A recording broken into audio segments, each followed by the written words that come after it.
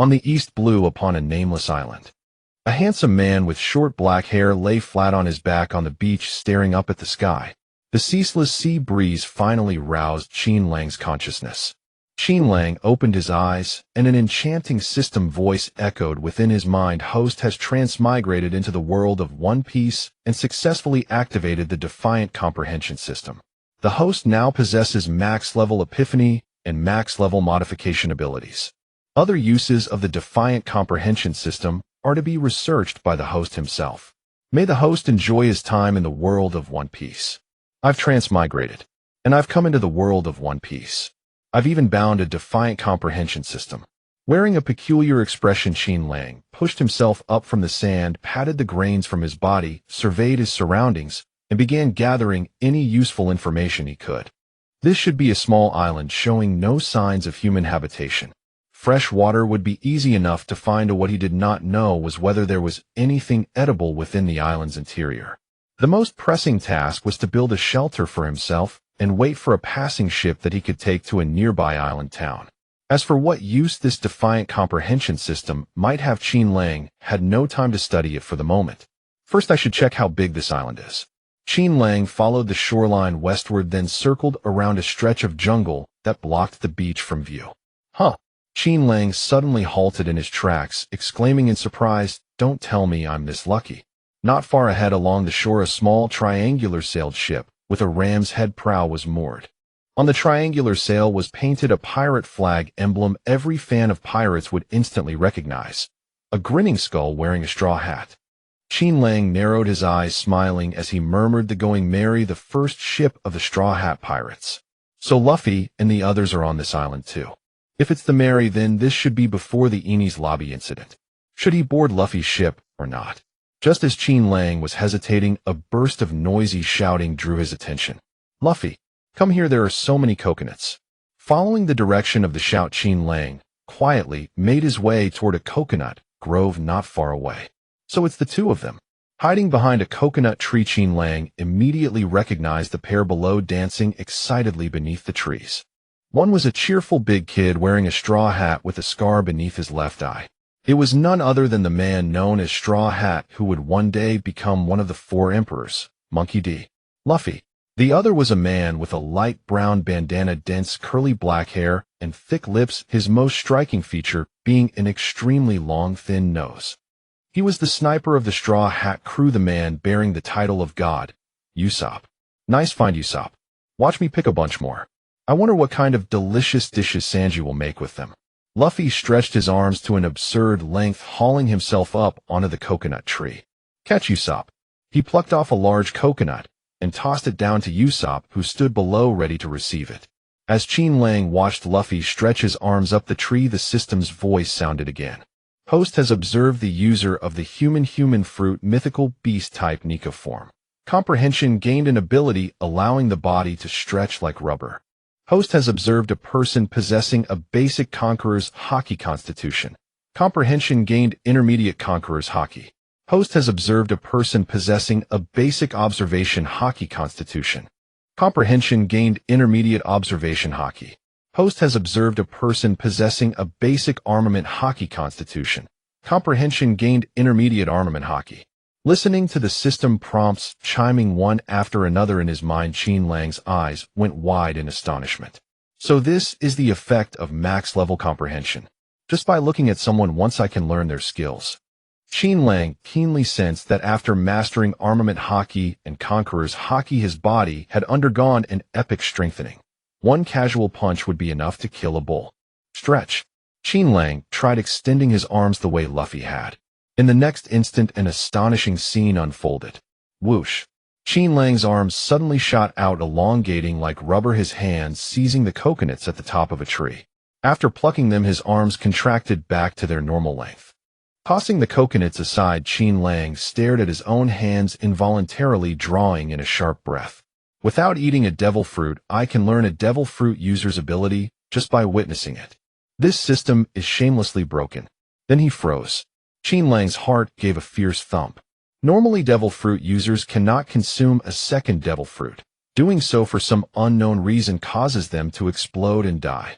He himself was not a devil fruit user. Could he perhaps simultaneously wield the abilities of two different devil fruits? Unfortunately, to answer that question, he would first need to encounter a second devil fruit user. After sneaking a taste of the coconut, Usopp became even more excited. Luffy, these coconuts are delicious. Let's gather more. And we can't waste these shells either. I can use them to make Usopp's special coconut bombs. Danger is approaching. Qin Lang snapped out of his delight over the Defiant Comprehension System. With the warning from his intermediate observation haki, he acutely sensed danger descending. There, he abruptly turned his gaze to a spot behind Usopp. Just 3 steps behind Usopp, a giant python as thick as a barrel and 6 meters long was creeping toward him, disguised by its camouflage, as it silently closed in on the happily crouching Usopp, who was arranging coconuts on the ground. Hiss! The massive python opened its bloody maw and lunged at the completely unaware Usopp.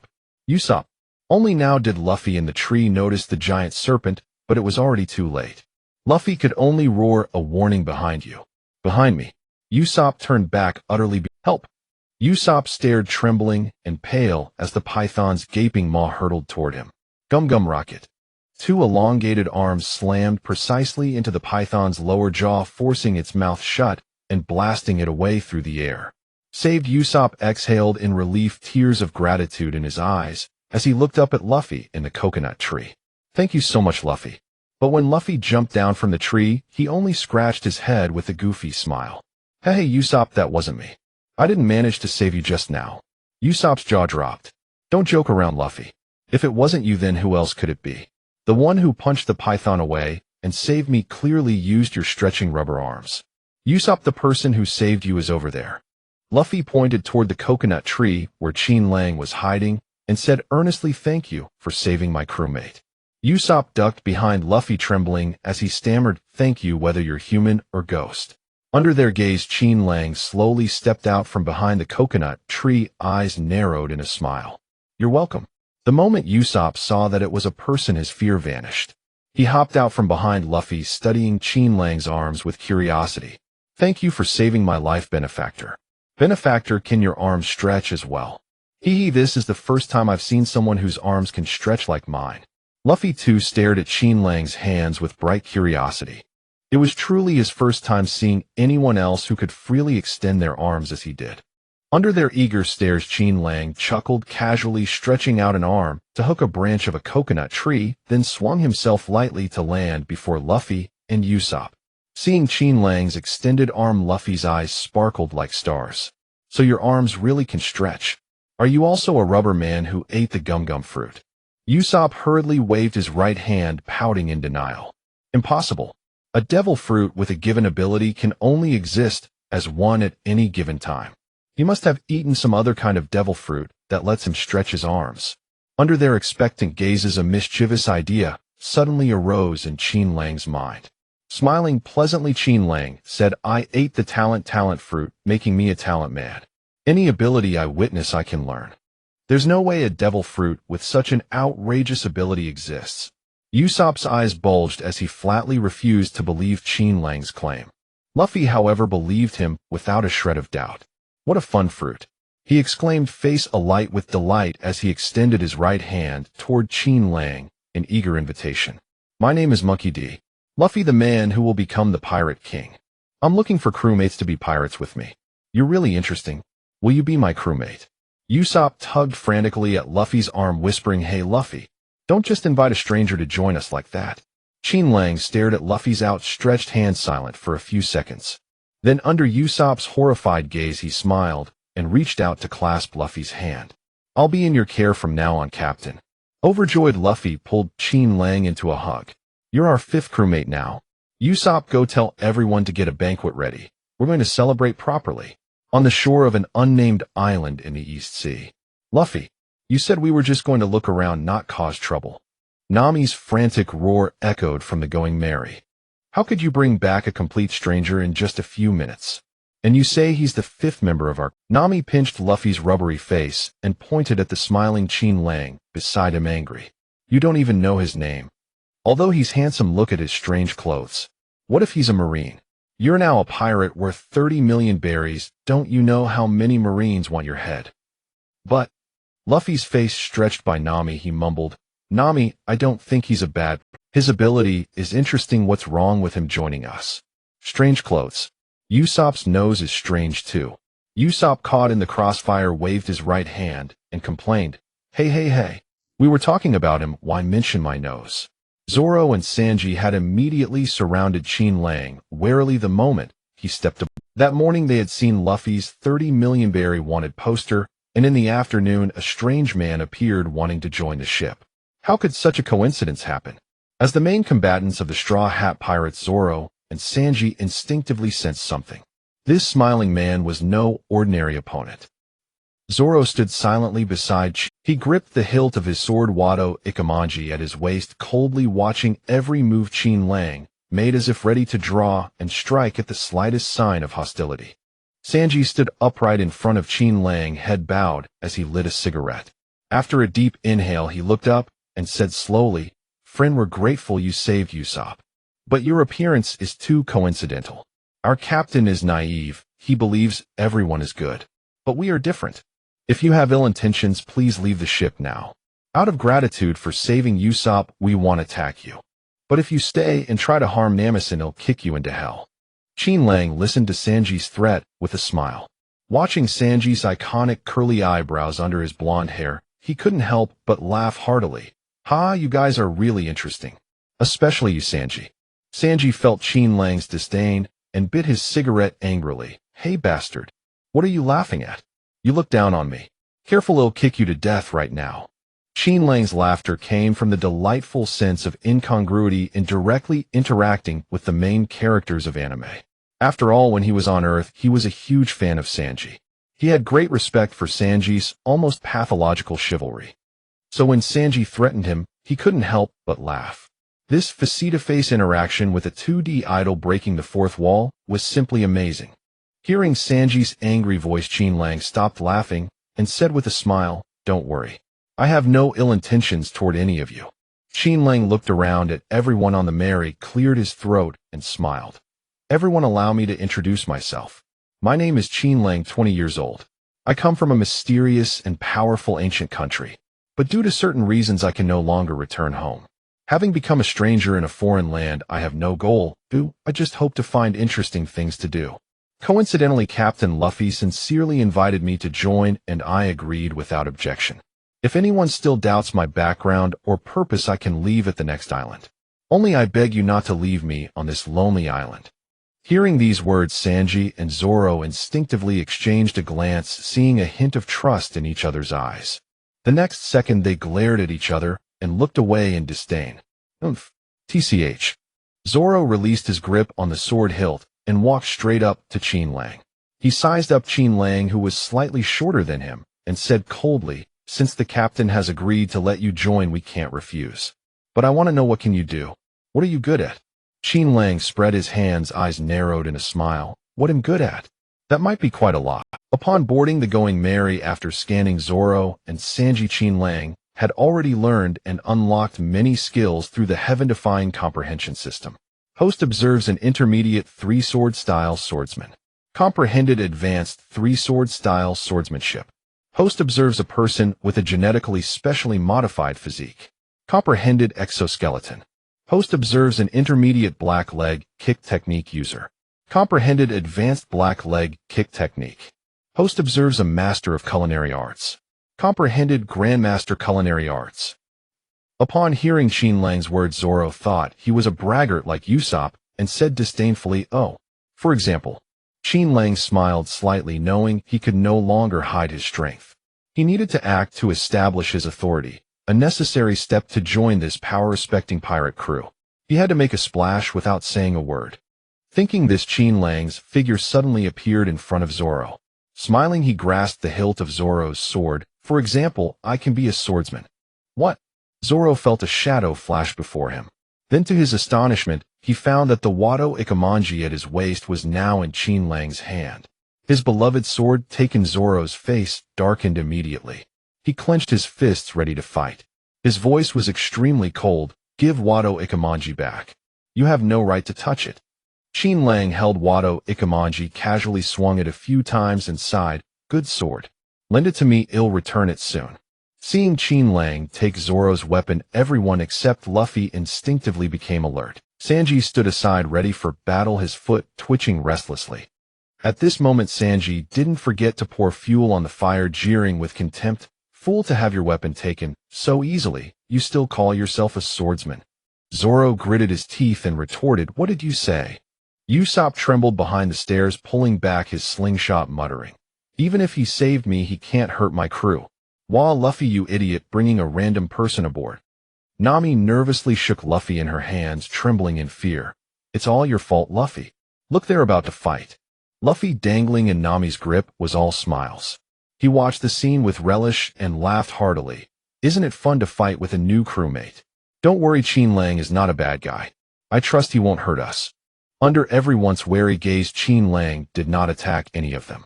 He gripped Wado Ikemonji, now coated in armament haki, and walked to the ship's railing. He made a light, slashing motion toward the distant, unnamed island. An invisible cutting wave shot forward rapidly. One Sword Style Port of Calamity Modified Version 1 Sword Style Great Evil Phoenix. For Qin Lang's action, Sanji mocked ridiculously. What's this guy doing? Is he some kind of could it be? He intends. Zoro, who alone saw some clue, looked doubtfully at the distant island, not daring to confirm his suspicion. Crack, crack, crack, crack. Suddenly a loud rumbling sound erupted. Large waves began to rock the Mary violently from side to side. Looking toward the direction of the dramatically changing unnamed island, everyone stood frozen in place. In their horrified and terrified expressions, the unnamed island silently split into two halves, one large and one small. Seawater surged and poured into the fissure. Before long, what was once a single island had become two, separated by the sea. Two new islands, one large and one small, formed. Zoro's eyes were wide with astonishment. How is this possible? Sanji's cigarette had dropped onto the deck. Oblivious, he stared wide-mouthed, unable to believe. Oh my God! The island was cut. Nami and Usopp clung together tightly, trembling, moving far away from Qin Lang. Wow, what kind of monster did Luffy bring aboard?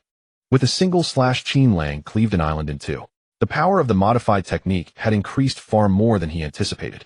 Qin Lang, who had only intended to carve a ravine, was equally astonished inwardly.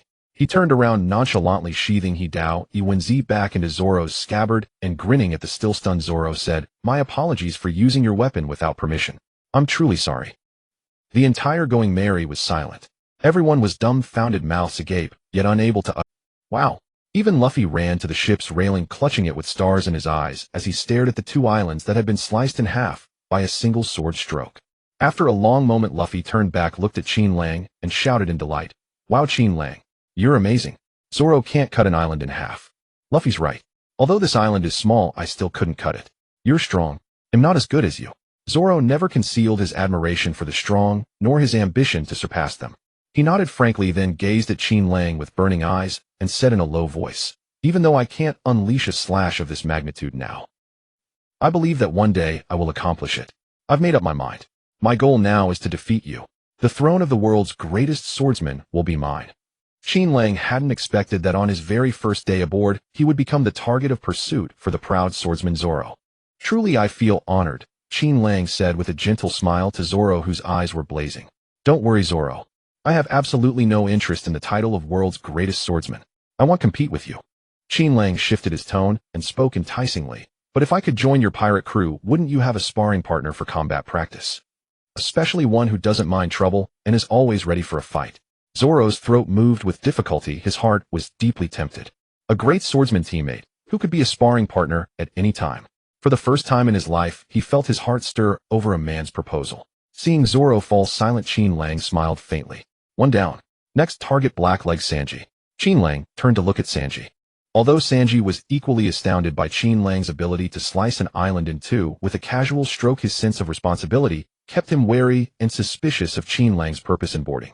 Feeling Qin Lang's gaze, Sanji glared back and gritted out, you're strong, but I still doubt your reason. I won't allow a violent person of unknown origin like you to remain on this ship. You might harm Miss Nami. Nami, hiding in a corner, shouted encouragingly, good job, Sanji. Throw this monster off the ship. Nemesis. Sanji, as if injected with adrenaline, raised his head spiritedly and glared at Qin Lang. Hey, you heard that. Get off the ship now. Qin Lang said nothing. He He simply moved his feet slightly, then vanished from Sanji's sight with a smile. Airwalk modified version divine concealment. Is this guy relying purely on his leg technique to disappear from my field of vision? Sanji's eyes narrowed. He warily turned his body searching for traces of Qin Lang. But there was no trace at all. The gap in both leg technique and perception was too vast. If he wanted, he could take my life at any moment. A bead of cold sweat appeared on Sanji's forehead. The next second, Qin Lang's figure materialized beside him. He lowered his head and whispered to Sanji in a devilish voice, "Want to learn this leg technique that achieves visual invisibility through pure speed? They'll teach you. Invisibility. Enter the women's bath, beauties emerging from the water, a feast for the eyes." Sanji's heart gave an uncontrollable lurch. He struggled to control his trembling hand, fumbling a cigarette from the pack, lighting it, and taking a couple of puffs. Gazing at Qin Lang with jealous gritted teeth, he said, "Fine. It's settled. They'll temporarily allow you to come aboard." This bastard must have already done it. Damn it, that's been my dream. Just thinking that he too could casually enter the women's bath and watch beauties bathe made Sanji's face flush. Even the way he looked at Qin Lang seemed much more amiable. Inwardly, however, Sanji growled viciously, "Learned the invisibility leg technique within 3 days, then throw this bastard out. This ship already has one brainless swordsman with a green algae head. A second swordmaster wants to come aboard. Not a chance." Qin Lang smiled back with a gentle kindred spirit grin. Inwardly, however, Qin Lang was also snarling, "Don't worry, before you awaken your genetic superpower and gain the exoskeleton ability, you won't achieve invisibility. I'm definitely getting on this ship." As expected, Sanji couldn't resist the temptation of learning invisibility. Qin Lang secured Sanji's approval without shedding a drop of blood with a single sentence. Seeing Sanji defect as well, Nami furiously threw a wooden stick at Sanji's head, who was lost in beautiful fantasies. "Sanji, you fool, surrendering already. Weren't you supposed to protect me?" Sanji looked up at Nami with a silly grin, his curly eyebrows dancing. "Namison, he offered a condition I couldn't refuse. But please rest assured he'll still protect you." "Next, Nami." Qin Lang raised his eyes to gaze at Nami. How to gain Nami's favor? With money or personal charm? Suddenly the system's prompt rang in his mind. Host observes master of advanced navigation techniques. Comprehended perfect level navigation techniques. Hearing the system prompt, a smile curled at the corner of Qin Lang's mouth. Got it. Nami noticed Qin Lang staring at her with a strange smile. Her heart froze. She scurried back into the corner in panic and said tearfully, "Don't come near me. I'm just a penniless weak woman. This guy is scarier than Arlong." Arlong couldn't casually slice an island in half with a single sword stroke. "Hey, Qin Lang." Sanji stepped in front of Qin Lang, somewhat displeased, saying coldly, "Kid, don't think that just because you're on board you can stare at Miss Nami so brazenly. She's not someone a guy like you can touch." Qin Lang shrugged and said with a grin, "Don't worry, I have no ill intentions toward Miss Nami. I happen to know a bit about navigation myself. Perhaps I can be of help to Miss Nami in making sea charts." Nami poked her head out from the corner in surprise and asked skeptically, "How do you know I'm a navigator?" Qin Lang smiled faintly. "Intuition tells me such a beautiful lady must be a clever navigator." Nami felt a little flattered and stuck her head out a bit more. "How can you prove you know navigation? If you don't mind, could you lend me a piece of paper and a pen?" "Wait, I'll get them." While Nami went to fetch paper and pen, Sanji sidled up to Qin Lang and hissed with jealousy, "Qin Lang, you bastard, I won't allow you to have any improper thoughts about Miss Nami. If you dare come near her, I swear I'll fry you and feed you to the sea monsters." Qin Lang just smiled and said nothing. Seeing no response, Sanji, burning with jealousy, kept muttering beside him, "Did you hear me? Miss Nami is an angel. No one can touch her." Qin Lang ignored the deeply resentful Sanji. He turned to look at Usopp, who was hiding behind Luffy using him as a shield, and casually said, "Usopp, I'm also quite good at inventing and making weapons. Maybe we can exchange ideas sometime." Qin Lang wasn't deceiving Usopp when he had first observed Luffy, and Usopp the system had indeed prompted. Host observes master of intermediate sniping techniques. Comprehended advanced sniping techniques. Host observes master of basic weapon expertise. Comprehended intermediate weapon expertise. Host observes master of basic repair skills. Comprehended intermediate repair skills. At the time, Qin Lang was too stunned by Luffy's powers and Conqueror's haki, so he had overlooked Usopp's abilities. Usopp's skills might not be strong, but they were numerous, greatly expanding Qin Lang's repertoire. Usopp's eyes lit up at the mention of weapons and inventions. He unhesitatingly pushed Luffy aside, puffed out his chest, and said arrogantly, "Ahem, since you're so humbly seeking advice from me, the great inventor Usopp, I don't mind sparing some time to guide you." Usopp's approval was easily won. "Good heavens, Mr. Qin Lang, you have perfectly drawn the sea chart of this island without relying on any tools." Nami held up the freshly drawn chart like a precious treasure. "How did you do it?" I just measured it, and the accuracy is flawless. Nami ran to Qin Lang like an adoring fan speaking with admiration. Mr. Qin Lang, I wholeheartedly welcome you aboard. Can you teach me the skill of drawing sea charts without instruments? I would be willing to become your disciple. Qin Lang grinned and nodded, sure, no problem. Whenever I'm free, you're welcome to come and learn the technique. Wonderful. Nami jumped for joy. Holding the island chart preciously, she said, Mr. Qin Lang, I'm going to find a frame to mount this island chart of yours.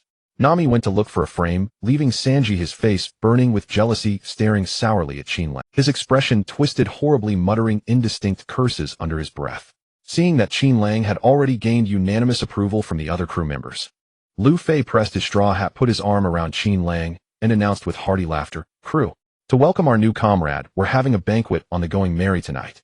The others on the Going Merry were also ecstatic, raising their hands and cheering banquet. Qin Lang had often seen Lu Fei and the others hold banquets in the anime, so he was already accustomed to it.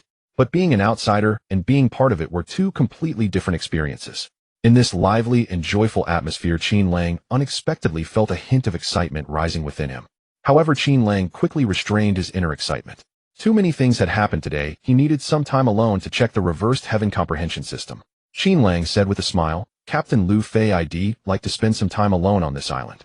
After all, I've lived here for a while and have some attachment to it. Lu Fei grinned. Call me Lu Fei. Don't forget tonight's banquet. As Qin Lang turned to leave the ship, he paused slightly. As if remembering something, he turned to Sualong and Shanji and said with a meaningful smile, By the way, if anyone needs to find me, just go to the grove over there. They'll be resting there. Lu Fei clasped his hands behind his straw hat, watching Qin Lang disembark, and said cheerfully, How lucky. I found another interesting comrade. Only after Qin Lang disappeared into the forest on the island did Sualong loosen his grip on the slightly sweaty sword hilt and say in a deep voice, Lu Fei, this man's presence is unfathomable. Inviting him aboard our ship may not be a good thing. Shanji, standing nearby, said seriously, Lu Fei, although I've never agreed with that idiot swordsman's views, I have to admit that the idiot swordsman's judgment this time is indeed correct. Even now we don't know where this Qin Lang comes from or what he wants. Yet he seems to know us very well. Lu Fei grinned widely and laughed heartily. So long, Shanji. I never misjudge people. Qin Lang will be a very reliable comrade. In the forest, Qin Lang sat cross-legged on a large rock, closing his eyes to take stock of all the gains he had just obtained. Human fruit, mythical Zoan model, Nika, intermediate conquerors, Haki intermediate observation, Haki intermediate armament, Haki advanced 3-sword style, exoskeleton, advanced blackleg, kick technique, master level culinary skill, perfect navigation skill, perfect thieving technique, advanced sniper skill, intermediate weapon proficiency, intermediate repair skill. As long as he gazed at a target, the system would prioritize and extract the best combat-related abilities from that person. The most notable example was with Shanji. He had first perceived the exoskeleton ability, then the advanced blackleg kick technique, and finally the life skill culinary art. Qin Lang's mind raced as he quickly summarized the rules of the reversed Heaven Comprehension System. Comparing the current combat power of Lu Fei, Sualong, and Shanji, the abilities he had comprehended were clearly one level above theirs. From Lu Fei, who had not yet fully mastered Conqueror's Haki, he had comprehended intermediate Conqueror's Haki. From Sualong, who had intermediate 3-sword style, he had comprehended advanced 3-sword style. From Shanji, who had intermediate blackleg kick technique, he had comprehended advanced blackleg kick technique. Nami's navigation skill was advanced, while what he comprehended was perfect level. Qin Lang smiled slightly. To some extent, he had already placed himself in an invincible position. As long as he observed someone, he could master an ability one level higher than theirs. How could the opponent possibly fight against this? Max level comprehension, formidable beyond measure. Within this max level comprehension, there was also the effect of simulating combat epiphanies in the mind. Let's first try the effect of max level epiphany with intermediate armament Haki. The method of using intermediate armament Haki naturally emerged in Qin Lang's mind. At the same time, a miniature smiling Qin Lang appeared in his mind. Little Qin Lang held 2 swords in his hands and clamped one in his mouth. Colorless chi emanated from his body, slowly wrapping around the 3 swords. This was intermediate armament coating. The epiphany began. The simulated world in his mind started to change how a group of enemies with indistinguishable faces slowly surrounded little Qin Lang. Without fear, little Qin Lang controlled the armament-coated swords using advanced 3-sword style to fight against the virtual enemies in his mind. The enemies appearing around little Qin Lang seemed endless, never to be killed off. Some used swords, some used fists, some used feet, and a rare few used slingshots or guns. They were all enemy figures that Qin Lang, based on Lu Fei, Sualong, Shanji, and Wu Suopu. At first, relying on armament Haki coating, little Qin Lang could easily kill these ordinary enemies without armament haki. No matter how many appeared, it was a one-sided massacre by little Qin Lang. But gradually, all the enemies that appeared began to use armament haki. Little Qin Lang could no longer easily cut through their weapons or counter their techniques.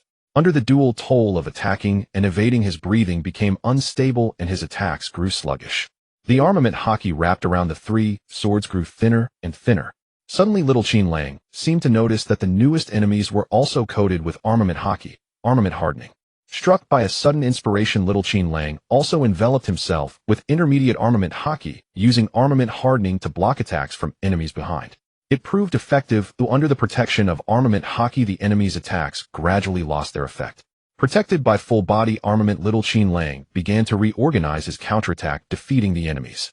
But soon a new crisis emerged. More enemies with even stronger armament hardening appeared. Their armament haki was clearly stronger than little Qin Lang's, greater in quantity and higher in density. Before long, little Qin Lang was struck simultaneously in the vitals by two enemies and died on the spot. The fallen little Qin Lang turned into a white light that merged into Qin Lang's mind. The next second, little Qin Lang's combat experience flickered continuously in Qin Lang's mind, each scene as vivid as if it had really happened. At the same time, Qin Lang's understanding of armament haki deepened considerably. Armament haki did not need to be constantly enveloping the entire body. The optimal usage was to quickly release and coat it only when needed. Qin Lang slowly opened his eyes, gaining a deeper insight into the application of armament haki. He noticed with slight surprise. In the virtual battle scene in his mind, little Qin Lang had been fighting continuously for dozens of hours.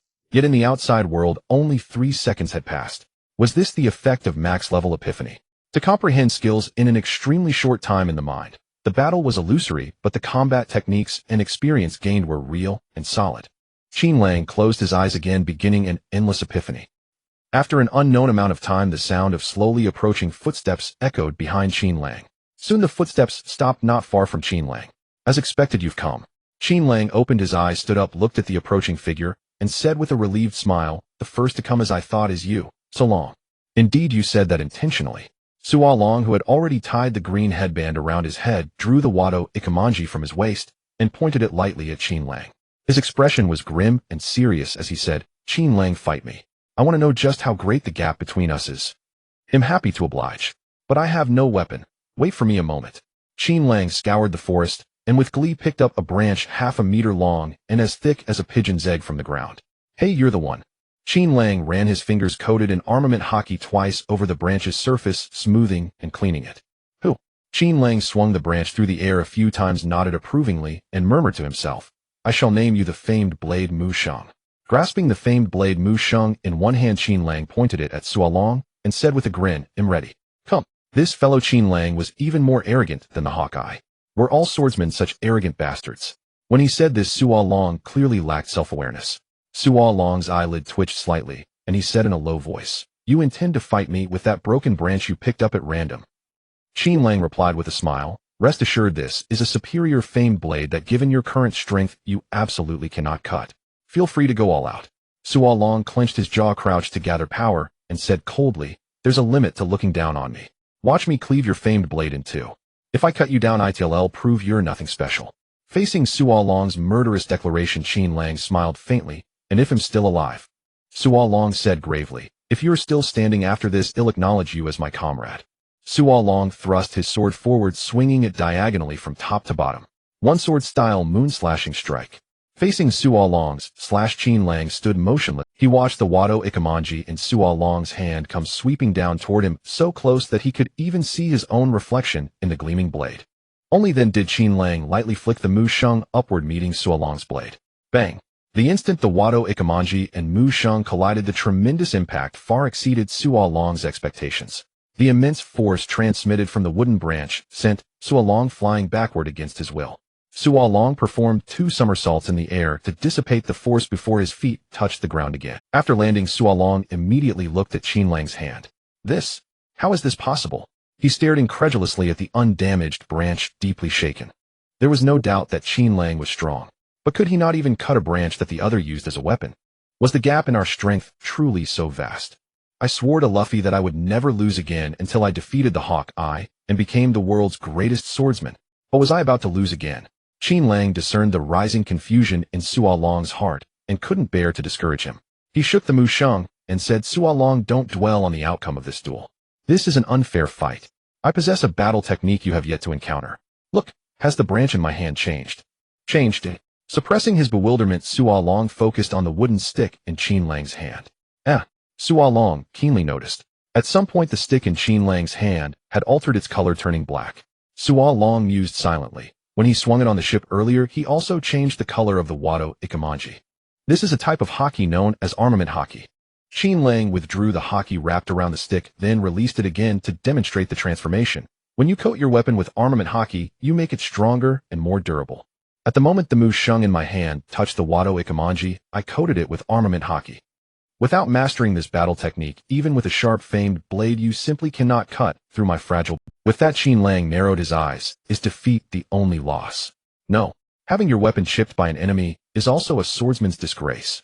Only by mastering this technique, which can turn any blade into an indestructible black sword, can you be considered to have crossed the threshold of a great swordsman. Black sword. Suo Long's mind immediately conjured an unforgettable, chilling figure who had brought him his first taste of despair. That man's weapon was a black sword. Hawkeye, my hawk. As if reading Suo Long's thoughts, Qin Lang said with a smile, the current world's greatest swordsman Hawkeye has mastered this technique to perfection. Even an ordinary blade in his hands can become a peerless black sword. A single ordinary swing can produce immense destructive power. Suo Long, if you wish to catch up to him, mastering this technique is an absolute necessity. As he spoke, Qin Lang casually swung the armament haki-coated Musheng toward the ground. With a thunderous roar, a bottomless chasm instantly appeared between Qin Lang and Suo Long. Watching the chasm split open at his feet, Suo Long stood frozen, not retreating. But the shock in his eyes was impossible to suppress.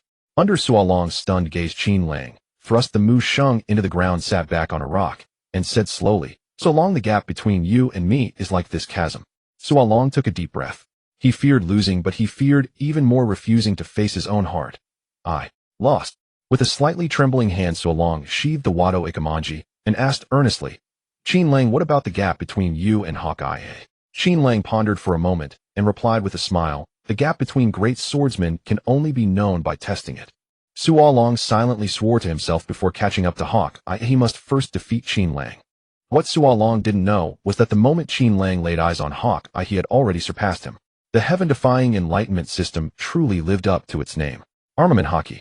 I want to learn it. Suo Long's voice softened as he said quietly to Qin Lang, Qin Lang, can I learn this armament haki technique from you? Qin Lang opened his eyes in surprise and asked, puzzled, why not? Aren't we already comrades? The stronger my comrades are, the safer I am, right? Hearing Qin Lang's confused question, Suo Long's face flushed. Qin Lang had already regarded him as a comrade, yet he had been gossiping behind his back. Because he feared Suo Long's strength, he doubted his intentions. Comparing himself in this light, Suo Long's face grew even hotter. But as Suo Long, he was brave enough to face his true feelings. He admitted his mistake and corrected it, seeking only the straight path. Looking at Qin Lang, Suo Long said solemnly, I'm sorry, Qin Lang. Before I feared your strength and doubted your motives, never truly treating you as a comrade. But from now on I will never doubt your intentions again. I want to learn armament haki from you, and then use the armament haki you taught me to defeat you. True to form, Suo Long never hid his ambition. Qin Lang smiled faintly, pointing at the Musheng at his feet, and said, Suo Long, I will bring this treasure blade aboard the Mary and use it as your training partner to spur you on. The day you can cut it will be the day you master armament haki. Suo Long nodded firmly, gazing at the Musheng he had once dismissed, and replied in a low-voiced deal. Sanji strolled through the forest, a cigarette dangling from his lips. He spotted a swordsman with green hair who was clearly lost, but pretending to take a walk, and greeted him with contempt. Hey, lost again. Mosshead idiot, the ship is on your right. Curly brow simp, him taking a walk. Suo Long glared at Sanji in annoyance, then noticed that Sanji was heading toward Qin Lang's area. He immediately understood Sanji's purpose for coming ashore. Suo Long pressed a hand on his sword hilt and sneered, You want to find Qin Lang? Sanji glanced at him and blew a smoke ring. He's not a beautiful woman. Why would I look for him? We're running out of spices on the ship. I'm going to find some on the island. Suo Long didn't believe him at all and said disdainfully, If you want to go get trashed, I won't stop you. At least the one beaten half to death won't be me. Looks like someone's already been trashed. Don't worry, I'm not like you. I wouldn't do something that stupid. Sanji sneered, too lazy to bother with the idiot swordsman, and turned away. Suo Long glared at his retreating back, snorted contemptuously, and turned to head left. The ship is this way. No mistake this time. Over here. Sanji glanced around, walking forward along the freshly formed fissure. Before long, he spotted the man sitting cross-legged on a rock, eyes closed in meditation. Was this mysterious fellow meditating? Was that the reason for his strength? Cultivating at every opportunity. Sanji halted, drew a deep breath from his dwindling cigarette, exhaled smoke, and remained silent. Is that you, Sanji? Warned by his observation, Qin Lang had already confirmed the visitor's identity. Without opening his eyes, Qin Lang continued simulating combat in his enlightened state, using his exoskeleton and black-leg techniques against imaginary foes. Oh, it's me. Sanji nodded casually and said flatly, Qin Lang is the crew's cook. I have a duty to know about any dietary restrictions you have. Any foods you particularly love or despise. Restrictions. I really dislike lettuce. I love all sweets and detest bitter foods. A faint smile curled at the corner of Qin Lang's closed lips. Indeed, Sanji was a gentle and attentive man. No sooner had the thought crossed his mind than he heard Sanji suddenly flash a mischievous grin. Oh, so you hate this kind of food. Sanji rubbed his hands together, sneering malevolently. Lettuce? Great. Every day after you board the ship, I'll make you a special lettuce salad. And all sorts of bitter desserts. Rest assured. As the only chef on this vessel, I'll take good care of you. The upward curve of Qin Lang's lips twitched slightly. It seemed he had jumped to conclusions too soon. The simulated combat in Qin Lang's enlightenment ended. His understanding of the exoskeleton and black-leg techniques deepened. Among them, the advanced black-leg techniques would soon break through to become perfect-level black-leg techniques. Qin Lang slowly opened his eyes and looked at Sanji. In that instant, those cold, inhuman eyes stunned Sanji. Those eyes. So frigid. Sanji's body stiffened, and he averted his gaze. For a fleeting moment, Sanji superimposed Qin Lang's figure with those of his two brothers. They all possessed eyes devoid of emotion, almost merciless. Could this guy be a genetically modified human too? Sanji gritted his teeth and mustered the courage to stare into Qin Lang's eyes again. This time he found those eyes slightly curved, smiling warmly at him. The emotionless, cold eyes from before seemed like an illusion. Was it an illusion? Sanji wasn't sure. But one thing he knew, this man was dangerous enough. Sanji took a deep breath and said calmly to Qin Lang, whatever your purpose, please don't harm Namison. Otherwise I'll chase you to the ends of the earth. Sigh, all of you misunderstand me far too deeply. Qin Lang shook his head helplessly, stood up from the rock, and stretched his legs. What do you want to spar with me to? Sanji shook his head disdainfully. I'm not like that simple-minded idiot swordsman. I don't easily engage unless it's to fight for the love of a beautiful lady. Combat is meaningless. Qin Lang shrugged and laughed. So you just came to annoy me. Sanji turned back with a smug smirk, leaving behind a triumphant remark, of course. Remember, offending the cook at sea is a very foolish act. Qin Lang called after Sanji's retreating back. Sanji, actually I can cook too. Sanji turned back in surprise, staring at Qin Lang. You're also a chef? Or can you cook because of that talent devil fruit Luffy mentioned? Talent devil fruit. Qin Lang was momentarily taken aback. Then he recalled the joking words he had said to Luffy. I am a talent man who ate the talent fruit. Any ability I see I can learn. Qin Lang nodded and admitted with a smile, yes. I am a talent man who can learn anything just by seeing it. In a way, Qin Lang wasn't lying. He truly could learn by seeing. But it wasn't the effect of a devil fruit, it was the effect of the insight defined. However, to better integrate into the crew, a little harmless white lie was understandable. Talent devil fruit. Sanji eyed Qin Lang with a hint of suspicion, finding it hard to believe. Is there really such an overpowered devil fruit? Learn just by seeing. Don't believe me. Qin Lang looked at Sanji, a hint of provocation in his tone. Sanji, how about we have a cook-off at tonight's banquet? Let Nami be the judge. Hearing Qin Lang's words, the fighting spirit in Sanji's heart was finally ignited. He pointed a finger at Qin Lang and gritted his teeth. Qin Lang, Namisan's favorite food will definitely be made by me. You just wait to admit defeat. Qin Lang smiled. All right then, see you at tonight's banquet. A blazing fighting spirit rose in Sanji's heart. He strode purposefully toward the island's interior, planning to find fresh ingredients. Indeed, the Nakama of the Straw Hat crew are all very interesting. Qin Lang watched Sanji leave with a vigorous stride, shook his head with a smile, then sat cross-legged again on the rock, closing his eyes to meditate. There were still a few hours until nightfall. He had time to meditate and improve his skills. Fresh wild, don't run. Deep on the island, Sanji was chasing a panicked boar. Just as he was about to catch it, a familiar green-haired figure appeared in his peripheral vision. Sanji looked baffled. That idiot, I clearly told him the direction back to the ship. How has he wandered deeper into the island? Doesn't he know the ship should be by the sea? As Sanji was distracted, the boar made a sharp turn and dove into a tree hollow, trembling and hiding inside. Sanji crouched at the opening of the tree hollow and shouted at the quivering boar inside, "Don't hide in there and not come out. I know you're in there." Beside him, Zoro, chewing on a blade of grass, mocked the frustrated Sanji. "Hey cook, Can't even catch your own food, and you call yourself a chef. As he spoke, Zoro drew Wado Ikamanji and slashed at the tree hollow with 2 swift strokes. Moments later, the tree, thick as 3 men's embrace, was cut in half, exposing the hollow to the 2 men's view. The boar hiding in the hollow looked helplessly at the 2 ferocious beings who leered at it with savage smiles and drooling mouths. Sizzle. The rich, savory aroma of roasted meat wafted across the beach of the nameless island. The Straw Hat crew, having already prepared tables, chairs, and torches, gathered jubilantly around a roasting pig stand and a giant fish grill. Sanji carefully rotated the roasting pig stand, the succulent boar exuding a tempting golden sheen. In the past, a crowd would have gathered around the pig. Sanji would have to keep a close watch on Luffy, wary that he might devour the entire pig in one bite when unobserved. But today his usual nakama were gathered around another grill, leaving Sanji to roast the boar alone with a face full of grievance. The operator beside the giant fish grill was none other than Qin Lang, eyes narrowed in a smile. He was now applying a secret marinade made from honey-steeped herbs onto the fish. The already fragrant roasted fish, upon being coated with the secret sauce, released an even more intoxicating aroma, making the already eager crew even more ravenous. So fragrant. Luffy's mouth stretched to an exaggerated degree.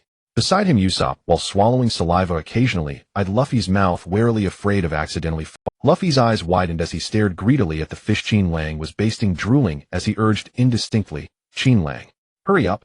I can't take it anymore. It smells so good." Usopp also drooled, cunningly mumbling, "Luffy, you have to hold on. After all, we don't know Qin Lang that well yet. What if he poisoned the food? Let me taste it first to check for poison. After I'm full and confirm it's safe, then you can eat." "Usopp, don't talk about Mr. Qin Lang like that." Nami hit Usopp hard on the nose. Usopp rubbed his nose aggrievedly. "Nami, am your nakama. Qin Lang is just a newcomer." Zoro took a swig of sake, tilting his head back. "Looks like that idiot cook has already lost." Amidst the commotion, Qin Lang sprinkled a handful of chili powder and nodded in satisfaction. "Done. Everyone come and eat. Woohoo. Finally we can eat." Luffy's eyes lit up, and he stretched his arms to tear off a large piece of fish from the grill, wolfing it down. Luffy's eyes sparkled. "Wow, so delicious." Usopp cut a piece of golden glowing fish from the grill and was about to enjoy it when Luffy cheerfully snatched it away. "Luffy, you thief. Take this special attack chili star." Usopp cursed angrily and shot a chili star from his slingshot straight into Luffy's wide-open mouth. Unaware, Luffy swallowed the fish and chili star together. The next second, the chili star exploded in Luffy. "Oh, so spicy. Water, water, water." Luffy's eyes bulged as he clutched his throat, his mouth swollen and wide open as if it could breathe fire. That's the price for stealing the great Usopp's food. Usopp smugly went to eat his roasted fish. Upon tasting the fish, Usopp couldn't help but open his mouth wide, swaying his body in ecstasy. Such delicious roasted fish. Even better than Sanji's cooking. Sanji, who was putting the finishing touches on the roasting pig, glared at the smiling Qin Lang, a sense of crisis rising in his heart. That Qin Lang guy had already stolen the hearts of these idiots with just a roasted fish. Damn it, was I about to lose my job? This fellow Qin Lang actually possesses such remarkable culinary skills. Sanji gritted his teeth as he sprinkled the final spices over the roasted pig, completing the finishing touches. Anamison doesn't care for the grilled fish Qin Lang made. A flicker of delight crossed Sanji's face. He keenly observed that Nami seemed unimpressed by the grilled fish in her hand. After just one bite, Nami set down the fish with a melancholy expression, a faint trace of disappointment on her face. "Nami doesn't like the grilled fish Qin Lang prepared. My chance has come." Sanji felt as though he had been injected with adrenaline. He eagerly carried an elaborately decorated platter of roasted meat, twirling as he approached Nami. Dropping to one knee, he pressed a hand to his chest and raised the platter with the other, speaking with utmost gallantry. "The most beautiful lady in the world, Miss Nami, this is a specially prepared fruit-infused pork tongue for you. It's exceptionally tender and flavorful. Please enjoy." "Sanji." Nami was jolted from her thoughts by Sanji's words, snapping out of a nostalgic memory. She took the platter and smiled gratefully at Sanji. "Thank you, Sanji." "It is my pleasure, Nami." Sanji raised his head, beaming with enthusiasm, ready to shower her with compliments, when he suddenly froze. "Nami, are you crying?" Sanji stared blankly at Nami's large, beautiful eyes. In a daze, he reached out and caught a tear that trickled down the corner of her eye. The crystalline tear slid through Sanji's fingers. Under the gaze of both, it finally fell onto the sandy beach, vanishing beyond trace. Tears. Nami hastily wiped her eyes and sniffled. She masked her lapse with a radiant smile. "Oh, annoying. The chili pepper got into my eyes." At that moment, Nami's heart was a whirlwind of confusion and complexity. Just after tasting Qin Lang's grilled fish, her mind had involuntarily summoned memories of Aunt Belmere. No, it was Mom Belmere. back when the household was in dire straits and income was meager. Mom Belmere, in order to provide nourishment for her and her sister Nojiko, would sometimes join the villagers on fishing expeditions. Apart from selling the fish to supplement the family income, Mom Belmere would also keep a few fresh sea fish to make aromatic grilled fish for her 2 daughters. Every time after preparing the grilled fish, Mom Belmere would let her and Nojiko eat first, and only after they were full would she consume the meager leftovers. Back then, the grilled fish Mom Belmere made seemed even more fragrant and delicious than what Qin Lang had prepared. Lost in her memories, Nami recalled the life she shared with Mom Belmere and her sister Nojiko, and genuine sorrowful tears streamed down her face. And this scene happened to be witnessed by Sanji. Namison. Sanji stood as if struck by lightning, staring blankly at Nami as she tried to play it off. Suddenly a saying from the old man echoed in his mind. Cooking is a weapon that can breach the human heart. Sweet words cannot conquer a frozen heart, but food that brings back cherished memories can. So Miss Nami wasn't sad because she disliked Qin Lang's grilled fish. Miss Nami was simply carried away by Qin Lang's grilled fish into a certain memory of her past, shedding tears of happiness from beautiful recollections. Although Miss Nami had yet to taste his roasted meat, yet Sanji knew he had already lost. His cooking could bring Miss Nami a pleasant mood. But Qin Lang's cooking had taken Miss Nami back to joyful memories, allowing her to relive a warmth that could never be repeated. Had this man's culinary skill reached such a level? Nami looked at the seemingly spellbound Sanji with concern. Sanji, are you all right? Miss Nami, I'm fine. Please excuse me for a moment, I need to confirm something. Sanji turned around and walked straight to Qin Lang, who was busy slicing grilled fish for the group. He said solemnly, Qin Lang, I want to taste a piece of your grilled fish. Qin Lang smiled faintly and handed a plate of sliced grilled fish to Sanji. Of course, please enjoy. Amid the astonished looks of the others, Sanji placed the fish in his mouth and closed his eyes. Bang! A wooden prosthetic leg kicked young Sanji hard across the face, sending him tumbling to the ground. The familiar scolding voice of the old geezer rang out. You idiot. You made the grilled fish so terrible. Are you trying to ruin our ship's reputation? Young Sanji looked up blankly at his master Zepp, who stood on one leg, his beard braided his robust frame, exuding an imposing presence. Old geezer. If you brat, get over here and learn again. Zepp snorted, turned around, scooped a fish from the water tank, and began demonstrating the technique while explaining the key points. Young Sanji listened attentively, reflecting on the mistakes he had made. Snapping out of the memory, Sanji suddenly felt his eyes grow moist. That was the first time I learned to make grilled fish from the old geezer. Sanji took a deep breath and looked up at Qin Lang, who was smiling amiably beside him. Sanji for the first time showed a look of admiration toward a man and conceded, Qin Lang, in terms of culinary skill, I am no match for you. Your cooking can bring back beautiful memories of the past. With my current skill, I cannot achieve that. Qin Lang chuckled, picked up 2 bottles of sake from the ground, and casually tossed one to Sanji. Sanji caught the bottle, slightly taken aback. Qin Lang tilted his own bottle toward Sanji and said with a smile to head chef Zeff. Qin Lang's culinary skill had come from Sanji. When Sanji started preparing food, the system had alerted Qin Lang. Host has observed master of perfect culinary skill. Comprehended master-level culinary skill. And Sanji's culinary skill had come from Zeff. Therefore Qin Lang's toast to head chef Zeff was not made. Sanji paused for a moment, then smiled in relief, gently clinking his bottle against Qin Lang's to head chef Zeff. Luffy, who had already devoured most of the grilled fish and was starting to feel full, shouted joyfully to the others, Everyone, we have a new crewmate joining us today. The others roared in unison, Ooh. Luffy grinned and yelled, Welcome our 5th crewmate. Qin Lang, Qin Lang, Qin Lang, Qin Lang. This time, every member of the Straw Hat Pirates shouted from the bottom of their hearts. Although they had known each other for less than a day, Qin Lang's abilities had absolutely captivated everyone. Almost everyone had been thoroughly outclassed by Qin Lang in their respective fields. Though Usopp hadn't competed with Qin Lang in marksmanship, Usopp, being a clever fellow, was fully aware that his little tricks could never defeat someone who had completely overwhelmed Zoro and Sanji with sheer strength. As a coward, he gave his full support to Qin Lang's joining. With such a powerful ally in the crew, he could safely embark on his grand adventure as the brave Usopp. As for Luffy, he had no resistance to such an interesting comrade. Whether it was Qin Lang's display of the same Gomu Gomu no Mi ability as his own Zoro's swordsmanship or Sanji's kicks. Luffy raised a pork leg high and laughed heartily. We're becoming more like a real pirate crew. To Qin Lang. Zoro pursed his lips, raised his sake cup, and grinned. To Qin Lang. Nami, abandoning her feminine reserve, laughed heartily and raised her bottle. To Mr. Qin Lang. Usopp, with his mouth full of grilled fish, mumbled. To Qin Lang. Sanji, setting aside his doubts, said with admiration. To Qin Lang. Qin Lang stood up amid the cheers. Due to the alcohol, Qin Lang's face had turned quite flushed. Staggering slightly, he spoke candidly. Thank you all for the warm welcome. I also feel that my arrival came out of nowhere. If anyone still harbors doubts about my intentions, I can actually. Before Qin Lang could finish his sentence, everyone else spoke in unison. No one doubts. Qin Lang is our. Qin Lang smiled, his eyes narrowing into slits, and raised his bottle high to all of us. Cheers.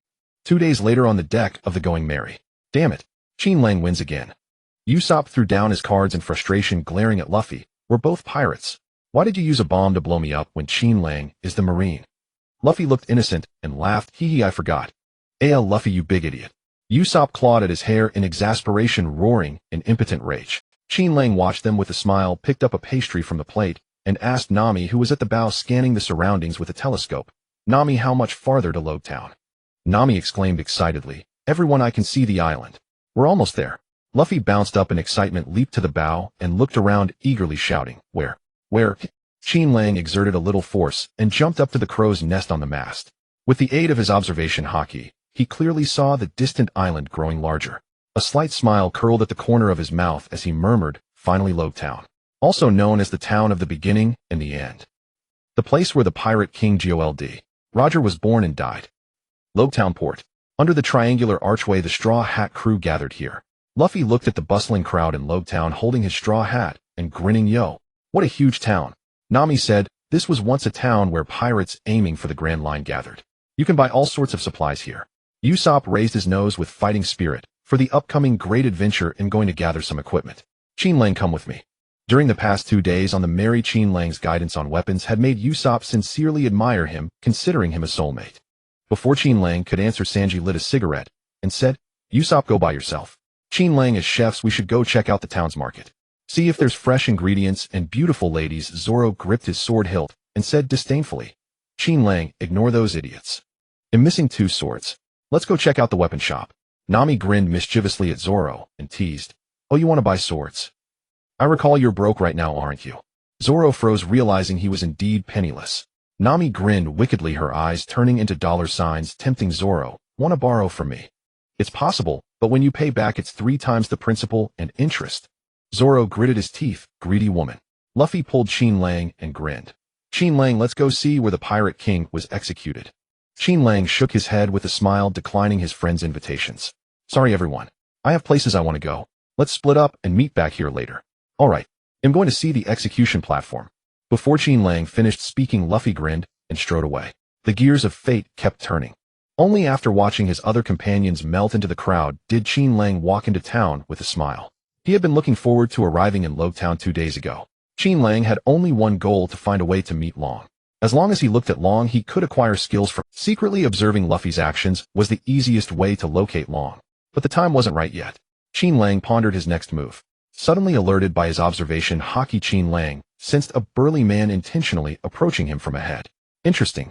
Qin Lang's lips curled slightly as he nonchalantly collided with the ill-intentioned man. Damn you, blonde. After the collision, the man turned back, angrily glaring at Qin Lang and cursing, Kid, watch your step in Log Town.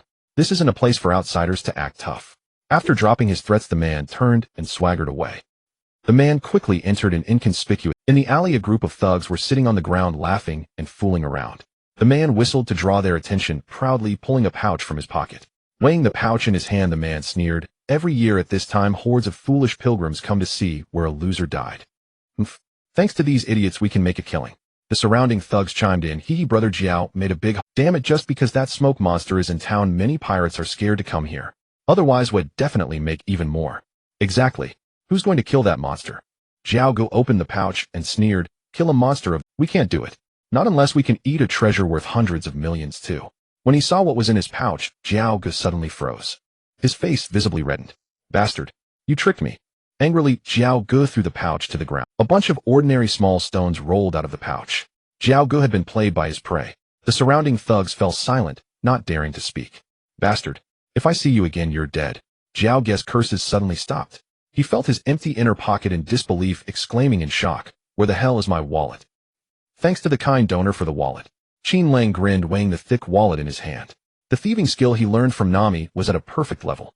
Qin Lang looked down on that petty thief's crude, almost robbery-like technique. Quite a bit of money, but still not. Qin Lang took out the bills from the wallet, lightly tapping them in his hand, while thinking how to get more money. On the street, a short, shifty-eyed man leaned against the wall. Hardy was calculating whether to spend money on a girl from Jellywolf for some fun at night. Suddenly Hardy's shifty eyes noticed the thick stack of bills in Qin Lang's hand. He swallowed, greedily glancing around guiltily. Confirming no Marines were around, Hardy quickened his steps to Qin Lang and asked with a lewd smile, "Sir, is this your first time in our log town? Looking for some fun? Women? Gambling? I have connections. A pillow for the sleepy." Qin Lang smiled. "Today's luck seems good. I want to try my hand at gambling. Lead the way." The fat sheep took the bait. Hardy's eyes lit up. He sneered inwardly. "If I don't make you lose your underwear, I'm not worthy of being called Low Town's black-hearted dwarf." A hidden underground casino. The place, usually bustling with noise and excitement, was now eerily.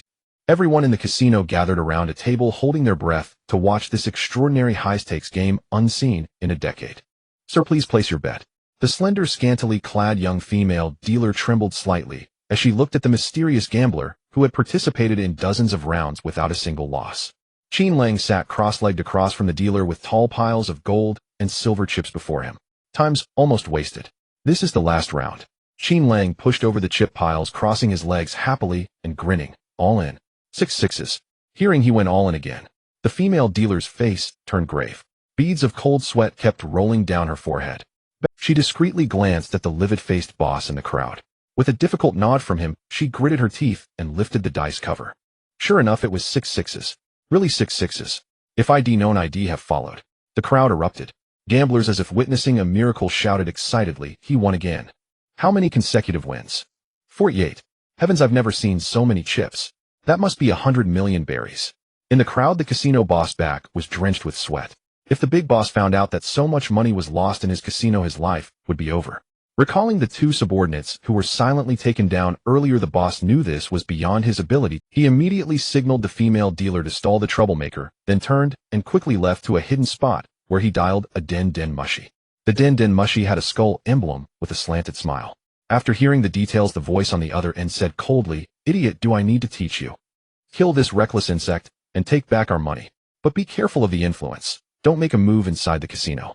If he's too strong and your men can't stop him, then let him go, print out his face and spread it. When his ship reaches our territory, someone will naturally kill him." "Yes, sir." "Understood," the boss replied obsequiously. After hanging up, he immediately ordered men to gather and guard all underground exits, waiting for that blind bastard to come out, then kill him and retrieve the gambling money. The gain of 100 million berries was enough for Qin Lang to do many things he wanted. "Thanks for bringing me here. I was able to earn so much money." Qin Lang carried 2 bags filled with 100 million berries, thanked the trembling short Hardy hiding in the corner, then turned and left gracefully. Aye. Hardy was ashen-faced, collapsing to the ground, already incontinent. He had stayed here planning to take the casino's kickback after Qin Lang lost everything. But now Hardy knew he was doomed.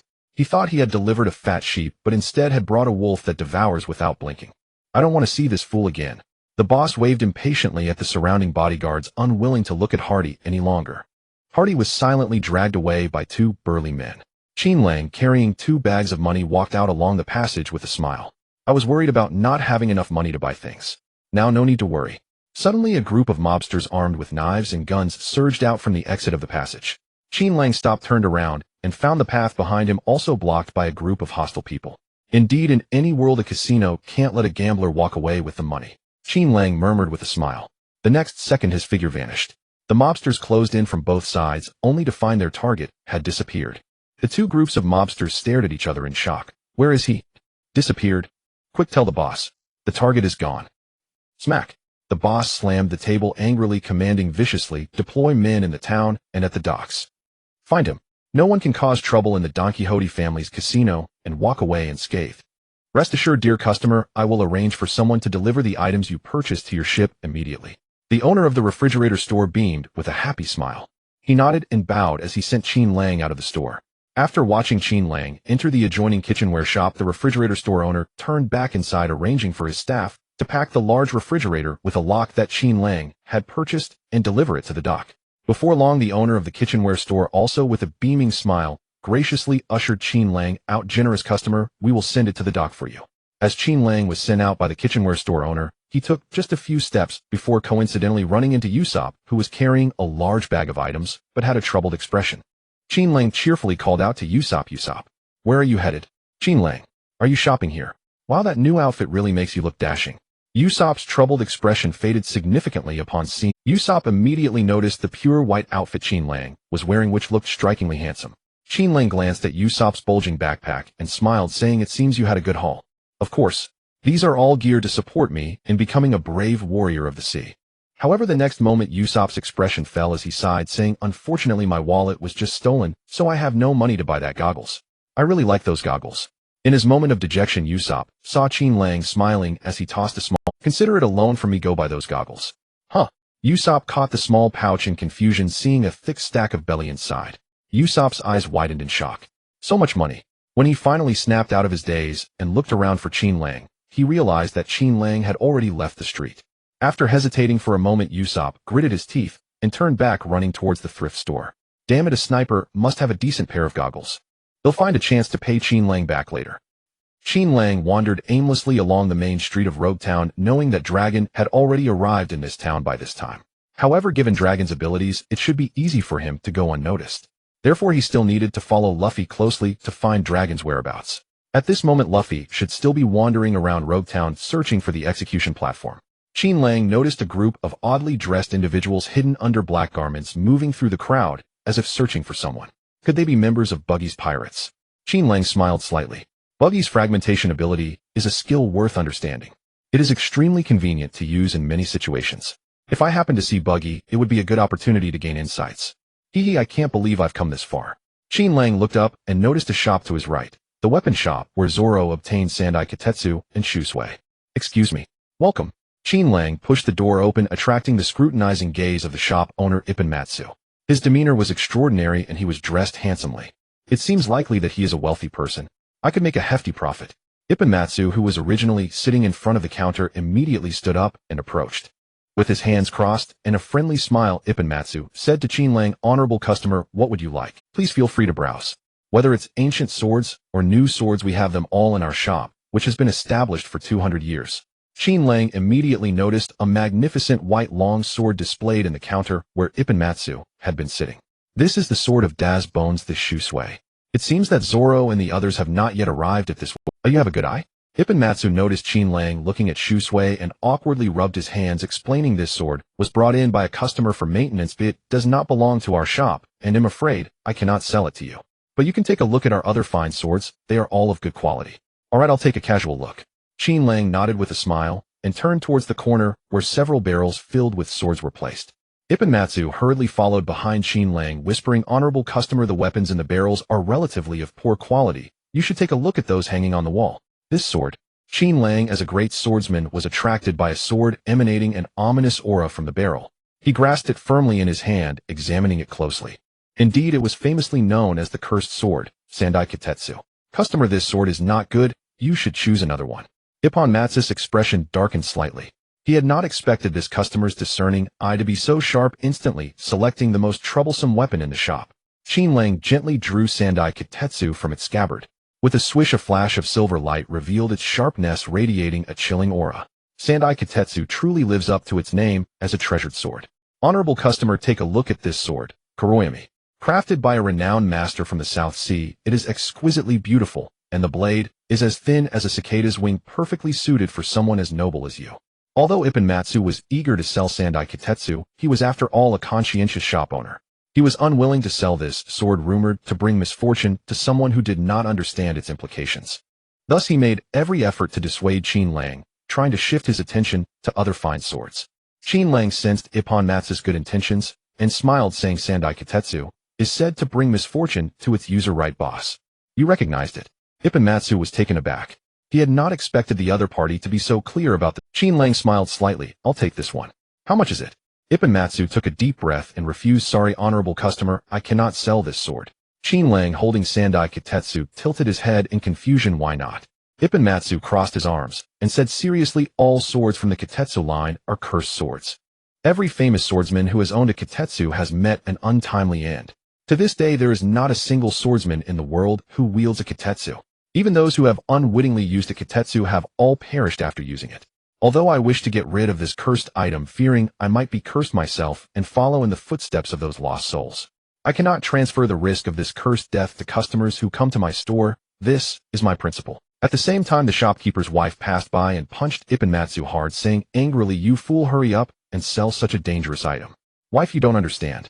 Ipponmatsu insisted on his stance, unwilling to back down. "I don't want you to die unexpectedly after buying this cursed sword. That would be like I killed you." "What a responsible shop owner." Qin Lang's lips curled up as he smiled and said, "Since that's the case, after all, I want to see whether my fortune is stronger or the curse of this Sandai Kitetsu is more formidable." After saying this, Qin Lang casually tossed Sandai Kitetsu into the air, while Ipponmatsu looked on in astonishment. "If I die, it means my fortune isn't enough to suppress the curse of this cursed sword, and I'm just an ordinary person." Qin Lang stood smilingly beneath where Sandai Kitetsu would fall. He smiled at the horrified Ipponmatsu and said, "Whether I live or die will be decided by this cursed sword." "Fool, don't do something stupid. That sword is sharp enough to split your head in half." Ipponmatsu stood frozen in shock, unable to move. He could only watch helplessly as Sandai Kitetsu glided through the air, its blade heading towards Qin Lang's head. "It's over, this guy is done for." Ipponmatsu's heart sank as he couldn't bear to watch any longer. Crack! But the next moment the sound of the door opening was heard, and a gust of wind blew into the shop. The original trajectory of Sandai Kitetsu's fall was interrupted. The blade that should have slashed Qin Lang's head instead brushed past him, plunging straight into the floor. Qin Lang lowered his head, looking at Sandai Kitetsu embedded in the floor with great delight. No wonder Zoro enjoys doing this, it's indeed thrilling. Even Song sat on the ground, gasping for breath, trembling as he stared at Qin Lang, who was smiling warmly. You actually survived." Behind Qin Lang, the two who had pushed open the door were also startled by the scene just moments before. Tashigi stood frozen at the doorway, afraid to enter. Zoro quickly strode over to Qin Lang, watching as he pulled the Sandai Kitetsu from the floor, frowning. "Qin Lang, what were you just doing?" Qin Lang sheathed the Sandai Kitetsu into its scabbard, turning to Zoro with a grin. "Nothing much, just learned a rather interesting method of testing one's fortune from someone." "Boss, I'll take this sword." I need a moment." Even Song, still lying on the ground, felt his heart about to burst. His legs were too weak to even crawl up. Tashigi walked over to Qin Lang, regarding him with a mixture of fear and curiosity. But soon her attention was captivated by the Sandai Kitetsu in his hand. "This sword. Could it be?" Tashigi's eyes lit up. She pulled out a small notebook from her pocket, flipping through it quickly, and after confirming, exclaimed excitedly, "Indeed, this sword is the Sandai Kitetsu. Its predecessor, the Nidai Kitetsu, is a great grade sword. Even earlier, the Shodai Kitetsu belongs to the supreme grade blades. Seems like a sword with quite a temperament." Zoro stared at the Sandai Kitetsu in Qin Lang's hand, a hint of envy in his voice. "Qin Lang, it seems you found yourself a fine blade." Qin Lang smiled faintly. "Like it? I can lend it to you. But not now. We'll probably need it soon." "Lend it to me? Really?" Zoro's eyes brightened. This town has finally seen the arrival of a remarkable... Even Song rose from the ground, trembling all over. He had already sensed that Qin Lang was no ordinary person, and after what just happened, he was even more convinced that Qin Lang was anything but simple. Perhaps the man was still unknown now, but surely in the near future he would become a figure renowned across the seas. If he could entrust his dream to such a swordsman. A sudden thought struck Ibn Song. He lifted his head abruptly, staring at Qin Lang with urgency. "Wait for me. He'll fetch something." Without giving Qin Lang a chance to respond, Ibn Song immediately turned and dashed up the stairs. Before long, he came back down, sweating profusely, holding a sword in his hands. Pulling off the dust cloth from the blade, Ibn Song spoke with a complex tone. "This exquisite sword, coated in black lacquer and adorned with small cross-shaped random temper marks, is named Yubashiri. It is the finest blade in this shop." Nearby, Zoro stared at the Yubashiri with longing, itching to test it. The landlady chuckled from the side. "You who are usually so stingy are actually giving away your family heirloom for free. Didn't you say this sword embodies the dream of your life? What's wrong with a man entrusting his dream to a trustworthy man?" Ibn Song looked up at Qin Lang, his voice deep with admiration. "Take both the Sandai Kitetsu and the Yubashiri. It's been a long time since I've seen a swordsman with such spirit. As they say, a fine blade is a gift to a hero. Good luck. For free." Accepting something for nothing feels undeserved. Qin Lang's lips curled slightly. He tossed a bag full of money onto the shop counter and said with a smile, "Consider this my gift in return. Rest assured I will treasure these two swords." He certainly would not let the Yubashiri be destroyed by the rust fruit. Zoro and Qin Lang walked out of the weapon shop. Qin Lang tossed the Yubashiri to Zoro, holding the Sandai Kitetsu in his arms, and said with a smile, "Zoro, I can lend you these two swords, so no need to rush into buying others. Take the Yubashiri for now. He'll need the Sandai Kitetsu later." Zoro ran his hand over the Yubashiri, hesitating slightly. "If you're lending me both swords, what will you use?" Qin Lang said with a smile, "Whether I use a twig or a blade, the effect is the same." Right now you are precisely at the stage where you need a sword to nurture your fighting spirit. A fine blade can help you grasp the true essence of a swordsman ahead of time. Zoro fixed the Yubashiri to his right hip, lost in thought. The true essence of a swordsman. At the harbor, a group of unlucky pirates were all rounded up by the Marines, as expected of the captain taking down Luffy's crew in an instant. Hearing his subordinate's flattery, Smoker with 2 cigars in his mouth sneered. Are your eyes just for decoration? How could such a guy be Luffy? If such a small fry could be worth 30 million, then this world would be doomed. The Marine subordinate asked in confusion, then where is Luffy? My. Smoker's gaze suddenly landed on a handsome man in white robes holding a sword. He sneered, perhaps he's right in front of me. The show is about to begin. With that, Smoker slowly paced toward the man in white. Just leave the refrigerator here, I can take it to the ship myself. Placed the kitchen utensils next to the refrigerator. Qin Lang inspected the goods at the dock and only nodded with satisfaction after confirming everything was correct. Esteemed customer, are you satisfied with our service? If you'd like to pay a little extra, we'd be happy to deliver it to you. Workers from several shops intended to continue chatting up Qin Lang, hoping to get some tips. Hey, look behind him. It's that monster. Run. But the moment the workers saw Smoker approaching, they turned and fled in terror. They all ran away. Qin Lang turned around with a grin.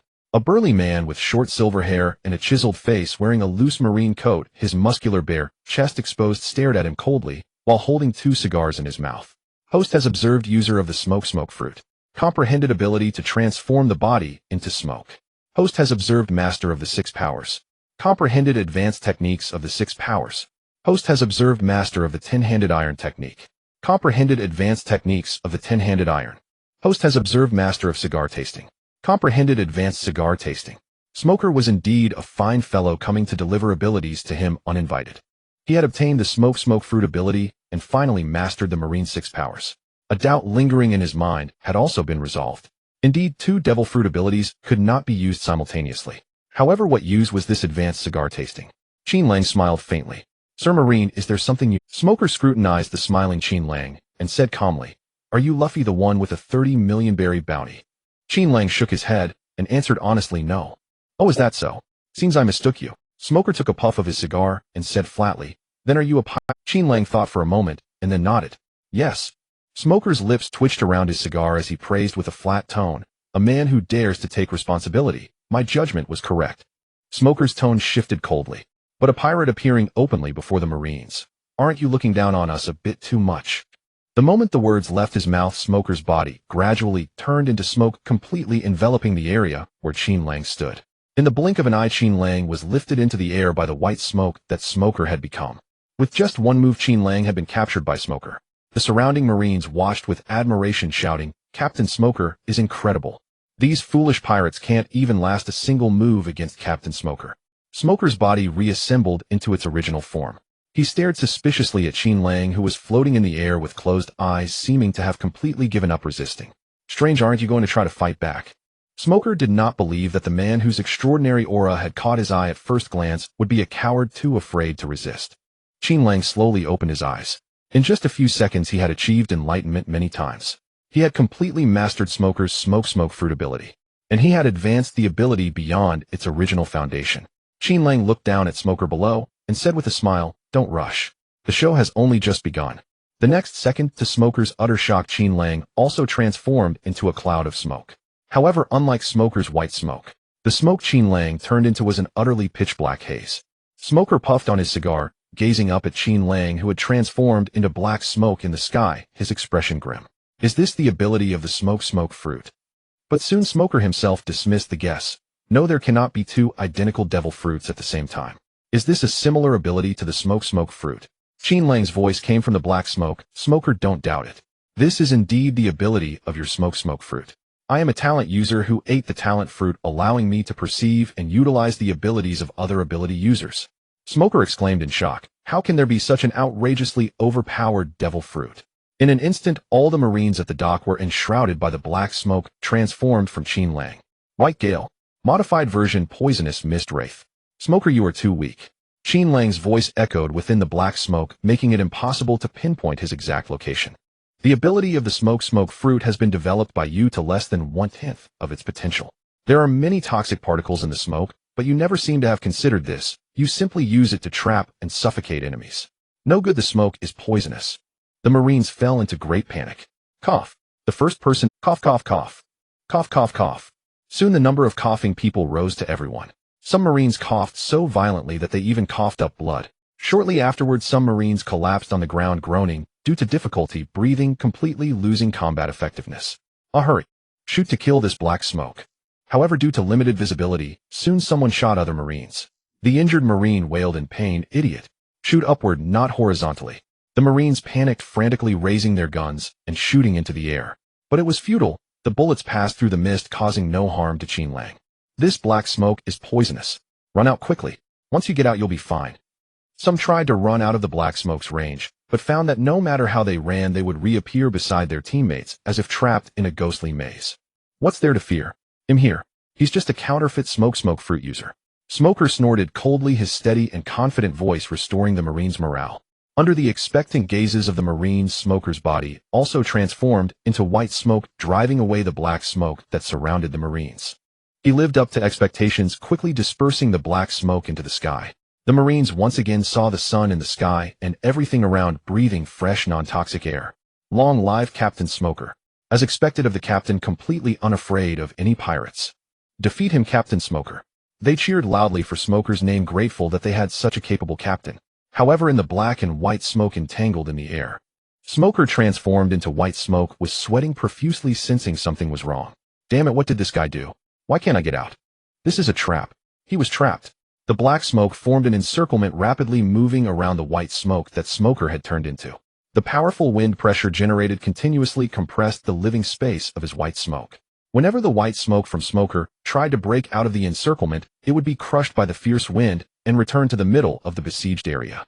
Smoker suppressed his inner unease, and his smoke body transformed into white smoke, suddenly expanded rapidly, attempting to use the sudden expansion to break Qin Lang's black smoke blockade.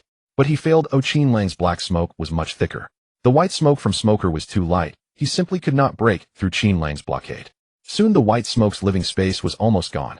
Forced by circumstances, Smoker was left with only a white smoke concentrate less than 1 meter in size. The air inside the space was rapidly drawn away, forming a vacuum-sealed space. Trapped within, Smoker could no longer disperse his white smoke outward. It seems you've never thought that after turning into smoke you could actually trap certain Logia-type users after moving. Qin Lang's smiling voice then resonated in Smoker's ears. White Gale modified version Mist Prison. The white smoke space contracted more and more, but Smoker's voice remained cold, absurd. Since when do Marines take lessons from pirates? Qin Lang said with a smile. Well said. But now that you're trapped, it seems you can only listen to my teachings. Smoker continued to struggle to break free, sneering disdainfully. Even though you've temporarily trapped me, what use is that? You can't possibly harm me. Qin Lang's voice drew out strangely. Oh, you really think I can't harm you? Come and feel the crushing power of a superior ability over an inferior one. Erosion. The instant the black smoke stopped its rapid movement, it engaged in a large-scale erosion of the white smoke, assimilating the original white smoke into black smoke. In an instant, most of the white smoke formed by Smoker was devoured by Qin Lang. Smoker felt as if his skin was being flayed alive, his flesh being gnawed away bit by bit, and most of his body had disappeared. An overwhelming pain assailed him.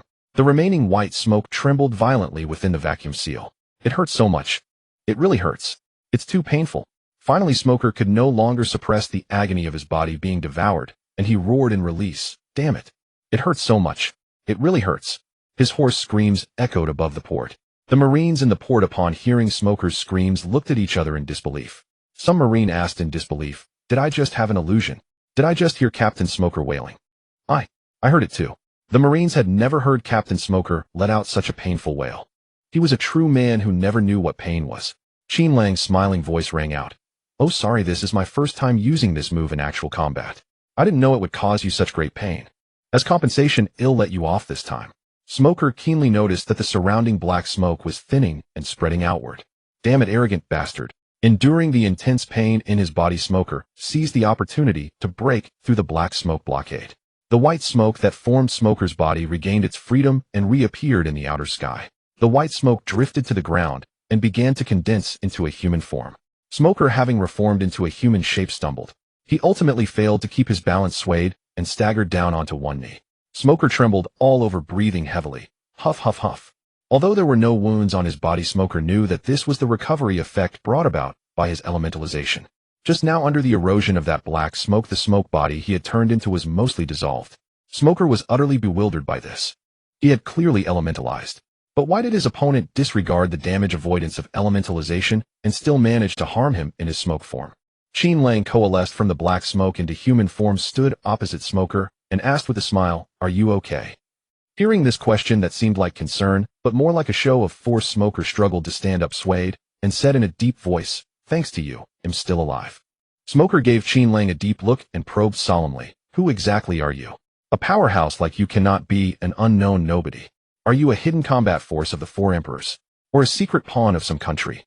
How could a combat power on par with the 7 warlords appear near the entrance of the Grand Line for no reason? Could it be that something world-shaking was about to happen in Lopetown? A sense of foreboding lingered in Smoker's heart, impossible to dispel. In the sight of the Marine soldiers, Colonel Smoker had only exchanged a few blows with the opponent before being defeated by this smiling white-clad pirate, left utterly defenseless. The mysterious white-clad pirate was actually overwhelming Colonel Smoker from start to finish. Behind Smoker, the Marines gazed fearfully at the grinning white-clad Qin Lang. He was a monster even more formidable than Colonel Smoker. Such extraordinary combat prowess could only belong to those monsters whose bounties exceeded hundreds of millions.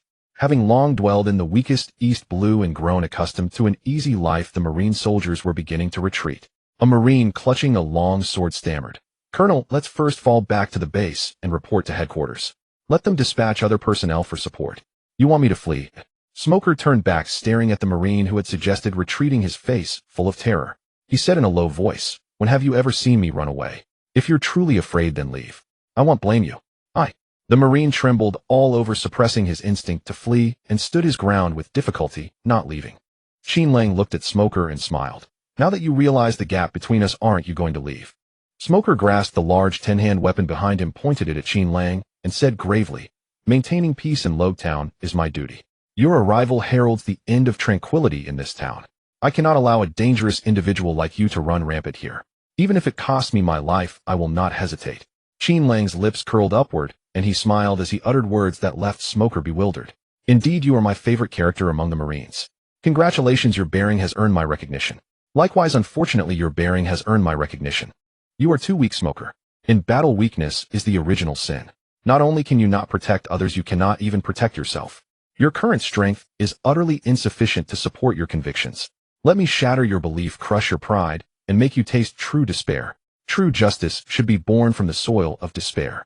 Under the gaze of the Marines and Smoker, Qin Lang once again transformed into black smoke.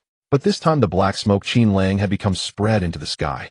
The clouds in the air were corrupted and eroded by the black smoke, which expanded at a visible speed. In just a few minutes, it shrouded the entire sea area around Lopetown in darkness. With his own power alone, Qin Lang had completely altered the environment of the entire Lopetown region. To have brought things to this point, in this pitch-black environment where one could not see their hand before their face, the glow of the cigar in Smoker's mouth was exceptionally conspicuous. He drifted in midair as white smoke, staring at the roiling and seething black smoke above, and said bitterly, "So this is the true power of the smoke fruit." The Marines looked in panic at the black smoke overhead, wanting to strike at Qin Lang, but having no idea what to do. Households in Lopetown began lighting their lamps. The townspeople came to their doors in confusion, gazing up at the sky in bewilderment. Normally such sudden darkness should accompany a storm, yet there was not a breath of wind. Weapon shop owner Ippenmatsu lit the kerosene lamp indoors. Staring at the oppressive darkness outside the window, he cursed, "Damn weather, changing at a moment's notice. No customers will come now." With nothing better to do, he returned to the counter, picked up the heavy package, placed it on the counter, and pulled open the zipper. So much money. From within the weapon shop came a panicked exclamation and the sound of a stool toppling over. "Smoker, do you still have the confidence to strike at me?" Qin Lang's voice resounded through the sky, rumbling like thunder. "Come, let me see your justice." A massive palm made of black smoke coalesced in the air, descending slowly towards Smoker in midair. Justice never retreats. Under the watchful eyes of his subordinates, Smoker fearlessly rose to meet the giant palm that blotted out the sky. Relying on his smoke form immune to ordinary blows, he attempted to pass through Qin Lang's smoke palm. But the next second, black armament hockey coated that enormous hand. Qin Lang's voice came tinged with amusement. "Smoker, even smoke can be imbued with armament hockey. White smoke modified Brahma demon palm. So this guy knows armament hockey too." Gritting his teeth, Smoker reinforced his 10-hand weapon with armament hockey and tried to push back the giant palm. But the result was that Smoker's armament hockey was too weak. Even strengthened by hockey, his weapon was like a fly, Upon contact with the Buddha palm, he was casually swatted away. Refusing to give up, Smoker flew back through the air, trailing white smoke. He circled the giant Buddha palm, striking above and below repeatedly. All was in vain. He could only watch helplessly as the enormous Brahma demon palm smashed toward the dock, crushing those Marines who had not escaped in time. Bastard! Come at me!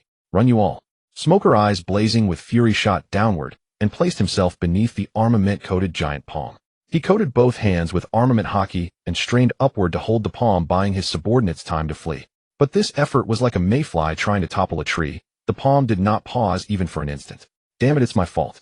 If I hadn't stubbornly insisted on capturing this pirate, my subordinates wouldn't have to die in vain. He was right. My strength is completely inadequate to carry out my justice. My justice is too weak.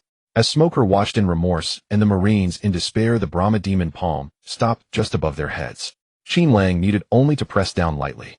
Except for Smoker, all the Marines who had yet to flee would be crushed into paste. But Qin Lang dispelled the armament hockey, and the Brahma demon palm began to dissipate, reverting into sky-filling black smoke. Qin Lang's voice boomed from above.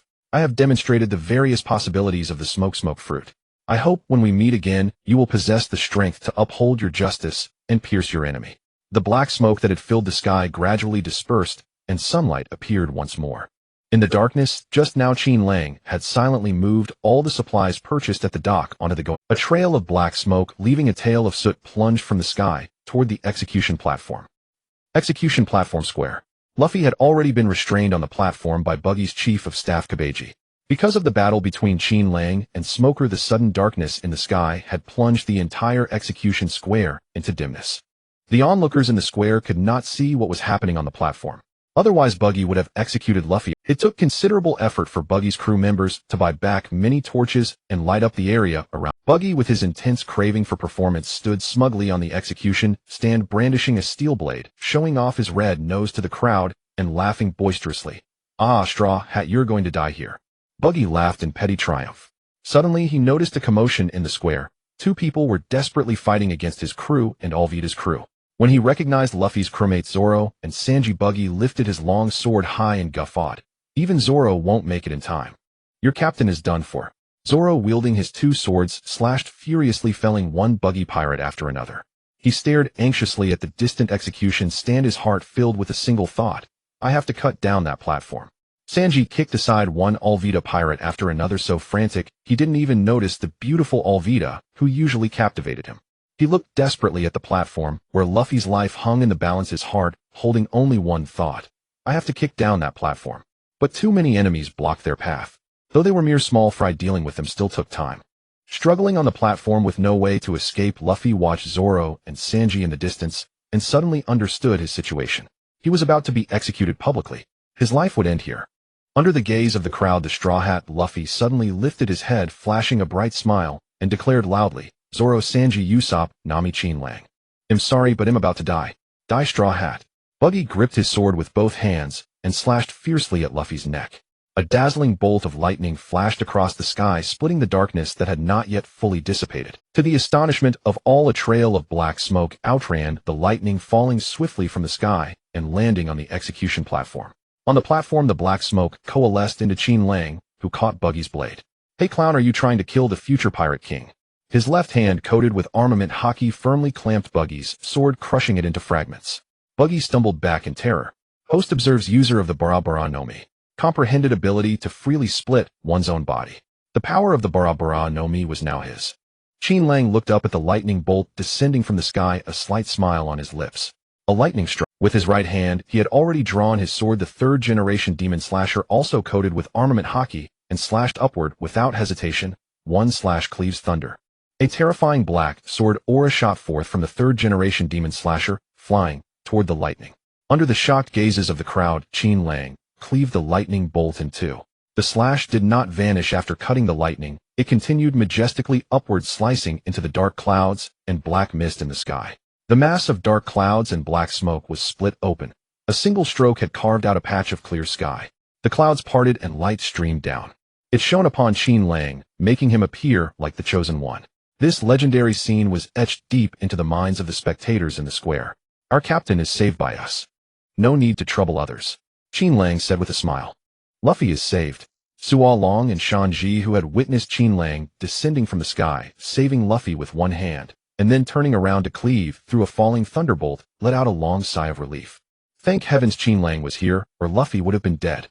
Shanji casually kicked away a pirate grunt, the hand holding his cigarette trembling slightly. The Grand Line was just ahead, yet their captain had nearly died. I am still too weak. If only I could match Qin Lang's leg techniques, these pirate thugs would never have held me back. Shanji's mood darkened. Suo Long cut down the last pirate grunt beside him, sheathing both swords. He stared at Qin Lang and Luffy on the execution platform and lamented, I am still too weak. If I could unleash a long-range slash like Qin Lang, I would have severed that execution platform from afar, bypassing these rabble. Thud, thud, thud, thud. Heavy footsteps echoed from all around as a large contingent of Marines appeared on the execution platform square. Pirates don't even think of escaping. Surrender now. Damn it, it's the Marines. Brothers, cut them down. The Marines clashed with the pirates of the Buggy pirate crew and the Alvita pirate crew. A fight is breaking out. Run. Terrified civilians scattered in all directions.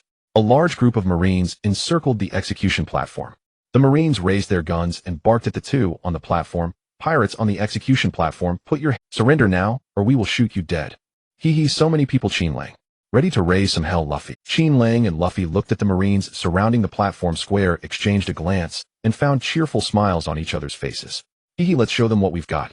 Amid laughter, both of them stretched their arms backward rapidly. Qin Lang and Luffy leaped into the air and launched attacks at the Marines below. Rubber Gatling. A large number of Marines were sent flying by rubber fists, clearing a wide area. Seeing the two attack, the Marines wasted no time, opened fire. Bullets aimed at the two sank deep into their rubber bodies, then rebounded toward the Marines due to the The bullets are bouncing back. Damn, they're bulletproof. The Marines surrounding the platform all collapsed, unable to continue fighting. From the rear, a Marine lieutenant watched in shock and ordered, those two are devil fruit users. Fetch the special bullets made of sea prism stone. Qin Lang and Luffy were far beyond what ordinary Marines could handle. During the scuffle, Qin Lang caught a glimpse of a beautiful woman wielding a spiked club and fighting Marines. Host observes user of the smooth fruit. Realization can render the entire skin surface exceptionally smooth with zero friction. Another devil fruit ability collected. Soon Qin Lang and Luffy broke through to the center of the square and regrouped with Suo Long and Shanji. The four of them moved as one, knocking down everyone in their path, Marines and pirates alike, as if no one could stop them. Unbeknownst to them, the sky had again turned overcast with fierce winds and torrential rain. Due to the downpour, firearms became damp and malfunctioned. The pirates, once suppressed by the Marines, began to gain the upper hand. The wind is changing direction. Feeling the sea breeze, Qin Lang stopped the three who were still eager to fight. Using his perfect navigator knowledge, Qin Lang decided, Luffy, Suo Long, Shanji, stop fighting. We have to go. The wind is perfect for heading into the Grand Line right now. If we delay, the wind will shift again, making it hard to leave this island. Luffy exclaimed in surprise, hard to leave. That's bad. Let's move quickly. Follow me. Shanji, keep an eye on Suo Long so he doesn't get lost. Qin Lang dashed toward a certain area with Luffy right behind. Leave this idiot to me. Shanji, as if guarding a prisoner, ran close beside Suo Long, less than 10 centimeters away, his expression wary. Suo Long gritted his teeth, tilting his head away from Shanji in disgust. You curly brow, stay away from me. The Straw Hats are escaping. Send men after them. Damn it, has the captain not arrived yet? The Marines noticed the fleeing Straw Hats and dispatched a large number of pursuers. Straw Hats, you won't get away. Amid a chaotic escape, Suo Long settled his grudge with, just as the four were about to reach the harbor, a tall Marine figure suddenly blocked their path. White Hunter Smoke. In the rain-swept street, Smoker, with his messy silver hair and pale face, leaned on his motorcycle, silently chewing a cigar, staring at the four running toward him. More precisely, he locked his eyes on Qin Lang at the front of the group, his gaze full of confusion. A Marine. Take him down. Luffy, Suo Long, and Shanji all noticed the Marine uniform, and assuming he was an enemy blocking their escape, attacked without hesitation. Rubber pistol. Two-sword style demon slash. Mutton shot. But Smoker turned into white smoke, evading their strikes. The white smoke reformed into an unharmed Smoker. You could have killed me, but you spared me. What are your intentions? Smoker stared intently at Qin Lang, ignoring the other's assault. Qin Lang waved at the trio and smiled lightly. Luffy, you go ahead. He'll catch up with an old acquaintance. Luffy jogged away holding his straw hat and said in surprise, so you're Qin Lang's friend. Sorry about attacking you earlier. Luffy, enough. Leave this to Qin Lang. Let's go. Shanji and Suo Long clearly sensed the man's hostile intent and knew he was no friend of Qin Lang's. But confident in Qin Lang's abilities, they said nothing more, only giving Smoker a deep look before leaving. Soon after they left, the pursuing Marines caught up. It's Captain Smoker. Seeing Smoker ahead, the Marines, now feeling reassured, immediately surrounded the smiling Qin Lang. Smoker looked at the surrounding Marines and said in a low voice, "Go after those 3 pirates. They ran down this street toward the dock. He'll handle this one." The Marine lieutenant hesitated for a moment. He glanced at the handsome man in white at the center of the encirclement and asked tentatively, "Are you sure you can handle him alone?" It was clear that the news of Captain Smoker being outmatched by a mysterious white-clad pirate had already spread among the Marines. "Are my orders being disobeyed?" Smoker's expression darkened. He hadn't expected his command to be challenged. Before he could say more, Qin Lang waved his hand and chuckled. "No need for all this trouble. Are you worried they'll overhear our conversation? Let me help you. Sleep for a while." Qin Lang's eyes narrowed slightly, and a captivating aura emanated from him, radiating an overwhelming pressure that intimidated the surrounding Marines. Thud! All the Marines on the street were instantly overwhelmed by Qin Lang's presence, collapsing silently in unison. "That's..." Smoker also felt that soul-shaking intimidation. His eyes widened in shock, his body stiffening as he stared incredulously at Qin Lang. "Conqueror's Haki. You possess the qualities of a king." Qin Lang smiled amiably. "Don't bother with such trivial matters. Ask whatever you wish. There's no one in the way now." Conqueror's Haki counted only as a trivial matter. Truly an unfathomable man. Smoker took a deep breath and said solemnly, "Your name is Qin Lang, isn't it? Qin Lang, a man of your abilities. Why become a pirate? You had the chance to kill us all, yet you didn't harm a single Marine throughout. I venture to say you don't wish to be an enemy of the Marines. Perhaps by some twist of fate you had to join a pirate crew, but that doesn't matter. Now I want to invite you to join the Marines on behalf of the organization. With your skills and talent, you have a bright future ahead. Becoming a Marine Admiral is only a matter of time. You are inviting me to join the Marines." Smoker's words stunned Qin Lang. He had thought Smoker wanted to ask about the so-called talent fruit instead. "Do you think my rank is too low?" Smoker misinterpreted the hesitation as disdain for his authority to extend the invitation. He pulled out a den mushi and said in a deep voice, "Then let a Marine Admiral promise you personally. Will that carry more weight than my words?" The curly-haired snail on Smoker's hand opened its mouth, and a lazy voice came through. "Qin Lang, is it? Aokiji. I invite you on behalf of the Marines to join us. Do you accept?" Qin Lang raised an eyebrow at the unexpected call. A Marine Admiral himself was extending an invitation. This was certainly a development he hadn't anticipated. He regarded Smoker with a thoughtful smile. "So this is the weight of a true powerhouse in this world. Even the Marines bend their knees to recruit you." Aokiji, currently an admiral at the Navy headquarters. He is regarded as one of the 3 supreme combat powers of the world government. To be invited to join the Navy by a person of your stature is quite surprising for someone as obscure as myself. Qin Lang chuckled softly, merely a smile. Under Smoker's astonished gaze, Qin Lang shook his head and politely declined, saying, "I'm sorry, Admiral Aokiji. Even with your invitation, I have no intention of joining the Navy." The den mushi remained unchanged, emitting Aokiji's languid voice. "What a pity. I have never seen Smoker place such importance on anyone, especially not a pirate." After speaking with Qin Lang, Aokiji comfortably addressed Smoker, saying, "All right, Smoker, I've completed the task you entrusted to me, and I'm going back to sleep." The den mushi drooped its head, indicating that Aokiji had hung up. Smoker put away the den mushi and looked at Qin Lang in confusion, asking, "Do you really want to be a pirate hated by everyone, and refuse to become a justice-upholding Navy officer?" Qin Lang smiled and replied, "What's the difference between being a pirate and being a Navy officer? The Navy represents justice while pirates embody evil." Smoker stated seriously. Qin Lang scoffed lightly, saying, "The justice upheld by the Navy's doctrine of absolute justice. Is it the justice of the masses or that of a select few? You know better than I do. Does the Navy, which acts in the name of justice while committing questionable deeds, truly exist? Surely you have seen roles among pirates that protect justice. Why judge a person's nobility by their profession?" Smoker's expression grew complex as he responded, "At the very least, the world needs a force like the Navy to safeguard the rights of the majority. Why judge a person's nobility by their profession?" Smoker's expression grew complex as he responded, "At the very least, the world needs a..." Qin Lang sighed and brushed past Smoker, leaving him with a parting remark. "Go and uphold the justice in your heart. I hope that when we meet again you won't be so weak." Smoker did not notice that Qin Lang, with his back turned, sported a peculiar smile. "Perhaps one day in the future I will find use for you. Or perhaps you will choose to join my ranks to uphold my beliefs." "I will." Smoker did not stop Qin Lang. He watched as Qin Lang walked down the street into the distance. Smoker knew all too well that he could not stop the man before him by himself. If it were Aokiji, he might be able to do so. If only he possessed Aokiji's strength. Smoker's cigar flickered, reflecting the turmoil within him. Qin Lang, truly a man who cannot be easily seen through. A deep voice imbued with a certain charm interrupted Smoker's contemplation. White fist. Smoker suddenly turned around, his hands transforming into smoke as he struck out with a punch. However, unexpectedly a strange wind surged from behind, blowing Smoker's smoky form away. Qin Lang, already at the dock, sensed the unusual wind behind him. He abruptly turned back, gazing at the now invisible street, and said with a hint of a smile, "Dragon, you really are hiding from me." "Monkey D. Dragon, the world government has wanted your head for quite a while, hasn't it?"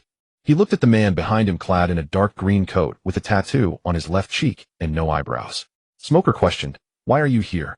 As lightning cleaved through the clouds, illuminating the face of the most vicious man in the world, he grinned and said, "I'm here to send a man off on his journey, because I know your existence will obstruct him here." Smoker pondered Dragon's words, asking, "Is it Qin Lang?" Dragon did not answer, but instead chuckled to himself, saying, "Go and understand this world. The world is waiting for our answers." After hearing Dragon's words, Smoker's unease intensified. What relationship exists between Qin Lang and Dragon? By the time he snapped out of his thoughts and looked back at Dragon, he realized Dragon had long since vanished, leaving no trace behind. Why am I lying on the ground? Hey, why is everyone lying on the ground? Some Marines who had been knocked out by Qin Lang's conqueror's haki began to wake up. He groggily got up from the ground, calling out to the others lying around. Once all the Marines were awakened, Smoker walked to the harbor. He gazed at the ship that was gradually disappearing into the storm, now indistinct, and solemnly issued an order: "Prepare the ships. The ship that Qin Lang boarded is heading to the Grand Line. I too shall go to the Grand Line."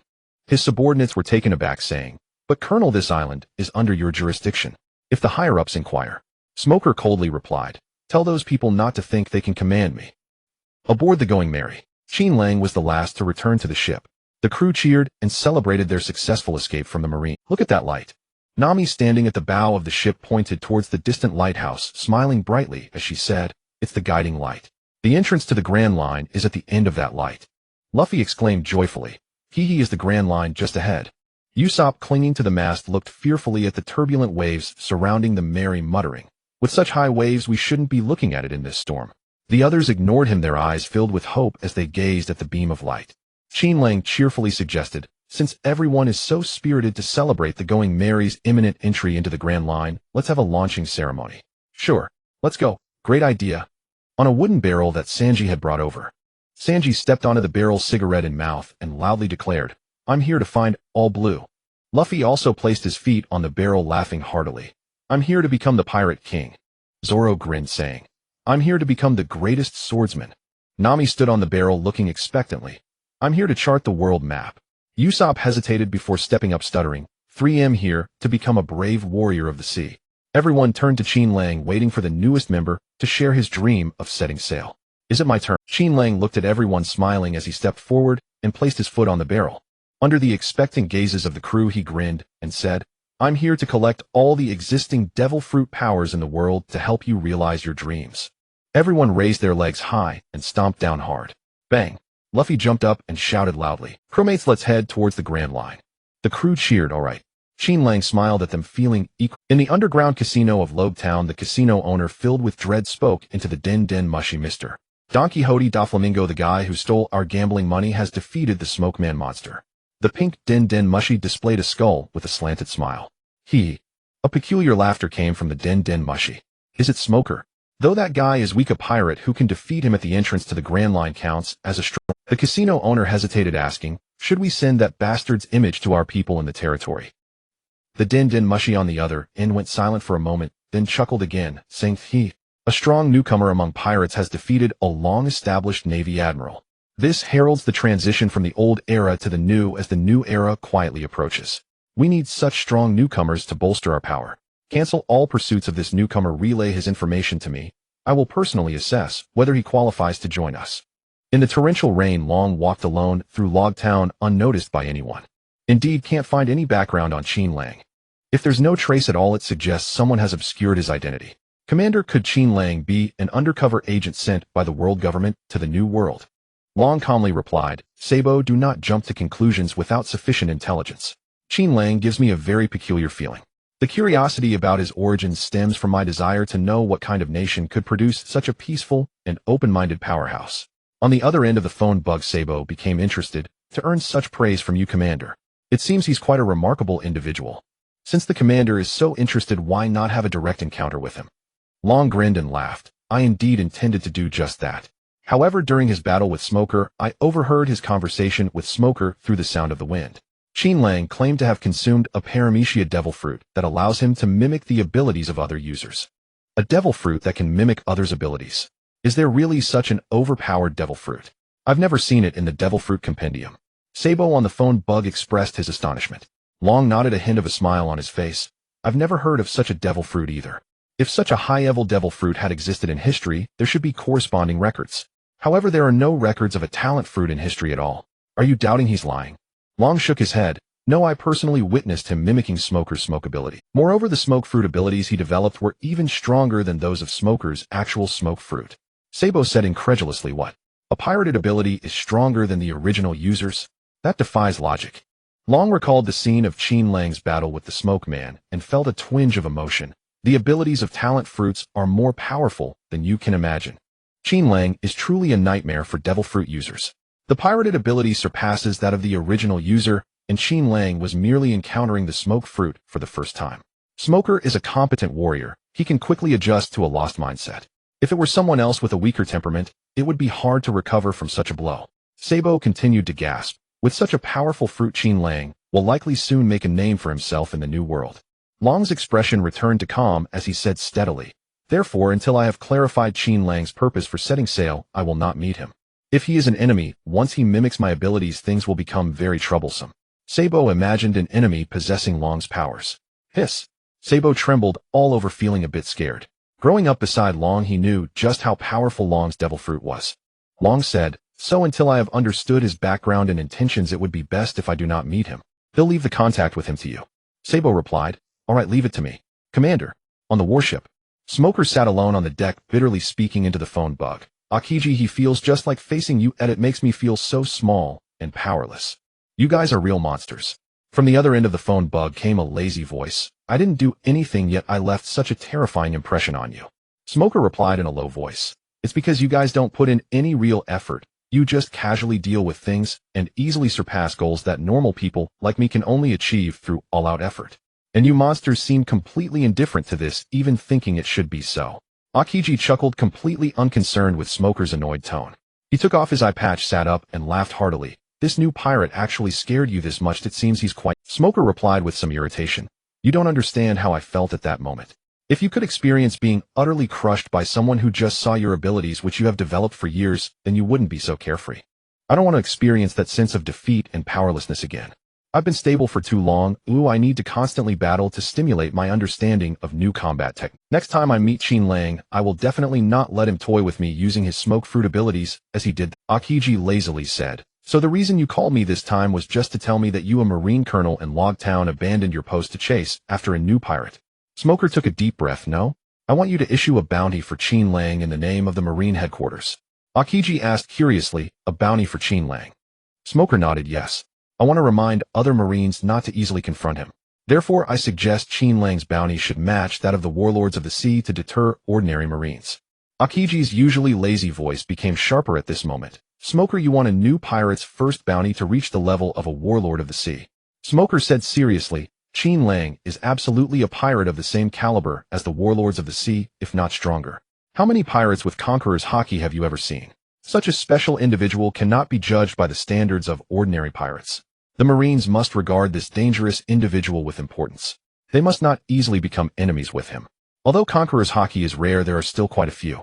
Aokiji felt Smoker was making a mountain out of a molehill, and sighed to calm him down. Smoker, are you really that scared of this pirate? The higher-ups in the Marines will definitely have objections to this. Smoker coldly replied. If they witnessed Qin Lang's strength, they would probably be even more fearful than I am. He is not someone that can be judged by common sense. Aokiji sighed. If you insist, I can issue this command in the name of a Marine admiral. But don't you think that a previously unknown pirate receiving such special attention from the beginning will have the opposite? Smoker sneered. A powerhouse with the strength of a warlord of the sea cannot possibly remain unnoticed. Within a year, Qin Lang's name will echo throughout the new world. And I am merely spreading his name ahead of time to ensure that the Marines pay attention to him. Seeing Smoker so serious, Aokiji lay back down, put on his eye patch, and lazily said, Then I will issue the bounty in the name of a Marine Admiral. Smoker said solemnly. Also, I have a title for the bounty that fits Qin Lang perfectly. Aokiji took off his eye patch, glanced at the phone bug, and laughed. You even thought of a title for him. Smoker, your state of mind is quite peculiar. Ignoring Aokiji's teasing, Smoker recalled his battle with Qin Lang, muttering, when I fought with Qin Lang, it felt as if my smoke fruit abilities had been plundered by him, no longer belonging to me, the smoke man, but as if they were meant to be his all along. The moves he displayed and the way he utilized his abilities were completely beyond my imagination. I had a strange feeling at that time. It was as if my abilities had been seized by Qin Lang. Lightning flashed across the sky above the warship, startling Smoker from his thoughts. Smoker took a deep breath and said with a trembling voice, Ability Plunderer. The next morning, the Marine headquarters issued a new bounty. On the bounty poster, a pirate in white holds two swords, smiling at the camera, exuding an extraordinary aura and handsome appearance. Ability Plunderer Qin Lang bounty, amount 100 million berries. Bounty reason: an extremely dangerous newcomer who defeated Marine Colonel White Hunter Smoker in Logtown, vice captain of the Straw Hat Pirates. This unprecedented bounty for a newcomer stirred intense unrest among the pirates of the New World. On an island, the newly formed Heaven-Defying pirate crew's flag fluttered, 3 white skull heads. As far as the eye could see, the entire island was covered with corpses, or those about to become corpses. Injured people lying on the ground, groaning in agony. 100 million berry. Monsieur Dici bit into the cherry pie in his hand, stared at the wanted poster, and threw his head back, laughing heartily. Jiaha. The Navy is becoming more and more ridiculous. Giving such a high bounty to a rookie pirate is absolutely laughable. If I ever run into this guy's crew, I'll take his head as a bonus. Heaven wiped his mouth with the wanted poster and casually tossed it into the air. The world is about to undergo a massive change under my hand. Become my era. Don't you think so, chieftain of the Peninsula tribe? Jiaha, jiaha. Beneath his buttocks sat a muscular man who was still bleeding profusely and twitching. The chieftain of the Peninsula tribe lifted his battered head with difficulty. Despicable pirates, you will face retribution. He tremblingly looked around at the Peninsula tribe village destroyed by the Heaven-Defying pirate crew, then his eyes froze, and he lowered his head, dying with resentment. Heaven-Defying glanced at the corpse under him and laughed scornfully. Retribution? That kind of thing doesn't exist. The strong control their own destiny. Do you think you have escaped? The sniper of the Heaven-Defying pirate crew, Aokiji, held his beloved rifle Thousand Land aimed at a few excited Peninsula tribesmen escaping on the horizon and whispered, "This is fate." Bang, bang, bang. After a few shots, the sea where those Peninsula tribesmen were only left with blood drifting on the surface. The blood attracted carnivorous seabirds circling overhead. Please spare me.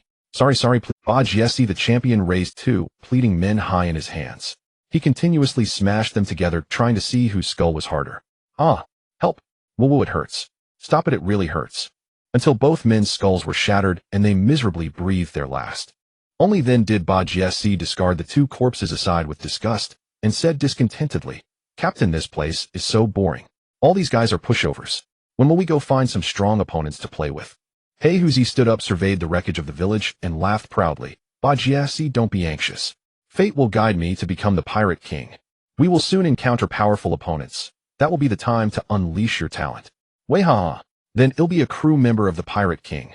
The 2 laughed at each other, their laughter full of arrogance.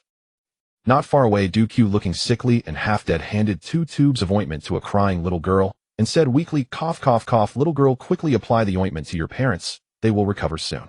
The Peninsula tribe little girl fearfully glanced at the dying Q, hesitated, but still took the 2 tubes. "Thank you." The little girl knelt on the ground and applied the ointment to the bleeding wounds of her injured parents lying on the ground. After applying to the mother's wounds, the ointment seemed to work. The bleeding quickly stopped. Q laughed weirdly and said, "Cough, lucky. It works." The little girl perked up and began to apply the ointment to every wound on her mother. Soon, when applying to her father's wounds, the little girl opened the other tube of ointment. As the ointment was applied to the little girl's father's wounds, the father, who had been groaning on the ground, immediately twisted his face in agony and let out a painful scream. Ah! The next second, the wounds on the father began to turn black, visible to the naked eye. Black liquid invaded the father's body and spread outward. Soon the father, who had been groaning on the ground, emitted a foul stench and died miserably. "Dad! Dad!" The little girl stared in shock at her miserably dead father. "Uncle!" She turned around and looked at the trembling Q in disbelief, only to see him show a smile like a dying candle, wave at her, and whisper, "Cough, goodbye, unlucky little one." Only then did the little girl notice that her hand, which had just touched the ointment, had also turned as black as her father's corpse, rapidly spreading. "Dad, Mom!" The little girl collapsed on the ground in agony, her body convulsing and trembling. Soon she too turned into a black, stinking corpse. Beside the little girl's corpse, her mother had also already stopped breathing. That tube of ointment also contained poison, but compared to the corrosive poison in the second tube, its toxicity caused no pain when taking effect.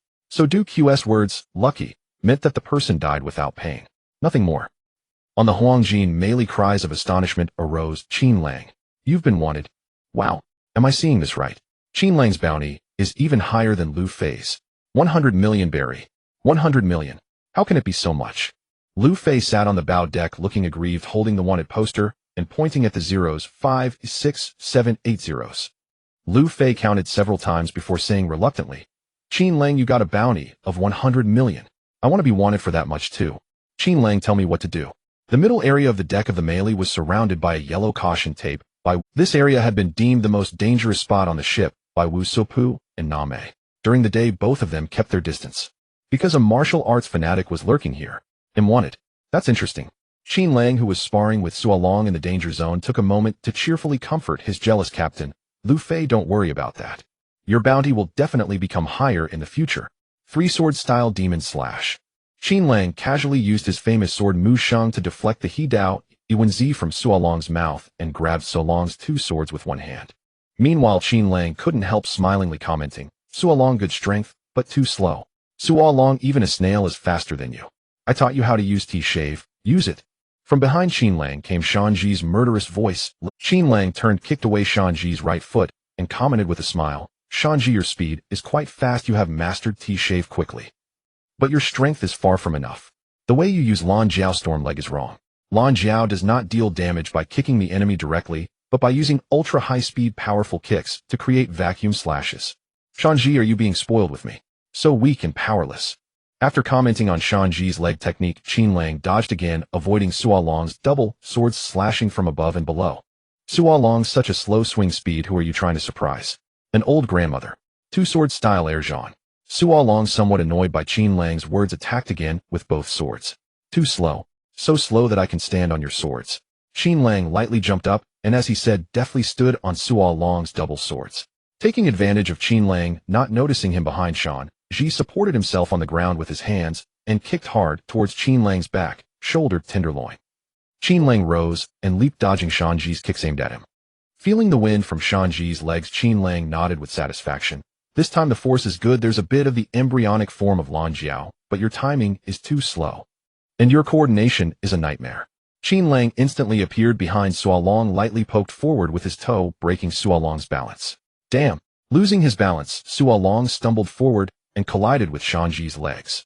Shanji quickly withdrew his strength, but it was too late to avoid Sua Long. Bang! The two clumsily crashed together and both fell on the deck. TSK tisk, each of you is decent in individual combat. Qin Lang stood lightly on the deck, caressing the Mu Sheng in his hand. He smiled as he watched the two push each other away with disdain and criticized sharply, but your coordination is a total mess. Miraculously achieving the effect of 1 + 1 less than 1. Wu Suapu, who had witnessed the entire fight from the crow's nest, burst into laughter. His long nose trembled with laughter. Ha ha, Qin Lang, your comment is so accurate. These two idiots ended up not even touching you, but fighting each other. Sua Long got up from the deck, glaring angrily at Shanji. Hey, curly-browed bastard, what are you doing? Shanji leaped up from the deck, glaring back with disgust. Idiot, are your 3 swords toys? You couldn't land a single cut on Qin Lang. Bastard, you want to fight? Idiot, am I afraid of you? Bring it on. The two who had just been united against Qin Lang were now at each other's throats, bickering and turning on one another. Hey, don't damage the Mary. Qin Lang gave a casual reminder before strolling off toward the bow. These two had long since grown accustomed to picking a random excuse to fight each other after being trounced by Qin Lang, using one another to vent their frustration. Fruit plunderer. That epithet is quite amusing. Qin Lang took the wanted poster, glanced at it casually, and chuckled. So now we have 2 wanted companions on this ship. Everyone keep up the effort. Qin Lang has become a name that shakes the 4 seas. A true big shot. Usopp gazed at the portrait on Qin Lang's wanted poster with admiration brimming with enthusiasm. I will definitely work hard. The weather is shifting. The sea breeze ahead is growing restless. Qin Lang casually set Mu Sheng aside and gazed at the slightly gloomy sea surface in the distance. Coo. Several seabirds flew from that direction, sweeping over the Going Merry with sharp. Thank you for the information. Qin Lang listened intently, then waved at them, and turned to Nami. Nami, the seabird, say a strong sea wind is rapidly approaching from dead ahead. We're almost at our destination, the red line. Nami looked up from the map on the table in the orange grove. Curiosity piqued. Qin Lang, can you understand the seabird's conversation because you've simulated the ability of Apis whisper fruit? Qin Lang nodded. Yeah, this ability isn't very powerful and doesn't help much in combat, but it's quite practical for navigation. Especially when we lose our way. We can find creatures familiar with the waters and locate the correct path. This ability is amazing. A flicker of envy crossed Nami's heart, but she quickly snapped back to reality. We're about to reach the red line. She stared at the map, frowned, then slammed the table. Luffy, Qin Lang, we need to hold a meeting. Inside the Mary's cabin. Nami pointed at the sea chart, her tone serious. The entrance to the Grand Line is on a mountain. According to the chart, we might have to ride a canal up the mountain. Luffy looked blank. Mountain. The entrance to the Grand Line is on a mountain. Zoro questioned. How can a ship climb a mountain? Nami would not tolerate anyone questioning her navigational expertise. But the sea chart clearly shows it. Sanji would never miss a chance to support Nami. Exactly. How could Nameswan be wrong? While the others debated, Usopp struggled with the uncooperative helm. Help! Someone! The current is— Let me! Qin Lang reached over and gently pressed down on the helm in Usopp's hands. Few saved. Usopp immediately felt the helm become obedient and docile, no longer jerking wildly left and right as it had been. Qin Lang smiled and explained to the crew. Nami is right. We are indeed supposed to ride the current into the canal of the Red Line. If we maneuver correctly, we can ascend to the peak of Reverse Mountain and then ride the current into the Grand Line. Nami's voice grew heavy. If we make a mistake and fail to enter the canal, the Going Merry will crash into the cliffs of the Red Line, shatter, and sink into the sea. Qin Lang waved Sanji over to take his place holding the helm beside Usopp and smiled. Don't worry. With me here that won't happen. I've been on watch since last night and haven't rested yet. While there's still time, I'll go get some sleep. Wake me once you can see the Red Line. Sure, Qin Lang. It was time to check his recent gains. Alone in the cabin, Qin Lang sat cross-legged on a hammock, eyes closed. Host has currently comprehended combat techniques: Perfect Supreme King's Haki Infusion, Perfect Observation, Haki Perfect Armament, Haki Perfect 6 Powers, Perfect Sniping Technique, Perfect Weapon Mastery. Supreme King's Haki Infusion was a technique Qin Lang realized by comprehending the use of Conqueror's Haki and Armament Haki. This further proved to Qin Lang that through the Defying Comprehension System's insight ability, he could derive the infinite possibilities of nuclear bomb formulas from simple addition. Qin Lang's Perfect Observation Haki allowed him to sense the origin of danger 30 seconds in advance and see through the opponent's intentions and plans. His Perfect Armament Haki could contend with top-tier Supreme King's Haki Infusion without being at a Host has currently comprehended combat skills: Perfect 3-Sword Style, Perfect Black Leg Style, Perfect 10-Hand Staff Technique. The Perfect 3-Sword Style Qin Lang comprehended was at the level of a swordsman that Zoro had reached before his fight with King in Wano. The Perfect Black Leg Style Qin Lang comprehended was a kicking technique that even Sanji had not yet achieved, even during his time in Wano. In terms of using the staff, Qin Lang could easily teach Smoker a thing or two. Host has comprehended life skills: Master Cooking, Perfect Repair Technique, Perfect Navigation, Perfect Cigar Appreciation, Perfect Thievery, Perfect Gambling. Host has comprehended Special Physique, Perfect Conqueror's Haki, Qin Lang Level Exoskeleton Modified. Qin Lang's Perfect Conqueror's Haki could now precisely target a single person within a crowd. The moment someone brushed past Qin Lang, even a powerhouse like Kizura would have caught off guard, be momentarily stunned, and lose the ability to think. Exoskeleton Modified was because Qin Lang, during his simulated combat using Sanji's exoskeleton, had detected some negative effects.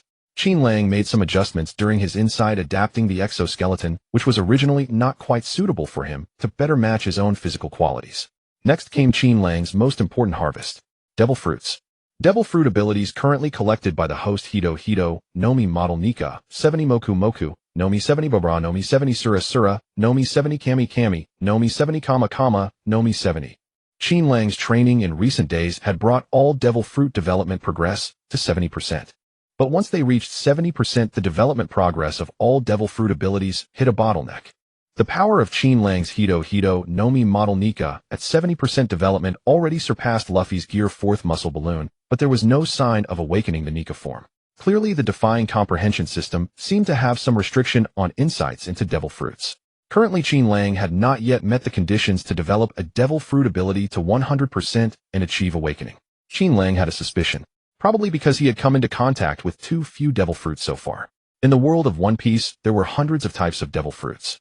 Perhaps when Qin Lang could collect more than half of all devil fruits, he would obtain 100% development, or when Qin Lang could witness a user who had developed the devil fruit to its extreme, he would correspondingly gain 100% development progress.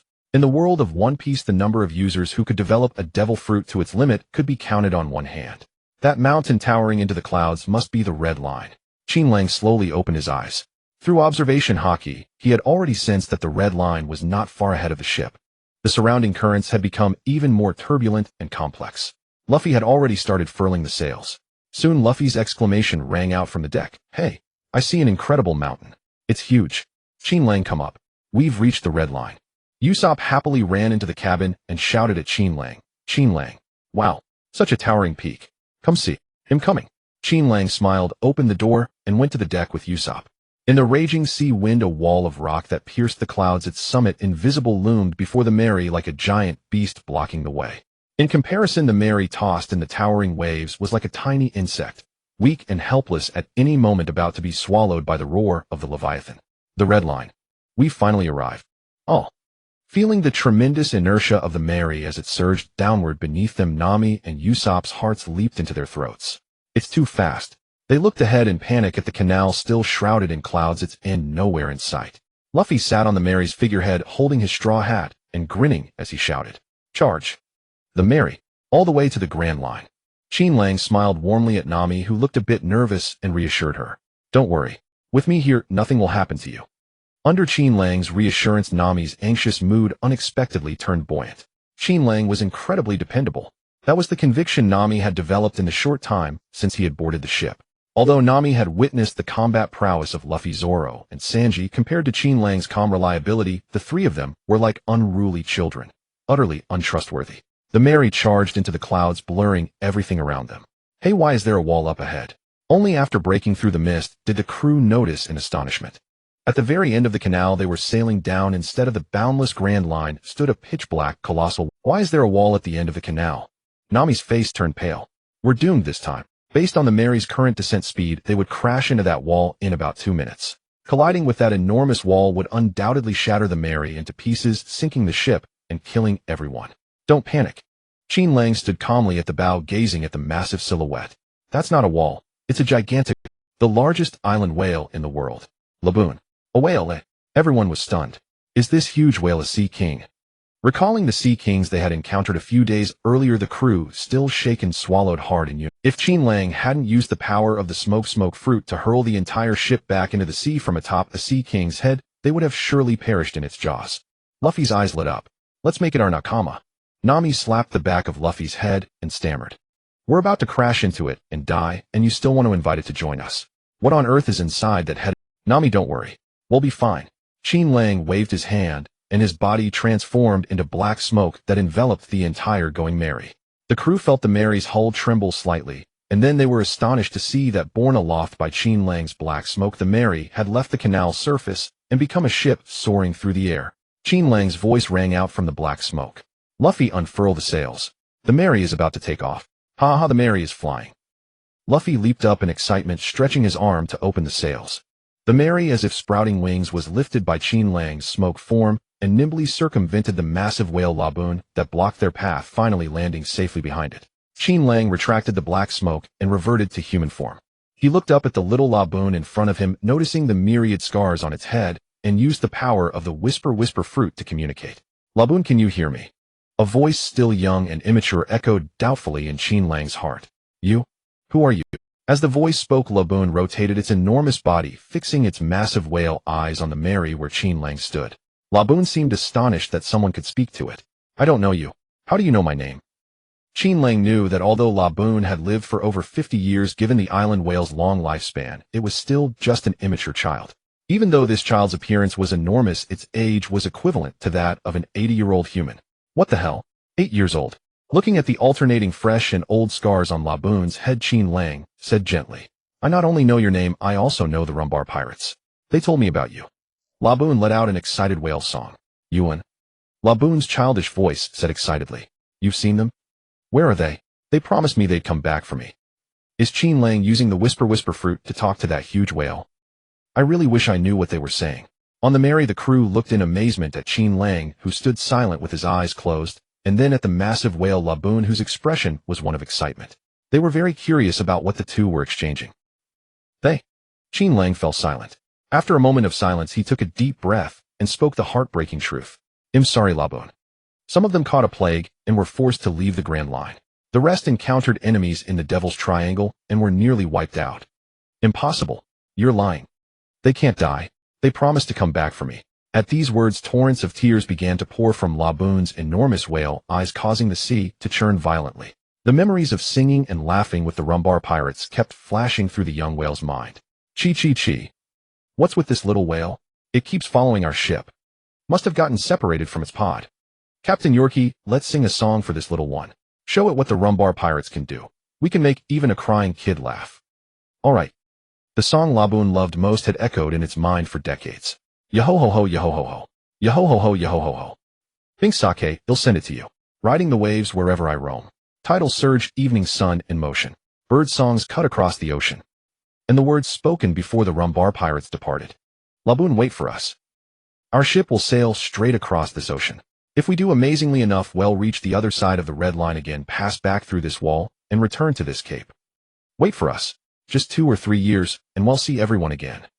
Eeing. We'll definitely come back for you. Goodbye, Laboon. Take care. Laboon, when we get back, let's go on more adventures together. We're nakama. Laboon will sail around the world and return here. Wait for us. You're lying.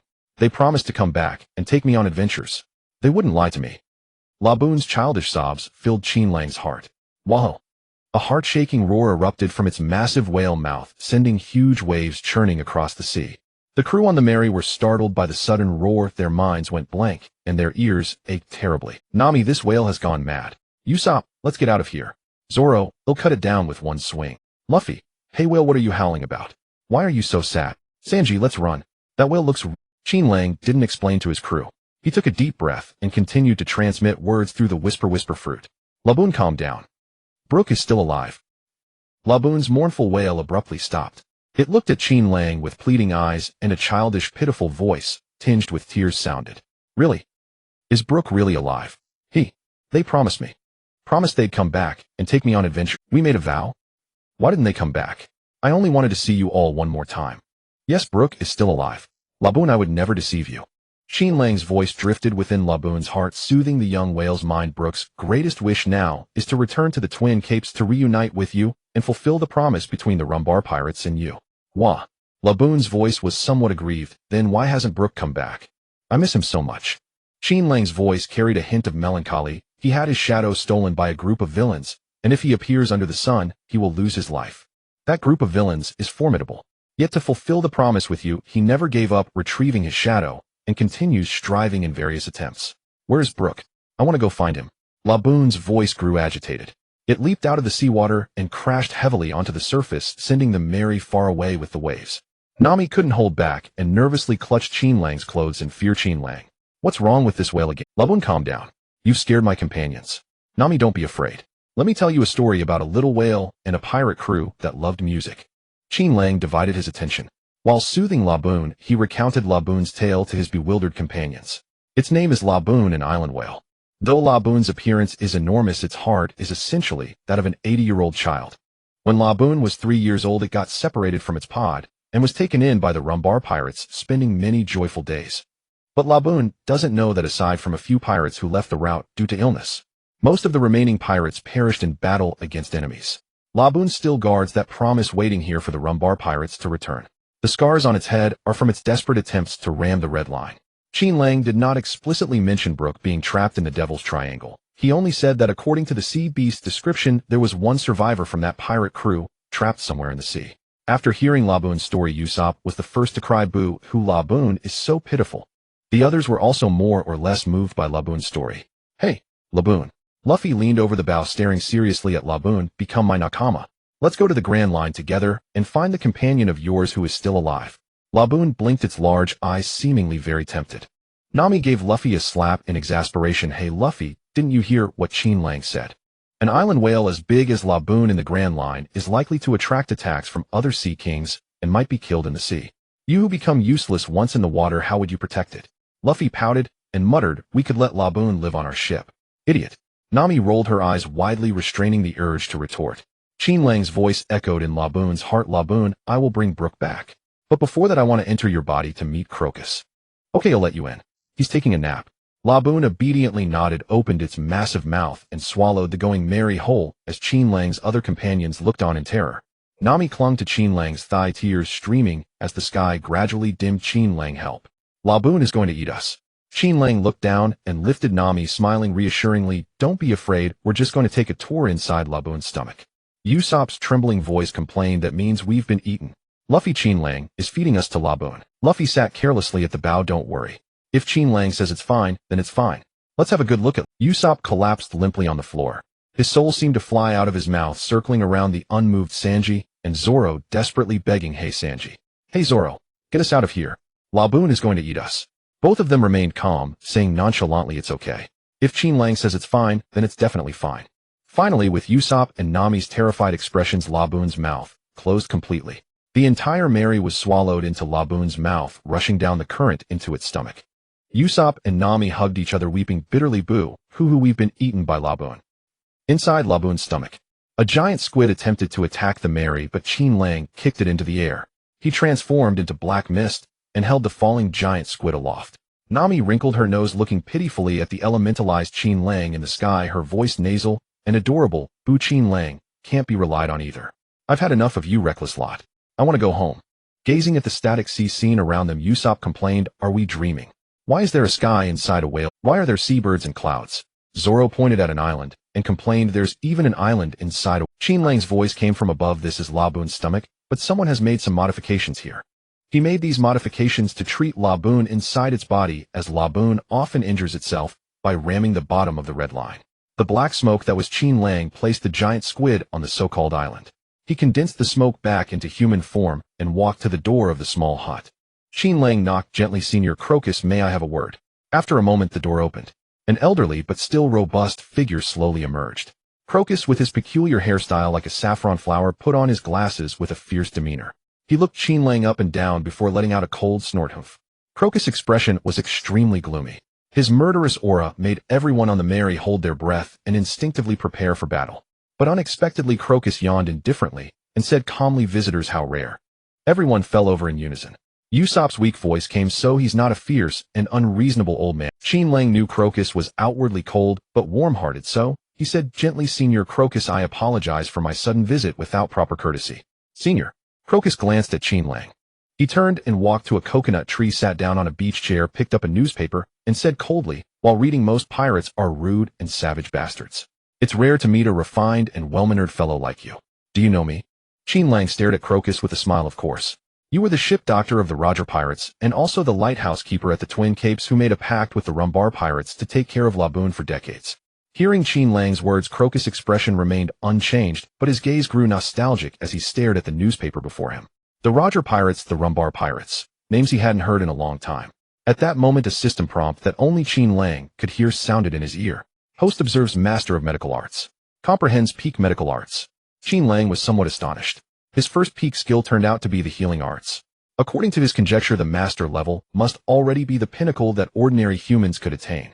Aokiji, the physician of the former Pirate King's crew, turned out to be a master of master-level medical skills. No wonder he was a comrade of the former Pirate King. As for the peak level, it should be a realm that only a handful of individuals could set foot on. For now, Qin Lang was unsure whether there were levels beyond the peak. Wow, Ultimer, so you are this formidable. You were the ship doctor of the former Pirate King. Lu Fei cried out in pleasant surprise. Young man, don't always shout like that. You'll frighten an old fellow. Aokiji glanced at Lu Fei, then at Sua Long and Shan Ji, and finally shifted his gaze to Na Mei and Wu Suapu.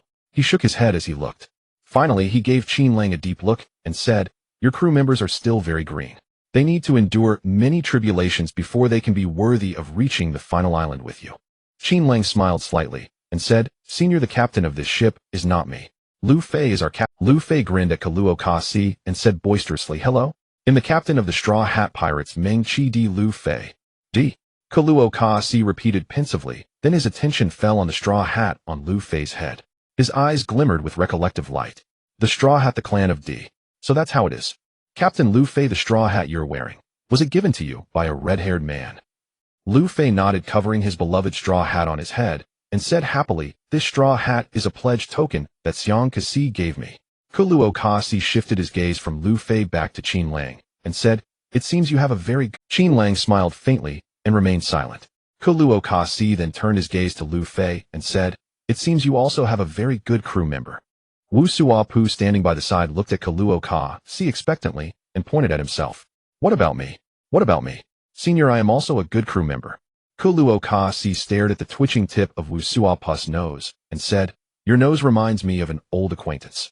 Wu Suapu rubbed his long nose in disappointment, and retorted defiantly, "Humph, I will become the bravest warrior on these seas sooner or later. By the way, senior." As if suddenly remembering something, Wu Suapu looked at Kuluo Kasi with sparkling eyes full of anticipation. "Shut up, Wu Suapu." But before he could finish, Qin Lang and Lu Fei simultaneously reached out and pressed down on Wu Suapu's thick lips. Qin Lang chuckled lightly. "Wu Suapu, wouldn't an adventure that reveals the truth of the destination as soon as you enter the Grand Line be too dull? That would be completely unworthy of the bravest warrior of the sea." Lu Fei declared loudly, "Wu Suapu, I don't want to know if the treasure exists. If I knew the answer right now, I wouldn't be a pirate anymore." Woo. Startled by the reactions of the two, Wu Suapu immediately covered his mouth and stammered anxiously, Right? I don't want to ask. Senior, I don't want to know anything about the One Piece. I have a disease. If I learn the information about One Piece, I will die."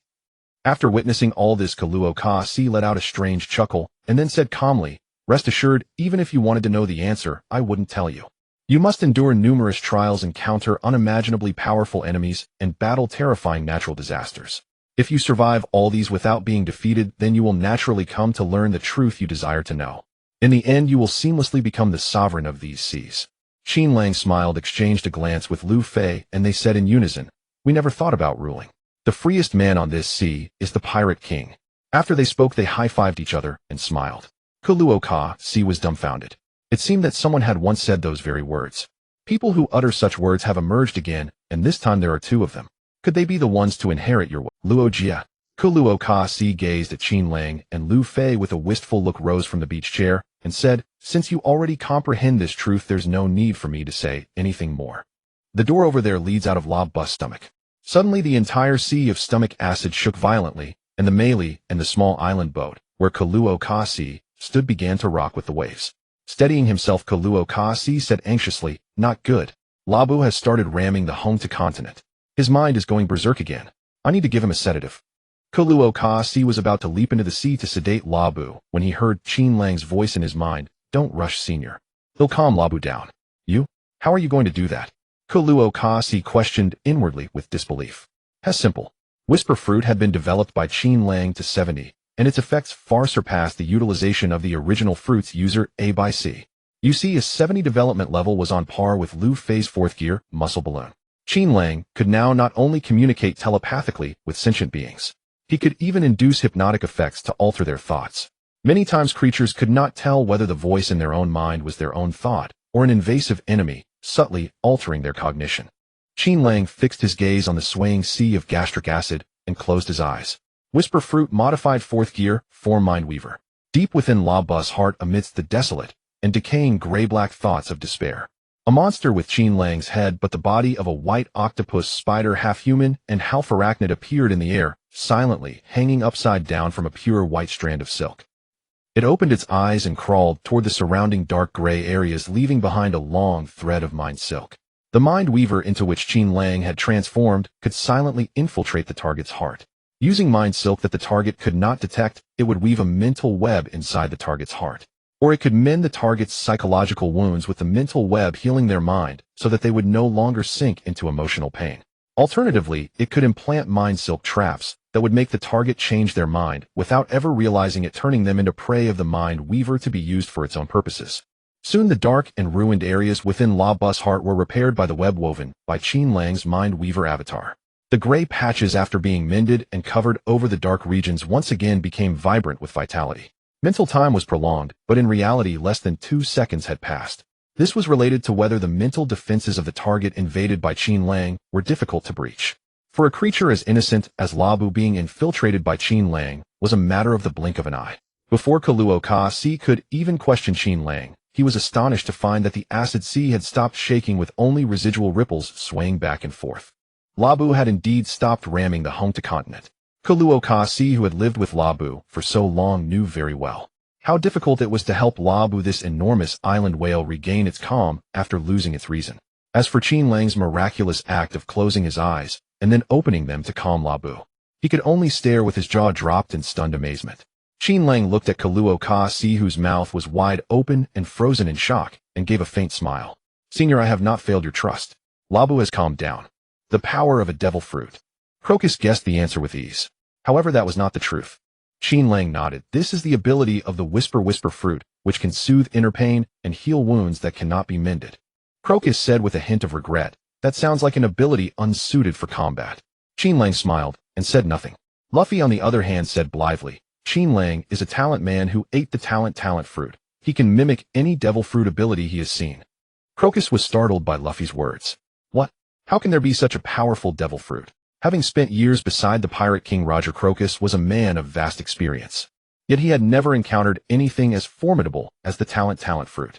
Usopp threw his arm around Qin Lang and patted his shoulder proudly, saying, "See, Qin Lang is incredibly strong. He's our vice captain." No one objected to Qin Lang being the vice captain. They all tacitly accepted Usopp's words. Although Luffy had never declared Qin Lang as vice captain, everyone seemed accustomed to regarding him as such, because Qin Lang was strong enough, or rather too strong. Not only was he powerful in combat, but his knowledge was also profound, covering every domain relevant to the crew. Everyone on the ship could progress under Qin Lang's guidance, learning new insights and reaching new realms. The ones who benefited most were Zoro and Sanji. As for Luffy, Qin Lang's instruction was sparse. He merely taught Luffy the basics of Conqueror's Haki, as well as the uses of observation and armament Haki. Zoro once asked Qin Lang privately why he did not guide the captain in developing his devil fruit ability. Qin Lang's answer was, "Luffy is not suited for intensive study. He is a combat genius. As long as he keeps fighting strong opponents, honing his will, and experiencing life and death situations, Luffy will naturally become powerful. I could provide him with similar insights, but such training I would hold back at critical moments, deliberately leaving Luffy a way out. If he gets used to the idea that there is always an escape in dire situations, then when facing a truly formidable foe, he might subconsciously seek an escape route and lose the will to fight to the death. That would be a fatal flaw." Luffy had no objection to this, and often excitedly asked Qin Lang to try out combined rubber techniques. Crocus praised, "I never expected you to have eaten such a powerful devil fruit. It seems he'll soon be reading about you in the newspaper." Usopp pulled out Qin Lang's wanted poster from his bag and displayed it proudly. "Qin Lang is already a pirate with a bounty of 100 million berries. 100 million berries. It seems you've made a name for yourself." Crocus forced a smile. This bounty was still too low for an old pirate like him. He had fought pirates with much higher bounties, not just once or twice. But what Crocus didn't know was that 100 million berries was merely Qin Lang's first bounty. It was an unprecedented high bounty. Bang! Suddenly the door above Labu's stomach was kicked open and two oddly dressed men in green jumped out carrying shoulder-mounted launchers. "Old man, this giant whale is definitely going to die this time. You can't stop us." The two looked down arrogantly at the people on the acid sea, glaring at Crocus with hostility. "We'll blow a big hole in its stomach. Mr. 9, are you ready?" The woman with a light blue high ponytail dressed in strange suspenders raised her cannon and aimed at the top of Labu's stomach. "Miss Wednesday, am ready." Beside her, a man wearing a green outfit and a crown with a beard shaped like the number 9 also raised his cannon, aiming at the same spot. "Stop it, you bastards. I will never let you touch a single hair on Labu." Crocus' small eyes behind his glasses were bloodshot, and he roared at them angrily. "Die, you giant whale." The woman with the light blue ponytail sneered, ignoring Crocus' threat, and began the countdown. 3, 2, 1. Fire. "Oh yes, baby. Fire." Boom. 2 shells were launched, soaring rapidly toward the top of Labu's stomach. If the shells exploded in Labu's fragile stomach, even if it didn't die, it would likely be half dead and left gasping for life. "You shameless scoundrels." Crocus leaped high, trying to intercept the shells with his body. But his aged body could not keep up with his judgment. Although he predicted the trajectory, his physical reactions were too slow, and he missed the shells by a hair. He could only watch helplessly as the 2 shells rose higher and higher, heading for Labu's stomach ceiling. "Mr. 9, oh, we're about to kill this whale. Miss Wednesday, let's welcome the sound of victory." The 2 smugly watched the shells drawing closer to the top of Labu's stomach. They anticipated this giant island whale would die and become food for Whiskey Peak. Such a massive whale could feed the town for 3 or 4 years. But perhaps it was just their imagination, yet both felt that the shells were not rising higher to strike the whale's stomach. Instead, they seemed to be descending rapidly toward their own platform. The woman with the light blue ponytail asked in surprise, Mr. 9, do you see those shells falling back toward us? The man with the 9-shaped beard swallowed hard. Miss Wednesday, it seems so. The shells are flying back at us. They exchanged a panicked glance and jumped into the acid sea below the platform. Boom. With a massive explosion, part of the platform Crocus had built was shattered, but Laboon's stomach was unharmed. The two who had leaped into the acid sea to escape held their breath and struggled to swim to the surface. The acid was already corroding their clothes. They quickly climbed a rope ladder hanging from a nearby ship.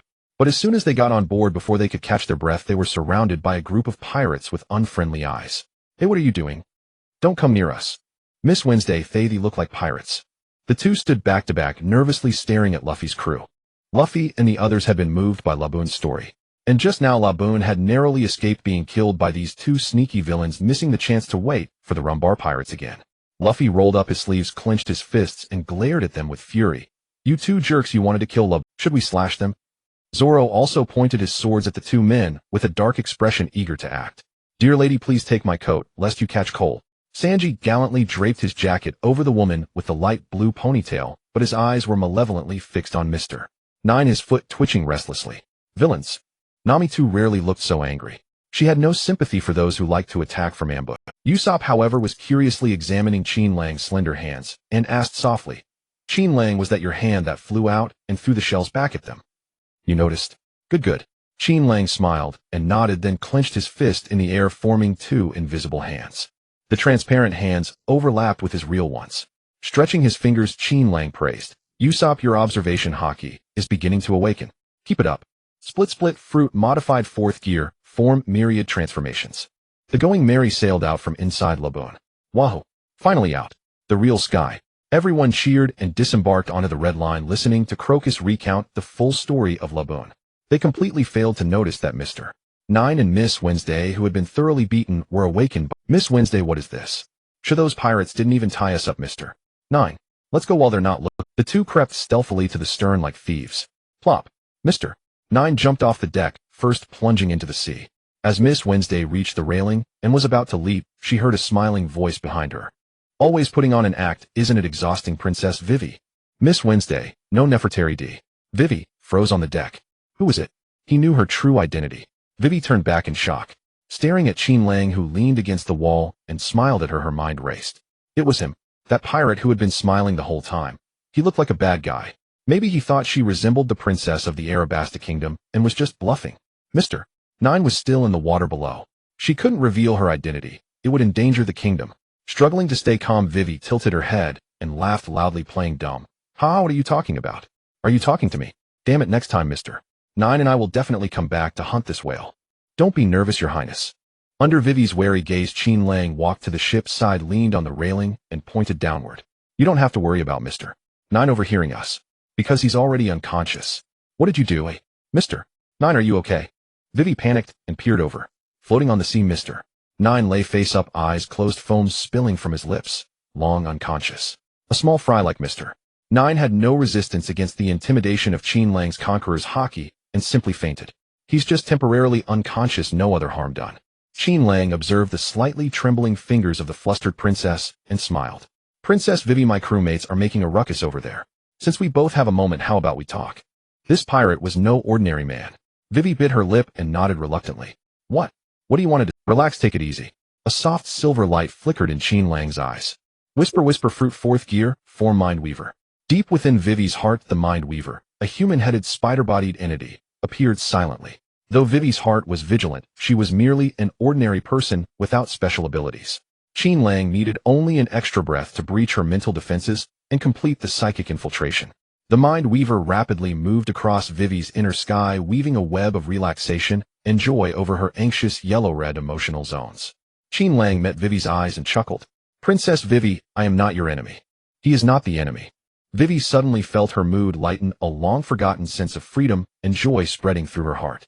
Vivi's tense body gradually relaxed, and a playful smile appeared on her face. Piratesan enemies never admit they're enemies. Princess enemies wouldn't stand so openly before you either. Vivi asked curiously, Piratesan, how did you know I'm the princess of the Arabasta Kingdom? Qin Lang smiled faintly. Princess, I don't wish to deceive you. That is my secret, and I won't reveal it. Vivi looked a little disappointed. I see. Then may I ask, Piratessan, why did you expose my identity? Qin Lang grinned. I'm very interested in taking down Baroque works. I wonder if the princess feels the same. Vivi's expression stiffened. Why are you interested in them? Do you have some grudge? Did Baroque works do something to your family or friends? Vivi assumed Qin Lang was also a victim of Baroque works. But Qin Lang shook his head and said coldly, No, princess, you misunderstand. I simply find organizations that destroy countries for their own gain utterly infuriating. Just infuriating. Vivi was startled by his words and found them rather unbelievable. Pirate-san. Vivi's beautiful eyes widened, a wry smile appearing on her fair face. I'm starting to wonder if trusting you so easily was a mistake. You want to go against them just because they annoy you.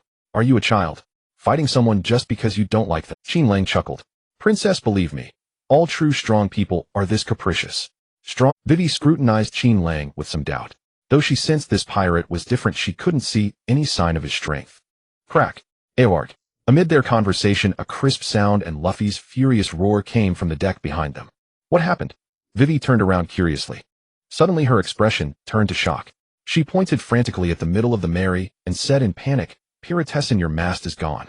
Qin Lang didn't need to turn around to know what had happened. He sighed, holding his head with one hand, while stroking the Mary's railing with the other, apologizing with a bitter smile. Sorry, Mary. I forgot that idiot captain would pull something like this and didn't stop him in time. You. In the distance, Laboon let out a pained roar, blood appearing on its head. It leaped high out of the water but still felt excruciating pain, diving deep and leaping again. Unfortunately, the Mary was right where Laboon was about to come down. Laboon's enormous shadow loomed over the Mary, about to crash down. We're done for. Vivi's face turned pale with terror as she watched the island-sized whale slowly descend. Crushed between Laboon and the sea, no one aboard would survive. But Qin Lang's voice sounded calmly beside her. Don't worry, princess. Under Vivi's horrified gaze, Qin Lang suddenly transformed into a vast cloud of black smoke. The dark mist rapidly coalesced into a smoke giant the size of Laboon. Armament hockey quickly spread over the smoke giant's exterior, solidifying the black mist. A booming voice echoed from within the giant. Luffy, Laboon, stop messing around. The smoke giant reached out, effortlessly lifting the falling Laboon. It grabbed Luffy and the mast from Laboon's body, then casually tossed Laboon far away into the sea, creating a massive wave. Smoke fruit modified fourth gear form smoke giant. Vivi stared blankly at the black giant above her, speechless for a long time. Pirate-san was true. After the farce, the Meili Hao, whose mast had been hastily repaired by Qin Lang, and Wusapu carried the Straw Hat crew away from the home to Delo. They set sail toward the first island, Waishijijun. The Straw Hat crew waved reluctant farewells to Labu, who bore a very abstract Straw Hat pirate's mark on its head, and to Senior Kuluokasi. Hey Labu, stop ramming the continent in self-harm. We will definitely bring your comrades back. Next time we meet, we'll settle it. Qin Lang is not allowed to interfere. This is a pact between us. Labu, we will come back to see you. Never forget me. You must remember my nose. Senior Kuluokasi, we will come to see you too. Please take care of yourself. The next time we meet should be after we've sailed around the world and found the great treasure, One Piece. Green Algae Head, are you doubting whether we can achieve it? Curly Brows, I'm doubting whether your abilities are qualified. You want to fight, Green Algae Head, with no sense of direction. A man and a whale watched as the Meili Hao gradually sailed away into the distance. Kuluokasi smiled at Labu, who had emerged with its enormous head and was still gazing longingly, and said, They are all very good juniors, Labu, trust them. They will surely return safely. Qin Lang and Lu Fei, very soon he thought news of them making a name across the Vita Hangxian would spread. Everyone is so happy. Qin Lang smiled as he looked at his noisy companions, then turned to gaze into the distant sky, and murmured to himself, These two little ones are quite perceptive. Several kilometers away in the sky, two creatures intimidated by Qin Lang's Bawang Se Baki followed from afar, not daring to approach. With the enhancement of his Jangwen Se Baki, Qin Lang could clearly see the appearance of those two creatures. A sea otter wearing sunglasses and a spotted outfit riding a vulture, also donning sunglasses and a flight cap. The combination of these two little ones was quite comical. However, this non-human animal duo was the nightmare of the low-level core members of the Baluok Gong's Wash. The sea otter was Mr. 13, and the vulture was Miss Friday. They were called the Unlucky Duo by the members of the Baluok Gong's Wash, also known as the Misfortune Duo. They were specifically responsible for intelligence gathering and monitoring the work of other Baluok Gong's Wash. Once betraying behavior toward the Baluok Gong's Wash was discovered, these two non-human members would appear before the betrayer dropped punitive bombs and silence them permanently. Just now, the Misfortune Duo had detected a mistake in the work of Wei Wei and Mr. 9. They intended to drop punitive bombs on the two, but were discovered by Qin Lang. Intimidated by Qin Lang's murderous glare, they fled. They had planned to linger and find another opportunity to drop bombs, but after witnessing Qin Lang lift the enormous law, they were so terrified that they flew away in a panic, wetting themselves. Now the misfortune duo, intimidated by Qin Lang, only dared to follow from afar, collecting information on this group of powerful enemies. Qin Lang ignored these two superfluous creatures, turned, and led everyone into the cabin to introduce Wei Wei's background. Poor Mr. 9 still lay on the deck unconscious. So you're a princess. How strange. You look just like a normal person. Lu Fei curiously turned his head, sizing up Wei Wei. Nonsense. Na Mei angrily punched Lu Fei on the head. Princesses are people too. Lu Fei stopped staring at Wei Wei, it's rude. And you Shan-Ji don't spin around Wei Wei. Even an angry Na Mei-san is so cute. Shan-Ji, holding a dessert, wiggled his body as he fawned over Wei Wei. Dear Princess Wei Wei, please enjoy the love dessert I specially made for you. Thank you. Wei Wei, blushing slightly, took the dessert from Shan-Ji, then apologized once more to the Straw Hat crew. I'm sorry, everyone, I really didn't mean to cause you trouble. After infiltrating the Baluo Gong's wash, I had to follow the boss orders to complete tasks. Hunting La Bu was not my intention. Qin Lang waved his hand dismissively. All right, Princess, you don't need to apologize anymore. You've already apologized to Senior Kuluokasi and gained his forgiveness. This matter is settled. Wei Wei nodded. Although I've witnessed the strength of Heizizan, I still don't want to drag you into this. The hidden boss of the Baluo Gong's wash, Mr. 0, is a very formidable figure. If I tell you, your lives will also be threatened. Na Mei swallowed nervously. A figure who plots to seize a country must be an extremely dangerous guy. A figure, Qin Lang said casually, not bad. Sha Kekaduatir, one of the Wangsha Kuei, can indeed be considered a big shot. Na Mei let out a sigh of relief and laughed. What? So the hidden boss of the Baluo Gong's wash, Mr. 0, is Sha Kekaduatir of the Wangsha Kuei. I thought it was some big shot. Na Mei's voice abruptly stopped. The entire cabin suddenly fell into deep silence. Na Mei's mouth hung open in shock, her body as stiff as a wooden sculpture. Wei Wei's eyes widened as she glared angrily at Qin Lang. Suo Long frowned and tightened his grip on his sword handle. Shan-Ji took a deep drag of his cigarette. Wu Suopu trembled in the corner. Qin Lang smiled at his companions. Only Lu Fei's eyes sparkled as he looked at everyone and said excitedly, Wangsha Kuei, our enemy is a warlord. How interesting. Kuei, Wangsha Kuei. Na Mei finally came to her senses and screamed, our enemy is actually a Wangsha Kuei. How can we possibly win? Lu Fei eagerly asked Qin Lang. Qin Lang, is the Wangsha Kuei very strong? I've heard of them, but I don't know if they're really strong.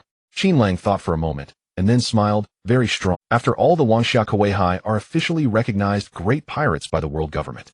They possess catastrophic destructive power and military might equal to that of a nation. They are one of the three great powers of the Vita-Hangxian. But then Qin Lang's tone shifted, and he encouraged everyone. But their strength does not mean we are weak. Trust me, the power of our Hai-Zhe-Tuan is fully comparable to that of the Kuei. Our combat strength is in no way inferior to the Kuei. Some companions believed Qin Lang's words and were filled with fighting spirit. Suo Long crossed his arms and sneered, Kekaduatir of the Wangsha Kuei. I wonder if he has any swordsman under him who can make me stronger. Shan-Ji held his cigarette between two fingers, blew out smoke rings, and said nonchalantly, with such a formidable enemy, we can't afford to be careless. But an adventure with this level of difficulty is what makes it meaningful. Lu Fei's eyes sparkled. Our first battle is against a Wangsha Kuei. We're so awesome. There were also those who didn't believe Qin Lang's words, sighing gloomily. Na Mei covered her face and collapsed onto the deck, sobbing. Wu, I knew that being with you inhuman guys would definitely lead to encountering other inhuman guys. But I really could have thought that our first battle on the Vita-Hangxian would be against a Wangsha Kuei. Lu Fei, if possible, please drop me off at the shore. I want to go home. Wu Suopu shivered in the corner, his teeth chattering as he stammered, too. Not afraid. 2. Great. See. Warrior. Na Mei-san, Wu Suopu, I'm very sorry for causing you trouble. Wei Wei looked apologetically at Na Mei and Wu Suopu. She turned her head, pouting, and glared angrily at Qin Lang. Heizizan, why did you say the enemy's name? If the members of the Baluo Gong's wash hear it, you'll all be in danger. Don't worry, the surrounding sea area is within my control. No one can eavesdrop on our conversation. Qin Lang smiled as he gave his explanation. Wei Wei pouted and turned away, muttering softly. Heizizan is always smiling. He doesn't seem like a good person. The situation is as follows. Shall we help the princess reclaim her kingdom and fight against the Baluoke workshop, led by Shah Kelokitier, one of the 7 warlords of the sea? Let's vote by a show of hands. Qin Lang twisted his neck and stretched lazily, then said, let me state my position first. I've already decided to help the princess destroy the Baluoke workshop and defeat Kelokitier, that warlord. If you all don't want to get involved, I can temporarily leave the pirate crew. I'll fight as an individual, so I won't drag everyone into it. The Baluoke workshop. That criminal organization once invited me to join them. There should be many swordsmen there. Zoro curled the corner of his mouth into a cold smile and tapped the hilt of his sword with his fingers, then said, how could I possibly miss out on something so interesting? Luffy excitedly raised his hand and said, haha, I agree too. We must fight that crocodile and help Vivi take back her kingdom. Nami held her forehead and sighed, Luffy, you're the captain. Have you really thought this through? We've just entered the Vita Hongxian newcomers who don't yet know the ropes. What does it mean to go against a pirate who has been given special power and qualification by the Shiji Jingfu right now? Luffy tilted his head and said in confusion, does that mean we'll become famous? Idiot. Nami gave Luffy an annoyed punch, then stared at Qin Lang and gritted her teeth. Qin Lang. It's one thing for that idiot Captain Luffy to act recklessly, but why are you following his lead? You're the vice captain of our pirate crew. If you go to war as an individual, how can we, your comrades, stand by and do nothing? But the enemy is one of the 7 warlords of the sea. Even though you're strong, what about Usopp and me? We're just ordinary people. Qin Lang met Nami's gaze, smiling warmly, and said, Nami, running away won't let you avoid battle. In the world of pirates, once you choose to flee, you'll always choose to flee from the very beginning. If you choose to bravely face the enemy, you'll always choose to fight from the start. Do you want the pirate crew you're part of to flee all the way, or to build a reputation so fearsome that enemies run at the mere sound of your name? Nami gritted her teeth and said, I understand all your reasoning, but we've only just entered the Vita Hongxian. Why do we have to pick such a hard difficulty right from the start? But the enemy is a warlord of the sea. Qin Lang smiled and said, he's just one warlord, not 7. Our captain's goal is the Pirate King. Fighting against enemies of this level is only natural, isn't it? Luffy nodded so fast his head seemed to blur with excitement. Right? We're definitely going. Nami, believe in the power of your comrades. Luffy never actively sought out fights, but he never avoided them either. He yearned to battle the strong. Not to mention that the opponent was one of the renowned 7 warlords of the sea, whose fame shook the 4 seas. I'm really fed up with you bunch of idiots. Nami grabbed her hair with both hands and let out a helpless groan. It was impossible to reason with this bunch of battle maniacs. Miss Nami has a point. Sanji lit a cigarette calmly and said thoughtfully, if the enemy is a criminal organization with thousands of members recklessly opposing them, might put Miss Nami in danger. Nami looked at Sanji with relief and said emotionally, Sanji, you're the only reliable one. The next second Sanji lifted his head, blushing and love-struck, and dashed over to Vivi, pouting, but in order to save Princess Vivi's country, what is such danger compared to that? Miss Nami, don't be afraid. I will protect you and Princess Vivi's safety. If the people from the Baluoke workshop want to harm you, they'll have to step over my dead body first. You big idiot, I want to step over your dead body right now. Under Vivi's astonished gaze, Nami stomped her foot right on Sanji's face, leaving a deep footprint. Nami ground her foot on Sanji's face, while fuming, I can't control you anymore. Do whatever you want. I and Usopp definitely won't agree to this. Usopp's weak voice came from the side. Nami, actually I agree to help Vivi. Usopp, you trade. Nami's face flushed bright red. After a long pause, she gritted her teeth and stared at Vivi. Vivi, you're a princess, right? As long as you pay me a reward of 1 billion berry, well, decide to help you take back the kingdom. Vivi was silent for a moment, then shook her head. I'm sorry, Miss Nami, that's impossible. I'm very grateful that you've not only forgiven my past mistakes, but also intend to help me. But the Alabastan kingdom is now in a civil war. Years of drought have already made this country extremely poor. The treasury simply doesn't have enough berry to pay your reward. A whole country can't even afford 1 billion berry. Nami frowned and sighed. Do we have to work for free? Vivi timidly looked up at Nami and whispered, Miss Nami, I personally have a savings of 500 berry. Seeing Vivi's pale and apologetic face, Nami's heart softened. She stroked Vivi's light blue hair and sighed. Vivi, from a princess to an undercover agent, you've endured a lot, haven't you? Don't worry, forget about the reward. We will definitely help you take back your country. Vivi bit her lip, her voice choked as she shook her head. Thank you, everyone. But I can't drag you all into this dangerous quagmire. Shah Kelokitier is extremely dangerous. Nami hugged Vivi, cutting off her unfinished words. Haven't you already seen Qin Lang's abilities? No problem. We will definitely help you defeat the Baluoke workshop and that Shah Kelokitier. Qin Lang can beat him with one finger. Having said that, Nami turned back and glared at Qin Lang, gritting her teeth. Am I right, Qin Lang? Qin Lang smiled and said, yes, Nami is right. I can beat him with just one finger. Nami turned back, contentedly looked at the moved Vivi, and said seriously, don't worry. Even though we only have 6 people, these 5 are all very powerful. Don't let Usopp's cowardice fool you. When he's serious, he's amazing. He once defeated a fisherman all by himself.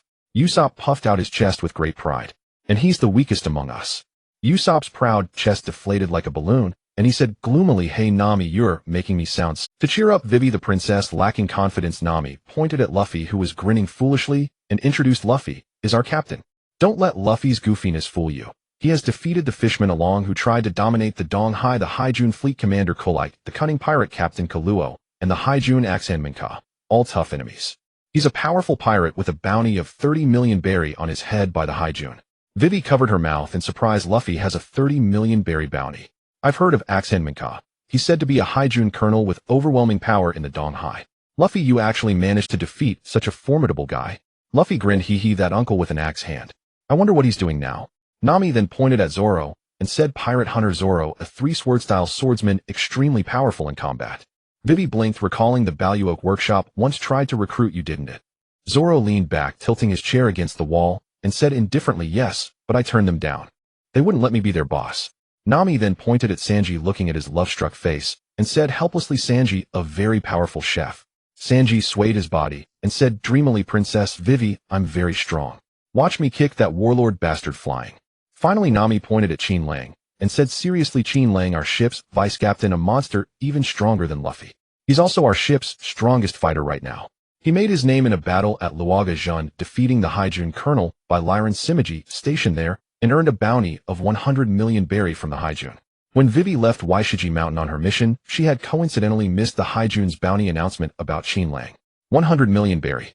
Vivi looked at Qin Lang in surprise and said happily, that's higher than the 81 million berry bounty that Shah Kelokitier had before he became a warlord. Mr. Pirate is truly impressive. Qin Lang, Usopp, it's snowing. Let's build a snowman. Qin Lang, Luffy, let's have a snowman building contest. Qin Lang, you actually carved such a cool snow dragon. The fog is coming. Nami, there are several small icebergs 1 kilometer ahead.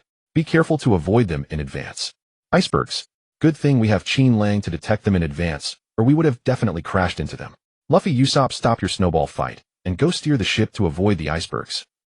Nami, the wind direction is about to change. There's a storm zone not far ahead. Gale? Such strong wind. Lower the sails.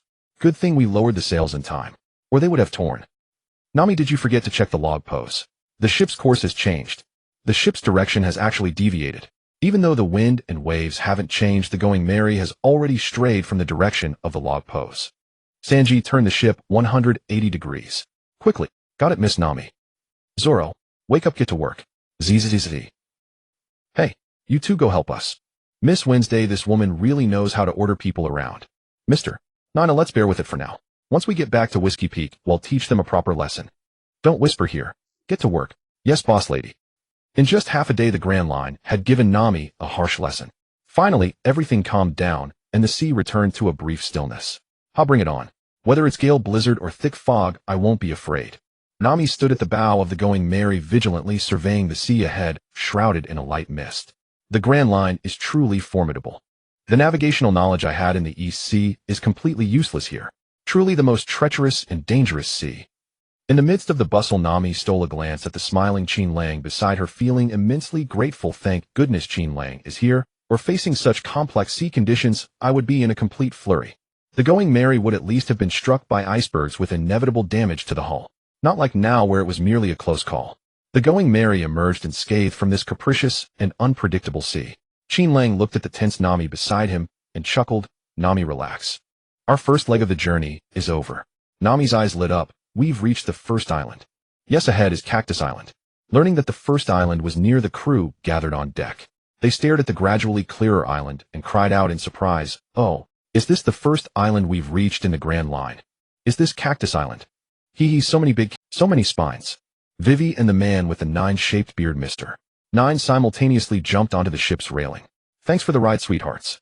They faced the crowd, knelt on one knee in a strange pose, and grinned mischievously, farewell for now, bye-bye, baby. After speaking, they simultaneously leaned back and dove into the sea, swimming swiftly toward Whiskey Peak.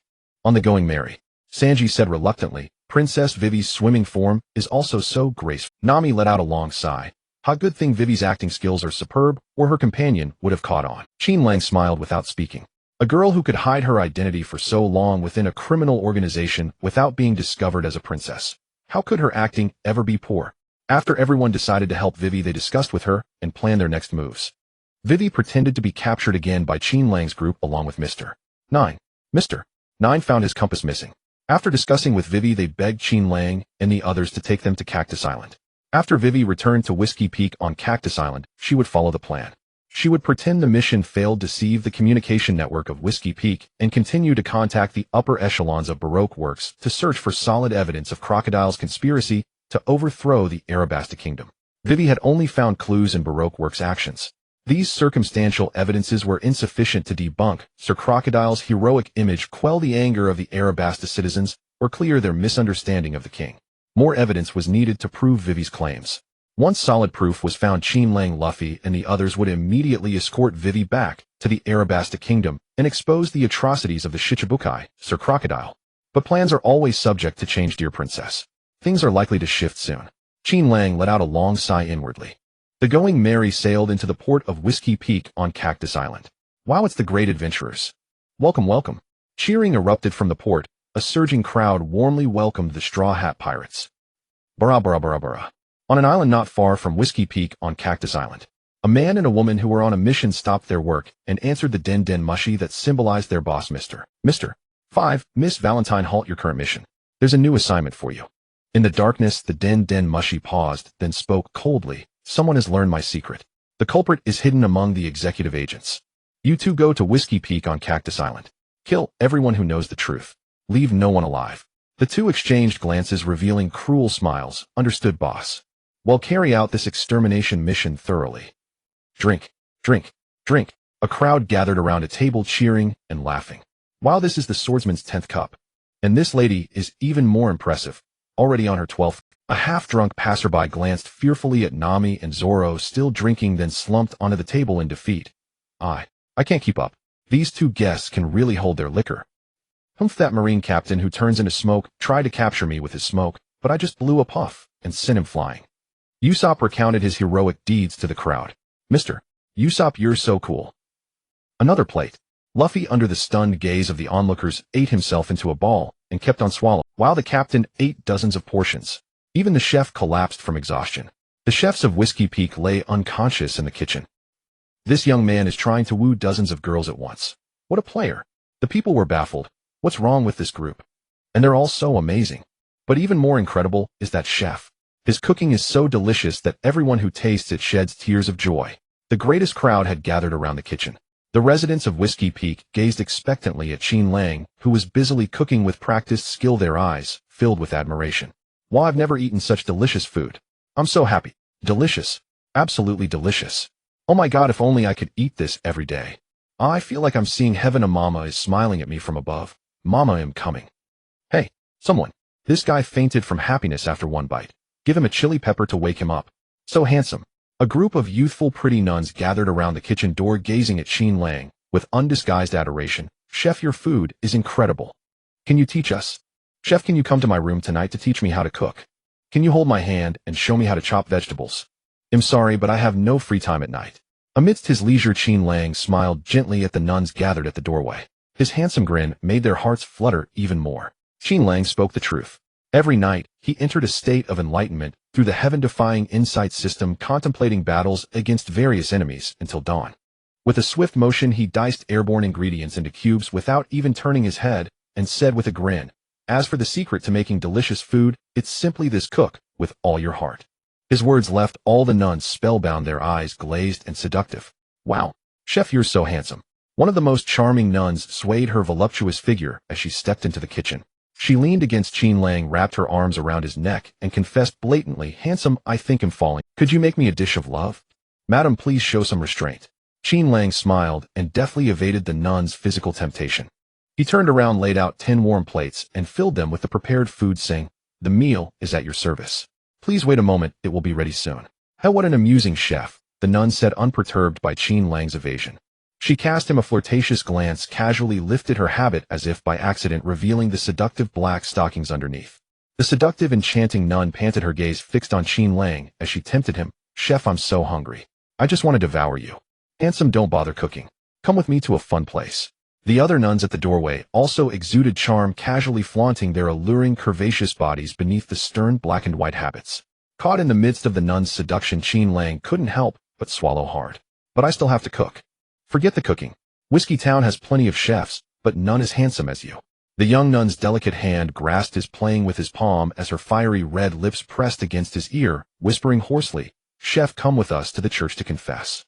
Let God cleanse our sinful bodies. At the mention of bodies, the seductive nun deliberately pressed her chest against Qin Lang's. Well, all right then. Qin Lang was successfully enticed by the bevy of beautiful nuns.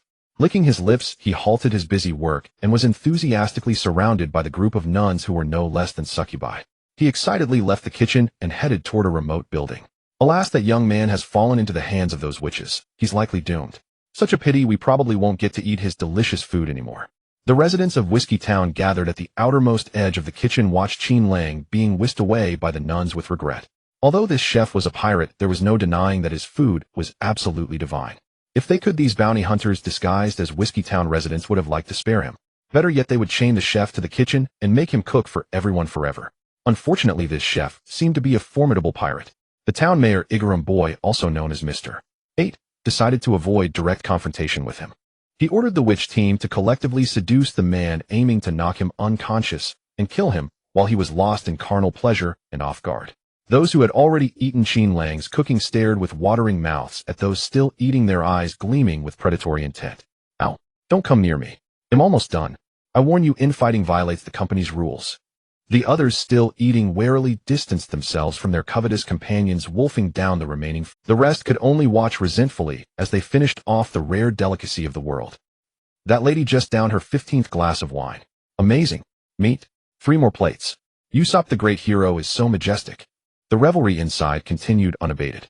Luffy and the others were completely oblivious.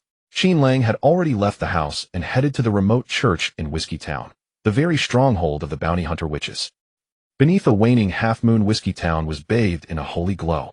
The lights in the rooms had long been extinguished, and the entire town had fallen into a deathly silence. May you have sweet dreams, adventurers.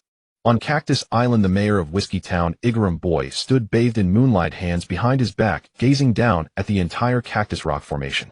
He whispered softly, tonight the dancing cactus rocks under the moonlight are beautiful as well. The melody of death slowly climbs upon the adventurers, plunging them into hell in their slumber. Mr. 8, you sound just like a poet. Mr. 7 suddenly appeared on the rooftop, chuckling as he teased the mayor below. Seated beside Mr. 7 was Miss Wednesday Vivi. It's you too. Mr. 8 turned back with a stern face. He inadvertently exchanged a glance with Vivi. Vivi gave a slight nod indicating that she was fine. Princess, thank heavens nothing went wrong. Mr. 8 breathed a sigh of relief. The door behind him opened and Miss Monday, tall and wearing a nun's habit, stepped out. That girl sure can drink, Miss Monday said in a voice that was utterly incongruous with her sturdy, muscular build. She casually tore off the nun's habit she had worn as a disguise, revealing her robust, powerful frame. If I hadn't tampered with her glass, she'd probably still be wide awake and causing a ruckus. Miss Monday massaged her head, which was slightly dizzy from too much drink, and cracked her neck with a snap. She complained, Mr. 8, they're just 6 brats who look weak. We could have caught them at the harbor. Why throw a banquet and feed them? Our town is already struggling with food. I figured Mr. 9 and his partner would fail their mission. I never expected them to bring back whale meat. Hey, that's going too far. Mr. 9 protested, but she shot him a contemptuous glare. Weak men don't deserve to speak to me. These two who disliked each other would never have foreseen that in the future they would marry in Whiskey Town and have a son, building a happy bounty hunter family. Miss Monday, judging the strength of these pirates by appearances, is sheer stupidity. Mr. 8 pulled 2 wanted posters from his pocket and said sternly, if we had struck at the harbor, the entire Whiskey Town bounty hunter squad would likely have been killed by this pirate crew. What? All 3 were startled by Mr. 8's words. 30 million berries. They stared in disbelief at Luffy's grinning wanted poster in Mr. 8's hand and exclaimed in unison, that goofy-looking guy. He's a pirate worth 30 million berries. How is that possible? Exactly. They all seem so ordinary. Vivi played her part convincingly, not at all like someone who knew the truth beforehand. Miss Monday ran her hand through her pink short hair with a hint of lingering fear. I'm really ashamed. I almost brought disaster to the town. You're already this shocked. Mr. 8's face darkened as he moved aside Luffy's poster, revealing the one beneath it. a handsome portrait of Qin Lang in white robes holding a sword. He pointed at Qin Lang's bounty amount and said in a low tone, "We nearly confronted a pirate powerhouse with a bounty of 100 million berries hidden. If that pirate named Luffy can defeat all the bounty hunters in Whiskey Town, then this Qin Lang would likely raise the entire Cactus Island to the ground, leaving not a blade of grass. 100 million berries." The trio stood dumbfounded, sweat streaming down their backs as they stared at Qin Lang's smiling portrait as if facing a living demon. As bounty hunters who earned their living by turning in pirates for rewards, they knew full well what a pirate worth 100 million berries signified. Heavens! Miss Monday could no longer stand steady and collapsed to her knees with a thud. She looked up at Qin Lang's wanted poster in Mr. 8's hand, her masculine face twitching uncontrollably in terror. Why does a monster with 100 million berry bounty appear at the entrance to the Grand Line? That's not something we should be worrying about. Mr. 8 folded the bounty poster and put it away, wiping the cold sweat from his forehead. Fortunately, we received this pirate crew's wanted notice in advance. This rookie pirate crew's combat prowess is astonishing, far beyond the typical trash we can handle. I've already ordered the witches to seduce that monster, get him drunk on the strongest whiskey in Whiskey Peak, and when he's defenseless, have them drive blades through his vital points. If all goes smoothly, we'll receive their signal any moment now. No sooner had he spoken than a bright crimson firework rose from the distant cactus rock, bursting in the sky into the shape of a fiery red pair of lips. The witches have succeeded. Mr. 8 turned back to face the trio, letting out a cold laugh. As expected, even pirates with bounties over 100 million are still merely human at their core. They can still be killed by a blade. Is the pirate dead? Vivi tensed for a moment, then relaxed again. Impossible. That pirate wouldn't be the type to fall for wine and women. There must be some hidden reason behind this. Mr. 8, thanks to your thorough planning, otherwise would probably be dead by now. Miss Monday let out a long sigh. She picked herself up from the ground and pointed at the house behind them uncertainly. Then what about the monster's remaining companions? Kill them too. We can't capture a monster over 100 million alive. As for them, Mr. 8 said coldly, killing them would reduce the bounty by 30%. The world government wants them publicly executed. Capture them alive while they're still sleeping. Suddenly a voice laced with amusement rang out from the roof above the four of them. Sorry to interrupt your conversation. Tell me, who exactly is this monster you're talking about? And could you please not disturb my crew? Everyone's exhausted from today's voyage. Who's there? The four of them started in alarm, spinning around to stare up at the attic roof in shock. A lone figure sat silently under the waning moon, one hand resting on his sword, a cold smirk fixed on his face. It was the three-sword-style pirate hunter Qin Lang. This is bad. The door burst open and two fully armed bounty hunters rushed out in panic, reporting to the four outside. Mr. 8, Miss Monday, somehow the man with the waistcloth and 3 swords has escaped from the house. Vivi nodded, staring at Qin Lang on the attic roof. Indeed, he's right there. As expected, Qin Lang was no ordinary pirate either. He had managed to slip out of that room full of pirate bounty hunters without a sound, without alerting a single person. With their help, I might be able to defeat the crocodile. After returning, Vivi went with Mr. 9 to the confessional and wrote an apology letter to the boss behind the scenes, Mr. 0, hoping for his forgiveness. During that time, she barely had any chance to spend time alone with Mr. 8 or the guard captain Akainu. Thus Mr. 8 had no idea that Vivi had already reached an understanding with the Straw Hat Pirates. This formidable pirate crew had become Princess Vivi's allies. He still regarded them as a troublesome pirate gang and was doing his utmost to eliminate them without mercy. Mr. 8 glared at Qin Lang on the attic roof, grinding his teeth. You bastard, weren't you supposed to be dead drunk and fast asleep? Just fooling you. A swordsman would never let himself be taken down by careless fools like you. Qin Lang smirked, triumphantly rose to his feet, and pointed his left sword at the crowd, gradually filling the ground below, sneering. Only 100 or so bounty hunters. Well, that'll do barely. He'll take you all on. The criminal syndicate that hunts down young, inexperienced pirates at the entrance to the Grand Line, Baroque Works. He knows who we are. The 100+ bounty hunters below were all startled. Damn it. Could this guy be sent by the crocodile to kill the princess? Mr. 8's expression twisted in terror as he stared at Qin Lang under the waning moon. How the hell do you know the name of our organization? Looking down at the crowd, Qin Lang grinned. Don't worry about such boring things. I already know your Baroque Works identity, I already know your secrets, and I violated your company rules. So please try your hardest to kill me. Mr. 8's face darkened. Arrogant fool. Looks like there'll be another tombstone on Cactus Rock. These towering cactus-like peaks were covered in countless sharp spikes. Each spike was a tombstone for pirates killed by Baroque Works and buried here. Over the years, tens of thousands of rookie pirates had met their bones laid to rest on Cactus Rock.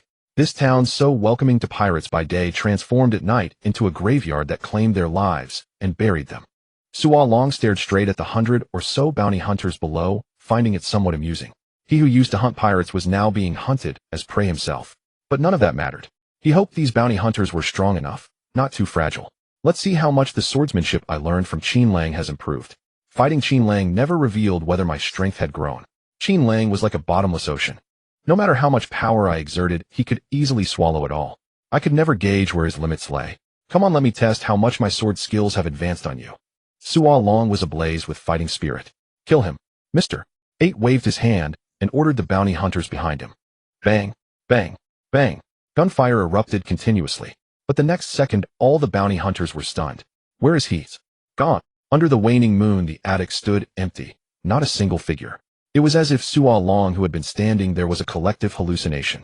The bounty hunters searched frantically, and soon a cry rose from the crowd, "He's right among us." Qin Lang, now gradually mastering shave, gripped his swords with both hands and grinned. Let's start. The surrounding men encircled him and fired their guns in unison. Qin Lang sensed the sound of air currents around him, the panting of bounty hunters, the bullets leaving the muzzles and flying toward him. So this is what Qin Lang meant by perceiving the breath of all things. Unfortunately, my Kinbunshika haki isn't mastered yet. I can't predict bullet trajectories like Qin Lang and dodge in advance. Qin Lang vanished in a flash. The bullets struck the bounty hunters opposite him, and a group of them crumpled to the ground, felled by their own comrades' fire. Mr. 8 slapped his forehead in exasperation. Idiots, you shot your own men. Where did that swordsman go? Find him now. In the sky beneath the waning moon, an unremarkable wisp of black smoke mingled with the clouds. Qin Lang, transformed into smoke, floated lazily in the air. He rested his hands behind his head, looking down at Qin Lang having a blast below, and chuckled. That Qin Lang sure is enjoying himself. Oh, they're here quicker than I thought. Qin Lang felt a shift in his heart and looked up toward the distant harbor. 2 figures were slowly approaching Cactus Rock in Whiskey Peak. Just as Qin Lang's gaze fell upon them, the system's notification chimed. Host observed user of the bomb. Comprehended ability to make any part of the body explode. Host observed user of the kilo fruit. Comprehended ability to freely manipulate one's own weight between 1 kilogram and 1.0 kilograms. The abilities of the explosion fruit and the weight fruit are indeed fascinating. Qin Lang floated in the air with his eyes closed, eagerly using the heavenly insight system to gain insight, developing the powers of the 2 devil fruits in a virtual battle. A few minutes later, Qin Lang opened his eyes. At the same time, he dispelled the effect of the smoke fruit, transforming into a human form and floating in the air. This is precisely the ability of the weight fruit. The user of the weight fruit weighs only 1,000 grams, at their lightest equivalent to the weight of 2 bottles of regular mineral water. Strictly speaking, Qin Lang was actually descending slightly. But while descending, he lightly stepped in the air using moonwalk, and then, aided by the wind, floated back up. Is Zoro really having that much fun? I shouldn't let those 2 interrupt him. I might as well join in. Qin Lang glanced at Zoro, who was enthusiastically playing with 113 pirate hunters, then turned and walked in the air towards Mr. 5 and Miss Valentine's Day. In a few moments, Qin Lang casually walked over Mr. 5 and Miss Valentine's Day. With his hands in his pockets, he looked down at the oblivious 2 and instantly increased his body weight. 10 tons of weight. Ton drop. Qin Lang's body rapidly descended. Just as he was about to hit the ground, he activated the ability of the explosion fruit, creating a massive explosion that countered the gravitational force. In an instant, a large amount of deep red flames erupted from Qin Lang's body, with faint hints of deep green light shimmering within the flames. Hellfire. Boom. A huge explosion echoed throughout the Whiskey Peak. Where did that explosion come from? Even Zoro, who was engaged with 100 bounty hunters, instinctively turned his gaze towards the source of the explosion. An opportunity. A bounty hunter seized the chance to slash at Zoro's head, but missed. Zoro appeared behind the bounty hunter, using Soru expressionless as he slashed at his back. For these bounty hunters whose hands were stained with blood, Zoro adhered to the philosophy of the survival of the fittest, showing no mercy. He would only hold back slightly against children and women, using the back of his sword to knock them out. Qin Lang hasn't shown up. He must be the one making that noise. Zoro had learned from the bounty hunter's threats that Qin Lang had been killed. But Zoro didn't believe it at all. His expression didn't change as he calmly said, "There's a saying in my hometown, foolish seagulls always think they can conquer the sea." Zoro thought that even if Qin Lang lay on the ground offering no resistance, allowing these weaklings who only preyed on novice pirates to attack him, they would still be unable to breach Qin Lang's defenses. Oh, what was that sound? The massive rumbling sound startled Nami, who was secretly searching the bounty hunter's hideout for treasures. The beautiful little thief rolled her eyes in dissatisfaction, looking at the worthless items in front of her and complaining, what kind of bounty hunter's lair is this? Why is everything worthless? Honestly, it ruined my fun. Meat. Luffy turned into a ball, was still sound asleep. Usopp lay in Sanji's arms, mumbling in his sleep, I kicked a whale the size of an island. Sanji held Usopp's hand, also mumbling in his sleep, beautiful lady, would you marry me? Miss Valentine's Day, watch out. Mr.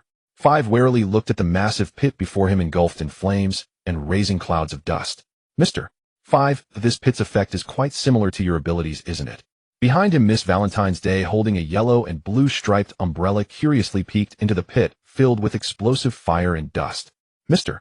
Five awkwardly shook his head. My snot fantasy cannon can't create an explosion of this scale. But give me enough time, and I could manage it. As the smoke gradually dispersed, they saw a handsome guy dressed in white casual clothes standing in the middle of the pit, smiling as he observed them. Qin Lang smiled at the two, who looked on, alert. Oh, what a coincidence. Are you also out for a walk here? Haha, handsome, you fell from the sky at this late hour to attack us, and call it a walk. Miss Valentine's Day chuckled twice, her expression dismissive. Are you afraid? Mr. Five stared at Qin Lang coldly, asking, who are you, and why are you here at this hour? Qin Lang ignored Mr. Five's questioning and smiled at the popular Miss Valentine's Day in the sea of people inviting her. It's a long night with no sleep. Ew, I thought I was the only one awake. What a coincidence. It turns out this beautiful lady can't sleep either. Why don't we take a walk together and enjoy you? Looking at the charming and smiling Qin Lang, illuminated by the remaining flames, Miss Valentine's Day's face suddenly flushed. She raised her head arrogantly and shouted, hey, you're very rude. Inviting me like this at our first meeting. Do we know each other well? Bastard. Mr. Five was not only ignored, but also witnessed his partner flirting right in front of him, feeling an indescribable anger. Since you've seen us on a mission, don't think you can leave here alive. While speaking, Mr. Five snapped his fingers, launching a prepared ball of snot towards the position where Qin Lang stood, shouting loudly, snot fantasy cannon. Boom. The explosion rang out again on Whiskey Peak. Die, trickster. Mr. Five looked at the fiery explosion area with satisfaction, smirking, daring to attack us. The explosion in this area must have been triggered by your preset landmines. You probably don't understand. I am the explosion man, who cannot be harmed by explosions. Is this how it ends?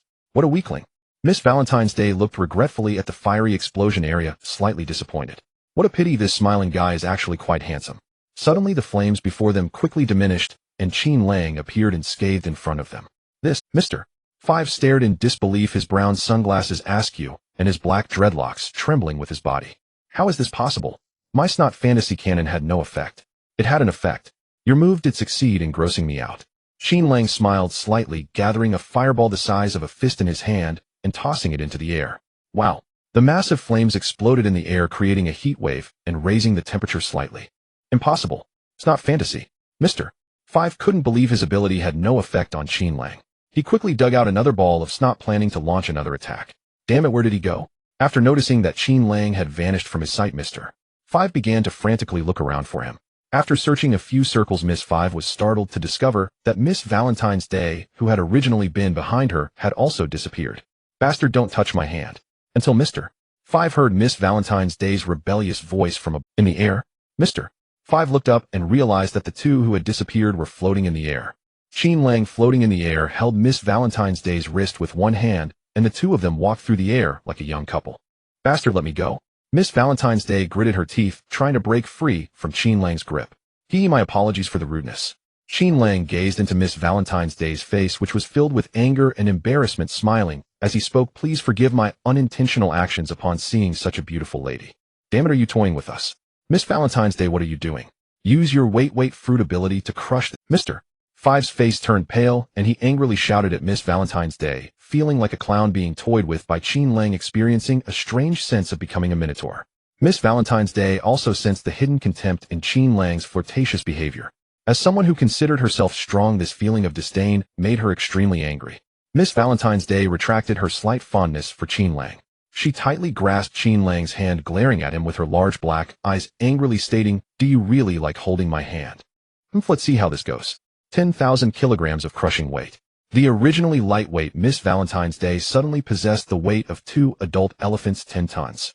She tightly gripped Qin Lang's hand and forcefully slammed down towards the ground. Boom. The tremendous impact caused large cracks to form on the ground, with dust flying everywhere. Amidst the dust, Miss Valentine's Day opened her umbrella and lightly floated up from Qin Lang's body. She turned around, angrily glaring at Qin Lang, who was lying on the ground beneath her, and proudly declared, "Ha, let you underestimate me, bastard. You've turned into meat paste now." But little did she know the guy she had thought was dead slowly sat up from the ground. After brushing off the dust from his body, that guy stood up, as if nothing had happened, completely unharmed. He continued to observe her with a smiling expression, teasing, "Beauty, we've only just met. Why are you so eager to throw yourself into my arms? How could you be completely fine?" Miss Valentine's Day was stunned, unable to believe her eyes. Never before had she seen a target survive under her 10,000 kilograms of crushing weight. But this strangely smiling bastard had emerged completely unharmed. Could it be? Miss Valentine's Day suddenly realized. She pointed at Qin Lang confidently, stating, "I know. You're also a devil fruit user. That's why you could survive my attack." Hee. Qin Lang smiled slightly at Miss Valentine's Day, remaining silent. "Now it makes sense. Mr. 5-0, realizing, belatedly nodded. No wonder this guy is so peculiar. Now that they knew he was also a devil fruit user, Mr. 5 and Miss Valentine's Day reigned in their contempt. The two reorganized their battle formation, starting to take Qin Lang, this formidable enemy, seriously. "We were careless earlier. Now that we're serious, we absolutely won't lose." Mr. 5 held fresh snot in both hands and whispered to Miss Valentine's Day. Behind him, Miss Valentine's Day, "Find the right moment to crush his head. We don't know what devil fruit this guy ate or what special abilities he has. So I will aim for his body and release an explosion. Be careful not to get hurt by it." Miss Valentine's Day blinked and confidently replied, "Understood. Are you going to use snot to bombard me again?" Qin Lang looked at the snot in Mr. 5's hand with disdain, helplessly smiling. "Mr. 5, I really want to know what you've been through. To have twisted the skill tree of the explosion fruit to this extent. Snot fantasy cannon." Mr. 5 snorted coldly and shot the snot in his hand towards Qin Lang's area, causing another explosion. "That's not how the explosion fruit is used." Qin Lang had already vanished from that spot, appearing in the air. Qin Lang clenched a few pebbles in his hand and casually threw them down at Mr. 5, saying, "Since sweat is also a part of your body, skin flakes can also explode. Why do you only shoot snot?" Mr. 5, though unsure of Qin Lang's intent with the stones, decisively dodged them. Boom, boom, boom. The pebbles struck the ground, causing a series of explosions that engulfed Mr. 5's body. Hee, this is amusing. Mr. 5 emerged from the smoke unscathed. He glared at Qin Lang, boasting, "What? It turns out you have a similar ability to mine. I could never lose to you. I am the explosion man, who cannot be harmed by explosions." Mr. 5, I know a guy who is also skilled in using explosive abilities. He often says a particular saying that is quite amusing. Qin Lang sidestepped in the air, lightly dodging Miss Valentine's Day's leg whip that came from behind, smiling, as he said, "Actually, the blood in your body is a better explosive. Its power far exceeds that of your snot. Stop messing around." Mr. 5 didn't understand, but he sensed something was off, shouting, "Miss Valentine's Day, quickly get away. I'm going to use the maximum explosive power of my snot fantasy cannon to bombard him. I just drew an explosion array on the ground with my blood." Qin Lang tilted his head, showing Mr. 5 the faint bloodstains on his hand. He turned, wrapping his arms around Miss Valentine's Day, who was kicking him, and used moonwalk to fly up into the sky, laughing happily. "Mr. 5, come feel the true charm of explosions. Explosions are art." "You bastard, what are you doing?" Mr. 5's eyes widened as he felt his every hair trembling. The next second, the bloodprint explosive array that Qin Lang had inscribed on the ground was detonated. Boom. A massive explosion erupted from the blood print, every blood molecule contracting before rapidly expanding and unleashing astonishing force. Boom, boom. A dazzling flash of light pierced the night sky, overpowering the moonlight and enveloping the entire Whiskey Peak. "Thunder! Thunder! Bring in the laundry." Usopp was jolted awake from sleep, mumbling groggily, "Keep your voice down." Sanji hastily surveyed the surroundings, noticing that the house was empty and the dishes and chopsticks on the table had all been shaken to the floor. "Gotta pee." Luffy pushed open the door blearily, and only after relieving himself did he look up in confusion at the nearby harbor, remarking in surprise, "Hey, why is the sky so bright over there?" Zoro, having already defeated most of the bounty hunters, contentedly sheathed his Kitetsu 3. He stood beside Luffy, gazing at the firelight at the harbor, and said casually, Must be Qin Lang's doing right. That guy's always messing with something." Luffy suddenly woke up, staring at the bounty hunters sprawled on the ground around him, astonished. What happened to them? "Oh, I defeated them." Suddenly Zoro sensed someone throwing a punch at him from behind and quickly dodged. The one who struck at Zoro was none other than Luffy. "Zoro, you defeated these kind people who treated us so warmly." Luffy retracted his arm, angrily glaring at Zoro in fury. "Idiot, Captain." Zoro was speechless, reminding him, "Luffy, did you forget? Vivi said, everyone here is a bounty hunter. They were about to attack us, so I had no choice but to take them down. Oh right, they're enemies. Luffy, jolted by Zoro's reminder, finally realized his mistake and scratched his head with a sheepish grin. They were just so hospitable, I totally forgot. Zoro rolled his eyes, then looked at Usopp and Sanji as they pushed open the door and said, there's a special situation. The guard captain suspects that Crocodile, one of the 7 warlords of the sea, has already discovered Vivi's identity. He begged us to take Vivi back to the kingdom of Alabasta to expose Crocodile's plot. They've already gone to— I've finished collecting the treasure too.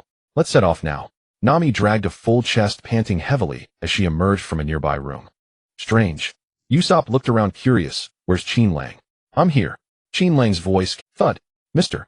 5, battered and foaming at the mouth, was casually tossed to the ground by Qin Lang. A small parasol fell to the ground. Then Miss Valentine, unconscious, was also thrown to the ground by Qin Lang, without a hint of chivalry. Although Mr. 5 was immune to gunpowder and explosive attacks. The deafening roar of the massive explosion was too much for his fragile body to bear, so he was knocked unconscious. Nami examined the 2 figures on the ground, curious. Qin Lang, who are these people? They are key members of Baroque Works, Mr. 5 and Miss Valentine.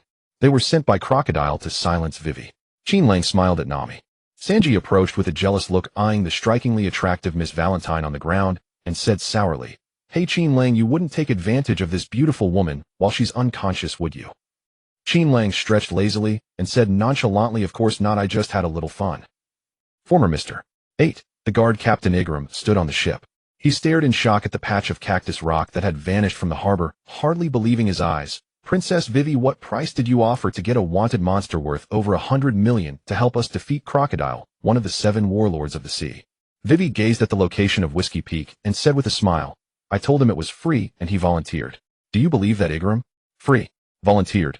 Volunteered for what? To make an enemy of a warlord of the sea. Igaram was dumbfounded. Vivi smiled sweetly. Mr. Pirate is a very capricious strongman. Karoo the fast-running duck, Gua. Cactus Island, Whiskey Peak Harbor. Huff huff.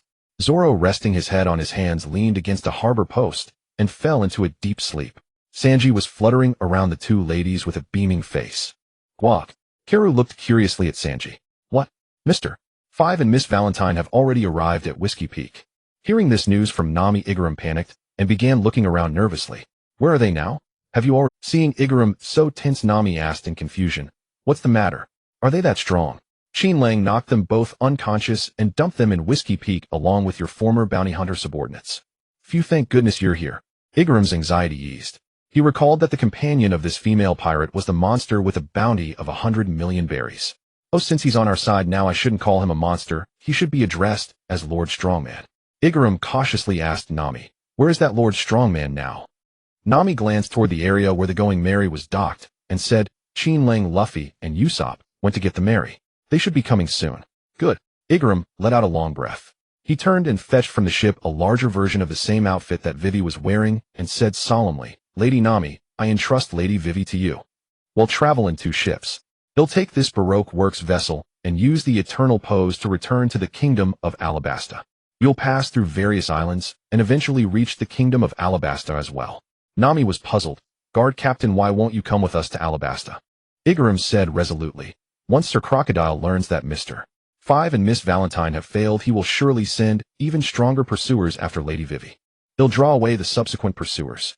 Vivi reluctantly grabbed Igaram's sleeve, her expression complicated. Igaram, there's no need to do this. We can fully trust in Mr. Pirate and Luffy's strength. Igaram grasped Vivi's hand and said sternly, Lady Vivi, this is what I as the captain of the Royal Guard must do. Although that lord is very strong, time is of the essence. If you are constantly pursued by Baroque Works, your progress will be slow. Let me divert their attention to ensure your safe passage. You must be careful.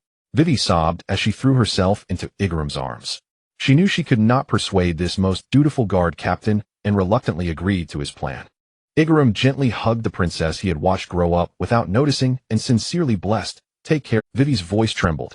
You must come back to Uncle Igaram. Time was pressing. Before Qin Lang and the other 2 could arrive with the Merry. Igaram alone sailed the ship, which would surely be noticed by Baroque Works, out of the harbor and into the distance. Nami stood beside Vivi, watching Igaram's ship gradually fade away under the moonlight. Vivi sniffled softly, her spirits low. Uncle Igaram has taken care of me since I was born. I originally planned to infiltrate Baroque Works alone, But he was worried and insisted on coming with me to go undercover despite the danger. Nami glanced at this stubborn girl biting her lip, then turned back to look at the distant ship, nodding with a smile. You can tell he cares about you deeply. Don't worry, he'll make it safely to the kingdom of Alabasta. Vivi nodded vigorously. The next second, a blinding white light erupted and Igaram's ship was engulfed in a horrifying explosion. A deafening roar swept over the people at the harbor. Boom. For a brief moment, everyone's ears rang. How could this happen? Snapping back to reality, Nami stared in terror at the explosion site on the distant sea. Raging flames engulfed the entire ship, sending waves of heat rolling and surging. The enemy caught up so quickly. Vivi stood frozen, staring at the shattered hull and the towering flames in the distance. She bit her lip, fresh blood staining her lips red.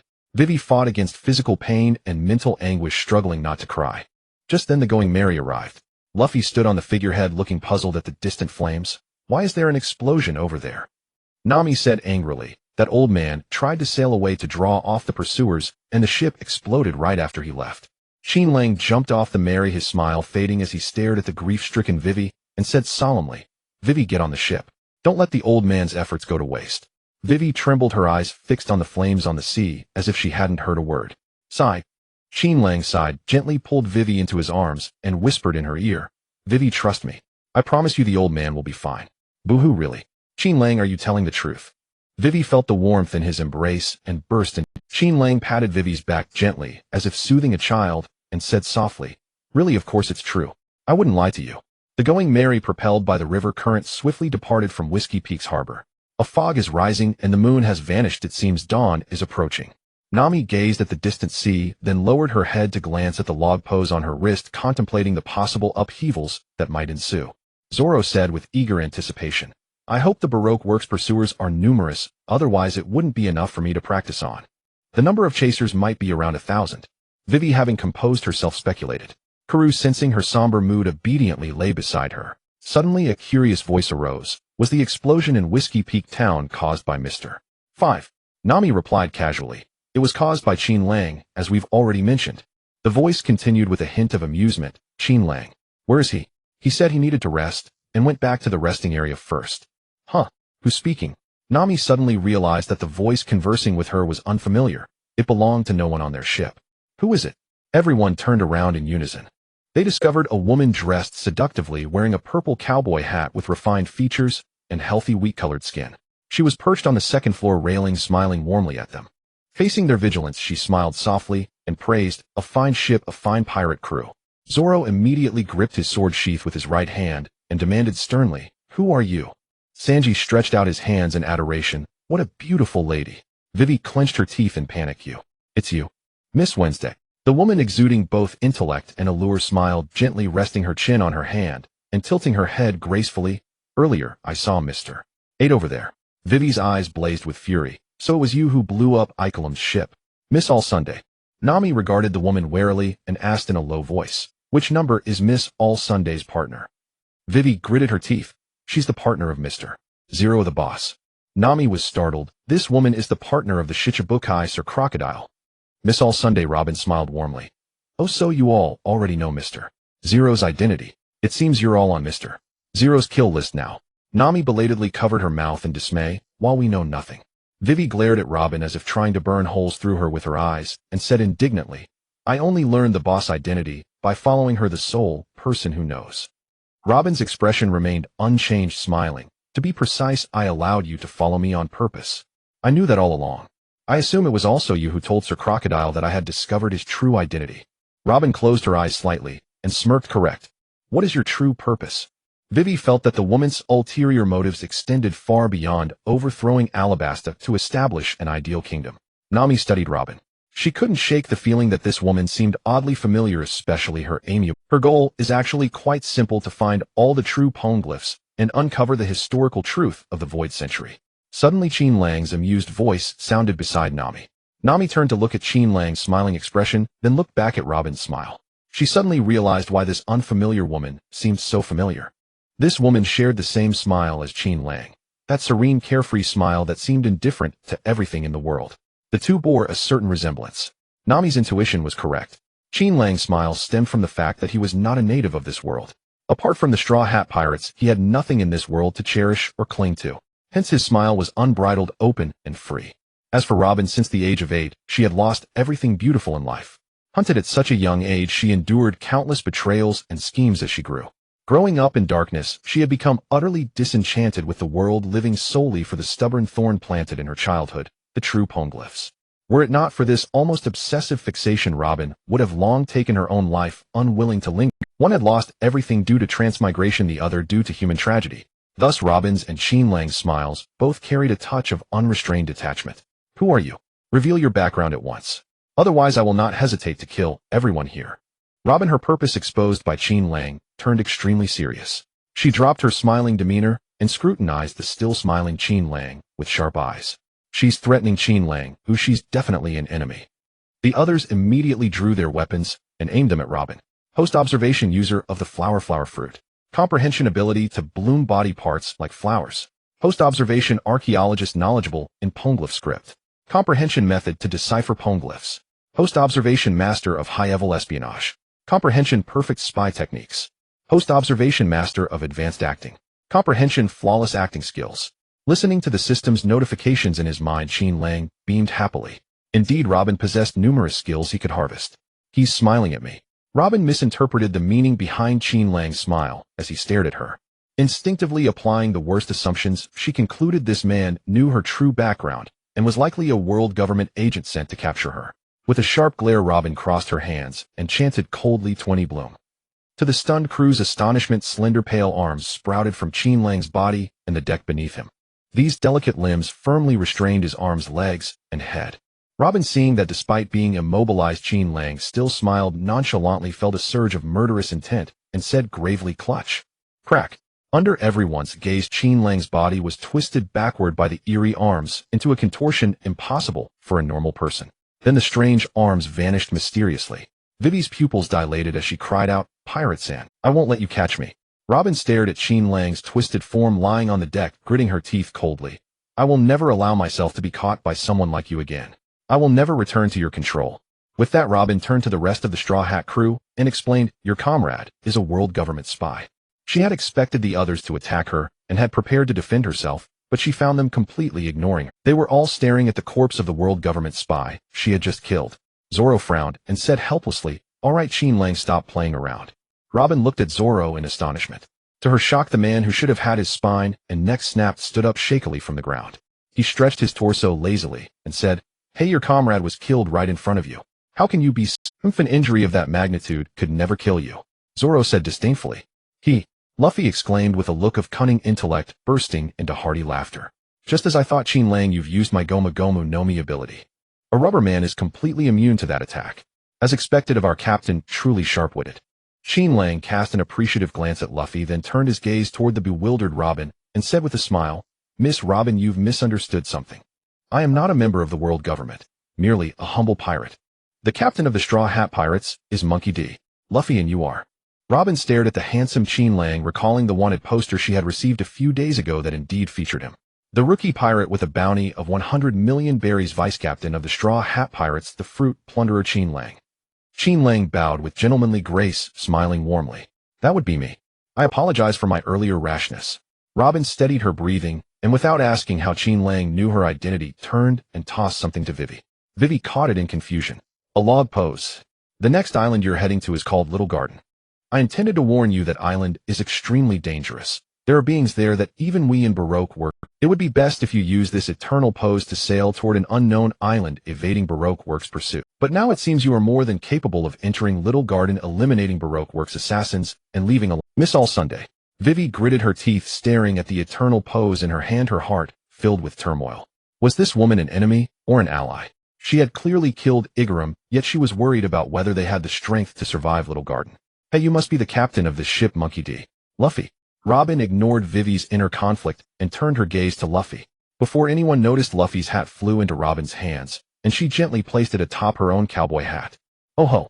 Qin Lang watched the scene with a sly grin, chuckling inwardly. Hey Robin, once you've worn that straw hat with its strange magic, you're already destined to board this pirate ship. Luffy's eyes widened in anger. Hey, don't touch my hat. Give it back. Qin Lang smiled faintly and twitched his fingers. The next second, the straw hat that had been resting on Robin's cowboy hat spun in the air and flew back onto Luffy. Luffy clutched the straw hat as if it were a treasure, letting out a long sigh, and glared at Robin. "If you don't touch my hat, it's my precious." "You?" Robin stared at Qin Lang in shock. She noticed that a brief arm had sprouted from her shoulder, tossing the hat from her head back to Luffy's. The arm vanished in an instant, leaving only a single red petal drifting in the air before fading away. This was clearly an ability exclusive to her Hananomi. Could this be why the Straw Hat Pirate's Vice Captain Qin Lang was called the Fruit Plunderer? He could use the abilities of other devil fruit users. Robin's analytical skills were top-notch. In an instant, she deduced the general situation. A humble display. Qin Lang leaned against the mast, meeting Robin's gaze with a smile. "Hey, you truly are an astonishing man." Robin took a deep breath, unsure how many times she had been shocked by this man before her. Vivi suddenly noticed that the eternal pose in her hand was gone. Oomph. Luffy had taken the compass. He crushed it in his hand, glaring at Robin with displeasure. "Hey, you killed the curly-haired old man. The Going Mary's course is none of your business. We don't need you to decide our route." Robin turned back to stare at Luffy for a moment, then a knowing smile curled at the corner of her lips. "Is that so? What a pity. I don't dislike you. See you next time. Don't come back. I hate you." Luffy stuck his tongue out at Robin. Robin stood up, walked lightly to the edge of the Going Mary, paused briefly, and swept her gaze across the crew. Heh. She cast a meaningful glance at Qin Lang and Luffy, then turned and leaped toward the sea. She jumped into the sea. Is she trying to commit suicide? The crew rushed to the railing and looked down, only to see Robin landing on the shell of a giant turtle. "Let's go, Banshee." The giant turtle, also wearing a cowboy hat, carried Robin away slowly into the distance. "Damn it. Why did you all just let her escape? She's the one who killed Vivi's partner." Nami scolded her crewmates with irritation, perfectly illustrating the concept of bullying within the group. Luffy took a punch from the Empress Nami and collapsed to the floor, dispirited. She seemed pretty reasonable. Zoro endured Nami's fist pounding on his head and offered his own answer. "That woman only showed killing intent when she revealed her goal to Qin Lang. She never bore us any hostility." Sanji felt the love of Nami's fist and responded excitedly. "Miss Nami, she's a beautiful older sister type. How could I ever lay a hand on her?" Nami had had enough of these idiots. Fuming, she turned to Qin Lang. "And what about you, Qin Lang? Why didn't you fight back? That woman was trying to kill you." Qin Lang stretched, lazily yawned, and turned toward the cabin. "Just a little girl throwing a tantrum. Why would I care? I'm going to take a nap. Call me if something happens." "Phew, I'm so sleepy." Nami walked over to Vivi and sighed. "Ugh, what a bunch of unreliable idiots." Usopp stood off to the side, ignored by Nami, feeling utterly lost. He felt so insignificant. He didn't even get a chance to be scolded by Nami. Gah. Karu the fast duck patted Usopp's shoulder with his wing in consolation, indicating that he too had been spared the scolding. Usopp felt even more depressed. Luffy shouted excitedly, "The next island is called Little Garden. Sounds like fun." "Haha, Sanji, I'm hungry." Usopp perked up. "Sanji, I'm hungry too." Sanji rolled his eyes. "He'll go cook now." "Good thing Qin Lang bought me a locked refrigerator. Otherwise the food on board would have been stolen by you guys long ago." Zoro lay on the deck, asleep, a bubble of snot swelling from his nose. Luffy and Usopp crept up beside him with mischievous grins, popped the bubble with a needle, and woke Zoro from his slumber. "You too." An irate Zoro grabbed his sword and chased after them. Vivi wiped her brow and whispered to Nami, "Is your ship always this lively?" Nami rolled her eyes. "You haven't even seen the scene earlier today when Qin Lang fought Zoro and Sanji." Usopp cheered them on, and Luffy shouted encouragement from the sidelines. "None of these guys are easy to deal with." Vivi smiled enviously. "Your crew has such a great atmosphere." 2 days later. "Qin Lang, haven't you caught?" Sanji came out of the kitchen puzzled and asked Qin Lang, who was known for his fishing skills. Qin Lang turned around and pointed at the empty bucket, giving a wry smile. "Our dear Captain 8. Sanji was confused. "Then what are you fishing with now?" "This." Qin Lang lifted the fishing rod, revealing the bait hidden beneath the water. Luffy, the future emperor, tied up like a package. Luffy pulled out of the sea, flailed in the air when he saw Sanji. "Sanji, save me." "I see." Sanji looked at the bait, which was rolling its eyes and spouting water, and shrugged nonchalantly. "Keep at it. Call me when you catch something." Qin Lang grunted in acknowledgement, then cast the valuable bait back into the sea, waiting patiently for a bite. He completely ignored the bubbles gurgling on the surface and the muffled cries for help. Gurgle help. Who will never eat gurgle bait again. Qin Lang seemed to punish Luffy for eating the fishing bait, but in reality, he was training Luffy's resilience to seawater. Although all ability users become weak and powerless upon contact with seawater or Hylu stone, there is still a gap between ability users. Those with stronger resistance to seawater can still use a certain degree of tissue even when trapped by Hylu stone. They are not completely deprived of resistance and subdued by minor foes. Lu Fei lacked training in this aspect. Once he touched seawater or high-loose stone, he became utterly feeble and unable to use any tissue. I didn't expect Lu Fei to actually lure a fish. Suddenly Qin Lang's expression stiffened, and he swiftly pulled Lu Fei up from the sea. Gurgle, gurgle. The limp Lu Fei was lifted and slammed heavily onto the ship. A colossal dolphin 5 or 6 times the size of the Meili Hao followed, closely lured by Lu Fei, a sea Huan-level bait, and leaped out of the sea with great enthusiasm. George. The dolphin paused briefly in the air before plunging back toward the sea. The Meili Hao had no time to dodge directly beneath the falling dolphin. We're doomed. Usopp, who was steering, was terrified out of his mind. Little one, don't be so naughty. Having foreseen this scene, Qin Lang transformed into a vast black mist, materializing into a giant smoke figure in the air, embracing the playful giant dolphin and casually tossing it toward the distant sea. Our captain is not for you to eat. Go find food elsewhere. Off you go. The dolphin spun through the air, thrown far away by Qin Lang. After diving into the sea, it surfaced again, its massive head gazing at Lu Fei on the Meili Hao. With a reluctant "Gio-Gio" cry, it submerged and swam away into the deep. Lu Fei scrambled up from the deck, shivering all over, and said, "Cold, cold, cold, I'm freezing to death. Qin Lang, I'm so hungry." Qin Lang glanced helplessly at Lu Fei. The captain he had chosen. What could he do? No matter how idiotic the captain he chose, he had to spoil him. Bear with it, it'll make you some grilled fish. Qin Lang went to the ship's side and activated his Jangwen Seibaki. He casually tossed 2 wind blades into the sea. Before long, several giant sea Dayu split in 2, floated to the surface. "Ooh, Qin Lang, you're amazing." Luffy's eyes sparkled. He had now fully grasped Qin Lang's temperament. He knew that when praised, Qin Lang would be too embarrassed to refuse him. He had turned into a praise group leader, complimenting Qin Lang all day long, hoping to get more food from him. Qin Lang stretched his arms to bring the catch aboard the Meili Hao, then tossed the several Dayu into the air. Switching his Bao Zha Guashur ability, he shot tiny skin particles, grilling the fish in midair with flames. Before long, the Dayu, emitting an enticing aroma, fell into Luffy's arms. Hee, it smells so good. I'm digging in.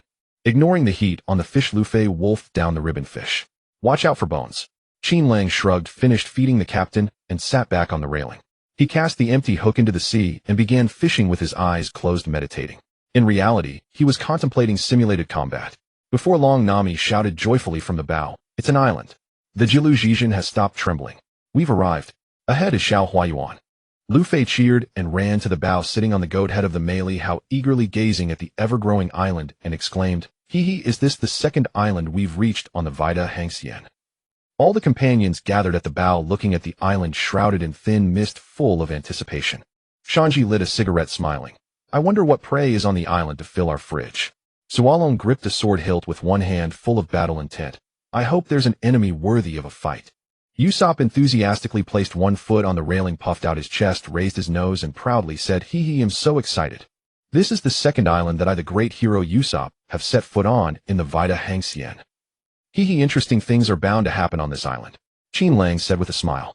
He knew what they would encounter on Xiao Huayuan, but experiencing it firsthand as a third party was completely different from watching the anime, so Qin Lang was also filled with anticipation. The Meili Hao sailed toward the sheltered waters of the island. Gair gair. Strange animal calls echoed continuously through the primeval forest. Nami looked warily at the dense jungle around them, saying, "This is Xiao Huayuan. The island doesn't match its name at all. Oh, it's not cute in the slightest." Wei Wei said worriedly, "This island seems to be still in its primitive state. The forest is different from other islands." Lu Fei remained cheerful. "Woo. So I'll find a good place to dock. I want to go on an adventure on this island." A giant Shizu Niao with a wingspan of 6 meters, soaring high, mistook Shanji, whose back was turned for prey. It swooped down rapidly, extending 2 sharp claws toward Shanzi's shoulders. Fortunately, Shanji sensed it in time and dodged the giant bird's attack. "Hey, you damn bird, next time he'll roast you for meat." This scene terrified Nami, Usopp, and Kalu, who huddled together trembling. Ow. After a terrifying tiger roar, a huge Banlan Menghu slowly emerged from the dense forest. It surveyed the people on the ship, roared again, and then fell to the ground without warning. Ow. After a terrifying tiger roar, a huge Banlan Menghu slowly emerged from the dense forest. It surveyed the people on. Whoa, I absolutely refuse to go up. Usopp stared at the dead giant tiger, trembling all over, completely forgetting his grand declaration from moments ago. Lu Fei looked excitedly in the direction from which the tiger had come. "There seems to be a strong guy over there. Qin Lang, where's my adventure lunchbox?" "Already prepared for you."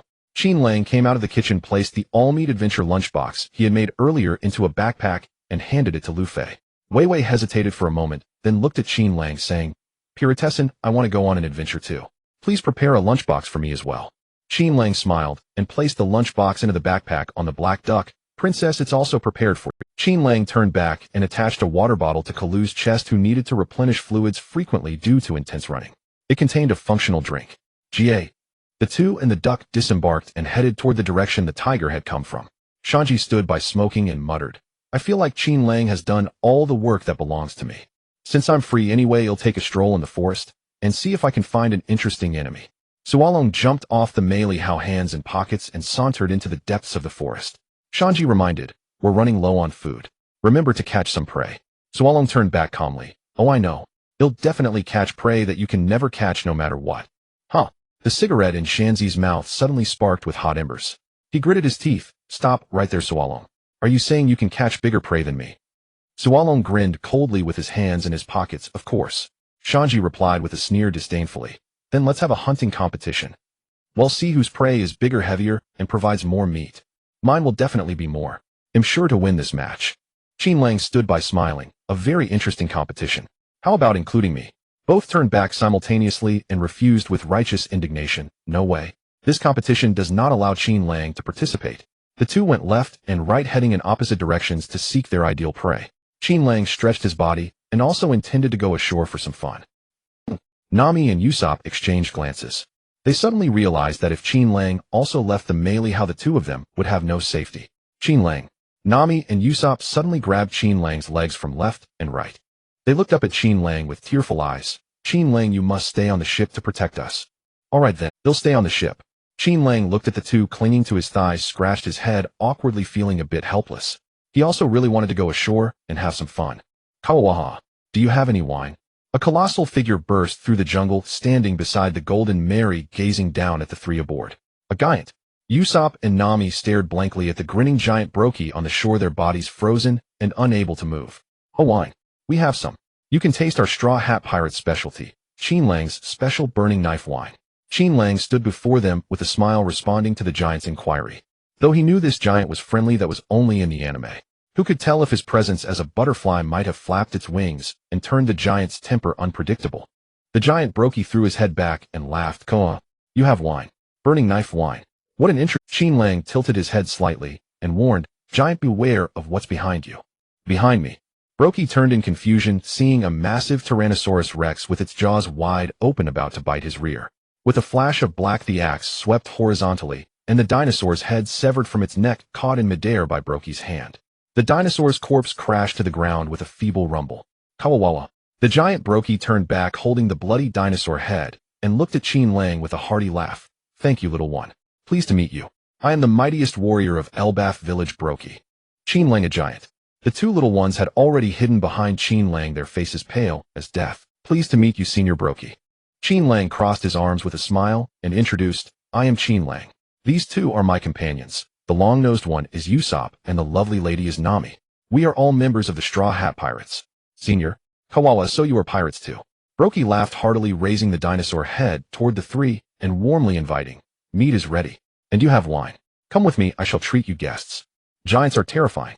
Usopp and Nami, terrified by the dripping head, pretended to faint, falling back. Brokey scratched his head in confusion, looking at the two on the ground. What's wrong with them? I don't mind them.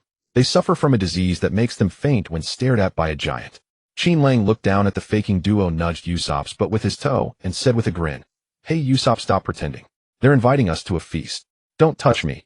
Usopp kept his eyes shut and whispered, Qin Lang, play dead. No matter what happened. Nami's voice trembled. Will it work? Are giants like bears? They want to eat dead people, right? Qin Lang shook his head, turned back toward the kitchen, and said, Senior Brokey, I'll fetch a few barrels of burning knife wine for you to taste our Straw Hat Pirate's specialty. Brokey laughed with anticipation. Koa, it's been so long since I've tasted fine wine. I'm truly looking. His booming laughter echoed through the forest's startling flocks of giant birds. The cowardly duo lay still on the deck, as if truly unconscious. Meanwhile, Luffy, Vivi, and Karu had encountered another giant Dory on the other island. Nayaya. Giant Dory laughed heartily, then looked at Luffy on his palm with admiration. I saw it all. You dared to fight the Longnecks in this forest. What a courageous man. It's been so long since we had guests. I must treat you well. Whoa. Luffy stared at the giant in awe. Wow, you're so tall. Are you human? Am I human? Nayaya. Dory laughed again at Luffy's words. After laughing for a while, he lifted his sword, planted it on the ground, struck a confident pose, and declared, I am the mightiest warrior of Elbaf village Dory. I belong to the giant race, but of course am also a human. Nayaya. Vivi, hiding behind a tree, stared wide-eyed at the giant, her voice trembling. A giant race. I've heard of them, but I never thought I'd actually see a living giant. Luffy, fearless as always, had already adapted to being with giants and grinned. Am Luffy a pirate? Below is Vivi and Karu. Nice to meet you. Luffy, why did you mention me? Vivi's face went pale, regretting coming with this reckless captain. Karu had already fainted, his eyes rolled back. Luffy looked up and down at the towering Dory, exclaiming, wow, this is the first time I've seen a real giant. The ones I saw before were the smoke giants Qin Lang turned into. They were also huge, but they never felt real.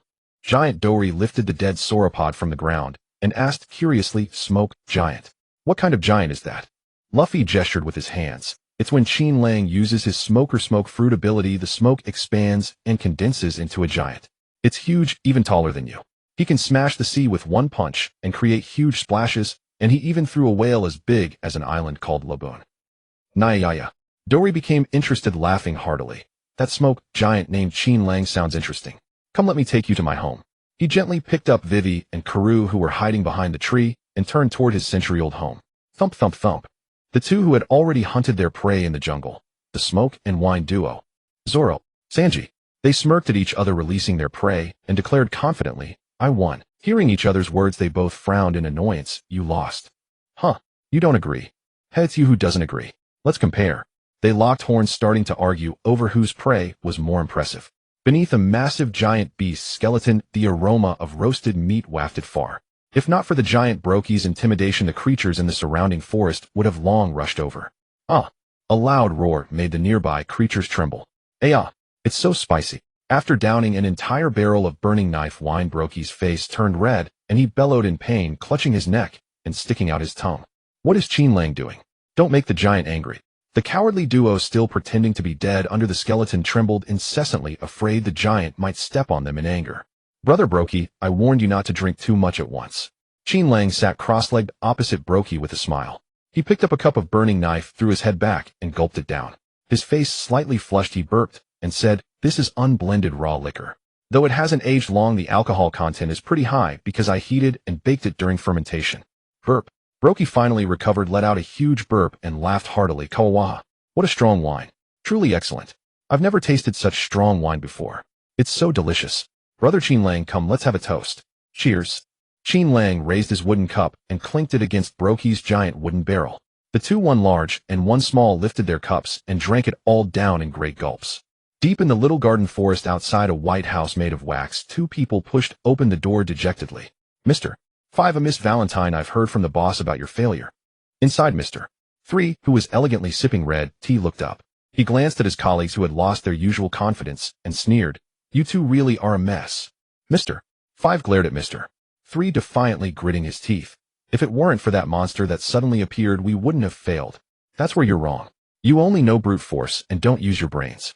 Mr. 3 raised his teacup, took a delicate sip, and said confidently, I've already planned everything. Just follow my plan. If you don't hold me back, the giants on those 2 islands will work for us, and we'll capture that rookie worth 100 million berries. Then we can rake in 330 million berries in bounties. Bang! The volcano erupted, spewing vast plumes of smoke like the signal fires of battle ignited. At the same time, the 2 giants, who were drinking cheerfully with their guests, suddenly turned their gazes sharp and fierce. It's time for the duel. They both set down their food and wine at the same time. On Luffy's side, Dory rose to his feet, resting a hand on his knee, and picked up the longsword beside him, saying in a deep voice, well, I must be going. Off. Luffy looked at Dory in confusion, but noticed that Dory's eyes had changed. They were completely different from when he had been competing with him in eating meat earlier. That was the tenacious gaze of a pure warrior. On Qin Lang's side, Usopp and Nami, who had gradually become accustomed to the temperament of the giant Broggy, cautiously ate the meat in their hands, watching Qin Lang and Broggy drinking and laughing together, joking and roughhousing with fearful hearts. Brother Qin Lang is truly carefree. Broggy, who was getting tipsy, even forgot that Qin Lang was of a different stature from himself, and casually punched Qin Lang with a laugh. Fortunately, Qin Lang's body was tough enough that he took Broggy's punch without a scratch. Then the volcano erupted. Upon hearing the sound of the eruption, Broggy's flushed face changed expression. Brother Qin Lang, I need to step away for a while. He decisively put down the barrel of wine in his hand, stood up, and grasped the giant axe and shield beside him.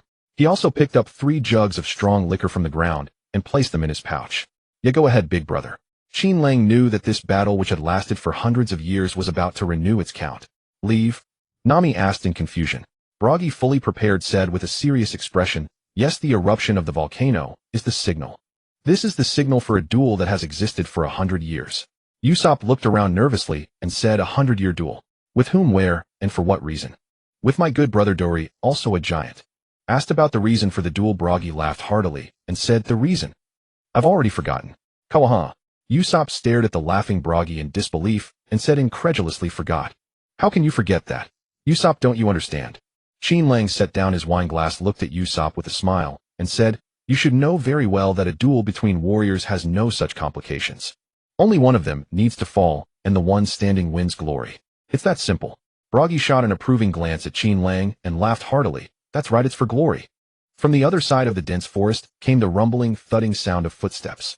As the sound drew nearer, another giant of equally towering stature appeared in the sight of Qin Lang and the others. It was the giant Dori. The reason for the fight. The 2 giants exchanged a glance and then ran toward each other. Long forgotten, giant Bragi charged at Dori, holding his shield high in his left hand to cover his chest, his right hand wielding the axe at the ready. Giant Dori similarly charged at Bragi's shield in his left hand and giant sword held sideways with the tip pointing backward in his other hand. At the same instant, Bragi's giant axe was blocked by Dori's shield. Dori's giant sword was also parried by Bragi's shield. Bang! The colossal impact generated wave after wave of shockwaves sweeping through everything around. Some fragile creatures had their eardrums shattered by the shock and fell to the ground howling incessantly. The 2 giants grinned and laughed. Battle 73466 begin. I'm convinced, so cool. Luffy was knocked to the ground by the shockwave and stared dazedly up at the 2 giants. That scene of the 2 giants colliding and fiercely battling was forever etched deeply into Luffy's mind from that moment on. It was only then that he began to understand why Qin Lang, after using the smoke fruit, liked to transform into a giant smoke giant, even though it was obviously cumbersome. So the giants' battles were so straightforward and fierce that just watching them made one's blood boil. Hee, I want to become a giant too. Luffy suddenly felt a strong desire to develop a technique that would let him also turn into a giant and fight against Qin Lang's smoke giant. He wondered if there would be the same heroic bearing between them as between these 2 giant warriors. Amazing. Usopp looked up dazed at the 2 giant warriors who unhesitatingly struck at each other's vital points. A certain nerve within him was deeply shaken and began to awaken. Nami looked at the 2 giants fighting each other with confusion and said, it's just a troublesome fight. What's so interesting? Why don't we take this chance to escape back to the ship?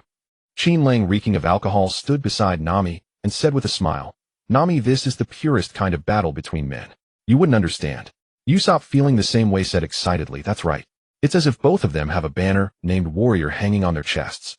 If either one retreats or loses, that warrior's banner will be cut down and drift away, never to be retrieved. For these 2, that is something more important than life itself. Nami tilted her head adorably and asked in confusion, Usopp, what are you talking about? Usopp, watching the 2 giants who had begun fighting barehanded, immersed in his own world, spoke with increasing fervor. Without a doubt, this is an honorable duel where warriors fight for their own honor. This is the bravest and most genuine warrior of the sea that I aspire to be. I want to become a man with a noble sense of honor just like them. Heh. Qin Lang interrupted Usopp's fantasies and asked in a strange tone, Usopp, if someone were to try to ruin this sacred honor duel and create unfairness in their fight, what would you do? Usopp's eyes widened, and he said angrily, if anyone tries to sabotage the duel between these 2 great warriors, I will never forgive him. I'll give everything I have to stop them from defiling this great and sacred duel. Well said. I've had too much to drink. I'm going to take a leak. Qin Lang waved his hand and staggered into the dense forest. 2 foolish idiots. Miss Valentine silently flew to Bragi's side while the 2 giants were laughing uproariously and opened a bottle containing Mr. 5's blood, pouring it into the wine barrel.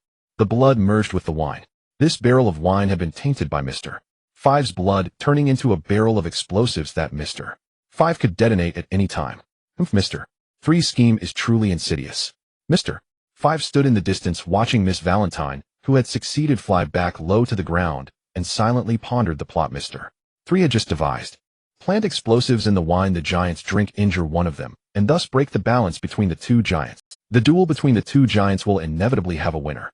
The surviving giant will learn from the dying giant that the wine he sent was laced with explosives and thus hold a grudge against the pirate crew of that monster. Then let the giants and the monster fight to the death and well reap the benefits in the end.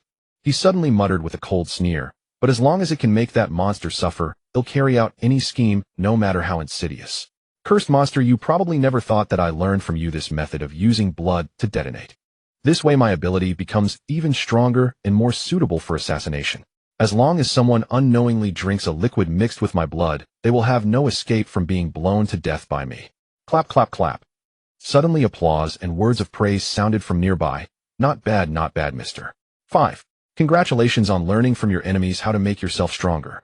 You've already earned the qualification to become a protagonist. You? It's you, mister. 5 turned around in astonishment and found that the monster who had given him nightmares for days was standing right behind him completely at ease.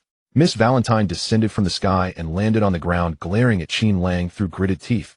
Bastard, you mocked me so badly last time. It'll make you understand my power. Mister. 5 quietly pulled out a revolver from his bosom, breathed on the cylinder, and aimed the muzzle at Qin Lang's chest. Qin Lang, hiccuping from drink, looked at the two with a slight buzz and said with a smile, I don't have the leisure to play with you. You'd better just lie down obediently.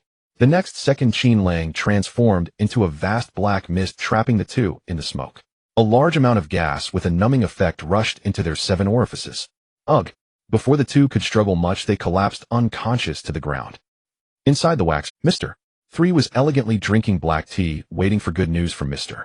5 and Miss Valentine. Knock, knock, knock. Suddenly there was a knock at the door. At the same time, a strange voice said with a smile, Open the door, you little punk. I know you're home. The ones knocking were not Mr. 5 and Miss Valentine. Mr. 3 and Miss Golden Week exchanged a glance. Most likely those two fools messed up and led the enemy here. Mr. 3 grew wary. After a moment of deliberation, he decided to slip away with Miss Golden Week through the back door, turning the entire candle house into a trap. Miss Golden Week will go from the back. He looked up and nearly dropped his jaw at the sight. While he was pondering, Miss Golden Week had already walked to the door and opened it. The door's open. Outside the door, Qin Lang grinned at the two inside the candle house and waved. Hi, little beauty Golden Week, and you little scumbag. How are you? Host observes master of advanced hypnotic ability. Comprehends perfect level hypnotic technique. Host observes user of the wax fruit. Comprehends ability to produce massive amounts of candle mucus from one's body. Host observes master of advanced painting skills. Comprehends perfect level painting skills. Host observes master of advanced sculpting techniques. Comprehends perfect level sculpting techniques. I've gained many interesting abilities again. Mr. 3 stared at the grinning Qin Lang outside the door, holding his head in exasperation as his 3-shaped topknot transformed into a question mark. It's that rookie monster with a bounty of 100 million berries. Among these idiotic colleagues, keeping my high IQ is no easy feat. Miss Golden Week, what are you doing? Miss Golden Week turned back, biting into a rice cracker, and said curiously, I heard him knocking. Didn't you hear it too, Mr. 3? Of course I did. Mr. 3 pressed his forehead in exasperation. Do you even realize that this guy outside is an enemy? Miss Golden Week turned back and looked up at the smiling Qin Lang, asking curiously, hello, are you an... Qin Lang reached out and touched Miss Golden Week's wide-brimmed hat, nodded with a smile, and said, of course. Because that scumbag inside chose to be my enemy and even plans to pin his misdeeds on me. I'm for flaw. Seeing Qin Lang bow his head to touch Miss Golden Week and not paying attention to him, Mr. 3's small glasses flashed with a cold gleam and his topknot ignited with flames. He quickly pressed his hand to the ground and sneered, wax swamp. A torrent of wax gushed from Mr. 3's hand, surging toward the area where Miss Golden Week and Qin Lang stood at the door. Qin Lang's calves were submerged, making movement difficult as a warm, clinging sensation enveloped the lower part of his body. So this is the candle mucus from the wax fruit. Such a strange feeling. Qin Lang curiously lifted his foot slightly. The foot that had been movable suddenly froze in midair. The originally soft wax had solidified in an instant, as hard as steel. You can't escape now. Mr. 3 smugly melted all the candles in the room, directing the wax to flow toward the trap. He buried Qin Lang's body completely in wax, leaving only his face exposed. Candle Prison Mountain. He also freed Miss Golden Week from the wax. Miss Golden Week, quickly use your ability to make him stop resisting. This guy is a pirate with a 100 million berry bounty, so he must have some powerful trump cards. After I finish painting, can I go back to resting? Of course you can. Miss Golden Week calmly walked up to Qin Lang, stood on tiptoe with difficulty, and painted a yellow-green pattern on his face. Friends, yellow-green. After being painted, Qin Lang slowly closed his eyes, as if losing the will to. Any person or creature painted with yellow-green by Miss Golden Week becomes extremely friendly toward her, becoming her friend and losing the desire to resist. Ha ha ha, monster worth 100 million berries captured so easily by us. Seeing Qin Lang's surrendering behavior, Mr. 3 looked up in ecstasy. As expected, only strategy is truly powerful, and I resourceful, as I am an absolutely powerful strong one. Miss Golden Week ignored Mr. 3, who was reveling in his own praise. She turned and walked to the unconscious Miss Valentine and Mr. 5 lying on the ground outside to check on them. Hee, so this is the rookie pirate worth 100 million berries. I heard the boss Mr. 0 intended to personally recruit this guy. Mr. 3 walked in front of Qin Lang, admiring this pirate star with a 100 million berry bounty now his trophy. The corners of Mr. 3's mouth curled up uncontrollably, and his top knot wagged like a dog's tail. He muttered smugly, "Humph, what rookie pirate with a bounty over 100 million? Just a loser beneath my feet.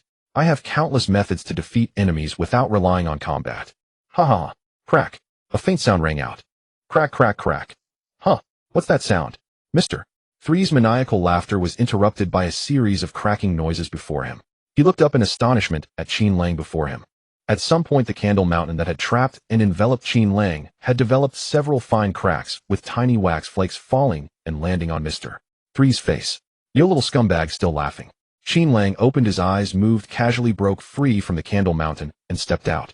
With a rumble, the candle mountain collapsed. The massive wax blocks, just as they were about to fall on Qin Lang, reliquefied and coalesced. The wax reshaped into a huge candle throne, elevating Qin Lang high. The wax fruit's ability is indeed quite interesting. Qin Lang sat cross-legged on the candle throne, curiously looking down at the exclamation mark-shaped top knot on Mr. 3's head, squinting in thought. How do you control your hair to change shape? Is it hair wax? Oh right, hair wax is also wax. This is impossible. Mr. 3 stepped back a few paces, pointing at Qin Lang in disbelief. Are you using the wax fruit's ability? But I'm the one who ate the wax fruit and became a candle man. Qin Lang stood up from the throne, looking down at Mr. 3 like a noble king gazing upon a lowly comp. Qin Lang's conqueror's haki silently spread out. Miss Golden Week was caught in it and fainted on the ground without any resistance. The power of a devil fruit. The entire forest around fell into absolute silence, with every creature trembling and prostrating in reverence. Qin Lang looked down at Mr. 3 and said with a grin, "He's sorry. Any devil fruit ability I've laid eyes on already belongs to me." Under the intimidation of Conqueror's haki, Mr. 3 completely lost his ability to resist. Foaming at the mouth and with vacant eyes, he knelt before the candle throne in utter submission. In his daze, Mr. 3 recalled something.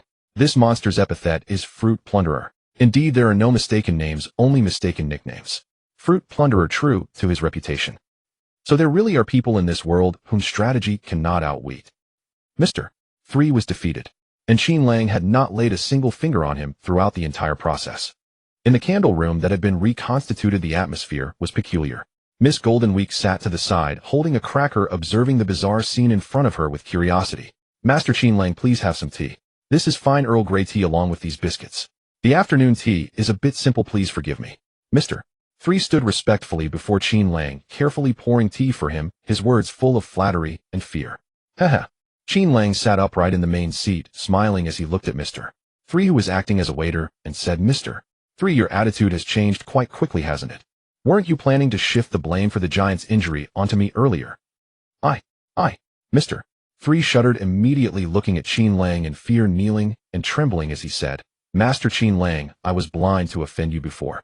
All the fault is mine. Please forgive my rudeness and give me a chance to reform." Mr.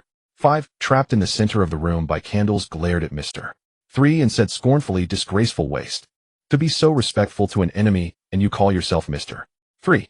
He had not witnessed the battle just now, so he was contemptuous and bewildered by Mr. 3's behavior. Mr.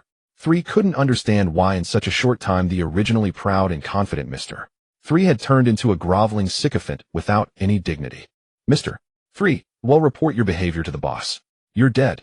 Miss Valentine also looked at Mr. 3 with scorn. Hearing Mr. 5's words, Mr. 3, still kneeling, turned his head. He gritted his teeth and angrily scolded, "Shut up, you fools. It's hard for me to explain to people with your level of intelligence. The most basic point, you need to understand the strength of this master before us far exceeds that of Mr.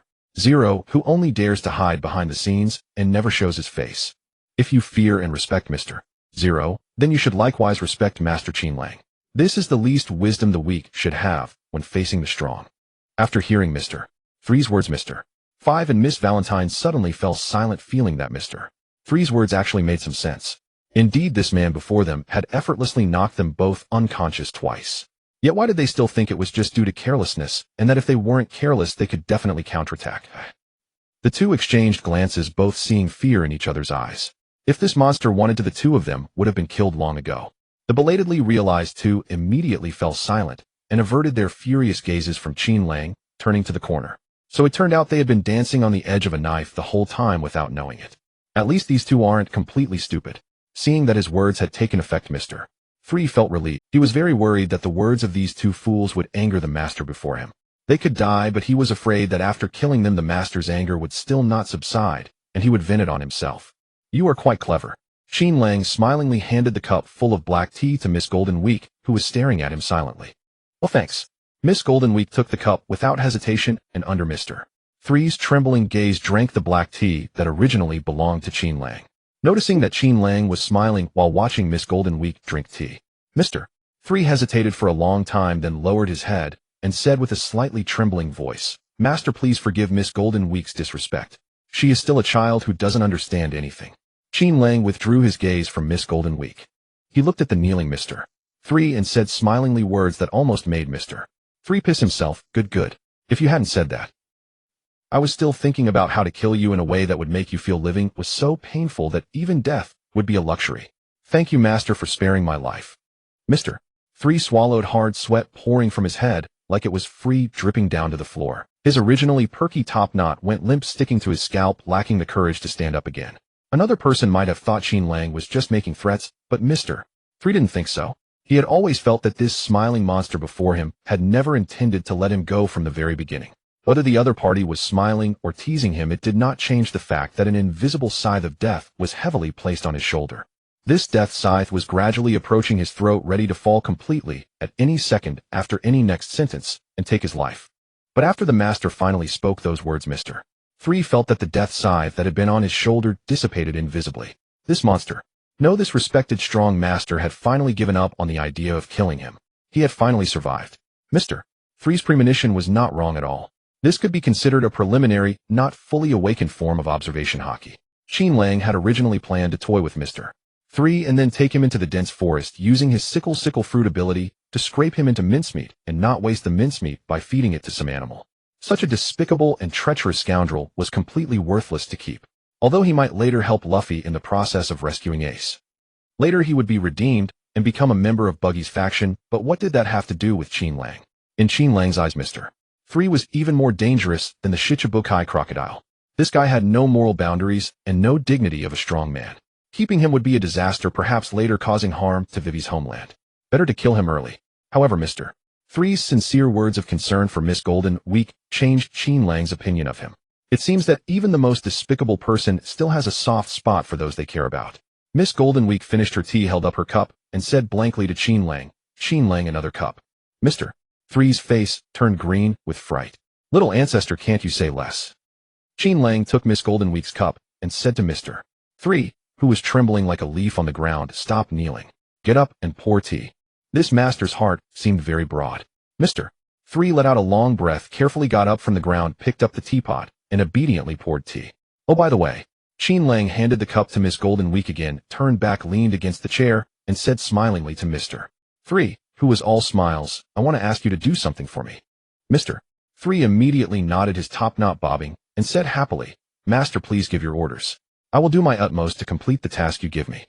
This master giving him a task meant that he still had value in the other's eyes. People with value are not easy. This was Mr. 3's experience after many years of navigating the world. Qin Lang said with a smile, you Mr. 5, Miss Valentine, and Miss Golden Week. The four of you must do everything possible to attack my dear comrades and find a way to kill them. Hearing Qin Lang's words, Mr.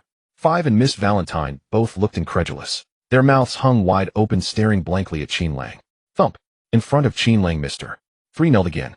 He looked at Qin Lang cautiously, tears in his eyes, and said, Master, don't toy with me. I was truly wrong. I never dare to attack your comrades again. Qin Lang smiled slightly, and said with a smile the words that broke Mr. 3. No, you must attack them. And you must do it extremely treacherously. You must rack your brains to carry out this attack, and go all out to kill. If you fail, I will kill all 3 of them in front of you, and then make you unable to live or die. Mr. 3's mouth twitched, wishing he could post online. New boss asks me to kill his beloved comrades. To kill, or not to kill? Waiting online urgent. In the small garden, the giant duel arena. Without the explosive wine bombs from Mr. 5 in their bellies, the giant Dong Li did not suffer any fatal injuries. The scales of victory still did not tilt toward either side. The 2 giants remained evenly matched, fighting fiercely, without discernible advantage. In a nondescript corner, a group of people squatted in the grass, looking aggrieved. The 4 members belonging to the Baroque works exchanged glances, speechless for a long time. According to the normal script, at this moment, they should have followed their boss Mr. Zero's orders to eliminate Luffy and his group along with Princess Wei Wei in the small garden. But now inexplicably they had a new boss. Whether to feel fortunate or helpless, the command from this new boss was also to eliminate Luffy and his party. But as the deputy captain on the ship, is it really appropriate to order others to kill your own comrades? The 4 of them felt a headache just thinking about it. How could there be such a bizarre command? Miss Valentine's Day suggested quietly. That guy said he set invisible bombs in our bodies that will automatically detonate once we leave the small garden. Is this true? Mr. 5 said with a fluctuating expression. I suspect the bombs that guy mentioned are not ordinary explosives. He should know that I am not afraid of the damage caused by ordinary explosions. After discussing without result, they turned to Mr. 3 and inquired, Mr. 3, you are quite cunning. What do you think we should do now? What should we do? Mr. 3 gazed at the 2 giants battling once more, his expression constantly shifting, and spoke in a low voice. There are 2 possibilities. The first possibility is that the new boss has irreconcilable conflicts with his captain and the others on board. Not wanting to dirty his hands, he instructs us to deal with them. Mr. 5 swallowed hard and lowered his voice. This guy is so ruthless, he doesn't even spare his former comrades. Mr. 3 glanced at Mr. 5 as if he were an idiot, and sighed. I haven't finished speaking yet. But that possibility is extremely low. Do you think the new boss is the type to eliminate former comrades due to conflicts? Mr. 5 wanted to say yes, but hesitated, and ultimately didn't dare to voice it. Mr. 3's bun shook as he continued. Personally, I feel that the second possibility is more likely. That is to say, the new boss believes we are completely incapable of killing his comrades, and he is merely using our assassination attempts to sharpen his comrades. Miss Valentine's Day raised her small umbrella, floating lightly in the air, indignantly stating, what the heck? So we're just being used as whetstones. Mr. 3 took a deep breath, reminding himself not to get carried away. It wasn't that he was smarter, but that these 2 were too foolish. He lamented, you should be thankful for that. If we actually killed the boss comrades, do you think you would survive? Right. The 2 fools fell silent again, looking somewhat dazed. Mr. 3 made up his mind amidst the continuous clashes of weapons between the 2 giants. The 3-shaped bun on his head stood tall and ablaze. I will act according to what that gentleman said. I will strive to eliminate them. Since the gentleman provided us with information about his comrades' weaknesses, we will exploit those weaknesses. He turned to Mr. 5 and Miss Valentine's Day, gritting his teeth. You 2 follow the boss orders, kidnap the navigator on the ship, and provoke that long-nosed guy. Miss Golden Week, you come with me to set traps in the forest, and capture the other 2 lurking in the woods. As for that straw hat Captain Luffy, we'll deal with him last. Miss Golden Week looked up and pointed at the giant, dazed, and asked, what about that giant? Mr. 3 was completely unconcerned, saying, the new boss said not to worry about the giant, he will Oh, that's fine then. Mr. 3 and Miss Golden Week plunged into the jungle. Mr. 5 and Mr.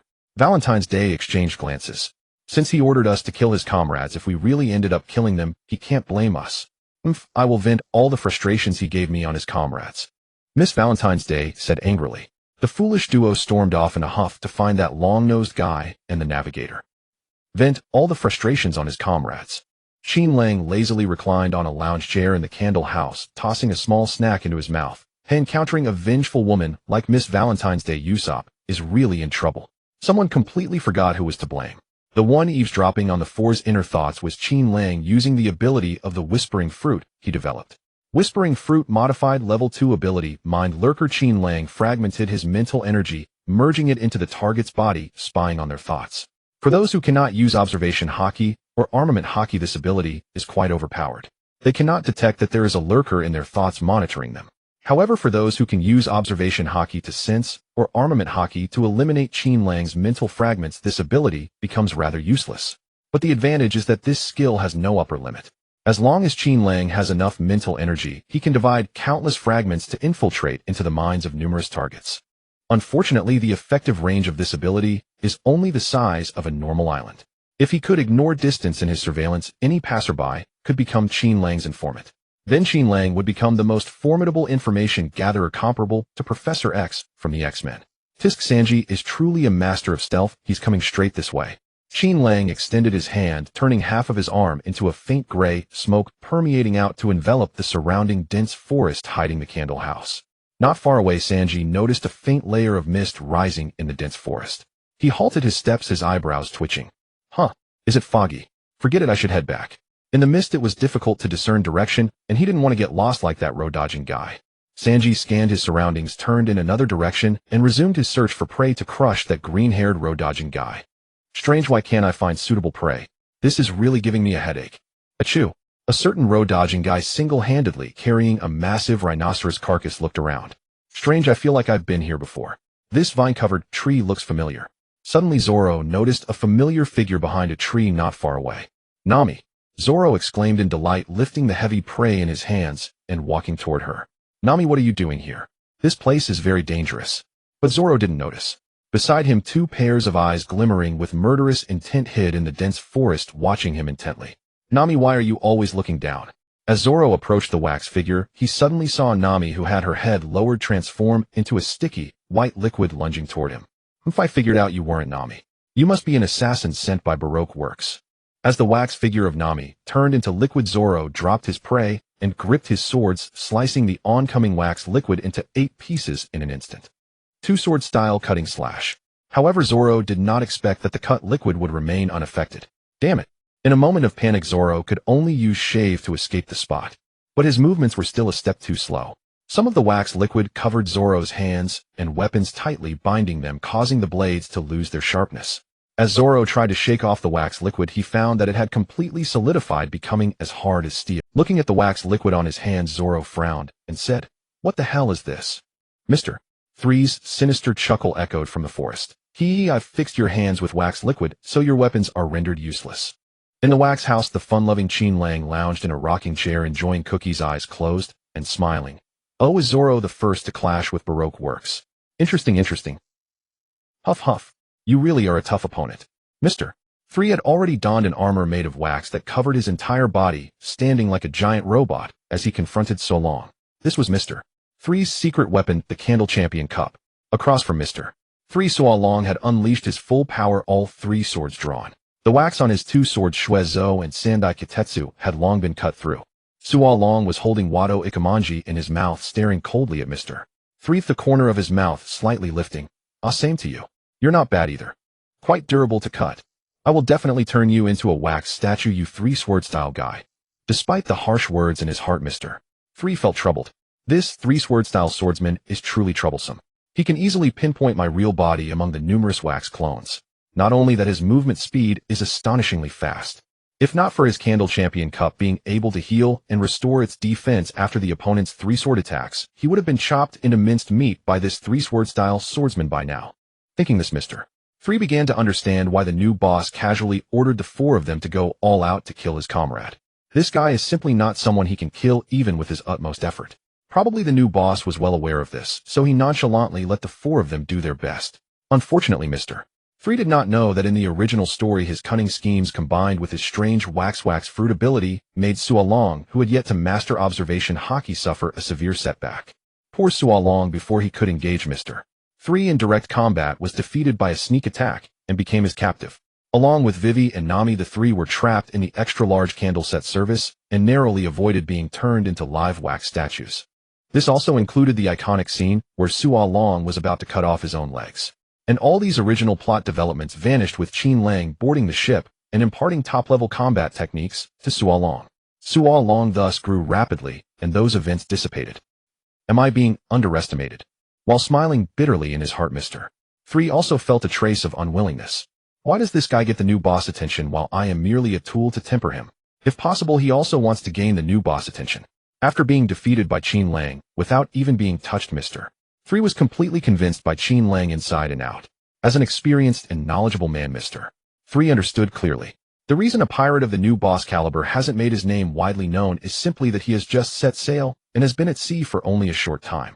Given time, the new boss reputation will surely spread across the 4 seas and all directions. If possible, he really wants to join the new boss crew right now, truly become his subordinate, and follow him to make a name for himself.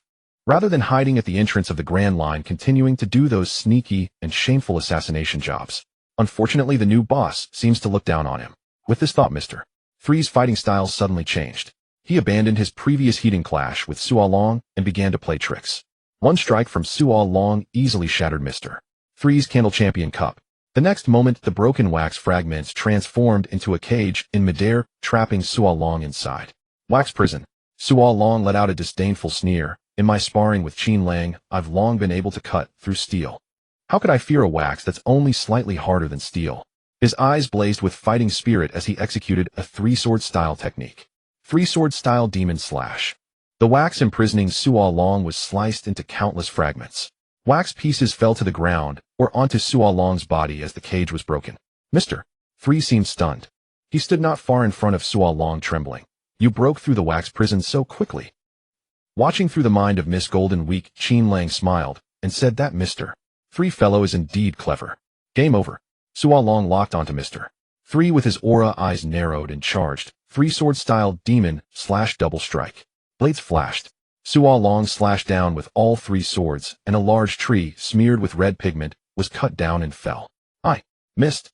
Suo Long looked up in astonishment, realizing that instead of slashing at Mr. 3 beside him, he had inexplicably struck a tree next to Mr. 3. Mr. 3 grinned, showing white teeth, and laughed. As expected, using wit suits me better. 3-sword style swordsman, now that you've fallen into Miss Golden Week's color trap, you can never hit me again. In the nearby dense forest, Miss Golden Week, hiding behind a tree, said expressionlessly, mixed colors yellow of laughter combined with red of bullfighting. Miss Golden Week's color trap has the effect of hypnotizing opponents through colors and works particularly well on simple-minded people. Suo Long never expected to be among the simple-minded. He turned to look at Mr. 3, frowning in confusion. Is this that girl's ability? Strange, when did I fall for it? That girl never came close to me. Mr. 3 laughed proudly. I had Miss Golden Week apply yellow of laughter inside my armor beforehand. When you slashed my Candle Champion Cup, your sword got stained with the pigment. And when you cut the wax prison, Miss Golden Week took the opportunity to paint red of bullfighting on the nearby trees. Now you can only slash at those trees painted with red of bullfighting and cannot harm me. As he spoke, Mr. 3 solidified 2 wax spears in his hands and threw them at Suo Long with a sinister laugh. Suo Long sidestepped to dodge. Color trap. Watch me cut you down. With a cold glare, he executed 3-sword style again, slashing toward Mr. 3's body. But the next moment, Suo Long's 3 swords involuntarily swung at a tree behind him, chopping the innocent tree into pieces, leaving his back completely exposed to Mr. 3. Die. Mr. 3 unceremoniously conjured several spears and hurled them repeatedly at Suo Long's back. Suo Long quickly used Soru again to evade Mr. 3's flying spear attacks. He sheathed Wado Ikamanji and Shuezo. Damn. He held only Sandai Kitetsu in one hand, frowning as he attempted to attack Mr. 3 again. But each time he was forced to veer mid-strike and slash a tree that Miss Golden Week had previously painted with red of bullfighting. After several attempts, Suo Long not only showed no impatience, but instead revealed a smile that signaled victory. Sigh. Mr. 3 lost. At the same time, Qin Lang's side rose from his rocking chair and leisurely walked out of the wax room. Indeed, Suo Long has improved rapidly. Using Mr. 3 and Miss Golden Week to temper him is no longer enough. After Qin Lang's guidance and instruction in armament hockey, observation hockey, and the 6 powers, Suo Long's combat ability had far surpassed his former self, completely exceeding his strength in Little Garden during the normal story. Qin Lang muttered lazily, forget it, I'll do it myself. An aura of a big villain boss. Suo Long smiled at Mr. 3, who was racking his brain to strike him. I've found a way to defeat you. Mr. 3 sneered in disbelief. Impossible. You can never break free of Miss Golden Week's color trap.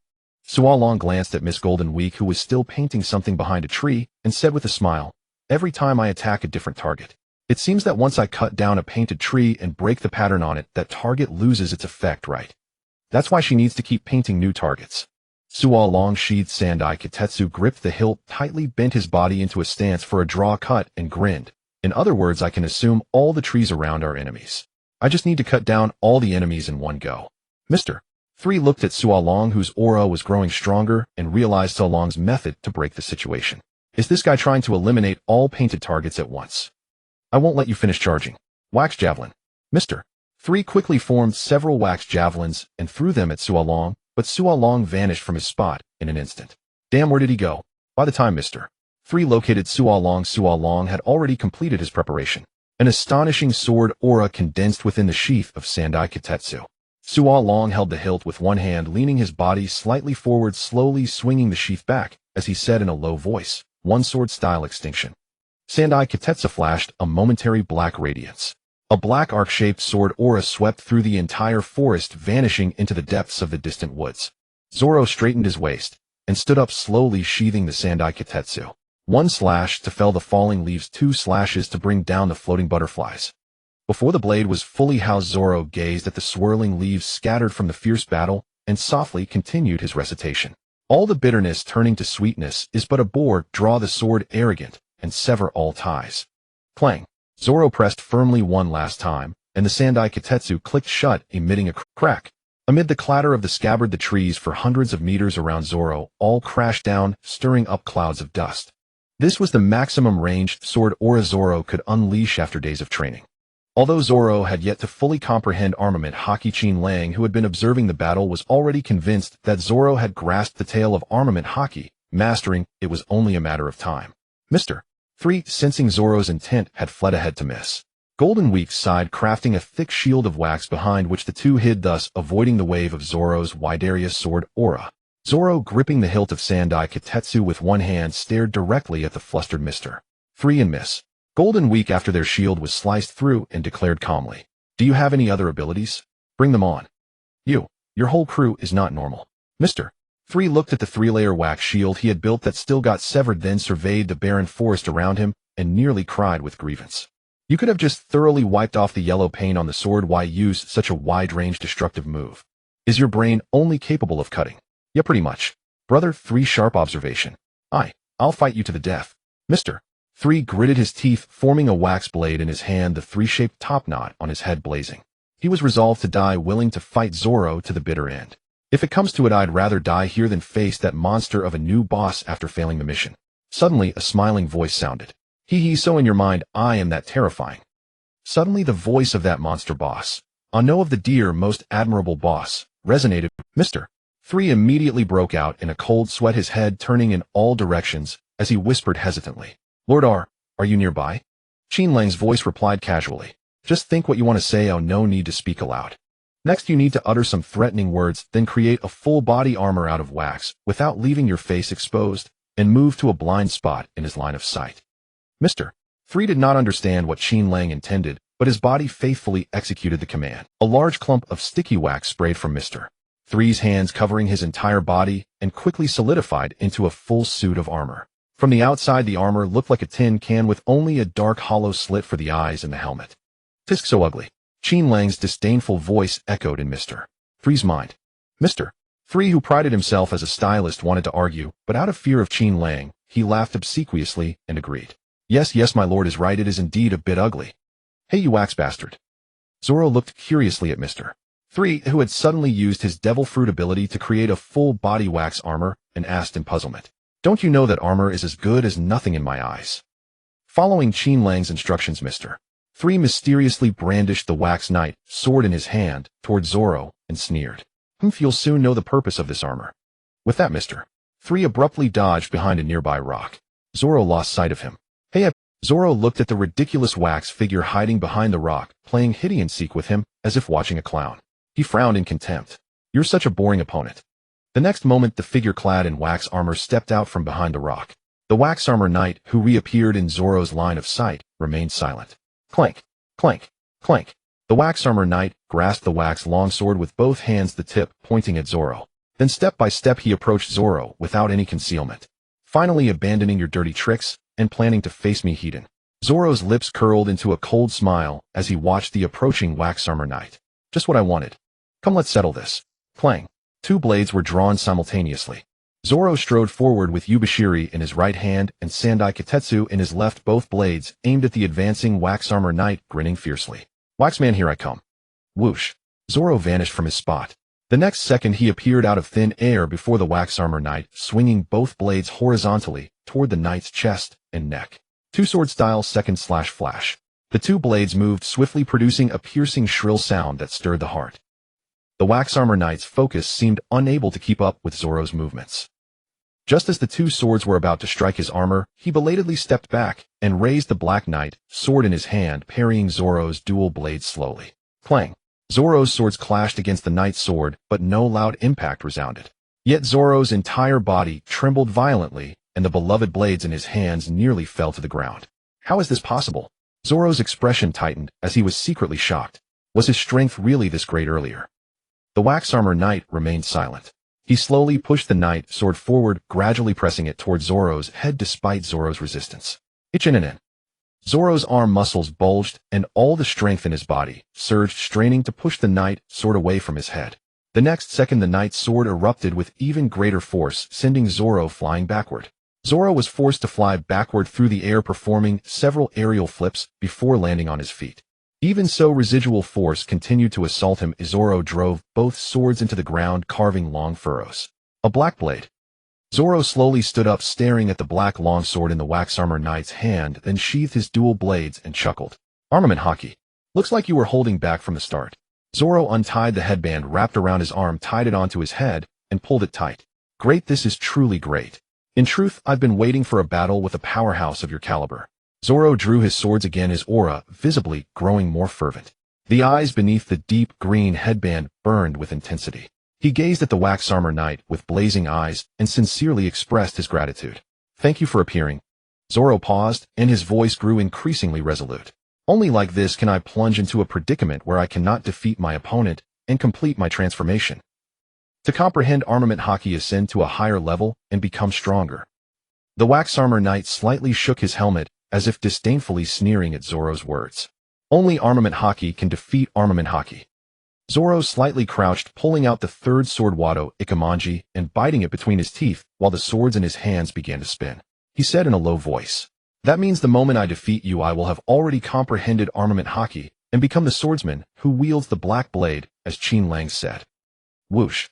Zoro vanished from the spot, and only then did his voice spread. Three-sword style secret art, 3,000 worlds. Whoosh! The candle armor knight also leaped into the air, raising his long sword to meet Zoro. Three-sword style secret technique, 3,000 worlds. Zoro spun his dual blades as he clashed with the candle armor knight, midair, their exchanges brief, yet fierce. Countless wind blades formed by the edges slashed densely upon the armor of the candle armor knight, tearing off chunks of candle wax, breaking through the protection and striking toward the figure hidden beneath. Even as the candle armor knight was being flayed by Zoro's 3,000 worlds, he calmly raised his longsword and swept it lightly across Zoro's chest. Then they passed each other and landed on the ground. The wind gently brushed through the ravaged forest. The candle armor knight and Zoro stood back to back, motionless. Zoro remained in the starting stance of three-sword style, yet his expression was deathly pale, as if he were no longer a living man. Only the slight rise and fall of his chest proved he still lived, until a black butterfly alighted on the sword Yubashiri in his left hand. The butterfly's gentle landing caused Zoro's usually steady hand to tremble slightly. That tremor shattered the balance within him.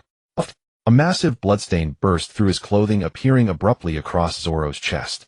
A torrent of blood dripped down his shirt, pattering onto the ground. Soon Zoro was drenched in blood. With a cough, blood gushed from his mouth, staining his teeth and the hilt of Wado Ikamanji, then trickled down the corner of his lips. Huff, huff, huff. Zoro turned around, trembling all over. His eyes resolute and unwavering, fixed on the candle armor knight, who still faced away from him. The candle armor knight seemed to sense Zoro's gaze from behind. Slowly he sheathed his sword. The movement triggered a chain reaction. Cracks began to spread across the armor where Zoro's sword chi had been suppressed. The sound of shattering rang out like firecrackers. Boom, boom, boom. Each crack heralded a fissure forming in the candle armor knight's outer shell. Zoro's sword chi had already seeped through the cracks, wreaking havoc within. As the candle armor knight turned, cracks of varying degrees appeared across every part of his armor. This meant Zoro's blades had successfully struck every inch of his body. Yet Zoro's eyes showed no joy. Instead, they grew darker. Cough, cough. Zoro straightened up, ignoring the crimson patch on his abdomen, and murmured to himself, as expected, weapons not reinforced with armament Haki cannot deal you a fatal blow. The candle armor knight raised his cracked helmet and nodded slightly, as if applauding Zoro's effort. The next moment, the cracks began to slowly mend. Soon the armor was fully restored. After one exchange, the outcome was clear. The Candle Armor Knight was unharmed while Zoro was drenched in blood and gravely wounded. Indeed, you are a worthy opponent to defeat. Zoro seemed blind to the gap between them. He bit down on Wado Ikamanji again, tasting the metallic tang of blood in his mouth, his fighting spirit undimmed. Gripping his swords, he glared at the Candle Armor Knight. Come on. Our battle isn't over. Whoosh. Zoro charged again, 3 swords striking simultaneously at the Candle Armor Knight. Clang, clang, clang. His swords danced up and down, continuously slashing at every vital point of the Candle Armor Knight. The Wado Ikamanji in his mouth also ceaselessly sought openings in the opponent's guard, aiming for the slit in the helmet. Clang. The Candle Armor Knight wielded only a single candle longsword to parry Zoro's 3-sword style, yet he held his ground without falling behind. His sword was not fast, but each time it perfectly intercepted Zoro's attack. The Candle Armor Knight did not counterattack, merely blocking every strike. Damn it. The more Zoro fought, the heavier his heart grew. This guy's swordsmanship is very off. He keenly sensed that his own technique was being suppressed by his opponents. Zoro pursued the ultimate speed in slashing, while the Candle Armor Knight pursued an extreme slowness. Though Zoro was fast, his strikes upon colliding with the opponent's parry were thrown off rhythm. The deflected blades returning at different times created a temporal gap between them. Gradually, the 3 swords moved at 3 different speeds, as if no longer controlled by the same person. This bizarre mutual interference kept affecting Zoro's strikes, disrupting his attack rhythm. The Candle Armor Knight keenly noticed the chaos in Zoro's rhythm. He ceased his purely defensive stance and began to attack actively. His longsword sliced up and down, repeatedly aiming at Zoro's vitals. I can't keep following his rhythm. If this continues, I will surely lose. I swore to Luffy that I would never lose again until I become the world's greatest swordsman. Losing to Qin Lang, that doesn't count. Besides, Qin Lang is not human, he's a freak. But this guy here is an assassin sent by Baroque Works to kill our group. I can't let this guy roam freely in Little Garden. If Nami and Usopp run into him, they'll definitely be. Since your sword moves are so slow, I'll abandon all defense and dodging. Zoro glared at the Candle Armor Knight, then spun abruptly, 3-sword style, great spinning slash. With force, Zoro swung all 3 blades toward the Candle Armor Knight's helmet, ignoring the opponent's longsword slicing toward his left arm. Zoro completely abandoned his body, letting the enemy's longsword cut into his left arm. Even knowing his arm was about to be severed, Zoro did not dodge. All 3 swords struck the Candle Armor Knight's helmet simultaneously. Watch me cut off your head. Zoro was convinced that the eye slit was the Candle Armor Knight's weak point. Zoro's 3 blades struck the helmet as intended. The entire helmet was knocked off, flying high and falling to the ground. But the scene Zoro expected, his left arm being completely severed by the opponent's sword and flying through the air, did not happen. Bang! A black leg intervened beside Zoro, kicking the longsword aimed at his left arm high. TCH, idiot seaweed head. At the same time, a voice that irritated Zoro rang out. Met an enemy, TCH. Zoro clicked his tongue in annoyance and sighed inwardly. Damn, now this annoying curly-brow bastard is going to mock me. The owner of that irritating voice stood beside Zoro. He took a drag from his cigarette, his eyes mocking as he looked at Zoro's blood-stained abdomen and teased with a grin, "Oh my mister. World's greatest swordsman, do you think 2 arms are too many and want someone to cut one off for you? I can do it myself, no need to trouble an outsider. Get lost, curly-browed pervert." Zoro cursed back irritably. It was none other than the eternal jungler Blackleg Sanji, coming to gank top laner Zoro. Is this how you treat your savior, seaweed-headed idiot? Having mocked Zoro enough, Sanji's expression turned serious. He inhaled the last bit of his cigarette, crushed it underfoot, and stared calmly at the Candle Armor Knight. So this guy is the assassin sent by Baroque Works to kill Princess Vivi and us. Yeah, that's right. Zoro slowly raised his dual swords. He stared at the Candle Armor Knight, whose helmet had been shattered, but was unharmed and regenerating, frowning. I just cut his head, but he's still fine. Sanji habitually mocked a dumb swordsman who only knows how to slash. Now you've finally met something you can't cut. This guy's weakness is obvious, he fears fire. Sanji lifted the tip of his foot, twisted it lightly, and said flatly, a fire-fearing opponent is perfect for a chef to handle. Let the idiot swordsman watch from the side. The blood you're leaking could make a bowl of mouthschwang. Yo, Sanji's here too. Inside the Candle Armor, Qin Lang smiled through the narrow slit of the helmet, watching Zoro and Sanji. He felt not a shred of guilt for wounding his comrade. Master Qin Lang, please have some tea. This is fine, Earl. Sanji swayed slightly on his feet, ready to engage. Zoro slowly moved to stand beside him. Well, you can still move. Sanji cast a glance at Zoro and frowned. If you can't, don't force it. Go watch from the sidelines how I defeat this bastard hiding behind his candle armor. I'll observe your fight. Zoro's recovery was astonishing. In the brief span of moments, the gruesome wound across his chest had already stopped gushing blood. though pale Zoro remained resolute. Rest assured I won't fall until we've taken down this scum. Suit yourself. If you die, I'll pour a glass of sake at your grave. With that, Sanji turned his full attention to Qin Lang, who stood hidden behind the candle armor. I'm going in, Heaton. Zoro gripped his twin sword's voice hoarse. Be careful. His swordsmanship counters rapid strikes. Counters rapid strikes. Sanji's curly eyebrow twitched, and then he vanished from his spot. That's because your speed isn't enough.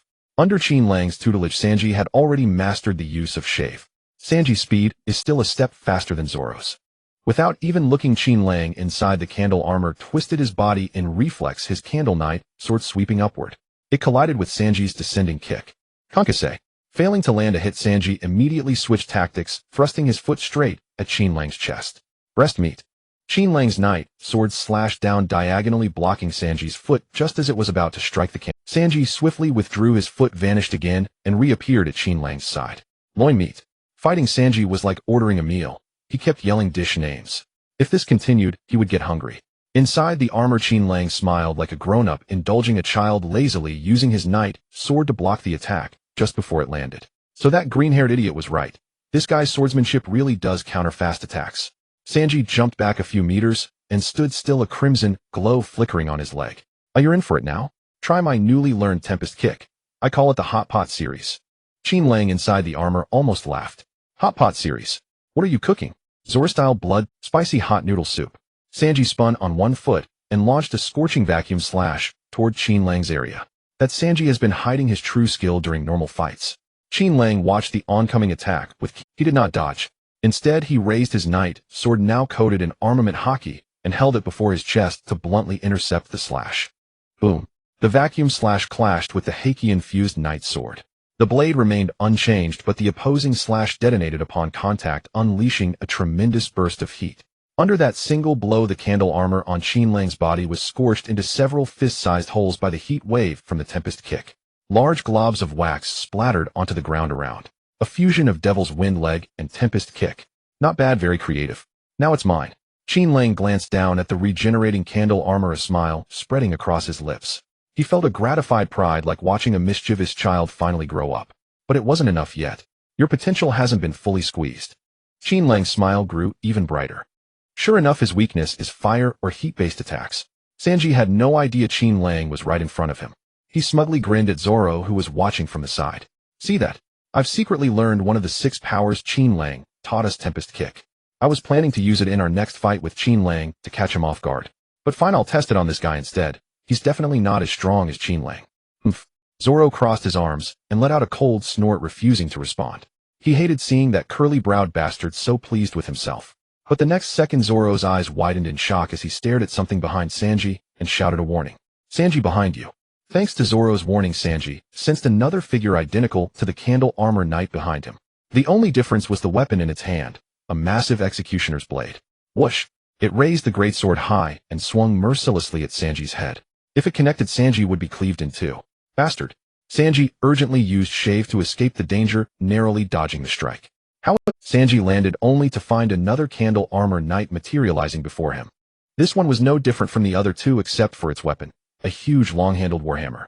Silently, the candle armor knight hefted the hammer and smashed it down with tremendous force towards Sanji's position. Boom. With a deafening roar, dust billowed. The knight slowly lifted the warhammer and rested it on its shoulder. The area that was struck now bore a massive crater. Sanji had already moved away from there. This guy, forced to use shave again to dodge, Sanji gritted his teeth. He's using his devil fruit ability to create clones. Watching from the sidelines, Zoro slowly drew his sword Sandai Kitetsu, ready to join the fight. He rasped the wax that broke off his armor earlier. It's forming new knights. Wax. Sanji looked and saw it was true. Around the feet of the first candle knight, droplets of wax that had splattered were slowly rising and molding. One after another, they became brand new candle armor knights. Soon dozens of them stood assembled, a true knightly legion. The only difference was the variety of weapons in their hands. Some wielded twin blades, others carried spears, and still others held bows. There was even a knight holding two fans gyrating to cheer on the others. Sanji and Zoro regrouped, standing back to back, wary of the slowly encroaching circle of knights. Green-haired idiot. Sanji lit a cigarette calmly as he watched the dozens of candle knights approach, took a deep drag, and said, "Isn't this guy's ability a bit too overpowered? They're just clones. Their power can't match the original." Zoro crossed his two swords and grinned. Sanji gave a cold laugh. Scared? Never. Our competition isn't over. How about we see who takes down more of these clones?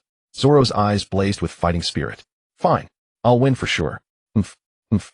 Both snorted in defiance and charged simultaneously at the candle knights before them. Breast meat. 1 down. I'm in the lead. 2 sword-style rhinos Fong. 2 down. Now I'm ahead. These two still need more training. Looks like they can't unlock their potential yet. I deliberately held back. No threat of death. Standing inconspicuously under a tree, Qin Lang watched the two fighting the candle knights with a cheerful, "Since that's the case, let them play with these merciless opponents. If they're not killed by them, Zoro should be able to awaken armament hockey right. Wow. My lord, your mastery of the wax fruit leaves me in awe. I'm so envious." By now Mr. Free was truly convinced. He gazed at Qin Lang like an idol full of admiration, just like Bartolomeo looked at Luffy. Qin Lang gently patted Mr. Three's shoulder and said with a smile, "Want to learn? I'll teach you." Mr. Three was flattered and stammered, I can. They can't be killed." Zoro and Sanji were back to back again. Their expressions grew grim as they watched the candle knights, shattered into pieces only to reform intact once more, a problematic sight. Sanji rubbed his temples. These guys seem to regenerate endlessly. Zoro replied coolly, "You think I..." Dozens of immortal candle armor knights silently surrounded the two and launched another assault.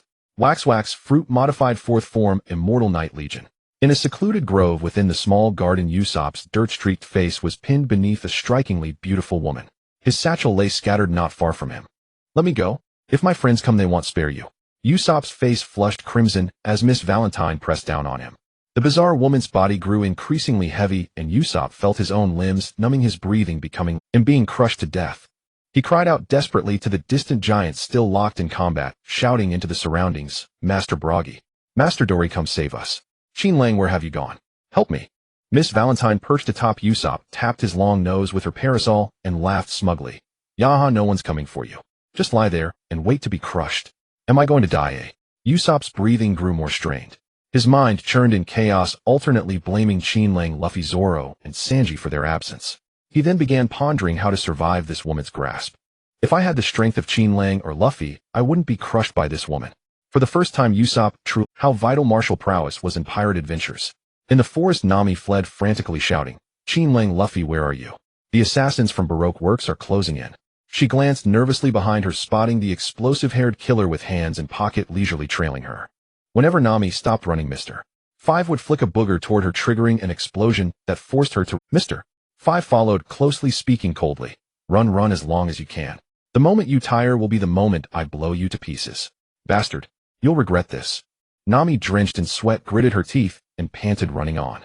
"Damn it, where have Qin Lang, Luffy, Zoro, and Sanji gone? Why aren't they here when we need them? Huh. Is Usopp still alive? Usopp, you'll find Qin Lang and the others to save you. Hold on." Earlier, Usopp had pretended to surrender to free Nami from Mr. Five's grasp, using cunning to successfully rescue her. But unexpectedly, as they fled, Miss Valentine dropped from the sky and landed heavily on Usopp. If not for me, Usopp would have escaped. Tears welled in Nami's reddened eyes. "I can't cry. Crying won't solve anything. I must find Qin Lang and Luffy quickly." She forced herself not to let the tears fall, running forward with clenched teeth and shouting ceaselessly, "Nami, fight to survive." Unbeknownst to Nami, a figure stood atop a tall tree beside her. That man was Qin Lang. Qin Lang gazed down with a smile at the frantic little thief cat, murmuring to himself, "Since you've boarded Luffy's ship, you must get used to being hunted to evading powerful foes." Qin Lang held no high expectations for Nami. After all, she was merely a navigator. Yet for her safety, he deemed it necessary for her to understand that though her companions were formidable, in times of peril, she often had only herself to rely on. Relying on friends was fine, but habitual dependence was a fatal mistake. As for whether Nami would be killed by Mr. Five, Qin Lang had no concern. Back in the wax room, using his Whisper-Wisp Fruit's 4th altered form Mind Weaver, he had woven a hidden suggestion into the hearts of the 4 chief executives of Baroque Works with psychic spider silk. The suggestion dictated that they could intimidate and harm Nami and her friends, but never kill them. The chief executives themselves wouldn't feel they truly wanted to refrain from killing. They merely believed it was their own desire to toy with prey, making them suffer before death, unaware that it was Qin Lang's psychic spider silk trap planted in their minds. Ooh, so high. Both uncles are amazing. Luffy was still enthralled by the battle between the two giants. He had already begun to think that giants were the mightiest creatures in the world. "Found you, so you're here." Suddenly, a strange man with flames burning on his head appeared behind Luffy. "Luffy, enemy." Vivi noticed the odd man first. "He's Mr. 3 of Baroque works. She rose in alarm. Mr. 3 looked at Vivi with curiosity. You know me. Vivi pointed at his sideburns. Your hair gives you away. Mr. 3's sideburns ignited, and he flung out copious wax from both hands, sneering. Enough, I have no time for such trivialities. Since the new boss ordered me to capture you, I shall give it my all. Are you ready to be caught? Huh, an enemy. Luffy stepped in front of Vivi, studying Mr. 3 with curiosity. What a weird guy. Top-tier wax sculptor. Mr. 3 swept his wax, conjuring countless bizarre wax figures. Creak, creak. One wax figure flexed its body, strode up to Luffy, and threw a punch at him. Haha, so fun. Wax figures come alive. Gum Gum Pistol. Luffy laughed, stretching his arm back before snapping it forward, his fist colliding with the wax figures. Bang. The blow was evenly matched, neither gaining the upper hand. The next moment, an invisible pressure erupted from the wax figure before him. Ugh. Luffy, who had been laughing, froze, his eyes rolling back. Thud. He collapsed weakly into the wax figure's embrace. But the wax figure seized him by the neck, lifting him slowly. The Chosen One. The fated hero. How laughable. The life of the Chosen One is now in my grasp. If I kill Luffy, will no one save this world? Qin Lang, hidden behind the wax, gazed calmly at the big boy Luffy, now snoring in his grip, and said flatly, Luffy, you are an excellent captain, but not a qualified one. With that, he tossed Luffy aside under a tree, not sparing a glance at the unconscious Vivi and Karoo, and strode forward. Qin Lang took a few steps, looked up at the still fighting giants, and the wax-covered face stretched into a grotesque, chilling grin. Now I can finally experience the combined might of 2 giants, Bagua, and see its power. Qin Lang unleashed pure naked killing intent, his perfect grade conqueror's haki flaring to its maximum, enveloping the entire little garden under his oppressive aura. Who goes there? Both giants halted, simultaneously brandishing their weapons as they warily eyed the eerie wax figure radiating a terrifying presence nearby. Don't worry him, just an enemy. Qin Lang altered his throat structure, producing a harsh, hoarse voice. I have a small request, if you 2 giant captains would oblige. Dory pointed his giant sword at Qin Lang, asking cautiously, what is it? The eerie wax figure vanished from its spot, reappearing instantly before the 2 giants. It cackled hoarsely, it's nothing. I simply wish to either kill the 2 of you, or be killed by you. The eerie wax figure had not even finished speaking. Kill you, when a massive battle axe descended from the sky and smashed heavily toward its body. Go to hell. You wretched creature. Red Demon Aokiji swung his giant axe with all his might, aiming to cleave the opponent in one blow. Crack. A warrior of Ire Bafu village stoops to sneak attacks. Much to everyone's surprise, the eerie wax figure merely raised its right hand and effortlessly caught Aokiji's full-powered strike with a single hand. This can't be. Aokiji was astounded. This dwarf-like wax figure had actually intercepted his full-force blow with just one hand. Strength of a giant. The eerie wax figure mechanically turned its head. Its cracked wax face fixed on Aokiji, who was straining with both hands on his axe, veins bulging, but unable to reclaim it, and let out a hoarse, bone-chilling chuckle. Nothing special. Come become a creature like me. Wax erosion. Hiss hiss hiss. Aokiji's giant axe was pinched in one hand by the eerie wax figure as gray-white wax liquid continuously seeped from its hand. These eerie wax liquids climbed with a life of their own, surging along the axe toward Aokiji's hand. Aokiji, watch out. Meanwhile, Blue Demon Dong Li, seeing his comrade in danger, immediately swung his massive greatsword and smashed it fiercely at the eerie wax figure in the air. Crack. The eerie wax figure's left hand effortlessly caught the incoming greatsword. Creak. At its neck, a second wax head surprisingly formed. The newly formed wax head blinked, twisted its neck stiffly toward Dong Li, and screeched with a strange laugh. That's all. That's all. Die, monster. Suddenly, a gigantic fist slammed violently into the eerie wax figure, causing it to wobble in the air. It turned out Aokiji had abandoned the tug-of war over the axe and punched the figure instead. The eerie wax figure, having taken Aokiji's heavy punch, merely gained a few wax cracks and shed a few wax shavings. Ouch, that hurt. The original wax head lowered to examine the wax lines left by Aokiji's fist. It really hurts to death. At its right neck, a writhing movement spawned yet another new wax head.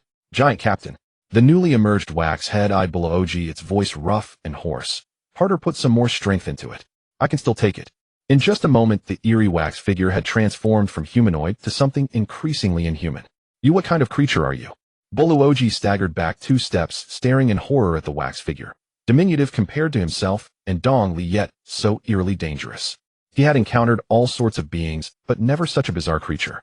He even began to suspect that this thing was not human at all, but a monster from the ancient myths of the giants. The eerie wax figure's 3 wax faces twitched simultaneously, splitting into smiles that were anything but smiles and rasped in different tones. If you think him human, then him human. If you think him a demon, then him a demon. Or, the eerie wax figure abruptly teleported before Aokiji, its 3 faces cackling eerily. If you think him a god. Aokiji's heart skipped a beat. He had never watched a horror movie, but surely his current feeling, fear mixed with an indescribable rage, was like the protagonist suddenly confronted by a ghost. Rage emboldened him. Bastard, how dare you toy with an honored warrior? He clenched his fists furiously and hammered them down at the wax figure. A warrior of Bafu village fears nothing. Boom. Under the force of Aokiji's furious blow, the eerie wax figure was hurled away through the air. Boom, boom, boom. The eerie wax figure spun uncontrollably in the air, smashing countless thick trees in the dense forest and kicking up a long trail of dust. Huff. Huff. You freak. Aokiji panted, watching the dust settle in the distance. Dongli. He turned to the equally shaken Dongli and said gravely, "This thing is extremely abnormal. I suspect it's the demon that the village legends say was sealed away by the war god Bafu. We can't let this creature escape and wreak havoc. It's our duty to carry on the war god Bafu's mission and suppress it." "I understand." Dongli took a deep breath, grasping Aokiji's intention. He raised his greatsword, his companion for many years now dull and scarred from hundreds of thousands of battles, and stared at it solemnly. "All right, since you've made your decision, I will naturally stand with you." Aokiji picked up his giant axe from the ground, stroking the battle scars that adorned its surface, and sighed. "This axe of mine and your sword have reached the end of their lives. Under this one blow, they will probably be destroyed." Dongli gripped his greatsword again and looked into the distance, where a tiny figure was slowly rising into the air and flying back toward them. "You reluctant? That monster is already charging over." "Of course. He's been my old friend for hundreds." Aokiji tightened his grip on the giant axe, staring straight at the eerie wax figure flying back, completely unscathed, and said solemnly, "But if this is the fate ordained by the war god Bafu, then I don't care about losing it." "It's decided."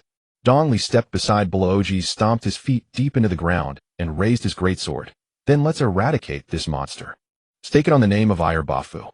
"Huh." An astonishing force gathered from Dongli's body, all converging into the greatsword. Aokiji likewise stomped his feet, sinking his footprints deep into the soil. Hop. An equally astonishing force gathered from Aokiji's body, ultimately all converging into the giant axe in his hands. His eyes wide, staring at the wax figure cackling eerily in the air, he raised his axe high and shouted passionately, "Taste the strongest spear of the giant race from the legends of Bafu." In the distant sky, the eerie wax figure seemed to sense the threat gathering from the two. It flew toward them with effort, its wax-covered body quickly coating itself with a jet-black layer of armament haki at a visible speed. "Excellent. Absolutely excellent." The 3 similarly eerie black wax heads on the figure laughed ferociously. Hee. "This is the feeling. Come on, try to kill me." Hop. The 2 giants simultaneously reached their peak power, and as if telepathically, they both roared in unison, "In the name of Bafu." The greatsword and giant axe both aimed at the distant wax figure and fell heavily at the same moment. Boom. 2 colossal forces were unleashed from the 2 giant weapons. After the 2 massive forces flew out, the 2 weapons in the giant's hands simultaneously snapped and broke in midair. Crack. These 2 tremendous shockwaves crushed the ground and shattered the clouds in the sky. The very space they passed through warped. Finally, just as they were about to touch the eerie wax figure, the 2 shockwaves merged into one, concentrating into a single blow. It struck the wax figure hanging in midair, the one that had deliberately not dodged and perhaps could not have evaded this strike. Bubble. A tremendous impact from the Supreme Nation struck the bizarre wax figure. It attempted to surge forward, but remained utterly immobile, pinned solidly in midair. The bizarre wax figure's entire body, cloaked in black armament haki, trembled violently under the colossal pressure of the Supreme Nation. The bizarre wax figure could no longer maintain its form within the Supreme Nation. It was trapped in the vortex of the technique, spinning endlessly, its armament haki unable to persist. As the armament haki dissipated, the bizarre wax figure's body could no longer withstand the energy of the Supreme Nation. "Damn it. How amusing." The 2 newly formed wax heads shattered amidst hoarse murmurs. The broken wax fragments were scattered into the air by the Supreme Nation. Supreme Nation? So this is the power of Supreme Nation. Supreme Nation. Ha, so that's how it is. Finally, with a strange and eerie laugh, the bizarre wax figure was utterly crushed within the Supreme Nation and blasted far into the distant sky. Phew. Both giant captains let out a long sigh. At last we've dealt with that bizarre and dangerous fellow. This creature was too uncanny. The two had genuinely feared that after forcibly enduring the Supreme Nation, it would remain unscathed and return for another assault. It's just us again. The two giants turned around, gazing at the remaining half of each other's weapons. They exchanged a glance, still boom. Bragi the Red Demon raised his axe, now only a handle remaining, and collapsed weakly to the ground. Fight my ass, how can we fight without weapons? You want me to bash you to death with a wooden club? Dori the Blue Demon sighed, thrusting his great sword into the ground beside him. He lay down as well, easing his weary body. I'll forget it. It seems this is the will of the war god Elbaf. There's no need for us to decide a victor. Bragi tapped his head with the handle of his axe, now bladeless, and muttered gloomily, speaking of which, why did we start dueling in the first place? Usopp has been pestering me with questions. Dori gazed at the leisurely clouds drifting by. Who knows? I certainly don't remember. The two giants fell silent for a long while. Suddenly they sat up and stared at each other, then burst into uproarious laughter. Brother, we're going home. We're finally going home. Yes, back to our homeland, Elbaf village. Stupid cook, I won. Look, the candle fragments around me are clearly more than yours. Stupid swordsman, it's me who won. Don't you realize that with one kick I sent those candle shards flying to your side? That's why there are so few wax pieces on my side. Deep in the jungle, the duo of Zoro and Sanji fought against the undead knights. Final victors, Zoro-Sanji. The two had been fighting continuously. During the battle, they had slain the candle-armored knights countless times until they once again annihilated the undead knights entirely. Both Zoro and Sanji had prepared themselves mentally for the candle knights to rise again. Yet to their astonishment, the candle-armored knights did not revive. They had turned into ordinary candle fragments, completely devoid of life. Huh, you won. Zoro's eyes widened as he gritted his teeth. Ignoring the wound on his chest, though the bleeding had stopped, it had not fully healed. He fumed. How about we assemble these wax blocks and see whether the marks on them came from kicks or sword cuts?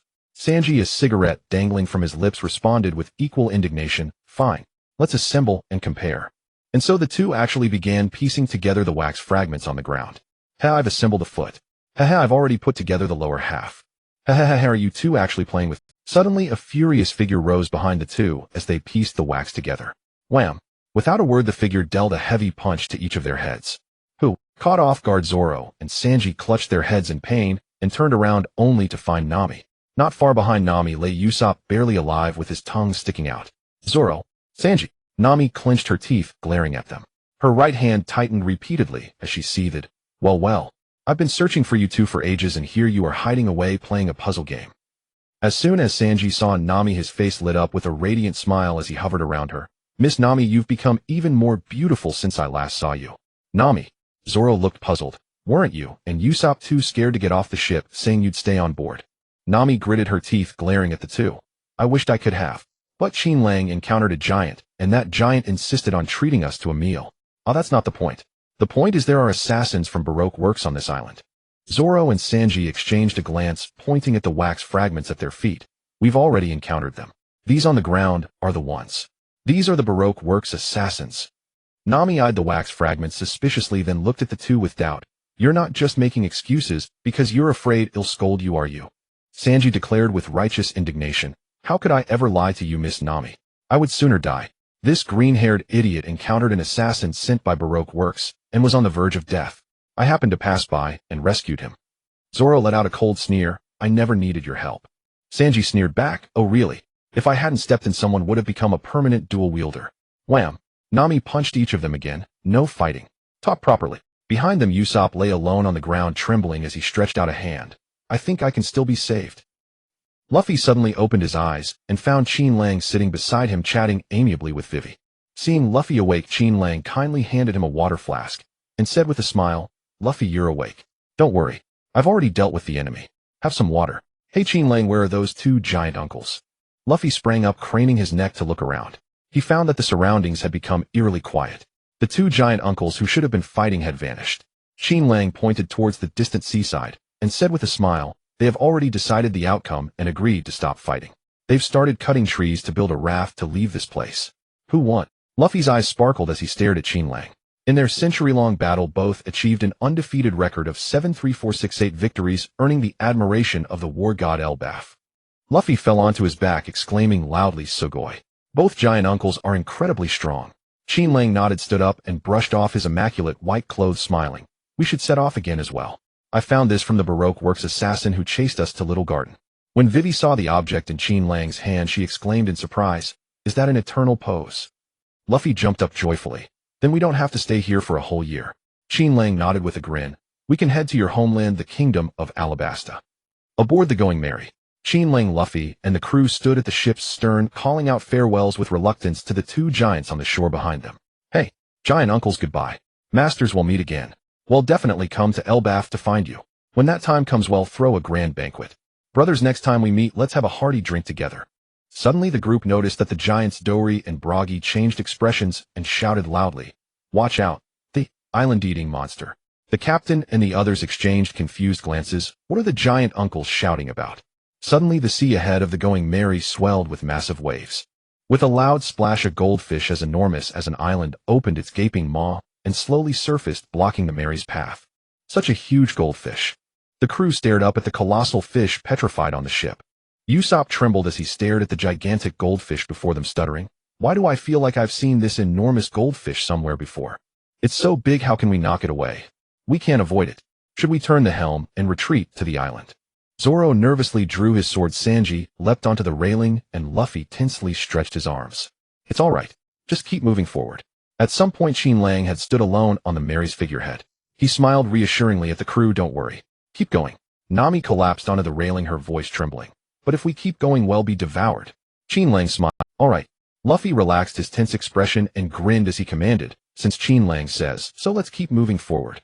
Though the others on the ship remained fearful, they chose to trust Qin Lang. The reason was simple. Ever since Qin Lang came aboard, he had never spoken an empty word. Roar! The giant goldfish's enormous mouth, like a colossal harbor, swallowed the Going Merry whole. As the prey was engulfed, the goldfish slowly closed its jaws and began to submerge. The Going Merry continued straight ahead into pitch-black darkness, the surroundings entirely invisible. "It's so dark. We need to light a lamp." Standing on the Merry's figurehead, Qin Lang smiled and took half a step back. In an instant, armament haki covered his body. In his right hand, he held the renowned sword Mokusen, imbued with Conqueror's haki. After a brief moment of charging, he swung it forward with force. Qin Lang spoke softly, "Supreme God." Boom! A black pillar of light, crackling with lightning, blasted forth. Without any obstruction, it vaporized the giant goldfish's head and surged into the sky. Could that colossal goldfish be slain by Qin Lang with just a single blow? Wow! Qin Lang is incredible. Seeing that the massive golden fish was truly eliminated by Qin Lang, the crew, though somewhat prepared, were still awestruck by his technique, the dominant god. They had thought Qin Lang would at most break a gap large enough for the Merry to escape. Never did they imagine that with one strike he would completely vaporize the head of the colossal island-sized goldfish. As the Merry emerged into the sunlight, once more Luffy clenched his fists and laughed joyfully. "Charge ahead, Merry. Sail straight forward. What a pity such a huge fish head can't be steamed and eaten." Qin Lang jumped down regretfully from the Merry's figurehead and casually tossed Wooden Life into a corner. "Aha!" Usopp screamed and lunged forward, clinging to Qin Lang's left arm. He gazed at him with admiration and shouted, "Qin Lang, you're my idol." Luffy also pounced, hanging onto Qin Lang's right arm. His eyes sparkled with stars. "Ha ha ha, sugoi. Qin Lang, that move was amazing. Can I learn it?" Qin Lang smiled kindly. "Of course, but the learning process might hurt a bit." The others were equally astounded that Qin Lang had blown off the head of a goldfish slightly smaller than Laboon with a single blow. Nami slumped onto the deck, patting her chest, and breathed a long sigh of relief, rejoicing as if reborn. "Gosh, that scared me to death. I thought I was going to be fish food. Got me all hot with fear. Mr. Pirate's ability is truly terrifying." Vivi trembled beside Nami, clutching the eternal pose tightly. Her quivering voice revealed that Vivi was equally tense.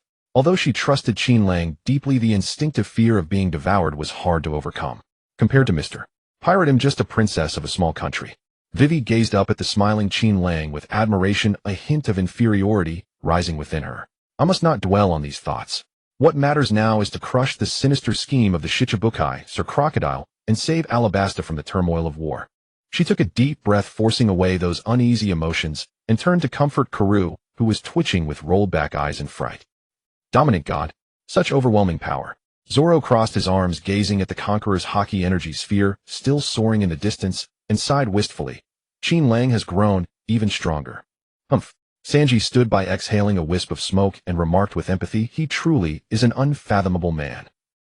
Zzz. The haki energy condensed by Dominant God emitted a piercing sound. After vaporizing the entire fish head, it still retained its power as it flew into the sky. It carved a long, terrifying black rift across the sky. A long while later, a deafening roar echoed, and a mass of pitch-black energy twisted and exploded.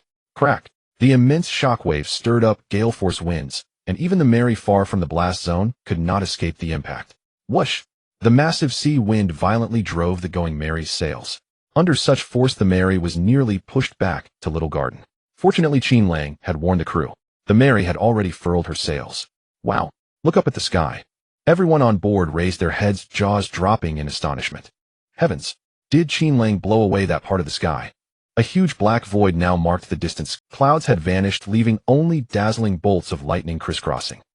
Over 10 minutes later, the distant sky finally returned to normal. Drip drop. A light rain began to fall over the Mary. Rumble. Soon the sky darkened, and the drizzle transformed into a raging storm. The Straw Hat crew hurriedly went to work raising the sails once more as the wind propelled the Mary ever faster. Inspired by Qin Lang's dominant god, the fear that had nearly killed them on the island was swept away, and their confidence was restored. Dominant god. Luffy stood on the deck imitating Qin Lang's swing. The head exploded.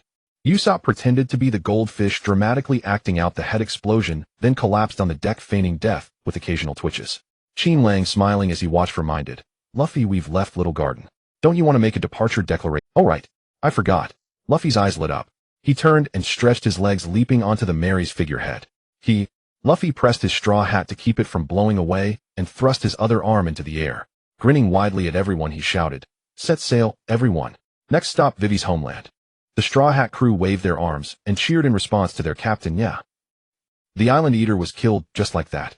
On the shore of Little Garden, the two giants were still reeling from what had just happened. They stared wide-eyed at the Going Mary sailing away triumphantly atop the corpse of the massive goldfish. With just one blow, the two giants turned to look at the huge goldfish, its entire head vaporized, blood staining the sea crimson as it slowly sank.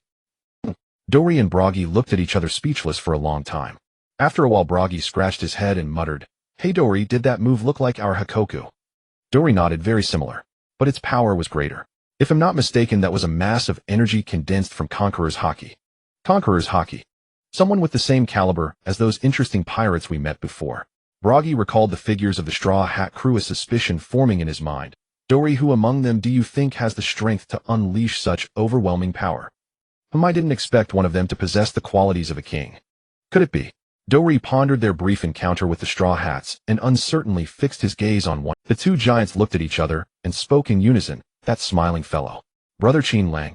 A group of giant warriors calling themselves the Giant Warrior Pirates once roamed the seas. Their two leaders, Red Giant Broggy and Blue Giant Dory, were the most formidable. Their power was so overwhelming that none could rival them on the ocean. Yet ironically, it was a young girl's careless remark that brought their adventures to an end. During one hunt, they both caught enormous sea kings and were immensely proud. The girl leaned on the railing and asked curiously, Both catches are huge, but which one is bigger? The two giants exchanged glances, their competitive spirits ignited. On Little Garden, they aligned the two massive sea kings only to find they were nearly identical in size. Look, Broggy. Mine seems a little bigger, right? Bullshit. Mine is 3 centimeters longer. Then, as per Elbaf tradition, let's settle it with a duel. The giant crew members could not interfere in their captain's duel and had to sail back to Elbaf village to await. 100 years later, the Straw Hats passed by. The two giants combined their weapons and unleashed Hakoku, blasting away the demon that Qin Lang had disguised himself as. Thus the century-long battle came to an end. Aboard the Going Mary, at the helm, Qin Lang suddenly turned and studied Nami, whose complexion was unnaturally flushed. He sighed, Nami, go rest in the cabin. You're sick. I am not. Nami was dizzily helped by Vivi to leave the helm and rest in the bedroom. Feeling Nami's body temperature was significantly higher than her own, Vivi asked anxiously, Luffy, do you have a ship doctor on board? Luffy poked his head out, chewing on a piece of meat. Ship doctor? No. Is a cook okay? Ship doctor. Qin Lang smiled gently and turned the helm. The Mary changed course. Time to pick up a shy fellow with a bounty of 50 berries. Destination Drum Kingdom. On the Mary, in Nami's room. Will Miss Nami die? Will she? Qin Lang. Sanji stood at Nami's bedside, devastated, with an unlit cigarette in his mouth. He gazed at Nami, who was breathing heavily with a flushed face on the ship. He wished it were himself lying in bed instead of Nami. Although he had never been sick and did not know what it felt like to be ill. Nami. Luffy and Usopp also stood solemnly around the bed, watching Qin Lang, who was taking Nami's pulse. Qin Lang squinted, feeling Nami's pulse, and remained silent. If I am not mistaken, Nearby, Vivi gently wiped Nami's face with a towel soaked in hot water, softly saying, Nami should have contracted a fever due to the unstable climate of the Grand Line. Every year, many people sailing at sea fall ill with this disease. Regardless of how strong they were before, there are still many who suddenly die from this fever. Woa, Miss Nami will not die. Sanji cried out in anguish, gritting his teeth. Nami will die. Luffy widened his eyes, filled with horror. Nami will die. Usopp mirrored Luffy's expression. The three of them panicked, crying out in disarray. Don't worry. Just as they were falling into panic, Qin Lang's calm voice rang out. It's not a fever. This statement felt like an anchor of relief, causing the three to exhale deeply. Sanji looked at the squinting Qin Lang with joy, saying, Phew, as long as it's not a fever. So Miss Nami only caught a common cold. Nami won't die, that's great. Yeah. Haha, that's wonderful. Luffy and Usopp linked arms and danced happily, their faces beaming with joy. Qin Lang smiled slightly, looking up at the expectant Sanji, saying cheerfully, But it's not just a common cold. Nami has been scratched by a nearly extinct poisonous bug called Caskia, and the high fever she is experiencing is merely its initial symptom. Sanji sighed in relief, joyfully saying, So Miss Nami was just bitten by a bug, there's no need to worry. I will prepare medicinal dishes to properly nourish Miss Nami. This is a disease that is even more serious than a fever. Qin Lang's smiling voice in Sanji's ears sounded like a death knell. Patients bitten by Caskia will experience a high fever of 40 degrees that persists, followed by symptoms such as myocarditis, arteritis, and encephalitis, suffering immensely until they pass away 5 days later. Also known as the 5-day illness. Sanji's smile froze on his face, and his complexion visibly paled. He looked at Qin Lang in disbelief, eyes wide. Then what should we do? Qin Lang, can you cure Miss Nami? Qin Lang nodded, then quickly shook his head. I can make an antibiotic that can treat Caskia, but we don't have the necessary materials here, and the ship doesn't have the medical equipment needed for antibiotics. Then what should we do? Sanji stood there in a daze. He turned to look at Nami, whose face was flushed and trembled. So Miss Nami only has 5 days left to live. Qin Lang blinked and calmly said, That's not quite the case. Although we don't have the medical equipment to make antibiotics on the ship, I picked some herbs in the small garden earlier, which can be used to create a medicine that will temporarily suppress bacterial growth. After taking the medicine, Nami will be able to move freely without major issues for a day or two. Nami, you're amazing. Everyone showed expressions of surprise. But that means we must quickly reach a nearby inhabited island where they should have antibiotics that can completely cure Nami's illness. Even if they don't have antibiotics, I can still formulate them using their medical equipment and medicines. Qin Lang turned back to Vivi, who was also looking pleased, and smiled. So next, we cannot continue following the permanent compass that only points to the Alabasta Kingdom. We need to change direction and head to a nearby inhabited island. Vivi immediately understood the meaning behind Qin Lang's words. She said without hesitation, Yes, I support changing direction to the nearby island to cure Nami's illness. Is that so?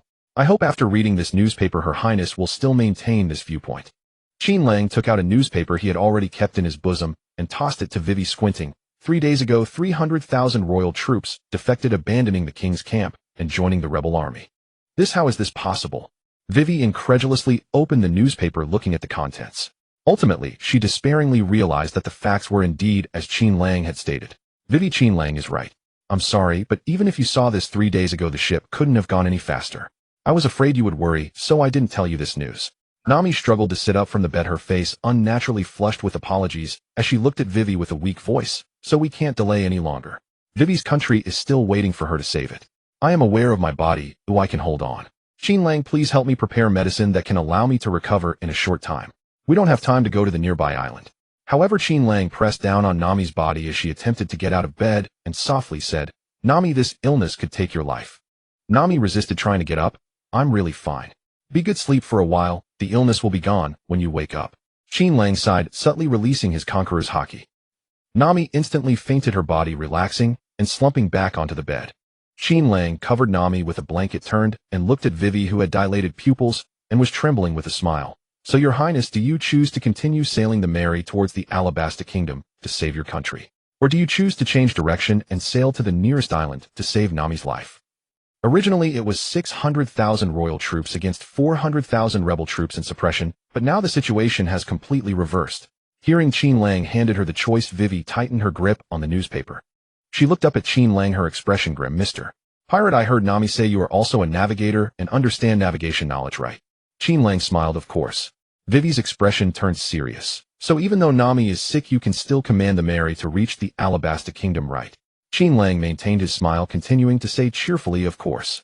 However, Luffy, Usopp, and Sanji's expressions had already changed. Usopp hesitantly looked at Vivi, then glanced at the unconscious Nami on the bed. Luffy's expression grew serious, his fists slowly tightening. Sanji's expression had turned quite cold. He coldly stared at Vivi, the princess who had once received his attentions. He looked at Qin Lang in confusion, not believing that Qin Lang would act in such a way to abandon a teammate. Unaware of the change in the expressions of the three behind her, Vivi clenched her teeth and looked at Qin Lang, pleading, "So I hope you can command this ship to the nearby island, cure Nami's illness, and then guide us at the fastest speed to the Alabasta Kingdom." The expressions of Luffy and the others froze for a moment, then gradually relaxed, their unusual emotions completely dissipating. Looking at Vivi, who was nervously watching him, Qin Lang stood up and walked toward the door, smiling. "Of course. Relax, finding a nearby island isn't difficult. My navigation knowledge is good enough to teach Nami."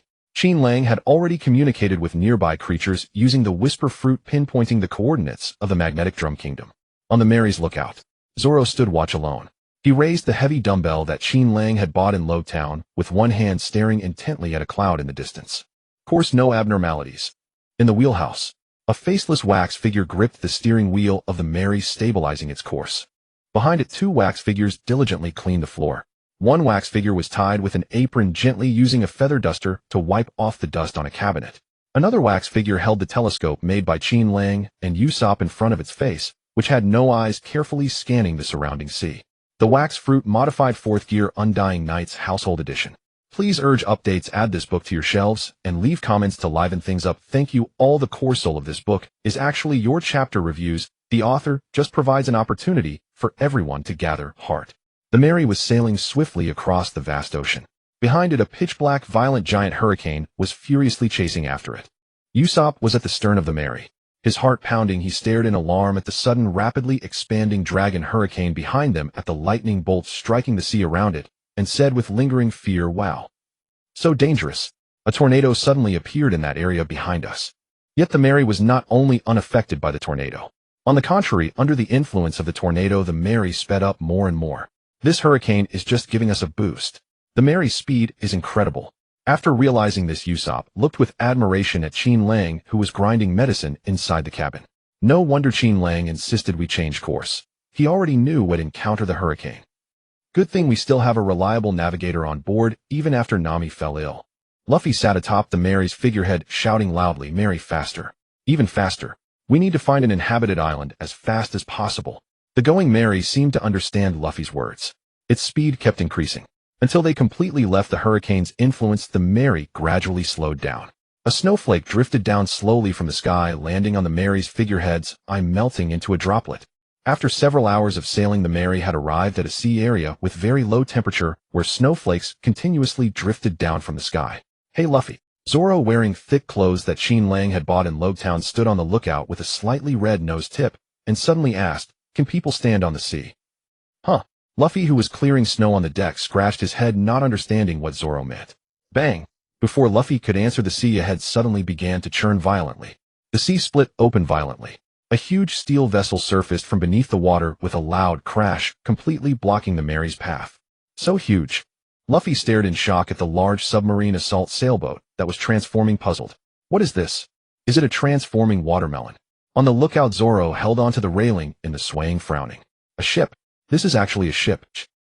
Usopp was so shocked he couldn't make a sound. None of them had ever seen such a huge and strange ship. What are those three idiots doing outside? If they hurt Namison, I won't forgive them. In Nami's room, Sanji hurriedly steadied her bed. What's happening outside? Nami has already taken the medicine and will sleep like this for a while. Her fever will go down and return to normal. After carefully feeding Nami the medicine, Qin Lang placed the cup on the now steadying table and said with a smile, "Nothing much. Just a kind person delivering a devil fruit gift pack to our doorstep. Sanji, you stay here with Vivi and take care of Nami. They'll go check it out." Swallow, swallow fruit. This was indeed a very interesting and powerful devil fruit ability. A Jolly Roger with a crown and a protruding tongue fluttered on the giant pirate ship. The ship before you is the large submarine assault sailboat, the White Iron King. The White Iron King set up a ladder onto the Mary. Soon the pirate soldiers from the White Iron King crowded the Mary's deck. All three people on the Mary's deck were threatened and subdued by the enemy's weapons. Crunch, crunch. Under everyone's gaze, a large obese man wrapped in a hippopotamus skin with deep purple hair appeared on the ship. Crunch, crunch. He chewed something as he slowly walked onto the Mary and stood on its railing. Crunch, crunch. The big fat man had an enormous mouth and a cylindrical iron chin. Neil, a pirate soldier next to Luffy and the others loudly reminded, Lord Wapol is the king of the Drum Kingdom. Kneel now. King. What's that? None of the three paid attention. They only looked curiously at Wapol, who was chewing. Looks delicious.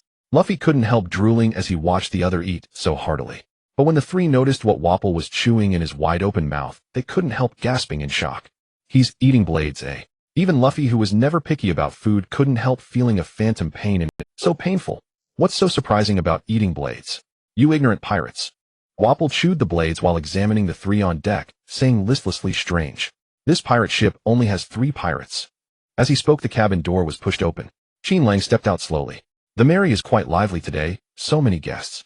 He surveyed the people gathered on the deck.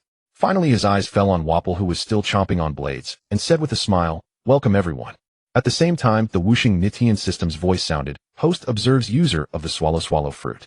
Comprehended the ability to eat anything and make it part of one's body or synthesize new things. The swallow fruit ability acquired. The smile on Qin Lang's face grew even wider. Protect Lord Wapol. The moment Qin Lang stepped out of the door, a group of pirate soldiers charged at Qin Lang. They pointed their guns at him and threatened, don't move. Make a move and we'll shoot. Qin Lang looked around at the enemies and said with a smile, don't shoot, that would hurt someone. The pirate soldiers thought Qin Lang was scared and escorted him before Wapol. Strange pirate. Wapol looked at Qin Lang, who had come before him. Looks like a pretty boy. A meaningful glint flashed in Qin Lang's eyes. Wapol suddenly felt that the harmless smile on this black-haired handsome guy's face made his heart pound with fear.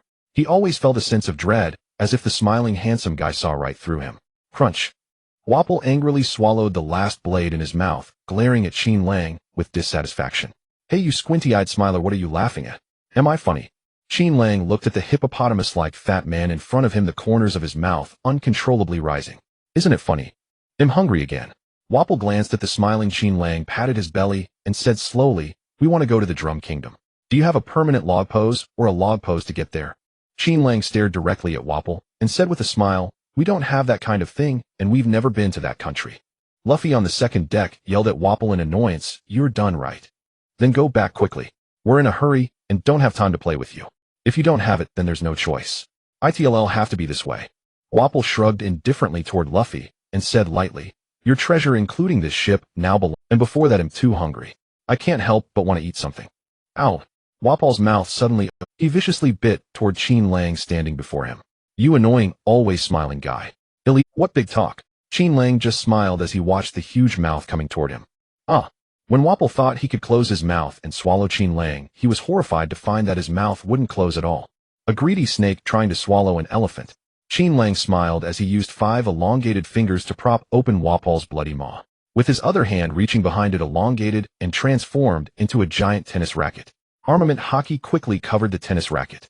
Then the haka-strengthened racket slammed heavily onto Wapol's chin, sending him flying away. The Mary doesn't welcome guests like you. Wapol was sent flying like a tennis ball by Qin Lang. His body spun into the sky and vanished like a star. Human fruit, mythical Zoan model, Nika modified gear 4th form Mr.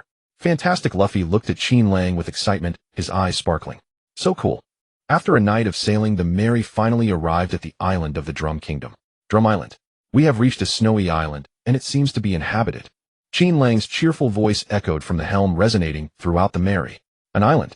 People live here. Nami's illness has hope. The previously lethargic crew suddenly became energized. Wearing thick winter coats, they excitedly stood on the deck, curiously observing the northern scenery of the Drum Kingdom. Wow, there's so much snow on this island.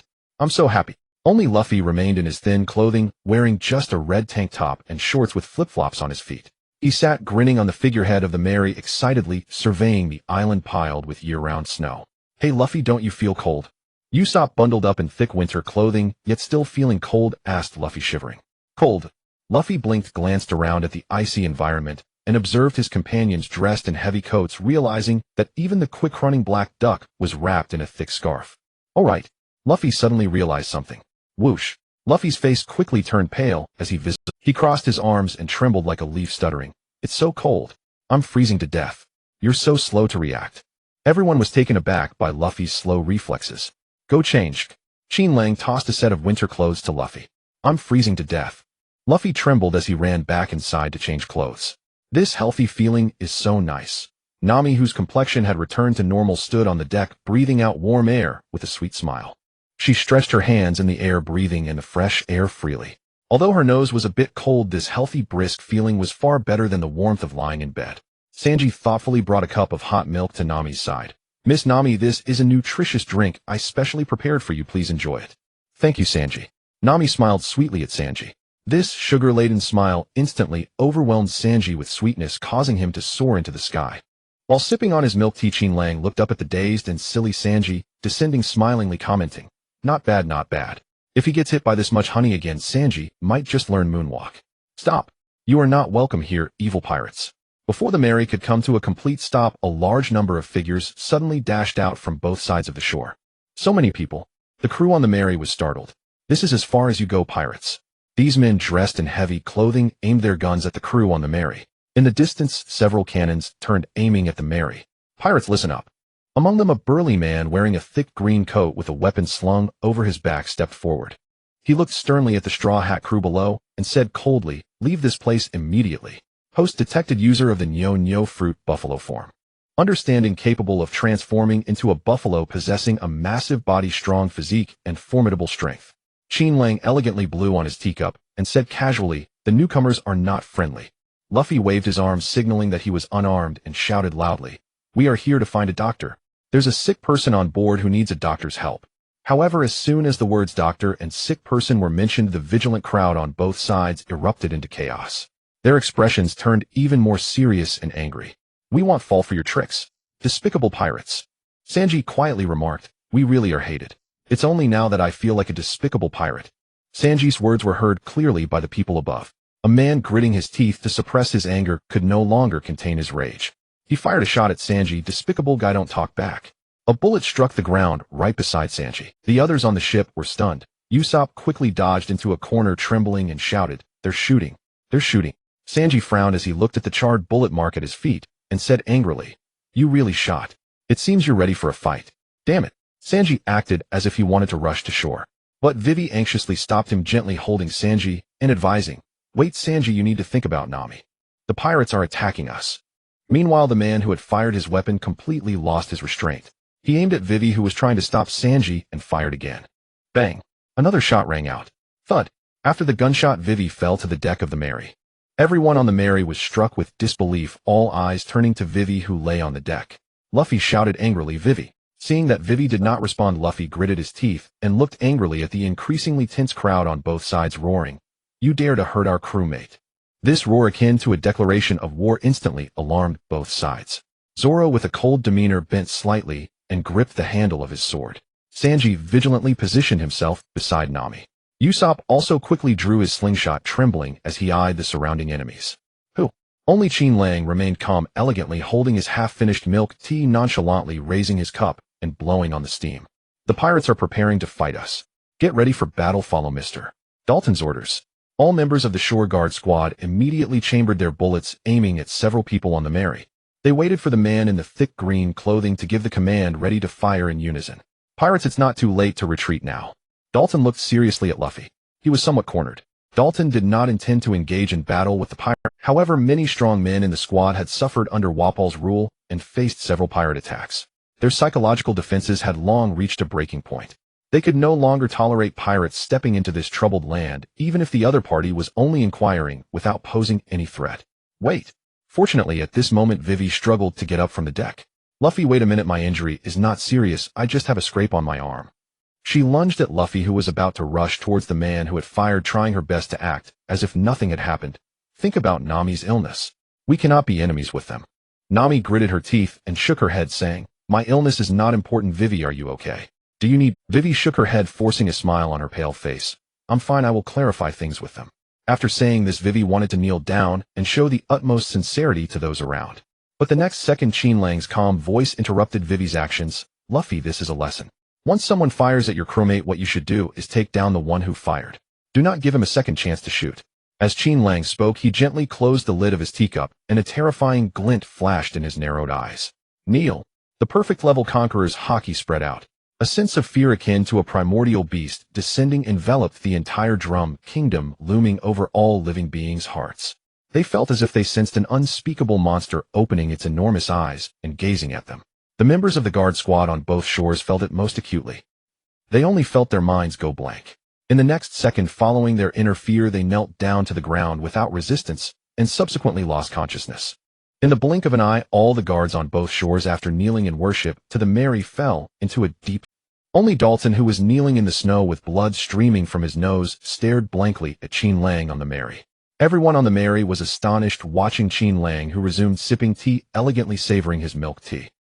This was a display of dominance and authority that Qin Lang had never shown in front of the Straw Hat Pirates. Under the astonished gazes of everyone, Luffy, Qin Lang said to the equally surprised Luffy with a smile, "Do not attempt to use kneeling as a way to gain sympathy from the enemies who have harmed your crewmates, and to alleviate their hostility towards you. In such a situation, what you should do is make the enemies who harm your crewmates all kneel." Qin Lang makes a really good point. A glimmer of realization flashed in Luffy's eyes as if he had suddenly understood. Wei Wei looked at the guards on the shore, who had completely lost consciousness, her face pale, as she opened her mouth to Qin Lang, yet ultimately said nothing. Qin Lang seemed oblivious to Wei Wei's unusual emotions, turning to his companions with a smile and saying, "Let's go, this time no one is stopping us from landing on the island." Luffy nodded in agreement, saying, "Since Qin Lang has dealt with those who impeded our landing, let's hurry and find a doctor to borrow a wrench and pliers to cure Nami's illness." Nami looked at Luffy in disbelief. "Do you think I'm a robot? Do I need a wrench and pliers to be cured? Who would use those things to treat an illness?" Qin Lang smiled slightly, recalling a peculiar man who could emit light from his nipples. Whoosh, whoosh, whoosh. Qin Lang jumped off the Mary and strolled through the air, using moonwalk, leisurely approaching Dalton, who was still in a daze. "Mr. Dalton, I apologize for meeting you under such circumstances. Rest assured your subordinates are all still alive." Qin Lang slightly bowed to Dalton as a sign of respect. Dalton's dull eyes flickered slightly. This indicated that the despondent man had not completely succumbed to unconsciousness. This was of course to be expected. Qin Lang intentionally reduced the intimidation of his conqueror's haki against Dalton. This kind and honest middle-aged man was not his enemy. On the contrary, Dalton was likely to reach a consensus with him in certain respects. With the apologies out of the way, it's time to discuss serious matters. Qin Lang straightened his back, looking down at the half-kneeling middle-aged man, and said calmly, "Captain Dalton, if you do not wish for this country to fall under Wapol's tyrannical rule again, you best come to an agreement with me." After hearing Qin Lang's words, Dalton's gaze sharpened and his body swayed slightly. After a brief moment of clarity, Dalton stumbled to his feet from the snow. He first looked at Qin Lang with fear, then spoke in a somewhat flustered tone. "Respected pirate powerhouse, have you encountered that bastard Wapol? Where is he?" Qin Lang squinted, speaking slowly. "On the way to Drum Kingdom, we had an encounter with Wapol's pirate ship. They attempted to seize the permanent compass on our ship to return here to Drum Kingdom. In the end, I sent Wapol flying, and we destroyed part of their ship, forcing them to flee." Hearing that Wapol had been sent flying by this pirate powerhouse in front of him, Dalton was overjoyed, thinking that Wapol must have already died. But who knew? Qin Lang changed his tone, smiling as he said, "However, as far as I know, Wapol is not dead.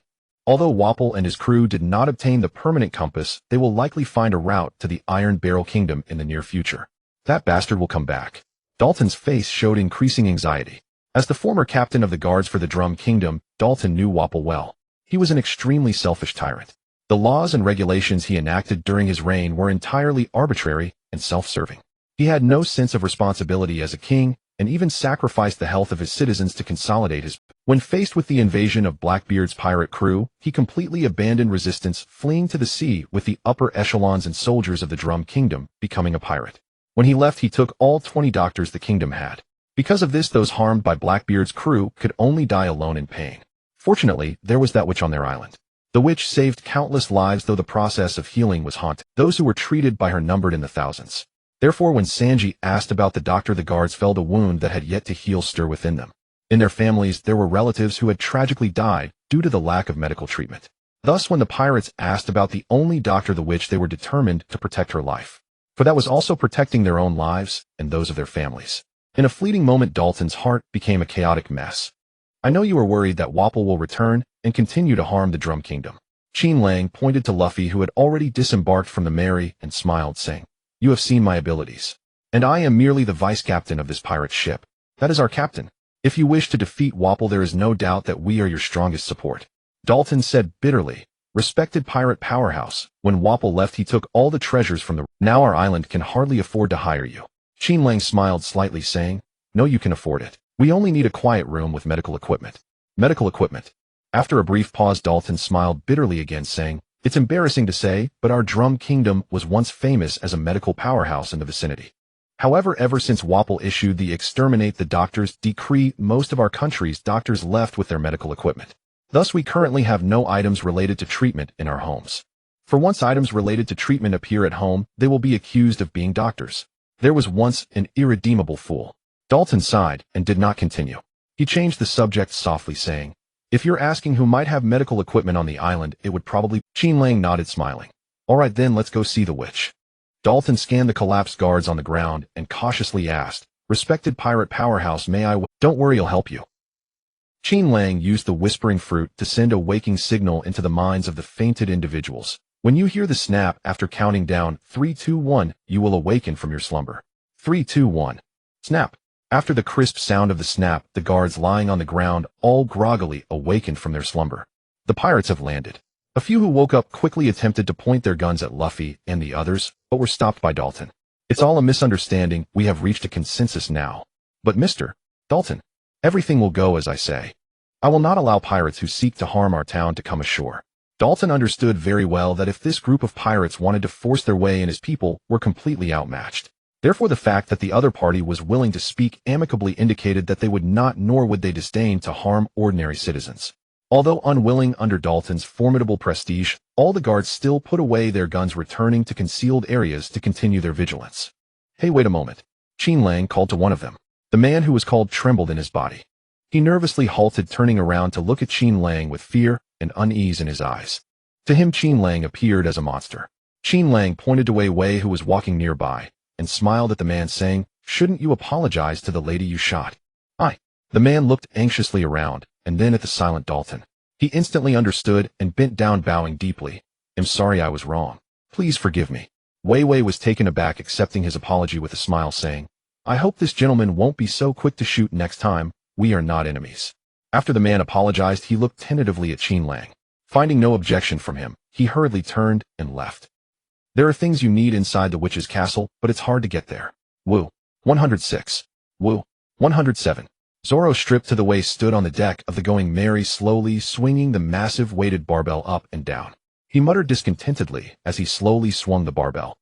They said I'd get lost in the snowstorm, so they made me guard the ship. What a bunch of contemptible bastards. Beside him, the runaway duck Karoo, dressed in a messy pile of clothes, was shivering and quacking endlessly. Quack. Quack. It's so cold, let's go back inside. You should try slowing down. Zoro recalled Qin Lang's advice, slow. The slower the better. Qin Lang said that only by slowing down can I become faster. I wonder what that really means. Suddenly Zoro sharply shifted his gaze to the distant sea surface. My. There, a black that was growing larger, seemingly a large ship. The bow had a strange-looking hippopotamus with half its face missing, and the entire hull looked battered and broken. This ship looks familiar. 125. Zoro frowned, but his hands didn't stop, still swinging slowly, until the ship drew closer and clearer. Its arrival caused panic and anger among the guards on the shore. Pirate ship. No, it's Wapol's ship. Wapol is back. Go inform Lord Dalton. That bastard actually came back. Let's fight him. Zoro realized belatedly Wapol. Oh, that's the weird guy who got punched away by Qin Lang. Catching sight of the huge scratch on the side of the White Iron King, Zoro grinned proudly. That's the Sword Creek. The White Iron King barely held together after being nearly shattered by Qin Lang's group, moored miserably at the shore. The half-face hippo mouth at the bow slowly opened, lowering a landing board that was only half intact. Rat-a-tat-tat. A large number of pirate soldiers poured out. It's Drum Island. The soldiers gazed in ecstasy at the white, familiar, yet foreign land, shouting nostalgically, we're back. We're finally back. After months we've returned here. Long live King Wapol. We're soldiers again, no longer dirty pirates. Surrounded by followers, a fat white hippo carried Wapol wobbling onto. At this moment, Wapol showed no sign of the dishevelment after being knocked away. He had already restored his crippled body by devouring the wreckage of his own ship. It's Drum Island. Indeed, Drum Island. Wapol looked joyfully at this island he had tyrannized for years, which he was forced to leave months ago because of the Blackbeard pirates, and laughed uproariously. Finally arrived. This king is finally back. My country, the Drum Kingdom. Bang. A bullet hit Wapol's wide-open, joyful mouth. The guards on watch, ultimately driven mad by hatred, couldn't wait for Dalton's arrival and charged out in unison. Charge! Kill all these shameful bastards. This is our country. That despicable Wapol has no right to rule us. Living under Wapol is worse than death. For the loved ones who died because he refused to resist. Bullets rained down on the white iron pirates' ranks, and pirate soldiers fell one after another. But the pirates retaliated, firing back at the self-defense force members. Bullets. Crunch, not bad. Wapol closed his mouth, chewing the bullet like a peanut. He looked curiously at the guards charging out from the snow. Is this the welcome ceremony from the citizens of Drum Kingdom for their beloved king? Then he gave a cold order to his capable subordinates. Since these plebeians are so excited, let them welcome my return with their lives. The former evil strategist of Drum Kingdom, Jess, stepped out and took off his bow. The former administrator of Drum Kingdom, Kromalaman, also stepped out, clenching his boxing gloves. The two faced the charging self-defense members, grinning fiercely, as commanded by His Majesty the King of Drum. They charged into the guards as if entering an empty space with no one able to stop them. Whoosh! Suddenly a slash appeared before them, halting their advance. A cold voice rang out. Hey, he'll be your opponent. Zoro, with Wado Ikamanji in his mouth and Yubashiri and Sandai Katetsu in his hands, blocked the two. Sir, respected pirate. Thank you. The surrounding guards looked at Zoro with gratitude, as if at a say, it's you? The three-sword-style swordsman who slashed the side of the White Iron King. Jess and Kromalaman immediately recognized the man before them. Why are you half-naked here? Damn it. Where are the others from your ship? Are they nearby, preparing to ambush us? They looked around in panic. Zoro raised his head calmly. No one else. Only me here. After confirming that the other companions of this three-sword swordsman were not around, the two breathed a long sigh of relief. If it's just this three-sword swordsman, maybe we can handle him. But we're afraid that guy who punched Lord Wapol away is also here. Since you're asking for death, well, granted. The two, completely underestimating Zoro, engaged him in battle. Static electro ball fist. Triple arrow shot. ZZZ. ZZZ. Inside the White Iron King's cabin, a room filled with liquor bottles. A pink-haired, middle-aged man buried under a pile of bottles was sleeping with a bottle in one hand, snoring loudly. Purple sticky drool dripped from the corner of his mouth, and upon hitting the ground, strange mushrooms sprouted. Thump, thump, thump. Suddenly urgent knocking sounded on the door. Lord Mashuru, are you still not awake? We need you to act now. That three-sword swordsman is too strong. The two lords can't hold out. Bang, bang. Outside they had started banging the door. Lord, how long will you sleep? Smack. Under the violent impact, a bottle wobbled and fell onto the pink-haired man's head. The snoring stopped abruptly. The next second, the pink-haired man, rubbing his drunken, dizzy head, stood up and walked to the door. Who's knocking so early in the morning? Disturbing my peace. Ouch! The door was suddenly opened, and the two pirate soldiers who had been banging crashed into the room. The man looked displeased at the fallen soldiers. Hey, what's going on? Why are you in such a mess? Lord Mashuru. The soldiers scrambled to their feet and saluted. While you were drunk, we were attacked by a group of pirates. The White Iron King was mostly destroyed. But unexpectedly, we finally returned to Drum Island. However, after landing, we encountered the three-sword swordsman from that pirate crew again. Jess and Kromalaman are no match for him. We urgently need your help. Three-sword swordsman. Interesting. He'll go meet him. Mashuru sneered, turned around, and staggered out of the room. Bang. But just as the two soldiers were about to follow him, they found the door closed. How dare you wake me from my sweet dream? Fatone with your lives. Small poison spores. Lord Mashuru, we were wrong. We were just following the king's orders. Lord, please spare us. The two soldiers, struck with terror, frantically knocked on the door, begging for forgiveness. Unnoticed, strange purple gas filled the room. Gag-a-gag. The two soldiers clutched their throats in agony, their legs kicking wildly, struggling for a long time before dying miserably. The man walked through the cabin corridor, cackling. In this world there is no one who can match my fungi fruit ability. I am the strongest. Cough, cough. A guard covered in blood trudged through the blizzard, using his rifle as a walking stick. Having lost a great deal of blood, he was beginning to lose consciousness. The only thing that kept him going was the unwavering desire for vengeance burning in his heart. I must deliver the news of Wapol's return to Mr. Dalton, and that the pirate swordsman met with misfortune. After marching on sheer willpower for an incalculable distance, his strength finally gave out, and he collapsed onto the snow. Fortunately, he was not far from the town. A sled merchant passing by on a delivery discovered him and brought him into the settlement. Warmed by the fire, his body temperature rose, and he gradually regained consciousness. When his eyes fell upon Dalton before him, his expression instantly became agitated, and he stammered. Lord Dalton, he has returned. He has brought that dangerous man with him. We'll calm down. Speak slowly. Dalton's face turned serious. Just as that powerful pirate lord had said, Wapol had indeed come back. Aye, aye. Will's eyes bulged as he struggled for breath, but he could not articulate his thoughts smoothly. A fair hand offered him a cup of warm water accompanied by a gentle voice. Drink some water to ease your tension. Thank you. Will hastily took the cup and downed all the warm water in one gulp, finally relieving his exhaustion. I feel much better, thank you. As Will looked up to return the cup, his expression froze, filled with deep guilt. I'm sorry. The one who had handed him the cup was the girl with pale blue hair whom he had nearly shot dead on that pirate ship earlier. Now you can tell us what happened. Vivi took the empty cup and smiled at Will. Wapple. Will suddenly rose, grabbing Dalton's sleeve, gritting his teeth in fury. Mr. Dalton, that bastard Wapple has come back. He killed all our people at the dock. And on the ship is the criminal who nearly destroyed the entire Drum Kingdom 20 years ago. Mashuru. Dalton had been prepared for Wapple's return. But when he heard the name of the man who had nearly brought the Drum Kingdom to ruin, his expression turned tense. Impossible. That bastard Mashuru was exiled to the Fire Country by the old king. Cough cough. Having fulfilled his mission to deliver the message, Will felt a great weight lifted. Suddenly losing control of his body, he collapsed onto the bed. And, before fainting, he struggled to speak to Vivi, trembling. Your comrade who wields 3 swords was ambushed by Mashuru during the fight with Wapple. He fell victim to Mashuru's strange ability and unfortunately plunged into the river. He is probably. Will lost consciousness before finishing his sentence. Zoro fell into the river. Vivi, Sanji, and Usopp exchanged glances. Vivi's face was filled with urgency, and she said hurriedly, Sanji, Usopp, we need to get back to the dock right now. Zoro needs our help. Usopp clenched his teeth, struggling to suppress his fear. Yes. Zoro needs us. Don't panic, rushing won't help.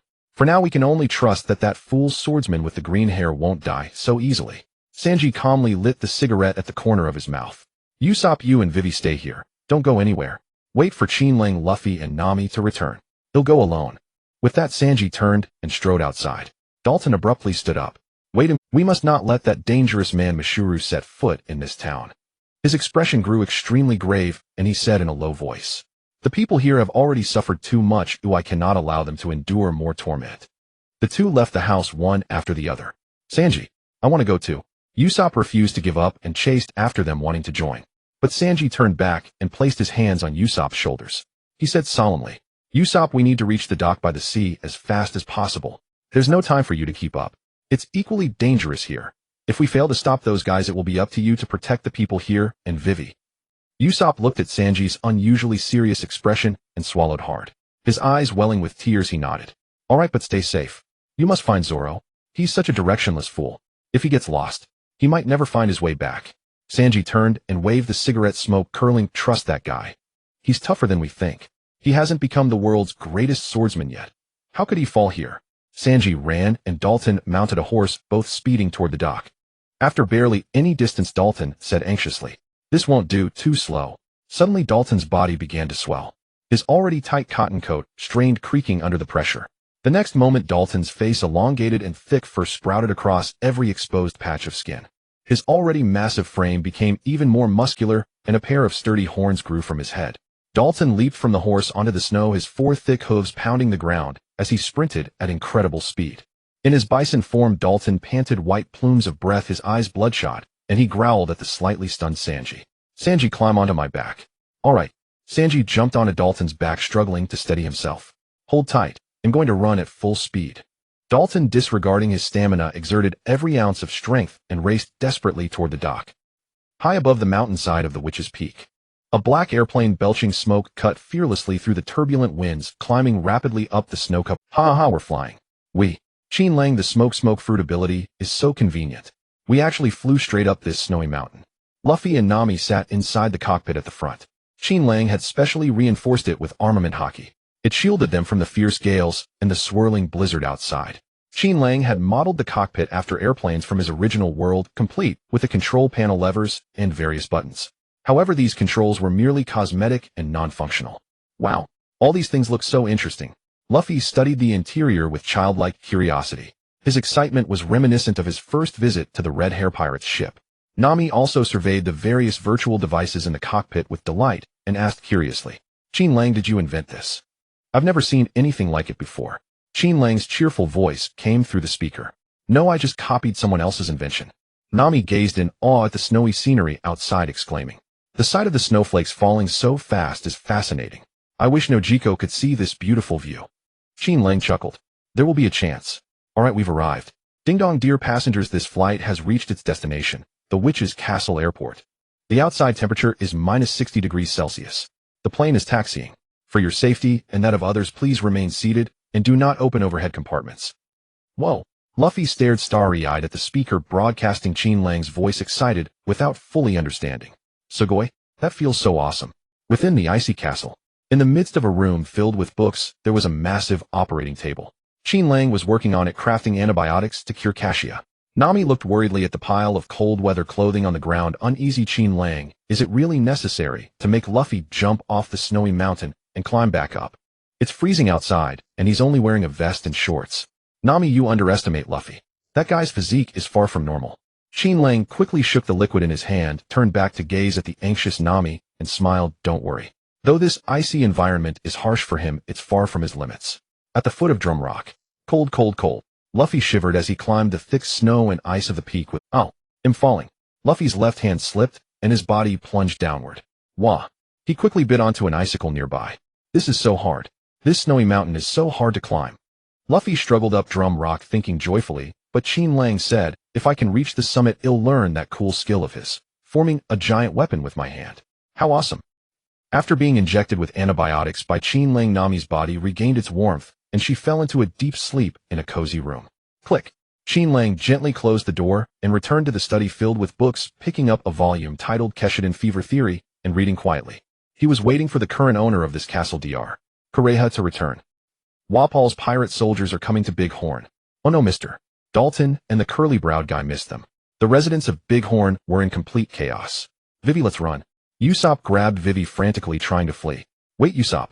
Vivi scanned the panicked crowd, her voice complex. Usopp, we can't leave. Usopp was drenched in sweat, his face dripping. If we don't go now, it'll be too late. That pirate king is coming with his soldiers. If they recognize us, we're dead. But I can't just watch these people die. Well, Mama, Papa, where are you? Vivi saw a little girl crying on the ground, ran over to help her up, and gently asked where her parents were. If only I were Qin Lang. If he were here, those scumbags wouldn't stand a chance. Trembling, Usopp took a deep breath to steady himself. He bitterly regretted that it was him here, not Qin Lang or Luffy. He recalled Sanji's parting words, it's up to you to protect the people here, and Vivi. Slap, slap, slap. Usopp suddenly began slapping his face with both hands. This was a trick Qin Lang had casually taught him in conversation. If you can't calm down, try using pain to suppress your anxiety. Oh, that hurts. Usopp winced, covering his face, regretting using too much force. He realized he wasn't as nervous as before and excitedly waved his arms. Hey, it really works. Alright, then I'm not leaving. Though still trembling, a determined glint flashed in Usopp's eyes. Artifact, Usopp. Qin Lang triple bow. He pulled a translucent bone slingshot from his magic pouch. The weapon was made from the skull of a sea monster Qin Lang had slain. Qin Lang had noticed the bone was extremely hard and warm to the touch. After careful polishing by Usopp, the slingshot had a comfortable grip. The slingshot had 3 forks and 3 pouches, allowing it to fire 3 pellets at once. Time for my special, Usopp muttered as he opened another ammunition pouch. Inside were special glass pellets made by Qin Lang especially for him. These unique pellets were the source of Usopp's confidence. Special move, Qin Lang custom explosive pellet. The pellets were hollow. Inside each pellet was explosive gas exhaled by Qin Lang while using his bomb fruit ability. Upon impact, they caused devastating explosions. Usopp had once killed a giant octopus sea monster that attacked the merry-go with just 5 of these pellets. It was a monster he could never have defeated before. Usopp also hung a few pitch-black round objects on his belt. Special move, Qin Lang custom hand grenade. The glass grenades contained a small amount of Qin Lang's blood, which expanded and ignited rapidly upon contact. Qin Lang had repeatedly warned Usopp to be careful and not hurt himself. Though Usopp didn't know the full extent of their power, Qin Lang's tone made it clear these were far more lethal than the explosive pellets. How if I can do this? After preparing everything, Usopp dashed toward the village entrance. Some villagers were setting up a defensive line there to block Wapol's men. Even if I can't be Qin Lang, at least I can learn to smile like him. That smile is so confident. As he ran, Usopp recalled the smile Qin Lang wore when facing enemies. A fearless, disdainful smile that Usopp saw as the grin of a true strongman. How did Qin Lang smile? Let me think. Usopp's mouth twitched as he tried to mimic Qin Lang's demeanor. With deep breaths, he gradually got into the zone. He even managed to pull off a confident expression reminiscent of Qin Lang. I'm strong. I'm the sniper of the Straw Hat Pirates. I'm not afraid of you. Did Usopp leave? When Vivi helped the little girl find her parents and turned to look for Usopp, he was gone. Vivi was disappointed, thinking Usopp had fled. But then she noticed a thin, curly-haired figure moving. Usopp. Vivi watched as Usopp's frail body brushed past people fleeing in panic, creating a stark contrast. You really are the bravest sea warrior. Vivi's eyes reddened, and her nose twitched. Usopp, the usually cowardly braggart, when none of his friends were around, showed such courage to face the enemy alone. The bravest countercurrent. The Straw Hat Pirates' sniper Usopp resolutely headed to the village entrance to join the fight. Tap tap tap. Clear footsteps echoed through the cold castle. A short figure in a pink round hat with two small antlers hopped merrily toward the library. He am back early today. I can read more books, learn more knowledge, and save more patients in the future. Like Dr. Hilialik and Dr. Kureha. Whom can I go to see? Will I find the companions the doctor said wouldn't think him a monster? The doctor said there's a delicious food called cotton candy at sea. I wonder what it tastes like. Hee, I really want. Huh. The small figure pushed open the door cheerfully, but was startled to find candlelight inside, as if someone was there. A handsome man with short black hair sitting sideways in a chair looked up and smiled. Yo, you're back, Chopper. Chopper nodded, dazedly, politely bowed, and backed out, closing the door. Sorry, wrong room. The door clicked shut. Huh. Chopper stood alone in the corridor, blinking in confusion. Strange. He looked up at the wooden door that looked exactly like his study, lost in thought. Did I and Dr. Kureha get the wrong castle? The host has observed the user of the human fruit model human. Understood the ability to transform into a human. Qin Lang heard the system's prompt in his mind and revealed a strange smile. With the ability of the munch fruit and the human fruit model human, all he needed to do now was wait. Wait until he encountered that person. Thump. Suddenly the door swung open and a small figure rolled in with a clatter. Ouch, that hurts. Where am I? Chopper touched his small blue nose and looked up in panic. I actually came in, he exclaimed in terror, realizing that while eavesdropping at the door he had accidentally pushed it open and tumbled inside. Has that person already discovered me? Chopper mechanically turned his head, glancing toward Qin Lang's location while muttering prayers under his breath. He can't see me, he can't see me, he can't see me. Amidst Chopper's hopeful expression, Qin Lang waved at him and smiled. I see you. Avi. Chopper leaped up from the floor and fried his hooves, frantically pushing at the door in an attempt to escape. Chopper struggled to push the door for a long time, only to realize he was still inside the room. You're pushing the wrong direction. Qin Lang set down his book, walked to the door with a smile, and gently pulled it open. Qin Lang turned back to look at Chopper, who was hiding in the corner with his back pressed against the wall. He grinned. Want to go out, Chopper? Wah. Chopper watched Qin Lang's movements cautiously. When Chopper saw that Qin Lang simply smiled and opened the door with no other intentions, he immediately bolted out in a panic. Before leaving, Chopper couldn't help turning back, grabbing the doorframe, and wiggling his little rear end while saying, I'm not going to say thank you, dummy. You're welcome. Qin Lang smiled as he watched Chopper scurry away, then shrugged and returned to reading his book. Your temperature really is returning to normal. In the hospital room, Dr. Kureha pressed one hand against Nami's struggling body and placed the other. Feeling that Nami's forehead had gradually returned to a normal temperature, she was slightly surprised. Indeed, the Kestia bacteria in your body are decreasing. I estimate you'll be able to get out of bed soon. Lying in bed, Nami blushed slightly and tucked a strand of hair behind her ear. I already told you Qin Lang gave me the vaccine. Qin Lang, that's the name of your ship's doctor. Dr. Kureha marveled inwardly that a young doctor knew how to prepare the antibiotic for Kestia, a disease so rare it was nearly extinct. Nami shook her head. Qin Lang isn't the ship's doctor, he's our vice captain. The vice captain doubles as a doctor. Your ship sounds interesting. Nami smiled confidently. Qin Lang can not only be a ship's doctor, he can do anything. He can also serve as navigator, chef, swordsman, repairman. Dr. Kureha threw her head back and laughed heartily. Ha ha ha, what an interesting fellow. After confirming that Nami's body was fine, Dr. Kureha released her hand from Nami and stood up to examine this girl of extraordinary temperament. So you contracted the 5-day disease and your ship didn't have the appropriate equipment. Is that your reason for barging into someone else's home while they were away, relying on the medical equipment in my castle to produce the antibiotic for Kestia? Nami, feeling guilty, nodded weakly. I hope you can forgive us. Dr. Kureha chuckled darkly. Since you've already used the medical equipment in my castle, you should pay for it. I won't overcharge you, just 3 million berries. What? Nami sat bolt upright in bed as if by a medical miracle. She stared at Dr. Kureha and argued, 3 million berries. Just for using medical equipment. You old hag, why don't you just rob me? Dr. Kureha brandished a scalpel and flashed a cunning smile. Little girl, that's exactly what I'm doing. Nami was stunned. Dr. Kureha put down the scalpel and laughed. Where is that Dr. Qin Lang, who made the Kestia antibiotic? I'd like to meet this interesting fellow. Suddenly the door burst open. Dr. Kureha. Chopper rushed in from outside, tugging at Dr. Kureha's pant leg and pulling her outward, saying nervously, Dr. Kureha, there's a strange human in my study. The air suddenly fell silent. Chopper turned his head blankly and saw Nami lying on the bed, curiously examining his antlers. Chopper nimbly hid behind Dr. Kureha. Grabbing her leg, he peeked out and glared at Nami in terror. Dr. Kureha, it's a human. Let's run.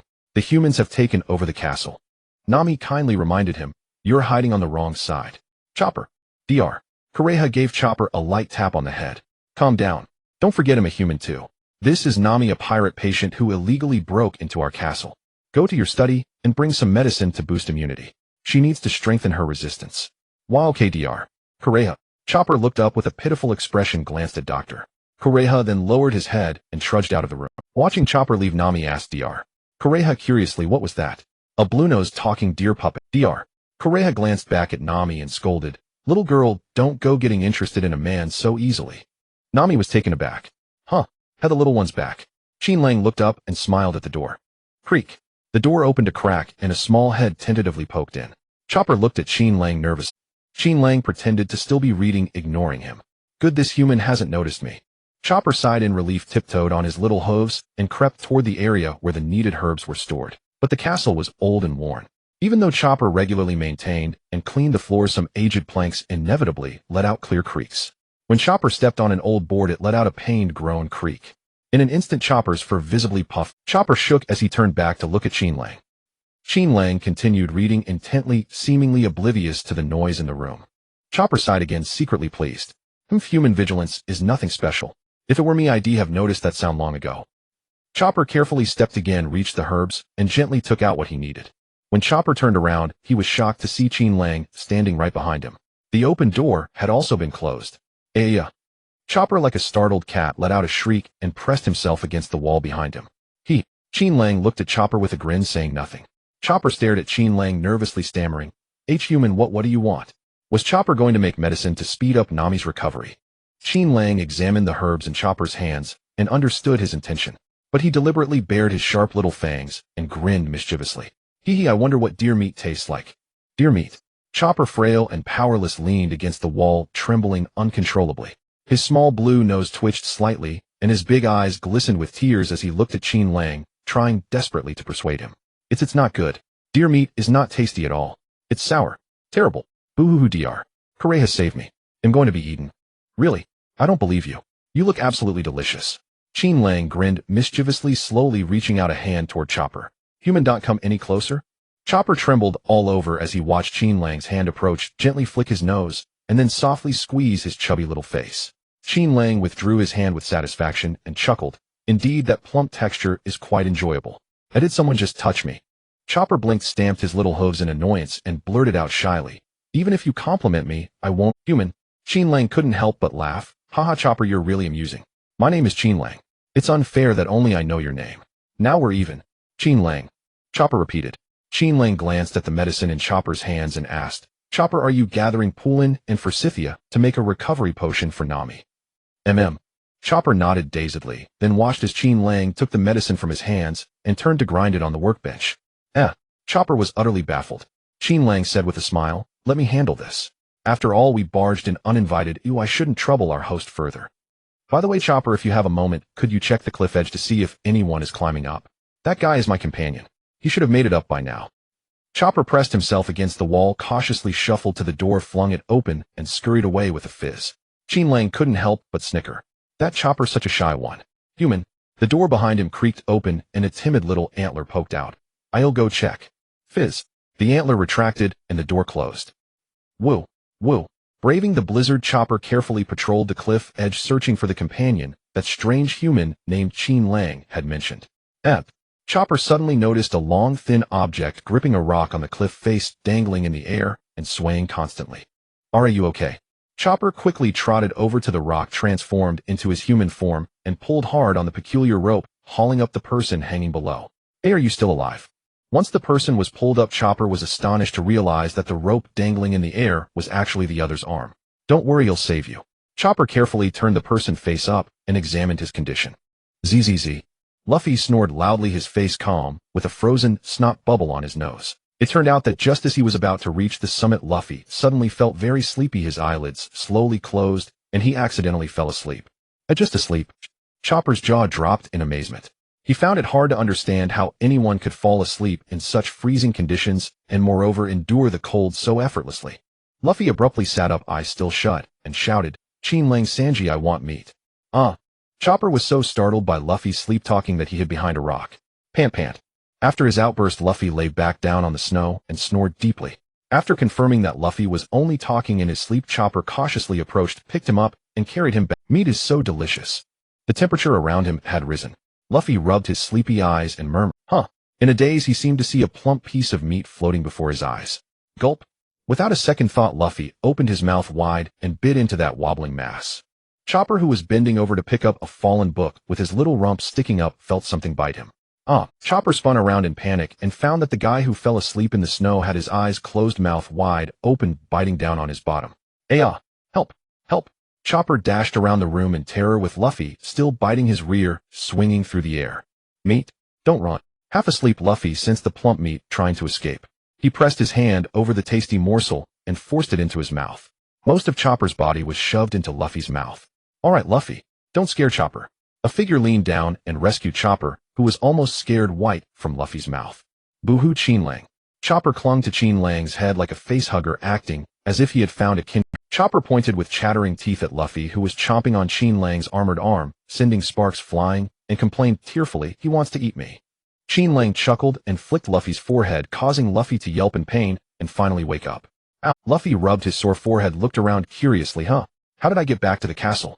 Ignoring the clinging Chopper, Qin Lang smiled at Luffy. Luffy, did you have a dream just now? Luffy looked at Qin Lang, stood up, and grinned. Qin Lang, I dreamed of a delicious piece of meat, but just as I was about to bite into it, it pried open my mouth and flew away. Hee. Chopper hid behind Qin Lang's head, trying to pass as a headpiece. He trembled incessantly, stealing glances at Luffy, as if he were a man-eating monster. Unfortunately, Luffy still spotted Chopper behind Qin Lang's head. Luffy tilted his head, curiously staring at Chopper, who had his eyes shut, pretending not to exist, and exclaimed, "Qin Lang, there's a really weird guy behind your head." Qin Lang reached back, grabbed Chopper by the scruff like a cat, and dangled him in front of Luffy. His name is Chopper. He's a reindeer who ate the human fruit and became human-like. Venison. Luffy's eyes widened and saliva dripped uncontrollably from the corner of his mouth, pattering. Help Qin Lang, he really wants to eat me. Chopper, held in front of Luffy, flailed his limbs desperately in the air, trying to escape Luffy's gaze. Just as Luffy opened his mouth to bite Chopper, Qin Lang grabbed Luffy's neck with his other hand. Hey Luffy, don't eat everything. With a slight release of Conqueror's Haki, Luffy went limp in Qin Lang's grip. Qin Lang set Chopper down, shook Luffy, and smiled at Chopper. This glutton is Luffy. He's the captain of our pirate crew, the man who vowed to become the Pirate King, and also a rubber man who ate the gum-gum fruit.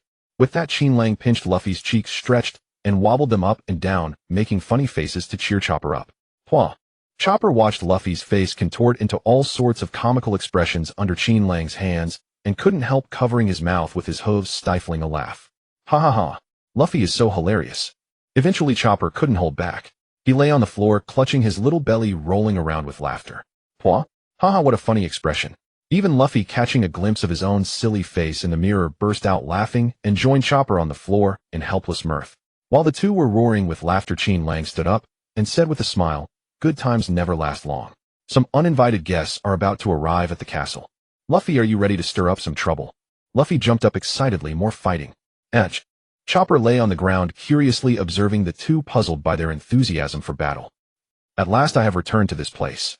Wapol, along with his few remaining pirate soldiers, climbed the mountain and arrived before the castle that once belonged. Seeing the black skull flag with cherry blossom patterns flying atop the castle, Wapol's face turned extremely sour. Damn it, hanging that quack doctor's flag on my castle. My castle has been defiled. Bang. 3 trembling figures were tossed onto the open ground before the castle by the soldiers. Lying pale-faced on the ground were Sanji, Usopp, and Dalton. Slap. Mashuru, a clear shoe print stamped on his face, viciously stomped on Sanji's back again, and again, fuming. Damn, bastard, you kicked me in the face. If not for the slight healing ability of my spore fruit, I might have actually died from that kick. Old buddy, stop venting your anger on the dying. We should make the living feel our power. Wapol comforted Mush. He gazed at the castle gate left wide open and the icy, chaotic mess inside, gritting his teeth. That damn witch, how dare she turn my beloved castle into this? I swear I'll devour you alive. Mushaloo clenched his teeth and strode angrily to Wapol's side, fuming. You idiot, didn't I tell you not to call me brother anymore? Wapol sighed helplessly. I understand, old buddy.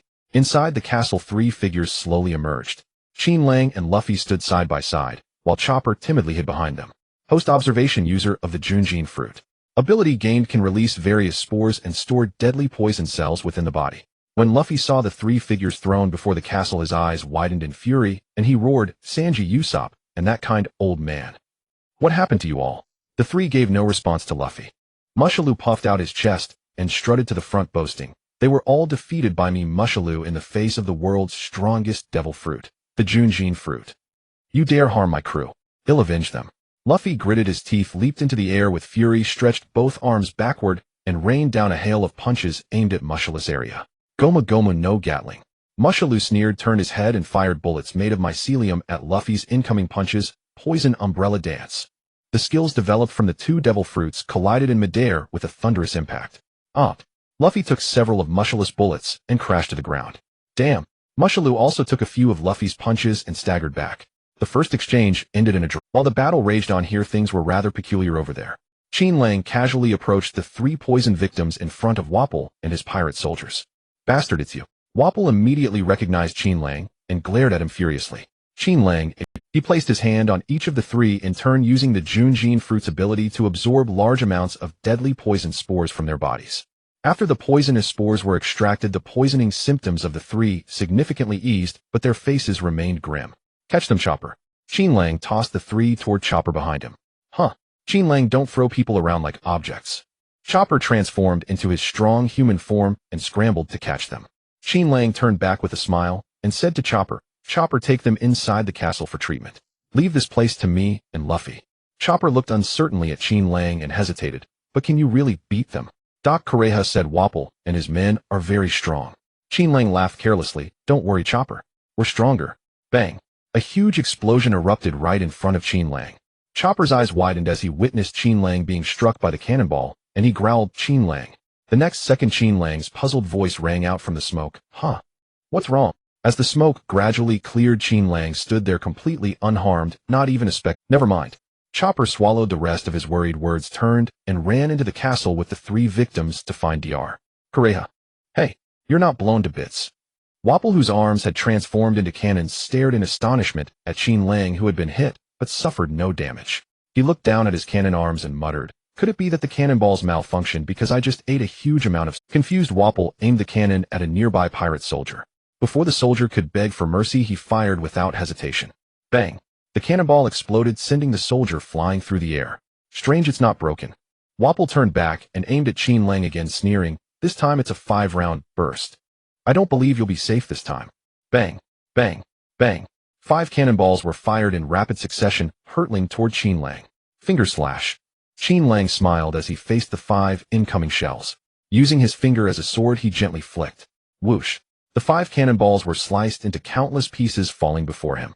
Clang! At the sight, Wapol's Tinkin dropped to the ground in shock. This guy's ability is too bizarre. After swallowing hard, Wapol turned and sternly ordered his 2 equally stunned subordinates, Jess and Chromalaman. You two go take care of him.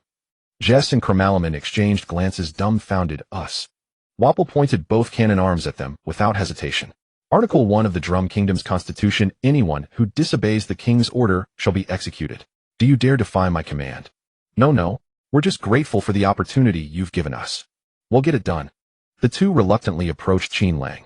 Facing his smiling visage, they felt like crying. Don't come any, we're very strong. They hoped Master Mushaloo would quickly finish off that straw hat kid and then ambush this weird guy just like they did with the 3-sword swordsman and the curly-haired kick expert. Qin Lang, in no hurry to deal with these 2 lackeys, turned his attention to Luffy's situation. Spinning drill slash. Luffy ducked to avoid Mushaloo's left-hand strike, then quickly extended his left leg and retracted it to kick Mushaloo. Goma Goma no stamp. Mushaloo shook his head dismissively, too slow. As soon as he spoke, Luffy's kick landed on him. But it shattered Mushaloo's body into purple spores. Mushaloo's true form appeared behind Luffy, sneering as he swung his arm downward. Fungal path. A mass of rapidly growing white mushrooms burst from the snow, lunging at the caught off guard Luffy. The white mushrooms quickly spread over Luffy's body, trapping him completely within a huge clump of mushrooms. What the hell is this? Luffy struggled to break free, but found himself immobilized. Damn, you're dead. The next moment Mushaloo smirked at Luffy, raised both hands high, and with a violent shudder expelled a dense cloud of deep purple spores surging toward Luffy. Deadly snow spores. Goma Goma no hold breath. Luffy expanded his lower lip to cover half his face, holding his breath as he tried to withstand the approaching spore swarm. But it was futile. A large number of snow spores still seeped into his body through his skin and 7 orifices. By the time the spores drifted away, Luffy, trapped in the mushroom mass, was ashen-faced and barely alive. Ha ha ha. Seeing this, Mushaloo raised his head triumphantly and laughed. As expected, I, the possessor of the world's strongest devil fruit, the Junjin fruit, am invincible. Mushaloo turned around and looked at Qin Lang, who was watching with a smile, and said arrogantly, "Now there's only you left. Ha ha ha, I advise you to accept reality and kneel there waiting for death." So fierce. I'm so scared. Qin Lang smiled and stretched out his hand, curling his finger at Mushaloo. Come over here. Huh. Bastard, are you underestimating me? Watch me chop off your head with my spinning drill. Mushaloo erupted in fury, feeling that Qin Lang had belittled him. He spun his left forearm like an umbrella, rolling up his sleeve as if to charge forward. Bro, wait. This smirking pretty boy is no simple character. Wapuru hurriedly blocked in front of Mushaloo. Mushaloo roared in exasperation. You bastard, I told you not to call me brother. Bro, in this critical moment, don't throw a tantrum. Wapuru still cared somewhat for his older brother Mushaloo. After all, when Mushaloo was a teenager, out of boredom, he had fired a toxic spore bomb that his body produced only once a decade into the sky, attempting to annihilate the entire population of the Drum Kingdom, an act that deeply traumatized the young Wapuru. Fortunately, on that day the winds in the Drum Kingdom were strong and the toxic spores were blown away before they could spread widely. Yet even so, countless people suffered from the toxic spores, resulting in numerous deaths and injuries. Even after the previous king returned from the World Conference and apologized to all his subjects, it did not erase the extremely negative impression left by the royal offspring in the hearts of the people. Thus, to treat the people whose nerves and bodies had been damaged, the Drum Kingdom devoted itself to medicine, eventually becoming a renowned medical nation. Mushaloo's nature was too vicious, leaving the previous king with no choice but to send him to the Fire Country. There the perpetually scorching heat could suppress Mushaloo's fungus fruit ability, preventing him from running amok. But in Wapuru's eyes, the childhood Mushaloo who had attempted to massacre the entire kingdom's commoners was his hero. Bro, that weirdo just flicked his finger and destroyed the 5 cannonballs I shot at him. Once he turned his finger into a strange paddle and knocked me flying. Wapuru recounted all the bizarre abilities he knew about Qin Lang. Hiss. From what you say, this guy's ability is indeed quite strange. Hearing Qin Lang's powers from Wapuru, Mushaloo calmed down a little. Mushaloo was no reckless fool, who after so many years in the Fire Country, it was his intuition and cunning that had allowed him to survive. But Qin Lang's next move directly shattered Mushaloo's composure, driving him beyond endurance. Hey, you're not scared, are you? Qin Lang casually drew a circle on the ground with his foot and smirked at the brothers. Alright, I'll stay inside this circle. If you can knock me out of it, I lose. How about that? You mean you'll stay inside that circle the whole time? Mushaloo lowered his head, his face dark, let out a strange cold laugh, then charged at Qin Lang in anger. Bastard, are you underestimating me? Since you're so eager to die, I'll oblige you. Mushaloo vanished from his spot and reappeared above Qin Lang, his hands unleashing a barrage of purple missiles, parasite missiles. The spore-formed missiles burst upon touching Qin Lang's body, releasing a torrent of needle-sharp mycelia that blasted in all directions. Qin Lang's body was instantly coated in armament hockey, and the needle-sharp mycelia continuously struck him, snapping and falling to the ground. Once these parasitic hyphae pierced the skin, they would frantically burrow into the bloodstream, multiply inside the victim's body, and eventually drain all the blood from the host. When the host withered, they would burst out, rapidly grow into blood-red mushrooms, and emit an enticing aroma to lure nearby creatures to feed. If any creature touched the mushrooms, they would explode again, releasing a flood of sharp hyphae to repeat. Indeed, this guy is a tough one. Seeing the parasite missiles fail, Mushaloo was not discouraged, having anticipated. He took a deep breath, inhaling a huge amount of air, and his slender body swelled in the air until he was even larger than Wapuru. Above Qin Lang, the now bloated Mushaloo aimed his mouth at the man below and rumbled mycelium tornado. Colorful fungal powder sprayed from Mushaloo's mouth, growing and devouring each other in midair, rapidly forming a multicolored mycelium tornado. The vivid mycelium whirlwind expanded and compressed, soon swelling from under a meter to tens of meters. The massive mycelium tornado landed, sweeping up the surrounding snow and hurtling straight toward Qin Lang on the ground. Under the violent impact of the mycelium tornado, the area where Qin Lang stood was destroyed, and a vast amount of snow was blasted into the air. When the dust settled, the spot where Qin Lang had been was no longer visible, replaced by a gigantic, colorful mushroom mountain. Countless big and small mushrooms grew there. Big mushrooms with little mushrooms on top, and little mushrooms with even smaller ones. Mushrooms. Everywhere the eye could see were mushrooms. Mushaloo preened with smug satisfaction. He sneered at the mushroom mountain contemptuously, said, claiming you'd stand still and let me hit you. How arrogant. You have no idea how powerful my fungus fruit is. You're dead for sure. Waparu gloated at the motionless mushroom mountain and praised the equally smug Mushaloo. Bro, you're amazing. You killed that creepy pretty boy in one shot. Mushaloo glared at Waparu. Bastard. I told you to stop calling me bro. Suddenly a cheerful voice rang out from the center of the mushroom mountain. Not bad, not bad. This fruit is truly impressive. From now on there will be no shortage of fresh vegetables at sea. Huh. The two brothers who had been basking in triumph froze like chickens with their necks wrung, staring at each other in bewilderment. Bro, he's still alive. Impossible. Absolutely impossible. Bang. The next second a plume of white smoke erupted from the center of the mushroom mountain, and as the smoke grew the entire mushroom mountain burst into blazing flames. At the sight of fire the once smug Mushaloo was instantly terrified, his previous arrogance shattered. He cowered behind Waparu, staring in horror at the flames, clutching his pink hair, and shrieked desperately, fire. It's fire. Quick, put it out. Fire. Bro, don't be afraid. He'll put it out. Waparu quickly switched to firefighter mode. He swallowed the surrounding snow while shooting massive jets of snow melt from his hands, which had turned into fire extinguisher nozzles, onto the blazing mushroom mountain. When the flames died out, Waparu and his pirate soldiers saw that in the center of the still smoking fragrant mushroom mountain a circular patch of snow remained untouched. In the middle of that snow patch Qin Lang sat cross-legged at ease, holding several roasted matsutake mushrooms that were golden and fragrant. He looked up at the stunned brothers and said with a smile, roasted matsutake tastes really good. Want some? Not bad, the fragrance is very delicate. If only a bit of meat could be added it would be even more perfect. Qin Lang finished all the grilled matsutake mushrooms in his hand, patted his bottom as he stood up from the ground, and concluded, Nami and Chopper would probably love this kind of food, matsutake mushrooms. Luffy probably wouldn't like something that doesn't give him a feeling of fullness. Speaking of Luffy, Qin Lang casually glanced at Luffy, who was still trapped in the mushroom pile, his skin color slowly returning to normal. Qin Lang grinned slyly and shouted loudly, whose meat is this? If no one wants it, he'll throw it away. Meat. From the mushroom pile, Luffy, with his grayish-white skin, suddenly opened his eyes, his cheeks hollow, and croaked hoarsely at Qin Lang. Meat. Where is the meat? Oops, a beautiful swordswoman snatched it away. Qin Lang chuckled and stepped out of the circle of snow. With a single step, he crossed hundreds of meters and appeared in front of Luffy. Just take a bite for now. Qin Lang casually stuffed a handful of matsutake mushrooms into Luffy's mouth. With his other hand, he lightly swept over Luffy's body, absorbing all the toxins from within Luffy. Luffy's skin at a speed visible to the naked eye changed from a withered gray-white to a healthy bronze yellow. Munch munch. Luffy chewed the mushrooms in his mouth enthusiastically and said excitedly, Qin Lang, is this meat? So delicious. Is there more? I'm so hungry. All you know is eating. We'll talk about meat later. Let me deal with these two nuisances first. Qin Lang flicked Luffy's forehead, then turned to look at the two brothers Weiboer and Musho Lu. The two brothers, under the cover of pirate soldiers, were tiptoeing back toward the mountain path. They came from planning to sneak away, while Qin Lang wasn't paying attention. Where do you think you're going?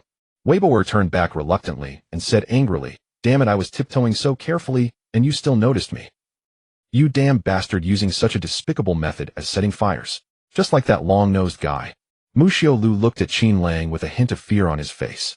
He had no idea what ability the opponent had used to unleash that flame just now. This guy is too weird. The two brothers exchanged a glance, both seeing intense unease in each other's eyes. It wasn't that they had never encountered powerful enemies before, but they had never met anyone like Qin Lang who could casually dismantle their meticulously prepared attacks. Weiboer gritted his teeth and looked at Musho Lu. Big brother, at this point we have no choice but to use that move. Musho Lu took a deep breath and said resolutely, then let's do it. I'm ready. Weiboer looked at Qin Lang and sneered. You forced me to do this. Now face the arrival of terror. Devour Factory Brothers fusion.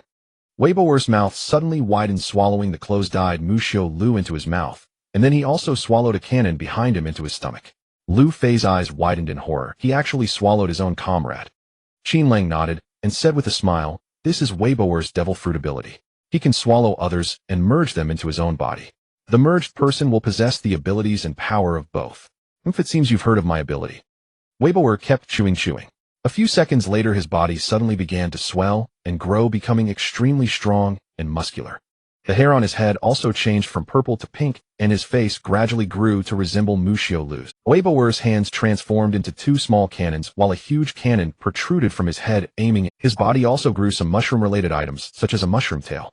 On his stomach, there was a strange mushroom-shaped clock with a mushroom, like a pointer, slowly moving. There were 8 numbers on it, and now the mushroom pointer was pointing at 8. Aha, now, I have become the invincible miracle trinity. Mashura Wapple Cannon. The over 5 turtle Weiboer looked down at Qin Lang, and Lu Fei casually kicking away the pirate soldiers who were in his way.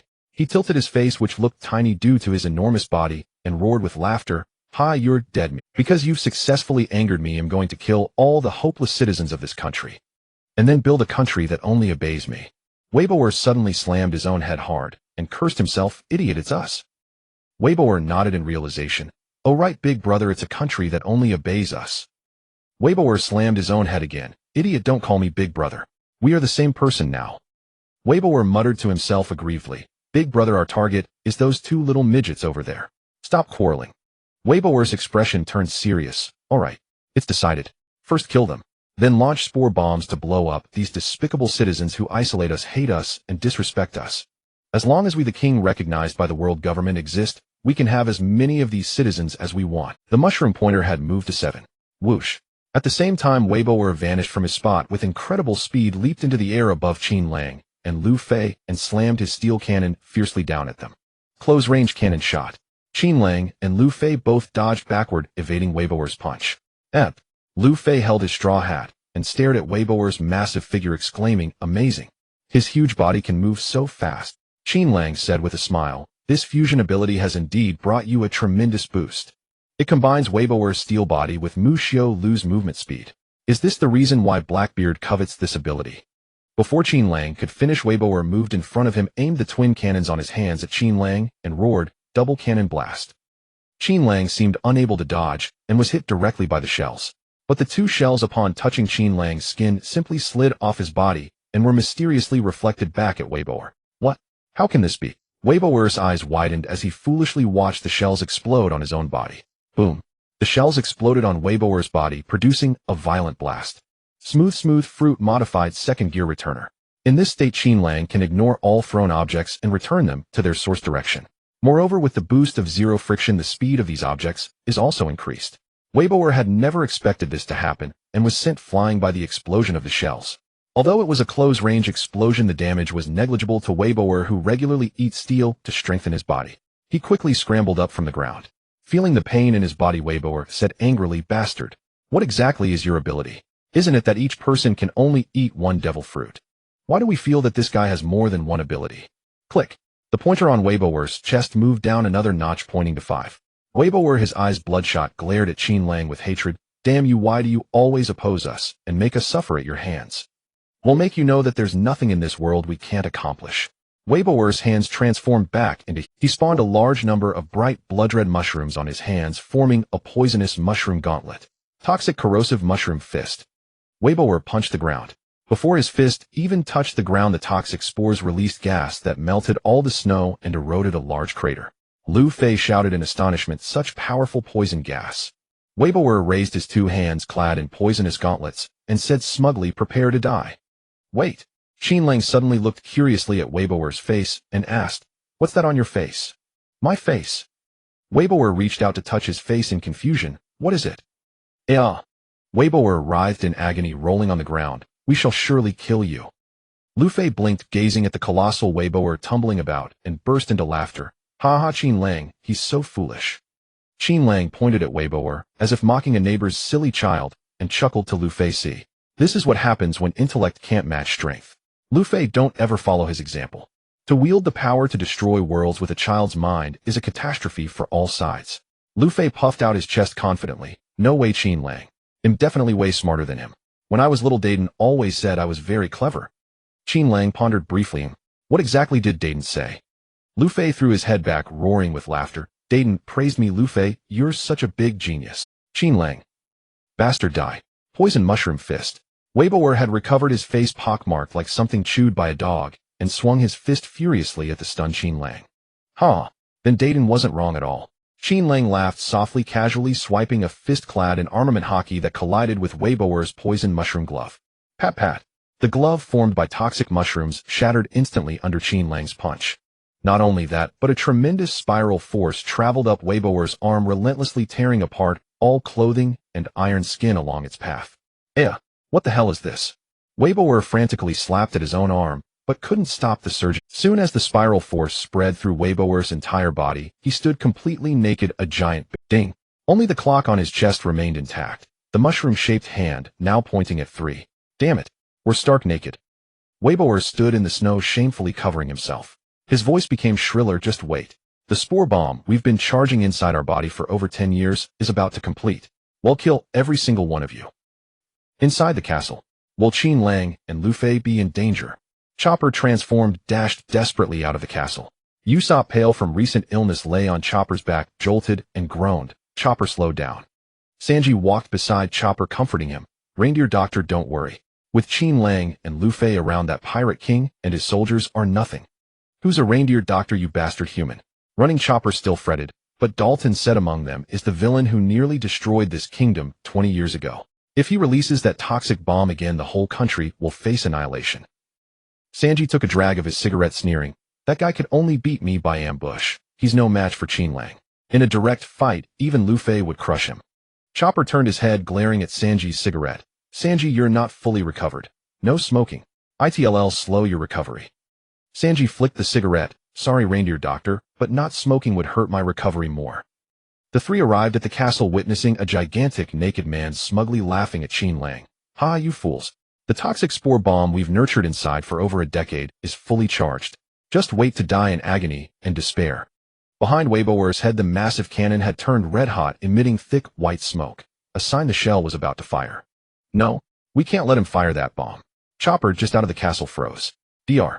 Kureha's words echoed. Chopper, if Mishuru releases that spore bomb, most people here will die and survivors will likely be mutated or deformed. You must stop him. I won't let you fire it.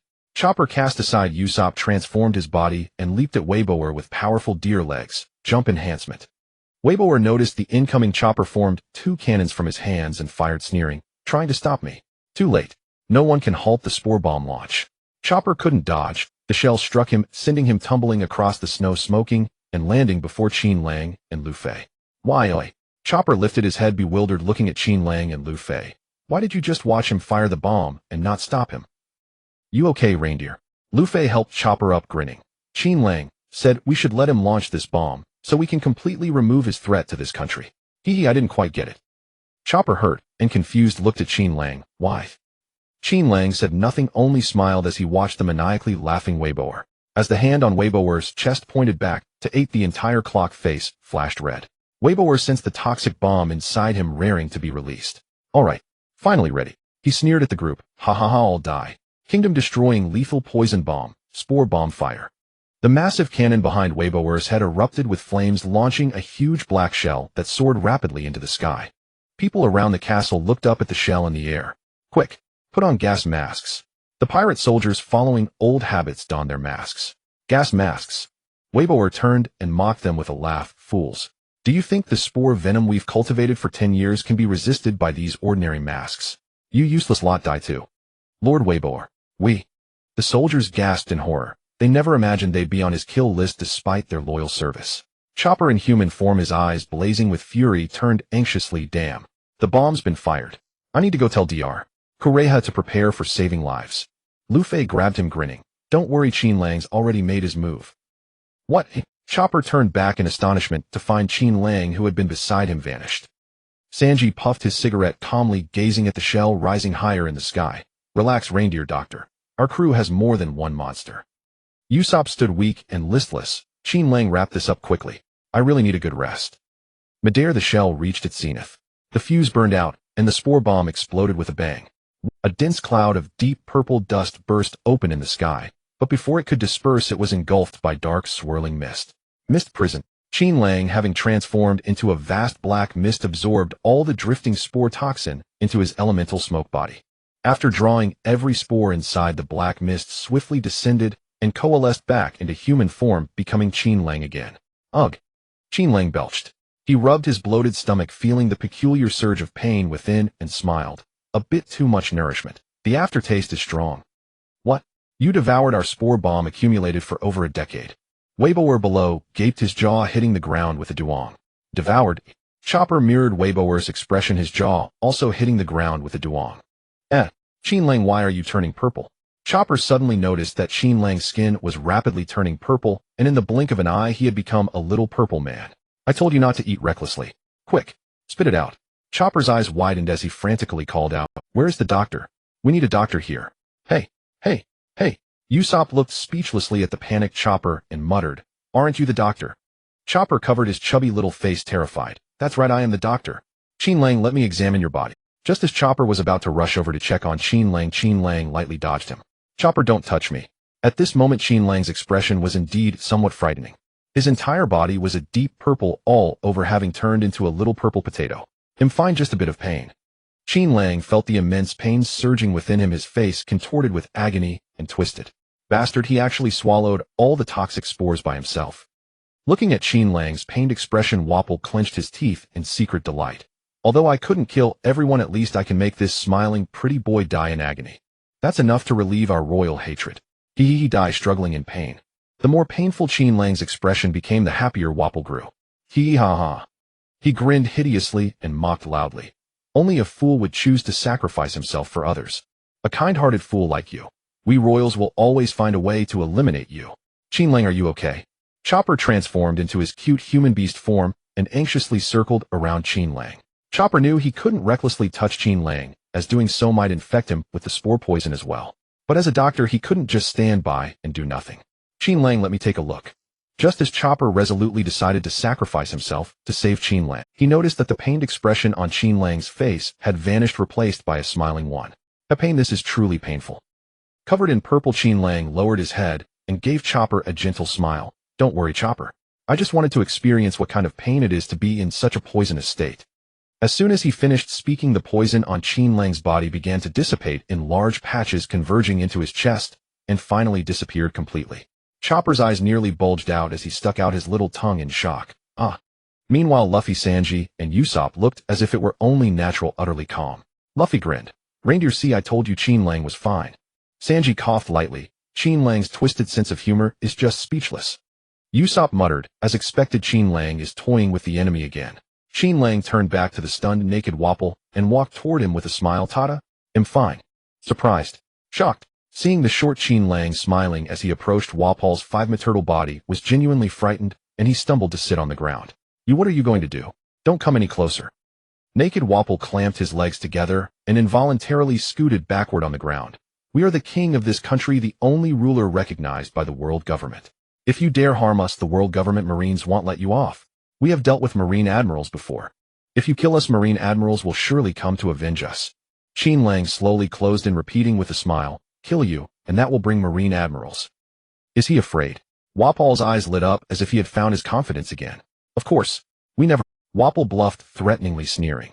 If we are killed, 2 Marine admirals will come to the Drum Kingdom and hunt you to the ends of the earth. Qin Lang lightly clapped his hands, admiring. That's wonderful. Originally, I didn't intend to kill you. But since you said killing you would bring Marine admirals, I'll have to reluctantly change my mind and choose to kill you. Wapol's eyes widened in disbelief. Wait, do you realize what you're saying? Wapol was utterly confused by Qin Lang's reaction. Aren't Marine admirals the absolute predators, like cats to mice for pirates? Why would a pirate want Marine admirals to appear before him? You lunatic.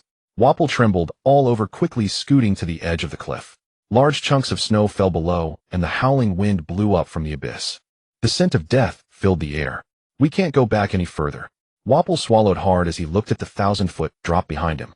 If he fell, Wapol felt certain he would be crushed into a pulp.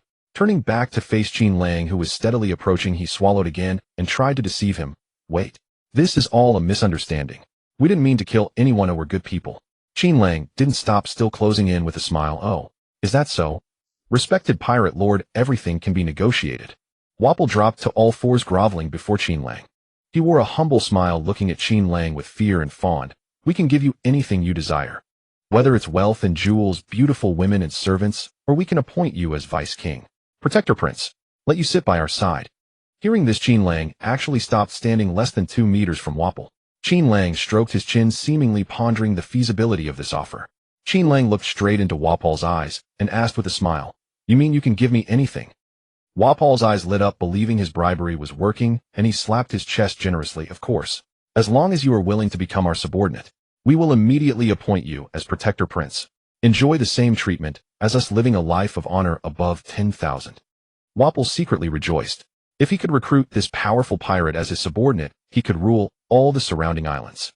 Become the undisputed king of this region. We are truly blessed. Misfortune turns to fortune. Qin Lang nodded, still smiling. Since that's the case, I want you yourself. Crack. These words left everyone stunned and speechless.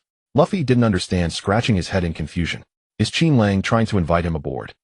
Sanji's mouth twitched. Does Qin Lang like men? Usopp's eyes sparkled. Is Qin Lang planning to turn this iron-eating guy into a cyborg? Chopper trembled in fear. Does Qin Lang not only like eating reindeer meat, but also human flesh? Wapol was thunderstruck, dumbfounded. You want us? What does that mean? Qin Lang continued to close in with a smile. Do you agree? Unable to withstand the overwhelming pressure of Qin Lang's aura, Wapol was forced to nod repeatedly. Don't come any closer, we agree. Congratulations, you've saved your life.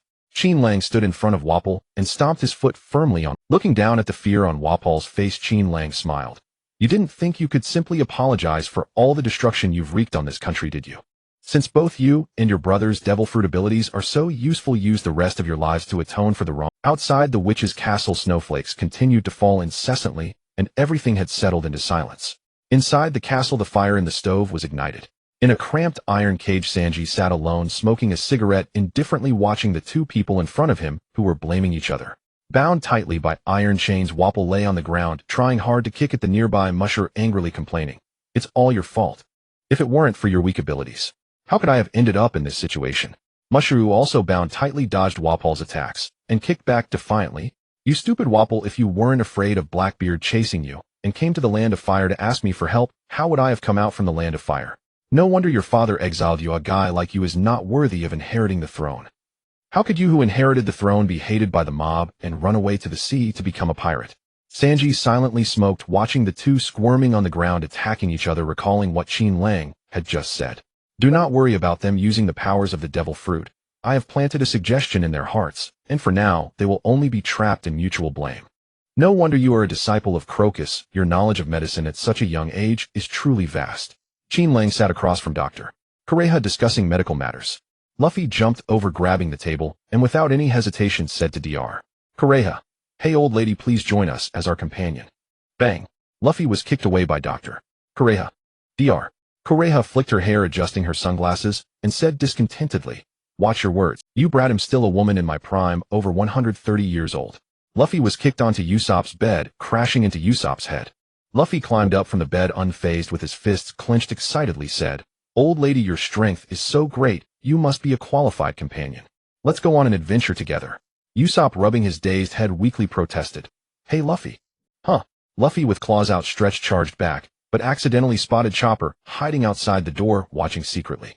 There you are, reindeer." Luffy immediately changed his target and rushed towards Chopper, grinning widely as he lunged at him.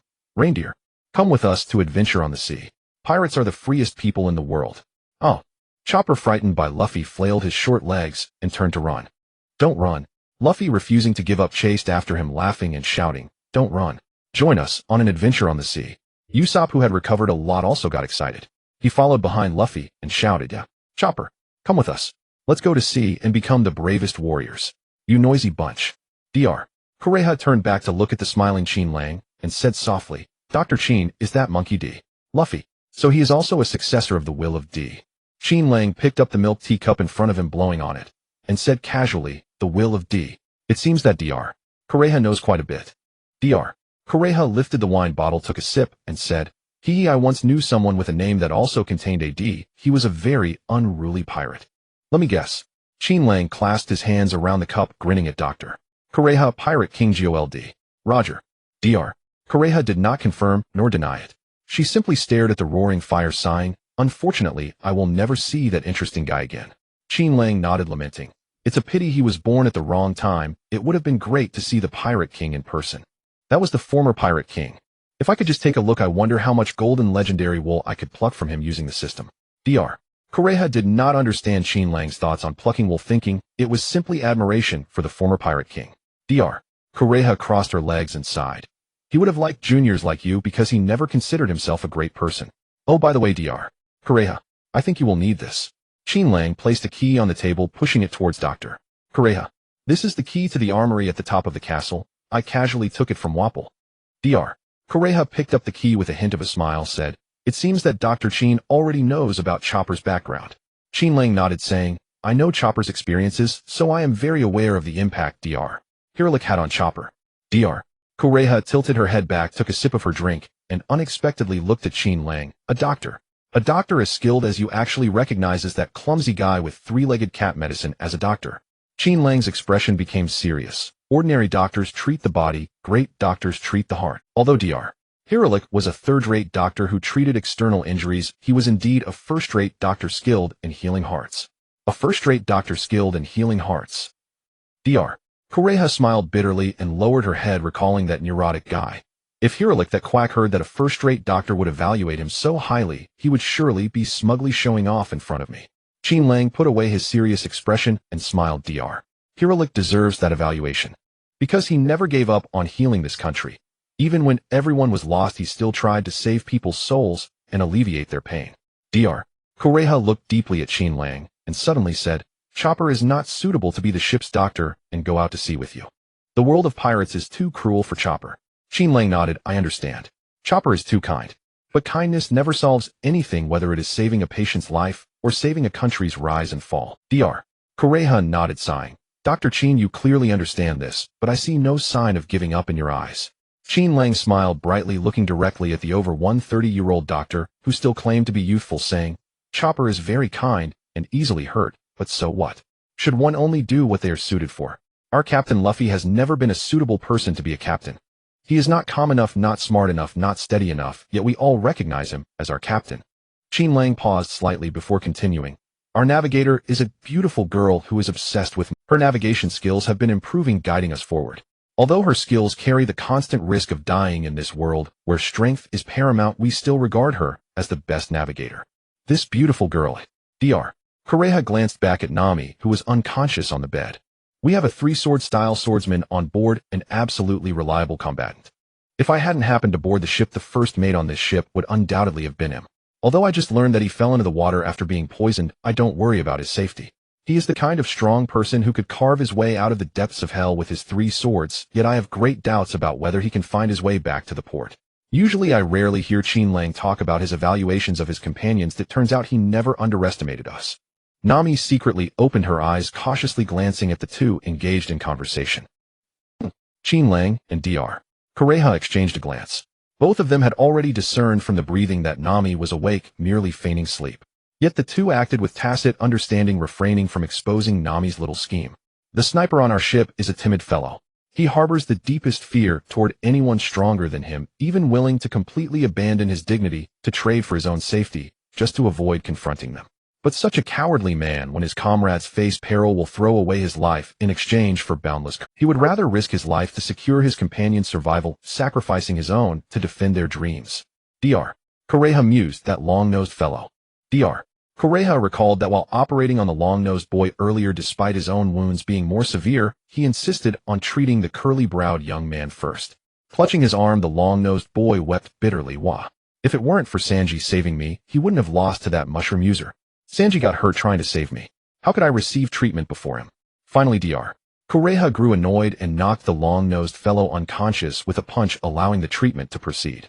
Qin Lang set his empty milk tea cup on the table and smiled. "The chef on our ship is a most unique fellow. With your exceptional medical skill, Dr.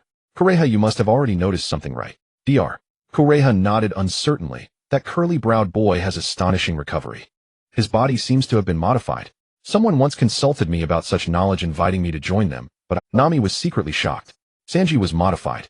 Qin Lang clasped his hands together, leaned back against the chair, and said calmly, "The chef on our ship is merely a bit more lecherous than the average person, yet he has never acted improperly toward any woman. His original family shaped his childhood path, dragging him into darkness. But he was not swallowed by that. Instead, within the darkness, he ignited himself into a beam of light, striving to illuminate the way back for others who have lost their way." Dr. Kureha looked at Qin Lang and grinned. "You've spoken about everyone else on your ship. What about you yourself, Dr.?" Qin Lang closed his eyes in contemplation for a moment, then opened them and said cheerfully, Compared to them, my life has been quite ordinary. Growing up in an ordinary family without too lofty dreams or exceptional abilities. By a twist of fate, I came to know them and witness their experiences and adventures as an outsider yearning to go out yet unable to realize it. Until one day, due to certain accidents, I actually met these companions who had existed only in my fantasies. So without hesitation, I boarded their ship and embarked on this adventure that is no longer ordinary. Hearing this, Nami, who had been eavesdropping, couldn't help silently complaining, ordinary. Qin Lang's self-assessment is ordinary. If he is ordinary, then there is no one outstanding in this world. Qin Lang continued with a smile. Although they know nothing about my origins, ever since they accepted me, they have never doubted me. My companions have always trusted me, even blindly. I am ashamed to say I am not as kind as they imagine. Dr. Kureha stood up, took an unopened bottle of liquor from a cabinet, returned to her seat. After all this talk, what exactly is Dr. Qin trying to express? Qin Lang spread his hands frankly. I want to say that Chopper's kindness is not unique. Many of us possess the same pure heart as Chopper. If Dr. Kureha wishes for Chopper to grow into a qualified doctor, then rest assured and let him join us. Dr. Kureha let out two strange chuckles, then looked up at Qin Lang with disdain. You mean you want me to hand over Chopper, whom I regard as a son, to a pirate crew? Dr. Qin, would you entrust your son to thieves? That wretched old woman. Nami's eyes trembled slightly, a flame of anger burning in her heart. Qin Lang should not be scolded like this. Facing Dr. Kureha's reproach, Qin Lang smiled freely and said, We are not good people in any clear sense. We are merely a group of companions brought together by various coincidences. Invited sincerely by our incompetent Captain Luffy, we decided to join this pirate crew and set sail for adventure. Pirates are pirates. Thieves can never become heroes. I never consider us heroes. We are merely adventurers who, under the name of thieves, embark on adventures. Luffy never thinks we should rob others. After all, with our abilities, we would never starve anywhere. Of course, if an opportunity arises, we would not hesitate to plunder, but our targets would likely be other pirates or some unjust organizations. Qin Lang paused, his voice growing fervent. Has Dr. Kureha ever heard this saying? He who steals a hook is executed. He who steals a kingdom becomes a lord. The hurricane of the age is sweeping across the world. This is the great pirate era, ignited by the pirate king himself, who fought for it and even sacrificed his own life. In such a fervent era, how many pirates will be buried at sea, and how many will find the One Piece and uncover the truth behind the pirate King Roger's legacy? Finally, Qin Lang said with profound meaning, What this era needs is not ordinary people who keep to themselves, but warriors who dare to risk everything, even pulling the emperor from his throne. Chopper may be safe on Drum Island, but who can say that one day a strange laser might descend upon the island, destroying it utterly in a single blow? The reason for the island's destruction might be as trivial as some noble finding the name Drum on Dr. Kureha's eyes widened in astonishment as she stared at Qin Lang. What exactly do you intend to do? Qin Lang looked into Dr. Kureha's eyes and said candidly, I will gather as much power as I can and place them where they won't be noticed. Perhaps one day when we need them, they will become the decisive force to overturn this world completely. Dr. Kureha hinted, Do you realize what kind of beings will be drawn if your plans are exposed? Qin Lang stood and walked toward the door, then turned back with a cheerful smile. Rest assured, Dr. Kureha. In terms of individual combat, I believe I am not inferior to anyone. Even if those individuals are the world government's strongest force, the Marine Admirals. Kureha took a sip of sake, slammed the bottle heavily on the table, and threw back her head with a hearty laugh. It seems Chopper has boarded a very interesting pirate ship. Even the first mate's ambition is so astonishing. Very well, I agree to Chopper joining. But you must still gain the child's own consent. I won't force him. Marine Admiral. Qin Lang, what on earth are you planning to do that would draw the attack of a Marine Admiral? Nami trembled involuntarily beneath the covers. She barely resisted the urge to sit up and cry. She thought fighting the warlords of the sea was thrilling enough, but now Qin Lang had prepared to face a Marine. Nami's nose wrinkled, and she felt like crying. Nojiko, I want to go home. Atop the castle, Xiaoba sat alone, hugging his knees, lost in thought. It's so quiet, it seems those two have given up chasing me. Xiaoba lifted his head, gazing at the cherry blossom skull pirate flag under the moonlight, recalling his conversation with his foster father Shiluluk. Doctor, what exactly are pirates? Pirates. Pirates are formidable people on the sea. They possess powerful bodies and resolute eyes like mine. Their voices roar like thunder in the heavens. Doctor, there's some sleep dust in the corner of your eye. Hey Xiaoba, why didn't you tell me sooner? You did that on... Xiaoba blinked his big eyes, recalling the events that had transpired during the day. Dr. Qin, with a beaming smile, bent down to hand Xiaoba the medicine he had ground and prepared, gently patting his cheek. Xiaoba, would you like to join us and become the ship's doctor of the Straw Hat Pirates? Dr. Qin, aren't you already serving as the ship's doctor? Why do you still invite me to join your pirate crew? Perhaps it's a matter of ritual. After all, I'm not a true doctor. I possess no lofty medical ideals and have never wished to heal the sick. Even if someone collapsed at my feet from illness, I would step aside out of disinterest. Dr. Qin, that's not right. So what? I have never considered myself a doctor. I am merely someone skilled in medicine. What if one day a crewmate falls ill and I happen to lack the mood to treat them? In summary, the ship still needs a doctor who inherits Qin Lang's medical ethics, as well as Dr. Kulei's medical skills. Dr. Qin, you are so capricious. Xiaoba recalled the expression on Dr. Qin's face when he spoke, still unable to resist muttering, Dr. Qin is indeed too capricious. With such superb medical skills, shouldn't he naturally treat patients? Reindeer, join us. Let's go on an adventure at sea. Xiaoba again thought of the two fellows who had been chasing him. They cheerfully called themselves pirates. Hey Reindeer, being a pirate is fun. We can sing, we can dance. We can go on great adventures. So pirates must go on great adventures. Just like the doctor before. Doctor? Who's that? Anyway, of course pirates go on adventures. Pirates risk their lives to explore. They get to meet many formidable people. The doctor said the same thing. After waiting for a long time, no more sounds came from those two noisy fellows. Xiaoba lowered his head, a hint of disappointment in his small voice. No more noise. It seems they've given up and left. The flag fluttered in the air with a rustling sound. Xiaoba looked up and seemed to see the doctor grinning at him. Go to the sea, Xiaoba. On the vast ocean you'll understand how trivial your worries are. Xiaoba shook his head, casting away the stray thoughts, and murmured in a low voice, Doctor, this is fine now. No one is pestering me. I'm just a monster. How could I dream of leaving here? Monster? That sounds familiar. A voice suddenly sounded behind Xiaoba. Caught off guard, Xiaoba flailed his arms wildly, nearly falling off the roof. Fortunately, he grabbed onto a groove and didn't fall pathetically. Who's there? Xiaoba cautiously turned around to see Qin Lang had somehow silently arrived on the rooftop, smiling at him. Dr. Qin. Qin Lang walked over to Xiaoba and sat down beside him. I'm just wandering around. Xiaoba, don't mind me, I'll pretend I'm not here. Oh. Xiaoba timidly blinked, carefully shifting aside to increase the distance between them. Qin Lang said nothing, silently gazing at the full moon in the sky. Xiaoba, noticing Qin Lang's silence, also quietly stared at the moon, a hint of confusion in his heart. What exactly did Dr. Qin want from him? Minutes passed, and Qin Lang remained silent. Xiaoba tilted his head, secretly studying him. Why did Dr. Qin come to find me? Is it to persuade me to join their pirate crew? The scene earlier that day when Qin Lang had defeated the combined form of Hua Bo and Mu Xiaolu left an indelible impression on Xiaoba. It was then that Xiaoba began to understand what the doctor meant when he said pirates were formidable. Mu Xiaolu could easily defeat the villain Duerdan, who had eaten the oxox fruit bison form, and Hua Bo could even swallow cannons. Xiaoba had once crossed swords with Duerdan, and even with the opponent holding back was entirely no match. And Qin Lang had effortlessly defeated the combined body of those two. Qin Lang is an extremely formidable pirate. Xiaoba was certain of this. Yet he could not detect any aura of power from the ever-smiling Dr. Qin. Among animals, powerful ones could be discerned by appearance. Xiaoba was still influenced by his animal instincts, judging strength by looks. Hey Reindeer, come be a pirate with us. I won't give up. Suddenly a loud shout came from below, breaking the odd silence between them. Huh. Xiaoba lowered his head in surprise, looking at the tiny specks below the castle. One of them kept bouncing around. Unbelievable, he's still looking for me. Xiaoba jumped nervously.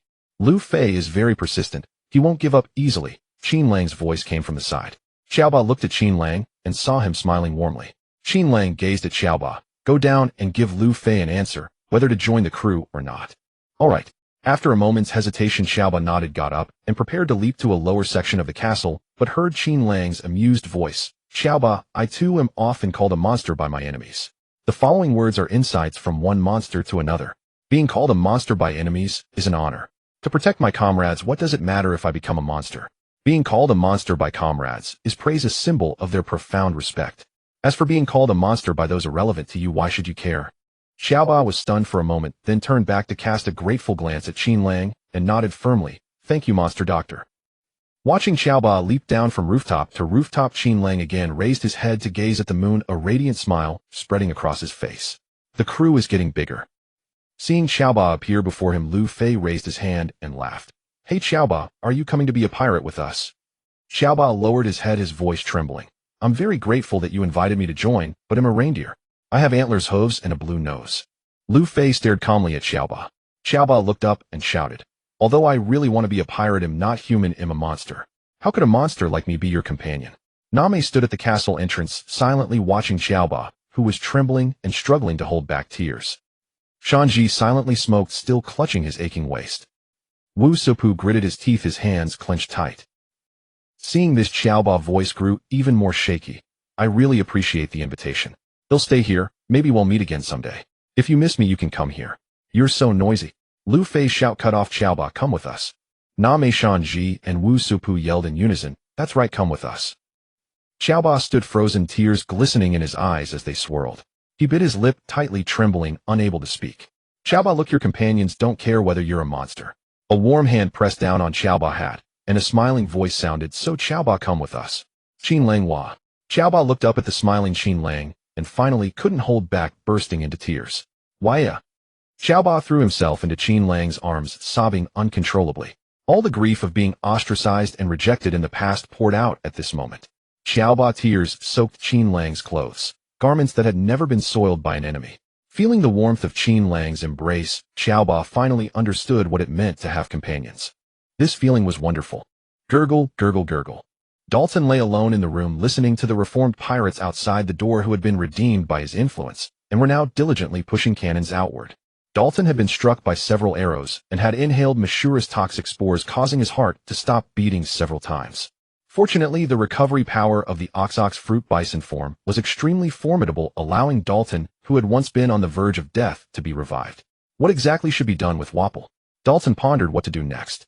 No matter how tyrannical and absurd Wapol was, he was still the legitimate king of the Drum Kingdom, the only national leader recognized by the world government. If the world government were to learn that Wapol had been defeated by the kingdom's citizens and pirates together, they would dispatch Marines to investigate the situation. Once the Marines arrived, Wapol and Mishuru would likely be released. There was no possibility of repentance for these. With the Marines' assistance, they would once again bring suffocating rule to the people of this island. At this thought, a hint of killing intent rose in Dalton's heart. Kill them. A voice stirred restlessly in his heart, tempting Dalton's thoughts. What are you planning to kill them? Suddenly a soft laugh from the windowsill startled Dalton, who was immersed in bloodlust. Who? Dalton leaped from the bed, seized his weapon, and aimed it at the window. Under the moonlight, Qin Lang sat on the windowsill with a grin, watching him. Qin Lang looked Dalton up and down and praised, not bad, not bad. As expected of a Zoan-type devil fruit user, the tenacity of your life force and recovery power are far beyond the reach of other devil fruit users. The characteristics of Zoan-type devil fruit users are quite distinct: thick skin and strong endurance, extremely durable. Suitable for those who are not particularly bright, but are exceptionally brave and skilled in combat. Dalton breathed a sigh of relief upon seeing Qin Lang, and said, it's you. May I ask what instructions you have for me, Captain Pirate? Qin Lang smiled at Dalton. Don't worry, I have no interest in this country. Dalton's heart skipped a beat. He had just wondered if this powerful pirate had taken an interest in the Drum Kingdom, and now the other seemed to have sensed it. Could he? Yes, you guessed right. I can read your mind.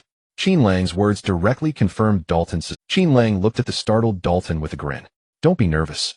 I'm not a good person. Dalton wondered, are all pirates this straightforward? Dalton swallowed. Just as Dalton's tension peaked, Qin Lang, still grinning, added with a dramatic pause. Nor am I a bad person. Dalton was completely disarmed. What exactly do you want from me? He sat back on the bed with a wry smile, placing his weapon aside, and said nervously, this country has no more wealth to offer your pirate crew. Qin Lang raised a finger, shook it in front of Dalton, and smiled. Don't worry, I just want to discuss something with you. Dalton asked in confusion, what is it you wish to discuss, sir? Speak freely. If it is within my power, I will do my utmost. Qin Lang smiled. Very simple. I just want you. A few minutes later, Dalton's entire body was drenched in cold sweat. During the man's narration, he had forgotten to breathe several times, nearly suffocating himself.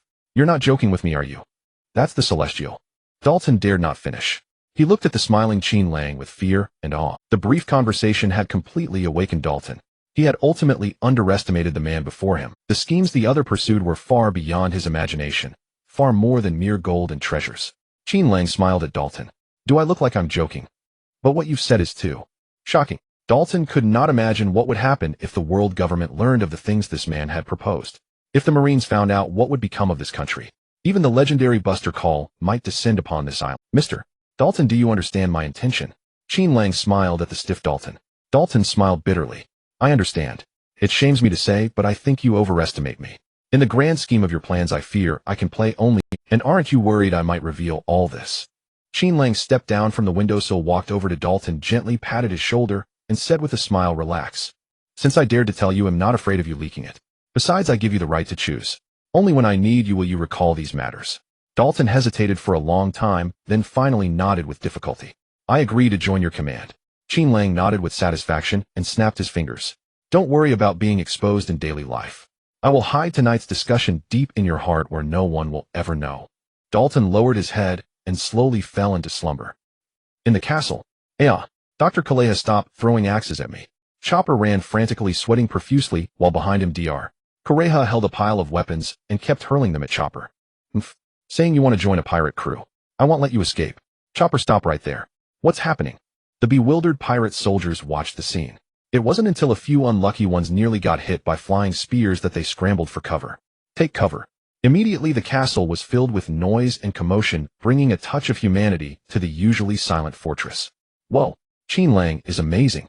At the castle gate the Straw Hat Pirates were building snowmen.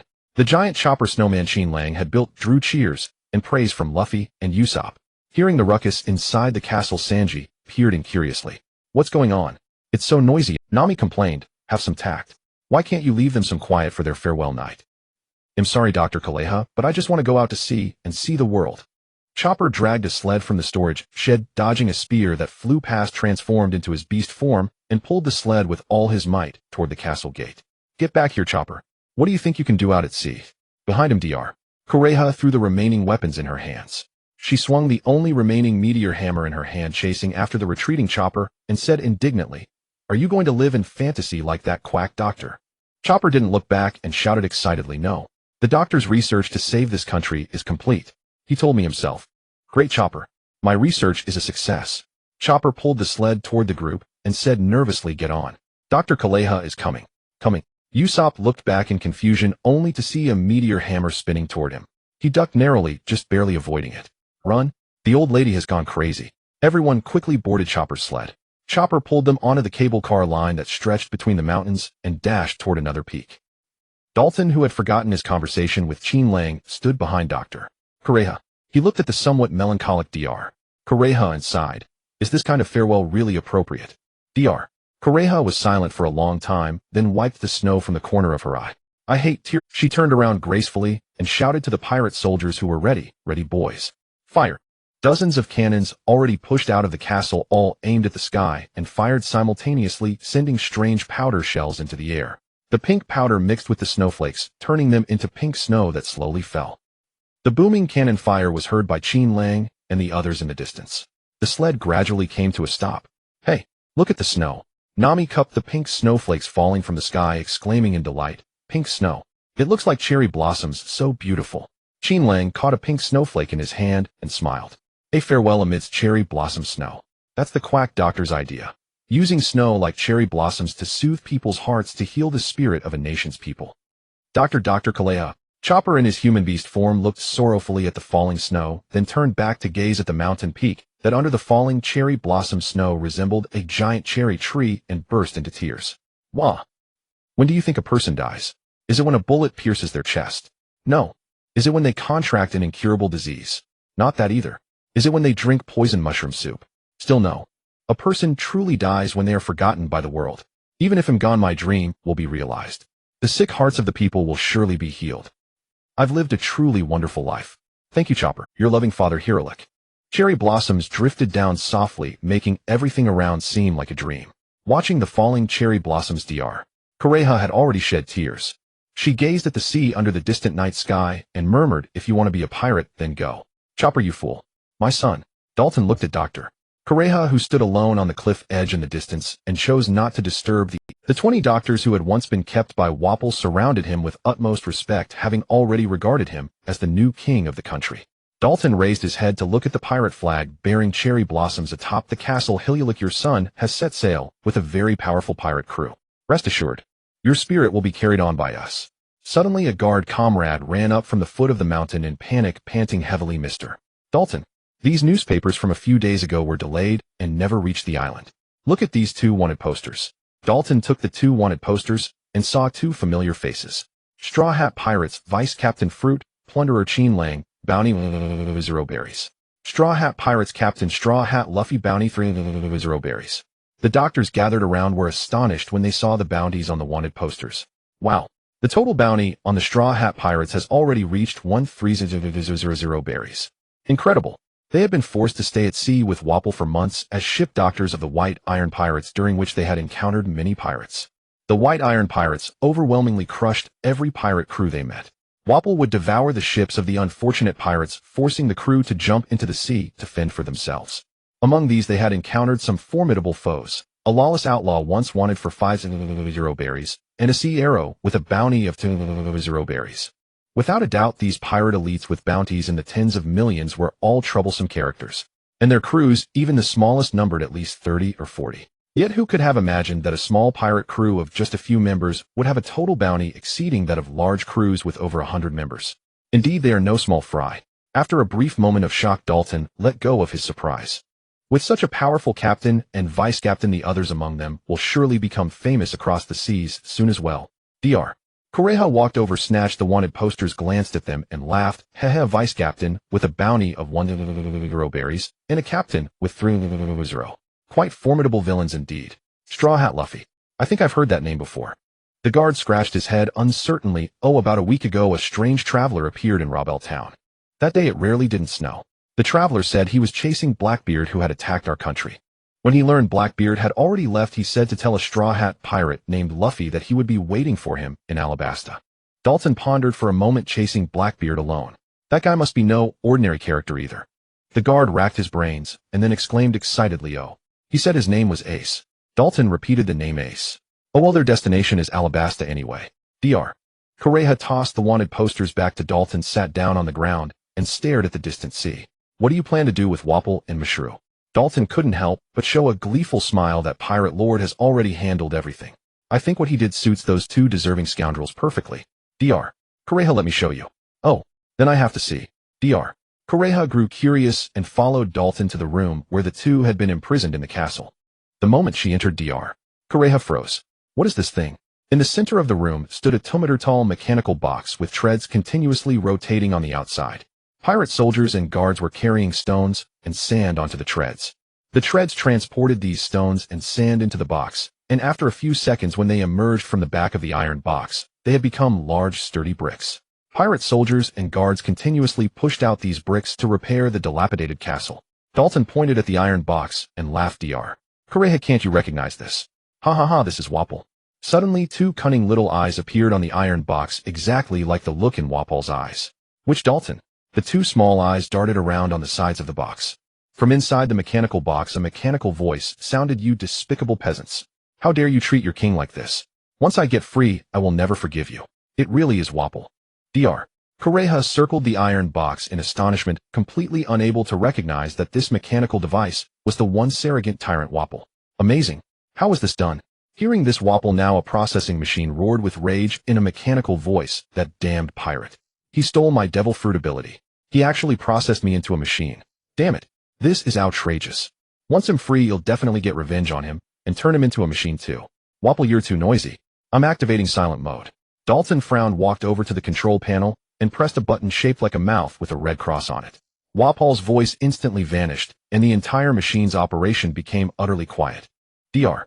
Kureha's face was filled with disbelief. She asked Dalton in confusion, did Dr. Qin do this? Dalton nodded. That pirate lord explained that he did it through his devil fruit ability. Wapol has been turned into a processing machine. As long as materials are fed through the treads into his mechanical stomach, the selected finished product will be produced. Look, there are many options to choose from here. Dr. Kureha curiously leaned over and saw that the control panel had about 100 selection buttons with patterns. To demonstrate, Dalton had someone put in some cloth fluff and sand and pressed a button depicting a toy doll with antlers. Creak, creak. The machine ran. The treads transported the raw materials into Wapol's mechanical stomach.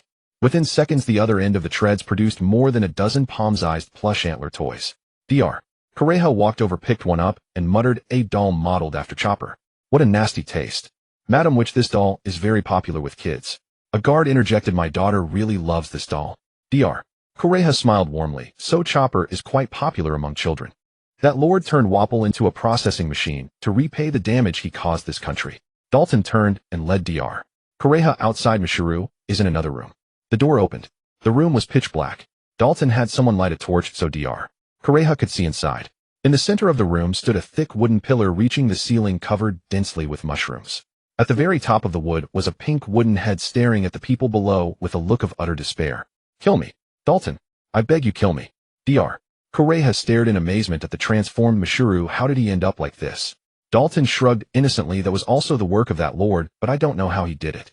Mashuru suddenly became agitated, shaking the entire wooden stump as he shouted, Demon. He's a demon. He turned me into this. Damn demon. Whoa. As the stump trembled, the mushrooms that had not yet fully grown quickly swelled and became plump. When they reached peak fullness, they all fell freely to the ground. Then new little mushrooms slowly grew from the stump, repeating the process. Dr. Kureha's jaw dropped in astonishment. Dalton explained that Lord said that as long as the stump shakes, mushrooms will keep growing from it. And it just needs to be watered at the base occasionally. The amount of mushrooms will be enough to feed all the residents of Drum Island. Dr. Kureha admitted she didn't understand, but felt a chill. If Dr.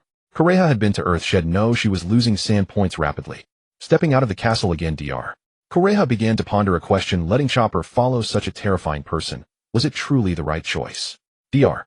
Qin had effortlessly made the two villains Wapple and Mashuru taste a fate worse than death. From now on they would live in a hell where they longed for death, but could not die. Dr. Qin was truly terrifying. Achoo! On the going merry, Qin Lang sneezed softly. He rubbed his nose and looked around innocently. Could it be that some beauty is thinking of me again? On the Huangjin melee, Xiaoba sat at the stern staring blankly at the pink snowflakes drifting under the moonlight and the increasingly distant Sigu Island.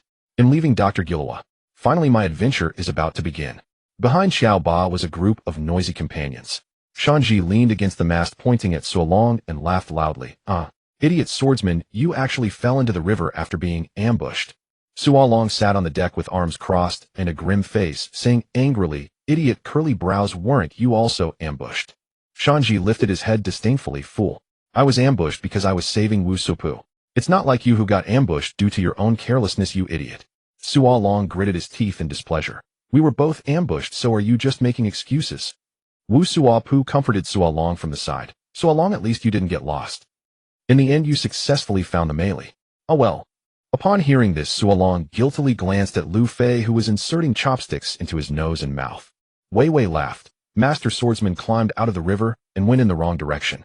He intended to go to the dock, but ended up climbing a mountain and encountered an avalanche on the way up. Fortunately, the avalanche carried him to town, where he happened to meet me. Cough, cough. Qin Lang, who was drinking milk tea, couldn't help spraying it all over Wu Suapu's face. Wu Suapu was speechless. Shanji laughed even more heartily. Ha, what kind of foolish guy would go up a mountain looking for a dock? Are you an idiot? Suolong angrily pressed his sword. Pervert Kappa, do you want to fight? Shanji sneered. Do you think I'm afraid of you? Bring it on. Hey Shanji, Suolong, look at me. Lu Fei. You look so ridiculous. Wahaha, Lu Fei, your face is so ugly. Lu Fei's ridiculous face with two chopsticks in his nostrils appeared before the two successfully, making them burst into laughter. Lu Fei ran to Qin Lang and shook his arm. Hey Qin Lang. Come make funny faces with me. Funny faces. Qin Lang used the power of the rubber fruit to form a hilarious Yao Ming-style awkward smile and looked up at Lu Fei like this. Ha ha, Qin Lang, your face is so funny. Lu Fei was so amused that he forcefully expelled the chopsticks from his nose, sending them flying. Qin Lang's expression is so amusing. Lu Fei fell onto the deck laughing hysterically, slapping the deck as he howled. Ah, so funny. Fwahaha, I can't help it. It's killing me. Shanji, Suolong, and Wu Suapu also couldn't help laughing at Qin Lang, joining in with guffaws. Hell, I come from the land of memes. What kind of funny expression don't I have? On a whim, Qin Lang molded his face into the classic expression of the eat shit meme. He lowered his head, surveying the four laughing on the deck, and bared his teeth coldly. Eat shit. Ha, this is even funnier. Ha, my stomach hurts from laughing. The four burst out laughing again, completely unable to stop. Let me try too. Lu Fei enthusiastically imitated Qin Lang's expression and said to the other three, eat shit. Ha. Tears came to Wu Suapu's eyes from laughing, and he clapped his hands. Shanji and Suolong, the two rivals, had already forgotten their earlier quarrel and rolled together laughing. Hey Xiaoba, come make funny faces with us. Xiaoba, who was lost in thought alone, was pulled into the crowd by Qin Lang's extended arm. Xiaoba, look at me.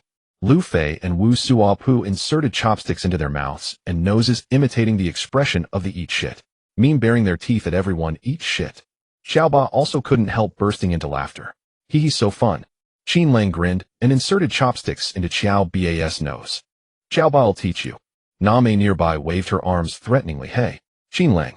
Don't corrupt Xiaoba. Qin Lang grinned mischievously and charged at Na Mei with 2 chopsticks. Na Mei, you try too. Funny faces are so much fun. Na Mei panicked and turned to Ron. No, absolutely not. You go make funny faces for Xiaoba. Help. Xiaoba lay on the deck with chopsticks in his mouth looking at everyone and laughing happily. Me, I've never felt this happy before. Wei Wei and the Black Duck Running Fast sat together smiling as they watched this cheerful group of pirates. After laughing for a long time, the merry finally returned to the main topic. Let's start the banquet. Qin Lang and Shanji in just a few tens of minutes prepared a deck full of delicious food. Under the full moon beneath the fluttering flag of the Straw Hat Pirates, a group of companions gathered around raising their glasses high. Even the Black Duck Running Fast had a full cup poured for him. Ha ha ha, everyone. Wu Suapu happily raised his cup and cheered to Xiaoba. To our new friend, cheers. Cheers. Woo. Cheers. Amid the unanimous cheers, the merry sailed farther and farther away until Tsigu Island was no longer visible. But Xiaoba no longer felt the sadness he had when leaving the Tsigu Kingdom, because he had a group of happy companions by his side. Hee, this is my first time drinking. Such a strange feeling. Xiaoba stood before his companions with a flushed face, his small hands swaying limply, his little body twisting shyly. Hee, I don't like you all at all. I want to say that being together feels so good. You just said it. Everyone smiled at the cute little one expressing their shy happiness. Sualong. Drink Shanji under the table. Shanji, Sualong says you can't outdrink him. Lu Fei and Wu Suapu were watching Shanji and Sualong compete in drinking. These two troublemakers fanned the flames on both sides, provoking and taunting. In no time they fully aroused Sualong and Shanji's competitive spirits. Sualong and Shanji clashed their wooden cups heavily together. Hey, is that all you've got, pervert chef? If you think I can't outdrink you. Green-haired swordsman. The two raised their heads in defiance and gulped down their drinks. Name, is your sister also beautiful? Of course, but I'm still prettier. Wei Wei and Name clinked glasses too, drinking and giggling while eating fried mushrooms. Quack. The Black Duck Running Fast was drunk unconscious on the ground by Qin Lang lying flat. Tisk, truly you can't judge a duck by its appearance. Qin Lang clicked his tongue, examining the drunken duck that had just been telling him dirty jokes in duck language. He began to consider whether to add a plate of drunken duck or duck snacks as appetizers for his friends. Humph. So clueless. Qin Lang raised an eyebrow slightly, sensing a group of sea beasts in the distance that seemed to have their sights on the Mary charging towards them. You should be glad the ship has plenty of food. Qin Lang turned to look in that direction, narrowed his eyes, and precisely exerted his conqueror's haki to intimidate the area underwater. Scram. The next second the sea beasts, as if encountering a natural disaster, unanimously turned around and fled without looking back. Xiaoba, dizzy from drinking, stumbled and rolled into Qin Lang's arms, clutching his hand and falling. Little one, drinking this much for the first time will definitely give you a headache tomorrow. Qin Lang pinched Xiao Ba's cheek amusingly, then continued drinking with Wu Sopu. My head is so dizzy. Why are there 2 suns? The next day a group of people lay on the deck listless from. Qin Lang looked helplessly at the companions on the ground. You're really a bunch of troublemakers. Since you can't handle much, why did you force yourselves to drink? Name, on the other hand, stood spiritedly at the bow, directing Qin Lang. Qin Lang, there might be a storm ahead. Let's turn the helm to avoid it. On the 4th day after leaving the Drum Kingdom. Luffy, how did the refrigerator become empty? Qin Lang and Sanji each grabbed one side of Luffy's face. Qin Lang flicked Luffy's stretched cheeks and sighed. Tisk, it seems even a locked refrigerator won't do. It also needs to be plugged in. But no rubber is immune to electricity. Sanji viciously tugged at Luffy's face while roaring angrily. Hey Luffy, that was all the food we had on board. How could you eat everything? What are we going to eat now? Luffy, with both sides of his face pulled, looked around guiltily with darting eyes. I didn't sneak any food. Sanji kicked Luffy fiercely. Liar. If not you, then who else? Nami and Vivi stood in front of the Tangerine Grove. Nami glanced at the 3 guilty-looking figures nearby and teased. Given Luffy's IQ, it's hard for him to open a locked refrigerator. There must be accomplices. Huh. Vivi chuckled quietly. Usopp, Chopper, and the fast-running Black Duck were all startled, trembling. The food still in their mouths was hastily swallowed. After destroying the evidence, the 3 finally relaxed, but then a smiling voice sounded behind them, nearly startling them into the sea. Nami's right. Among the accomplices there must be one who knows how to pick locks, one who keeps watch, and one who carries the food. Qin Lang draped his arm over the 3's shoulders and tilted his head with a smile, scrutinizing them. Who do you think Luffy's accomplices are? Usopp, the part-time lockpicker, swallowed and stammered. Is there someone on board who can pick locks? Chopper, the lookout, sweated profusely and stuttered. I wasn't keeping watch at all. The Black Duck, the food transporter, trembled like a sieve. Quack. I'm innocent. You've learned some tricks? Now you're sneaking food together. Chopper, don't follow their bad example. Qin Lang gave each of them a knock on the head and said sternly, each of you must catch a decent prey. If not, well, have rubber fried with long nose today, paired with reindeer meat and duck. The four pouted gloomily as they fished. Chopper held his head and muttered indignantly, "What Qin Lang is so fierce. He's nothing like the gentle Dr. Qin from before." Exactly. Vivi nodded angrily unnoticed as if she fully agreed with Chopper. Hey, look at the sea ahead. Zoro, who was on lookout, pointed at the misty sea surface and asked puzzledly. That area is very foggy. Should we avoid it? Qin Lang and Nami glanced at it and knew the situation. Nami explained with a smile. Don't worry. It's a normal ocean phenomenon. There's a volcano erupting beneath the ocean. The magma's heat continuously boils the seawater, causing evaporation and forming a large area of steam. Qin Lang added with a smile. In about a few thousand or tens of thousands of years, a new island will rise. It's a very long process. Most islands are formed this way. Luffy laughed heartily. Wow, that's amazing. Qin Lang, I'm hungry. Sanji, I want to eat. Qin Lang extended his hand, and several large matsutake mushrooms visibly grew on his palm. Then let's make do with a mushroom feast. Sanji nodded, took the mushrooms from Qin Lang, and praised. The quality of these mushrooms looks quite good. The two went into the kitchen. Qin Lang casually grew several other non-toxic edible mushrooms. Sanji used the remaining meat in the fridge to prepare a rich and fragrant mushroom soup. Qin Lang meanwhile grilled the matsutake mushrooms, and soon the aroma filled the entire Mary. Luffy, Chopper, and Usopp tried several times to sneak into the kitchen, but each time Qin Lang and Sanji, without even looking up, kicked them flying. Hey, what is this thing? Wow, so gross. Is he human? Ah, he fell into the sea. Suddenly a commotion broke out on the deck, catching Sanji's attention. What are those guys up to now? An unexpected guest has arrived. Qin Lang had already sensed what happened through his observation hockey. He'll go check. He unhurriedly plated the grilled mushrooms, turned off the stove, and pushed the door open. Phew, I thought I was done for.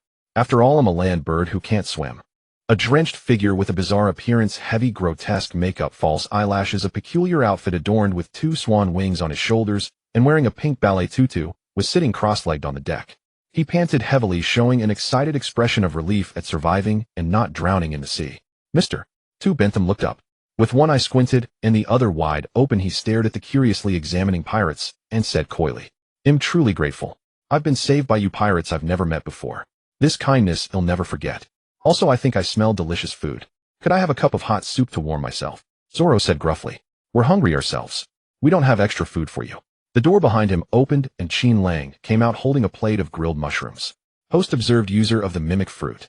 Comprehended ability to transform one's appearance into anyone memorized. Host observed master of advanced Okama Kenpo. Comprehended perfect level Okama Kenpo. Host observed master of perfect level dance skills. Comprehended master level dance skills. Mimic fruit ability acquired. Qin Lang walked up to Mr. Bentham, placed the mushrooms on the deck, and said with a smile, have some mushrooms to warm yourself. Ooh, you're so kind, handsome.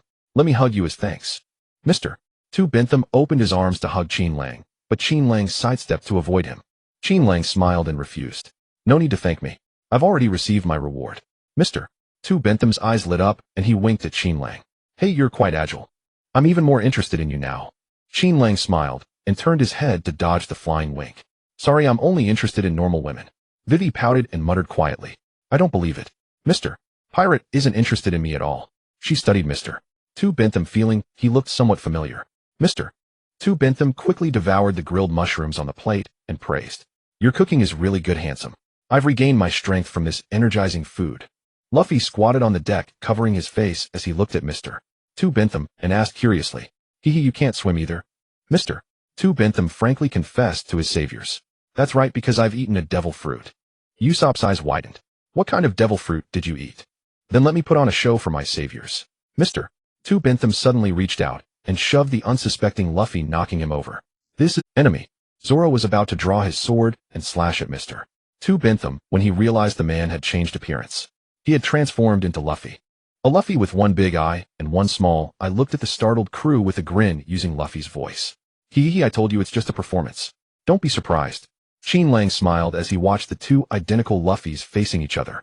With the mimic fruit and the system's insight, I seem to have gained the ability to disguise myself as anyone. In other words, as long as Qin Lang wants to, he can become anyone. Luffy stared excitedly at his own reflection, grinning widely. It turned into me, he said. Surprised. When I touch my face with my left hand, I return to my original form. Mr. Phone Keelii transformed back into his peculiar face, smirking smugly. This is the power of the copy fruit I ate. The Straw Hat crew was astonished. Not only the appearance but the voice and height are exactly the same. That's not all. I can also record every person whose face I've touched. Mr. Two-Phone Keeley touched each member of the Straw Hat crew in turn. When he reached for Qin Lang casually tilted his head aside to evade. Not only that, but Qin Lang swiftly reached out and touched his face in return. All set. Two-Phone Keeley paid it no mind, turning back to the group with a playful grin. When I touched my own face with my right hand. With a whoosh, Usopp's face appeared before them. Usopp stared at the long nose matching his own, utterly speechless. Mr. Two-Phone Keeley touched his face again with his right hand, turning into a cross-eyed Zoro, and chuckled. I can become anyone I've stored before. He then transformed into Chopper, and then into Nami. I can change into anyone, man or woman. Don't. Nami frowned uncomfortably at the sight of herself turned into Mr. Two-Phone Keeley. Am I pretty? Moi. The fake Nami winked and blew a flirtatious kiss at the group. Then without hesitation she pulled open her shirt to reveal 2 full breasts, grinning mischievously. Even my body becomes exactly like the original. Hee hee. Whoa. The male members of the Straw Hat crew were stunned, their eyes wide and faces flushed. Bang. Nami, furious and embarrassed, slammed a heavy fist onto Mr. Two-Phone Keeley's head, knocking him to the ground. Idiot. Don't use someone else's face to do bad things. Not bad, very big. Qin Lang watched the scene with a smile, eyeing Nami's chest. But Nami noticed. Enraged, she raised her fist at Qin Lang, her face bright red. What are you looking at? Lovely weather today. Qin Lang turned away with a grin, pretending to be innocent. Wow. Sugoi, you're so amazing. Do it again. Looks so fun. With Luffy, Usopp, and Chopper clapping and cheering, Mr. Two-Phone Keeley performed his face-changing act for a while. He transformed into every person he had ever touched. Men, women, old and young. All at once.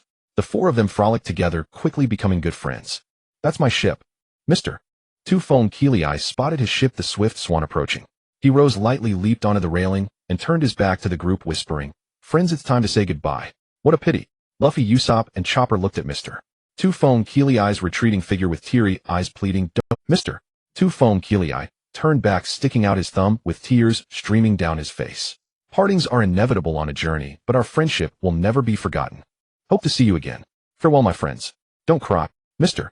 Two-Phone Keeley jumped onto his pirate ship and commanded with authority, All right, let's go. Lads. The crew replied in unison, As you command, Lord Mr. Two-Phone Keeley. The Swift Swan sped away swiftly. Mr. Two. The crew on the Going Merry widened their eyes and mouths in shock as they stared at the departing pirate ship. He's Mr. Two. Vivi's eyes widened as she finally realized why he had seemed familiar. Qin Lang smiled at Vivi on the second-floor deck. Princess, it seems you didn't know he was Mr. Two-Phone, Vivi said awkwardly. I really don't know Mr. Two, Mr. One, or Mr. One's partner. I'm also not familiar with their abilities. Qin Lang turned and walked toward the kitchen, chuckling. Never mind, let's eat first. After we're full, we'll discuss how to prevent them from using our faces against us. Damn, the crew suddenly realized. Right. Except for Vivi, Qin Lang, and Sanji, who was busy in the kitchen, all of their faces had been recorded. If they encountered him in battle, how could they tell the difference? Mistaking an imposter for a comrade would likely lead. The crew dejectedly entered the living room and listlessly ate their meal.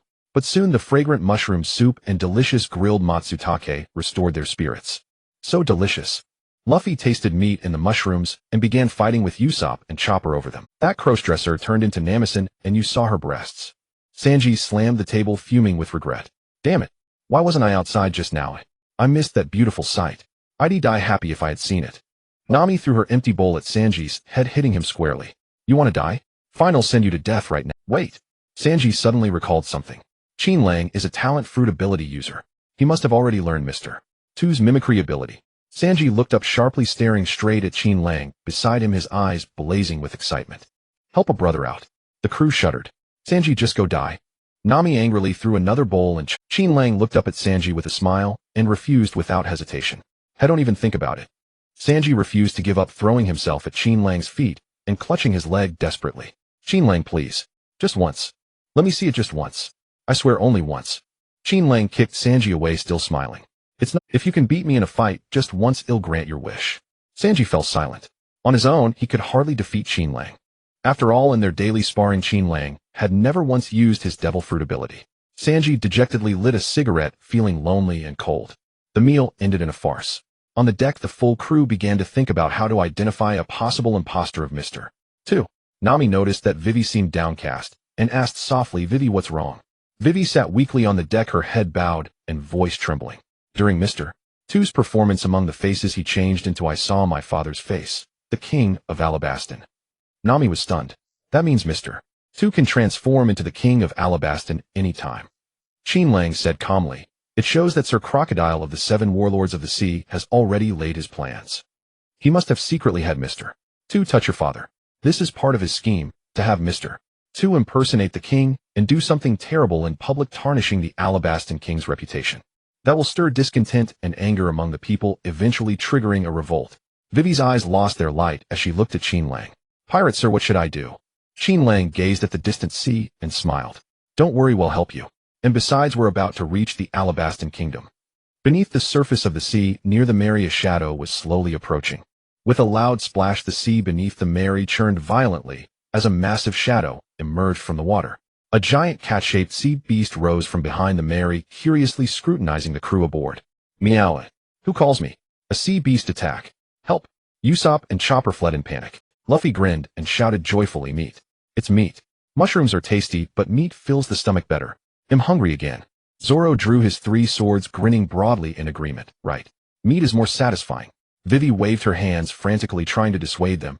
You can't eat it. The sea cat is a sacred beast in the waters of Alabasta, bringing good luck.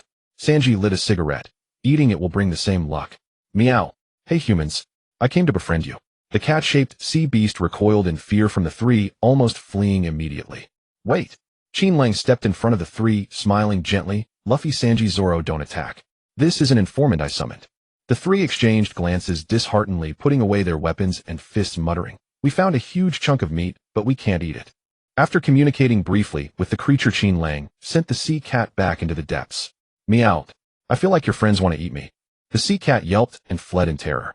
Qin Lang turned back with a smile. Sea cats are beasts that can avoid misfortune and attract good fortune, extremely sensitive to danger. I've just questioned this sea cat leader. According to its description, many terrifying presences have been haunting the seas recently, and all these fearsome auras are heading toward the kingdom of Alabasta. Zoro's interest peaked upon hearing of strong opponents. Oh, how many such terrifying presences are there? I'd love to fight them. About 7. Qin Lang smiled at the group, and it also sensed dangerous auras on our ship. If not for the Whisper Fruit's ability, it would never have surfaced. That means in Alabasta there are at least 7 individuals as powerful as Luffy, Zoro, and Sanji. Vivi felt uneasy looking at the crew. After all, they had only agreed to escort her to Alabasta. Once ashore, the commission would be complete. I'll look at those ships on the horizon. Zoro turned and pointed his sword at the distant sea. Those dozen or so vessels all bear the mark of the Baroque works. What? Let me see. Usopp raised his telescope and scrutinized carefully. He spotted the emblem of crossed knight swords with purple wings behind them on those ships. Looking up in alarm, he stammered, it's true. Those ships all fly the flag of Baroque works. Are they all our enemies? That's far too many. Vivi took the telescope and observed with concern. It seems Baroque Works members have started gathering. These are probably billions subordinates of the chief officers and candidates for executive positions.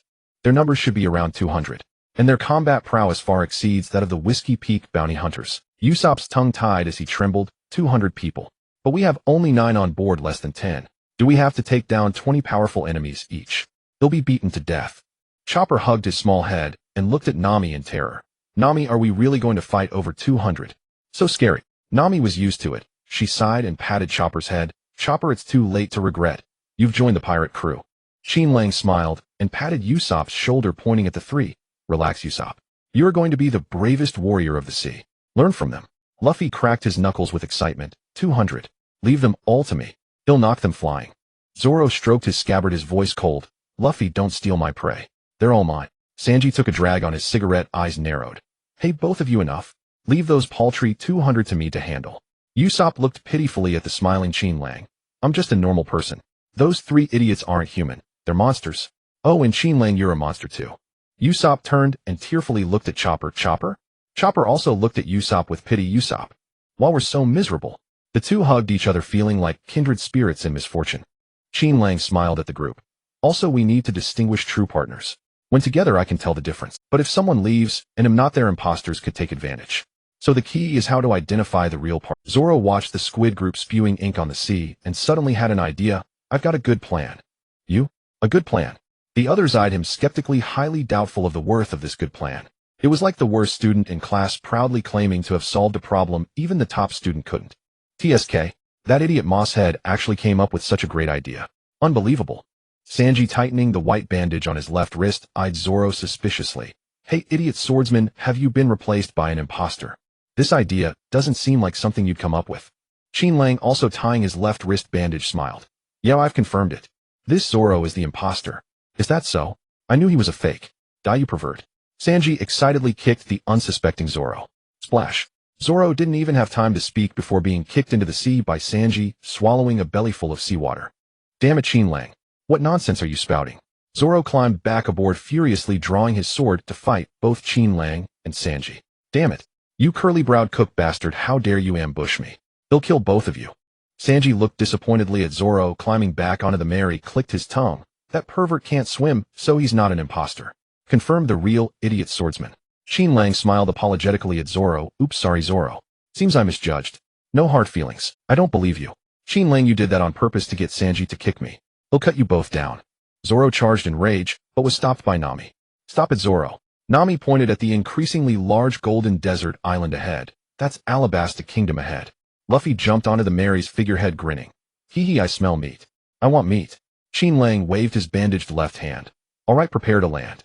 From now on, the first thing upon meeting on the island is to confirm the mark. Anyone with the mark on their left arm is a comrade. Those without it will be treated as enemies. Vivi looked at everyone with white bandages on their wrists and broke into a joyful smile. Thank you, everyone. Luffy looked at Vivi, puzzled. Huh? Aren't we comrades? Why thank us? Qin Lang smiled. If you really want to thank us after we defeat Baroque Works, treat us to a grand feast. Luffy cheered. Ooh, a banquet. I love that. Let's party, ha. Vivi bowed her head gratefully, not letting her comrades see her tearful eyes. Munch. Munch. Boss. Another 5 servings of this meat. In a restaurant, a shirtless figure in shorts and an orange cowboy hat was feasting. On either side of him, 2 stacks of empty plates, half a meter high, stood. Wow. He eats so much. He's already consumed nearly 10 portions. His astonishing appetite drew onlookers from Alabasta who had never seen such a voracious eater. Chill. Keep it down. Look at the cross-skull tattoo with a crescent-shaped white beard on his back. He must be a pirate, right? Pirates kill without blinking. Should we alert the royal army that there's a pirate around? On the Mary, Qin Lang looked at the golden desert island, so close now, a happy smile spreading across. On the island now there are the flame fruit, the sand fruit, the dice fruit. Alabasta Kingdom is truly a bountiful buffet feast. Has the war already occurred? Vivi gazed at the approaching coastline, an indescribable sorrow welling. She was uncertain whether her return was timely or whether internal strife had already erupted in these past days. Perhaps the kingdom had been conquered by the rebels, and her father had tragically perished. Or perhaps the rebels had been defeated by the royal army, leaving countless innocent civilians dead or wounded, cementing her father's reputation as a tyrant and despot. Princess, you seem burdened with thoughts. Is it the anxiety of returning home? A cheerful voice from behind interrupted Vivi's troubled musings. Mr. Pirate. Vivi turned around to find Qin Lang, who had appeared beside her without warning, her eyes dimming as she spoke. I'm just afraid of betraying everyone's efforts and letting Sir Crocodile's scheme succeed. Don't dwell on such thoughts. They'll help you break free from this spiraling self-doubt. Amidst Vivi's flustered and shy expression, Qin Lang seized her hands and clapped them together firmly. A sharp burning pain shot through Vivi's palms and spread throughout her body. Ouch! She shook her delicate hands, looking at Qin Lang with a wounded expression, biting her lips softly. Mr. Pirate, it hurts. Good. Now you're not lost in your thoughts, are you? Qin Lang released her hands with a mischievous grin, resembling a rogue who had just teased an innocent lady. He turned to gaze at the coast of the Arabasta Kingdom less than 2 nautical miles away and chuckled lightly. Princess, what you need to do now is not contemplate the worst possible outcome. Rather, you must dedicate every effort to preventing this war that should never have happened. But Vivi opened her mouth, but before she could speak, Qin Lang, as if reading her internal doubts, said, Rest assured, this war has not yet begun. You should be. It's precisely because of you and our crew that Sir Crocodile has slowed his plans. He has decided to consolidate all his forces before launching this war to overthrow the kingdom. Qin Lang's words were like a rain shower in the desert, soothing Vivi's anxious spirit. Vivi turned back to face Qin Lang and smiled joyfully. Mr. Pirate, thank you for your comfort. Though you seem quite unskilled at comforting girls, I won't let my mind wander anymore. I will do my utmost to stop this battle from happening. Edge. Vivi turned around only to find that Qin Lang had vanished from behind her. Vivi chuckled inwardly. Mr. Pirate really is terrible with women. The Going Merry docked at the shore. Nami looked at the group and said seriously, listen up, I'll say it first. Don't act on impulse without thinking. Qin Lang smiled as he watched the utterly irresponsible captain already racing ahead on the shore. Nami, your warning came too late. The one who fits your description best is already charging toward the town, driven by his meat instinct. On the shore, Luffy was running toward the distant town with plumes of smoke billowing behind him, shouting joyfully, meet him coming. Nami shouted in fury, Luffy, you idiot. Get back here. Qin Lang leaped lightly off the Going Merry, appearing hundreds of meters away in an instant, and said with a smile, don't worry, he'll keep an eye on Luffy. Nami gripped the ship's railing and shouted again in rage, Qin Lang, you idiot. Get back here too. Don't worry, I won't cause any trouble. Qin Lang waved back with a grin, and in the next moment, he vanished completely from their sight. Hey, faced with the utterly unreliable first and second captains, Nami gritted her teeth in frustration. They had agreed to move together not to give the enemy any opportunity, but now they had completely split up. Nami turned back and saw that Zoro and Sanji were also showing signs of restlessness. She immediately fixed them with a murderous glare and said sweetly, what do you two want to go off on your own too? No, we don't. Sensing the deadly intent beneath her gentle tone, Zoro and Sanji shook their heads obediently. Nami nodded in satisfaction. Good. First we need to buy some local clothes, otherwise our outfits are far too conspicuous in the crowd. Sanji, you and Chopper go buy them. The rest of us will moor the Going Merry in an inconspicuous harbor. Having agreed, they split up. While a city rich in local flavor, it feels somewhat like a certain eastern nation on earth. Qin Lang strolled cheerfully through the streets of Arumalu, the port city of the Arabastic kingdom, admiring the sights around him. Jingle, jingle, jingle. Across the way, a group of provocatively dressed dancers passed by, their movements sensual and graceful. Tiny bells tied around their waists, wrists, and ankles chimed melodically with each step. A handsome young foreigner. A few bold, alluring dancers blew a playful kiss at the fair-skinned young man across from them, then left amid teasing and laughter from their companions. The smile on Qin Lang's face grew wider. Indeed, a truly interesting kingdom. Look, that foreigner. Due to his clothes being completely different from the locals, Qin Lang drew the stares of passers-by, who murmured about the outsider. Is he a traveling merchant? He looks friendly, not like a pirate. Soon a group of children carrying clay pots blocked Qin Lang's path. Sir, buy some of our local specialty, dried earthworms. The children, dressed in tatters with dusty hands and faces, lifted their pots with effort, showing him the food inside. Inside the pots were bundles of long black dried meat strips roasted until crisp. At first glance, they were not very appetizing. They looked quite interesting. Qin Lang cheerfully took 3 dark earthworm strips from one pot, pulled a few coins from his pocket, and tossed them into the children's hands. Wow. Thank you, sir. The children couldn't believe that selling just 3 earthworm strips had earned them as much as an entire pot normally fetched. They clutched the money tightly and ran off joyfully. A generous spender. Seeing Qin Lang's lavish generosity, other merchants immediately swarmed him, enthusiastically hawking their own wares. Sir, take a look at our dried lizard. It tastes 10 times better than earthworm strips. Esteemed sir, how about some blue sea fish floss? It's 100 times more delicious than dried lizard. Sir, these are fresh desert sweet fruits unique to our country. Even the king himself praises this fruit. The crowd of merchants hawked for a long time before realizing that the customer they had surrounded was no longer there, having slipped away unnoticed. How what a warm city. Having evaded the enthusiastic merchants, Qin Lang stood atop a tall building surveying the layout of the city. Soon, through his observation hockey, he locked onto a certain target's location. Qin Lang smiled as he stared at a restaurant. Found you, Fire Fist Ace. In the next second, he vanished without a trace. Outside the restaurant named Spice, a crowd of locals had gathered. They peered curiously inside, chattering among themselves. Hey, that guy dropped dead while eating. Must have eaten the poisonous desert strawberry. The spider-like fruit that looks like a red strawberry and causes sudden death a few days after eating. Then his corpse is also soaked in poison. Can't touch it directly. What a tragic traveler, dying so on. Look, his hand is still frozen in the motion of reaching for food. He never imagined he'd die in the next second. He has a skull tattoo on his back, so maybe he's a pirate. Qin Lang waded through the crowd and walked into the restaurant under the gaze of the onlookers. He sat down directly beside the man who had suddenly died, his face buried in his plate. Post-observation user of the Mera Mera no Mi. Comprehension ability to transform any part of the body into flames. Seeing another development, the excited locals buzzed. Hey, that outsider actually dared to sit next to the corpse. Poor fool, doesn't know the corpse is lethally poisonous. If he touches it, he'll die too. Qin Lang lightly tapped the table at the flustered restaurant owner and said with a smile, Boss, they'll have your restaurant's signature dish. As Qin Lang tapped the table, the corpse beside him, whose face was buried in the plate, seemed to stir slightly. "This is our signature dish, the golden sand roast sausage oasis curry rice." A steaming plate of sausage curry rice was placed before Qin Lang. The restaurant owner kindly whispered, "Sir, you'd better stay away from that customer. He might have a deadly poison." Qin Lang picked up his spoon, tasting the food with nonchalance. "Relax, boss. He's not dead. Just asleep." "Asleep? How is that possible? Who falls asleep while eating? And it's been several minutes." The restaurant owner and the patrons clearly didn't believe Qin Lang. Qin Lang, savoring the food, smiled cheerfully at the onlookers. "Ha, isn't this interesting? I also know a guy who can fall asleep while eating. If you don't believe me, I'll wake him up." Under the tense gazes of the crowd, Qin Lang raised his hand and casually patted the corpse's head. "Hey, Ace, time to get up. Your butt's on fire." The corpse, with its face buried in the plate, moved its arms slightly. The next second, he jerked his head up, his left hand grasping like an eagle's claw toward Qin Lang's extended arm. But to his surprise, he grabbed nothing. Etch.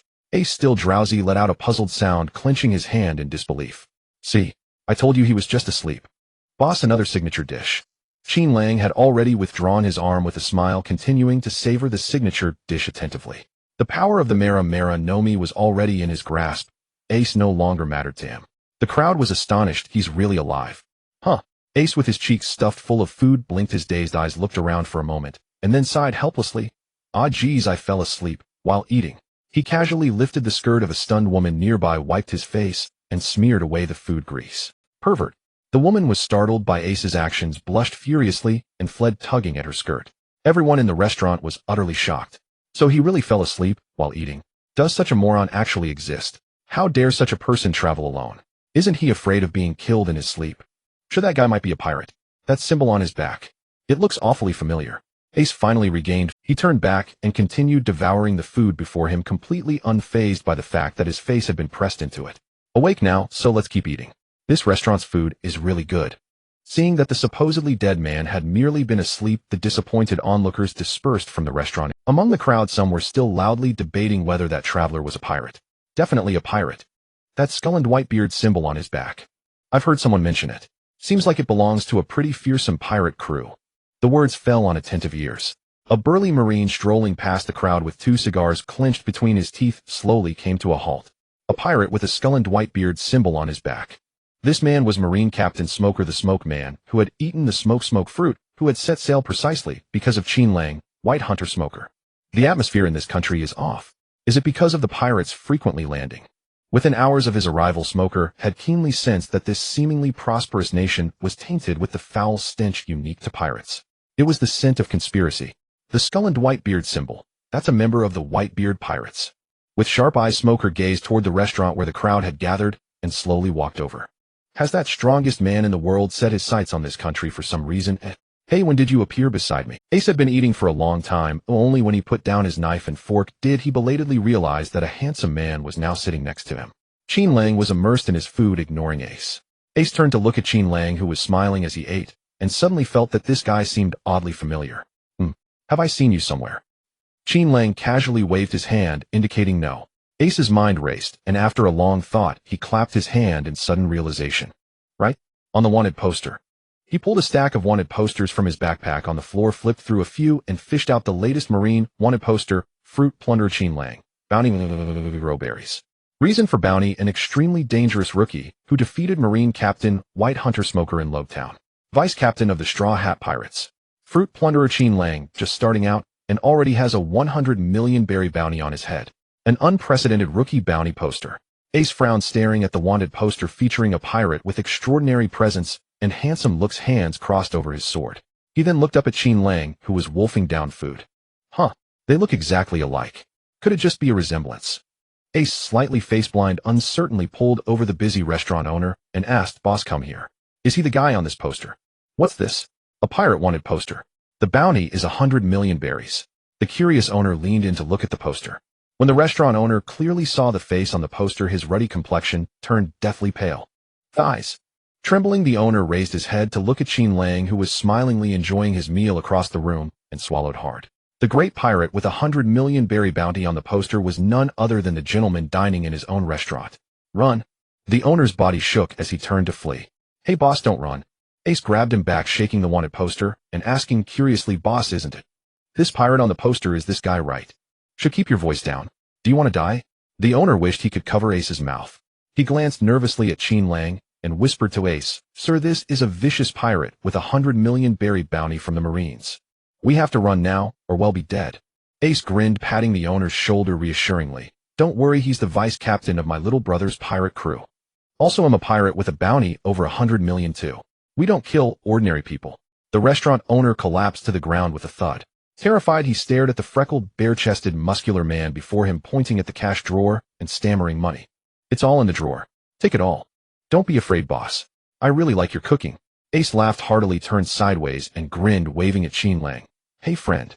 I am 2nd Division Commander of the Whitebeard Pirates Port Gas D. Ace."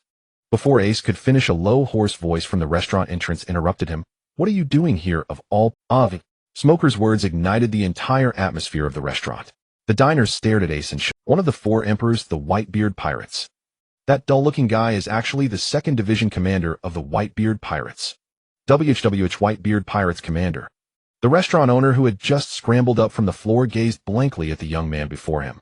Black hair, sun-kissed skin, and freckles on his cheeks.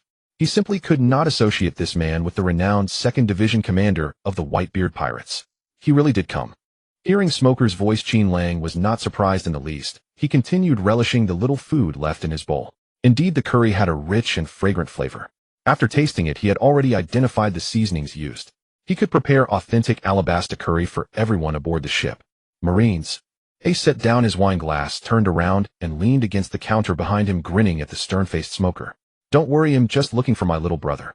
Smoker did not believe Ace at all, and replied coldly, "Whatever you plan to do in this country, give it up." Ace studied Smoker curiously. "Oh, what should I do?" Amid the cigar smoke, Smoker's face grew even grimmer. "Surrender. Humbly let yourself be captured by me." Ace flashed a mischievous grin. "I refuse. I can't do that." Smoker sighed. "That's what I thought. I've never seen a pirate who willingly surrendered. I'm tracking a pirate, and I'm actually not interested in you." The very pirate being tracked had no self-awareness. He was chewing food with bulging cheeks, not even turning his head, muttering to himself, "I'll go buy some curry spices later. Too bad I don't have the dimensional ability of the door fruit, or else I wouldn't worry about storing the ingredients." Ace chuckled. "How about you pretend you never saw me?" Smoker said coldly, "Impossible.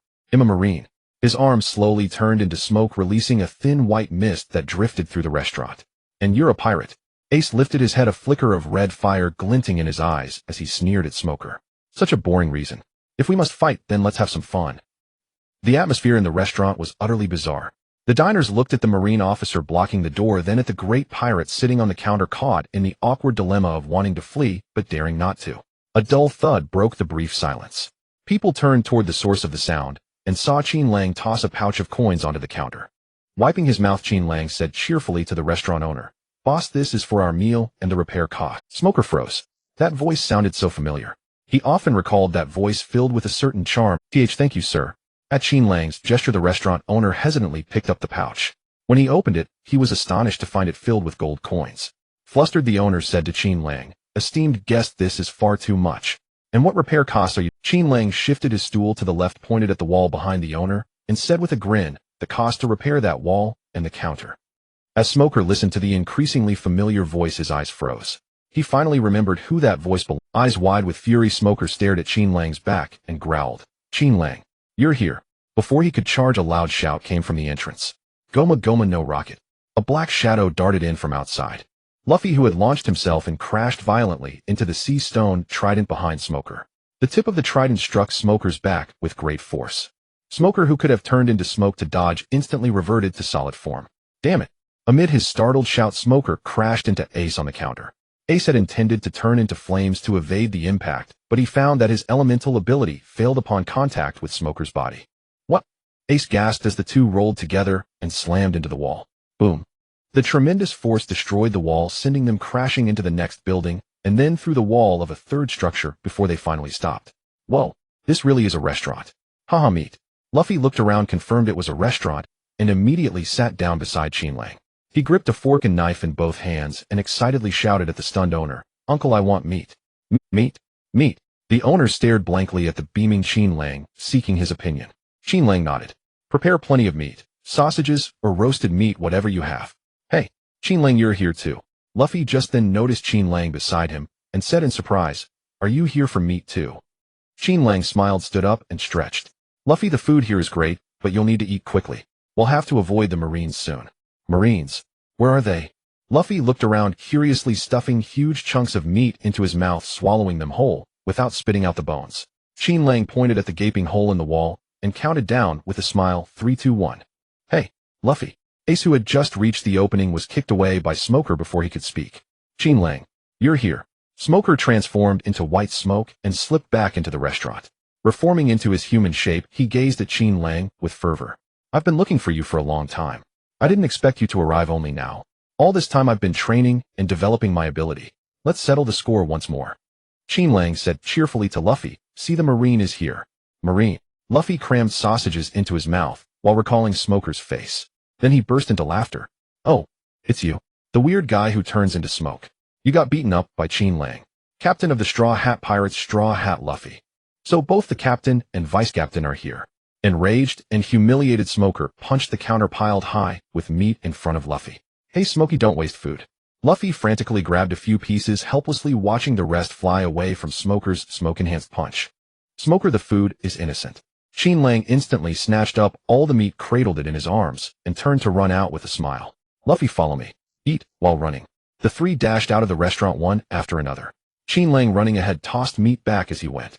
Catch, Luffy. Gulp. Luffy eagerly stretched his neck to swallow the meat. Hee gulp. Another piece. Qin Lang, stop. Fight me again. Smoker chased relentlessly from behind, shouting stubbornly. Damn Marine, you sneaked up on me. Arriving late, Ace grabbed his backpack in anger and hurriedly chased after. Luffy, it's me. Ace. A few minutes later, on an empty field, white smoke and crimson flames were split apart from the middle by a descending black inferno. Who's there? Ace and Smoker, who had been locked in a stalemate, both flinched. Vice Captain of the Straw Hat Pirates, Qin Lang. A figure wreathed in black flames slowly emerged from the white smoke and crimson fire.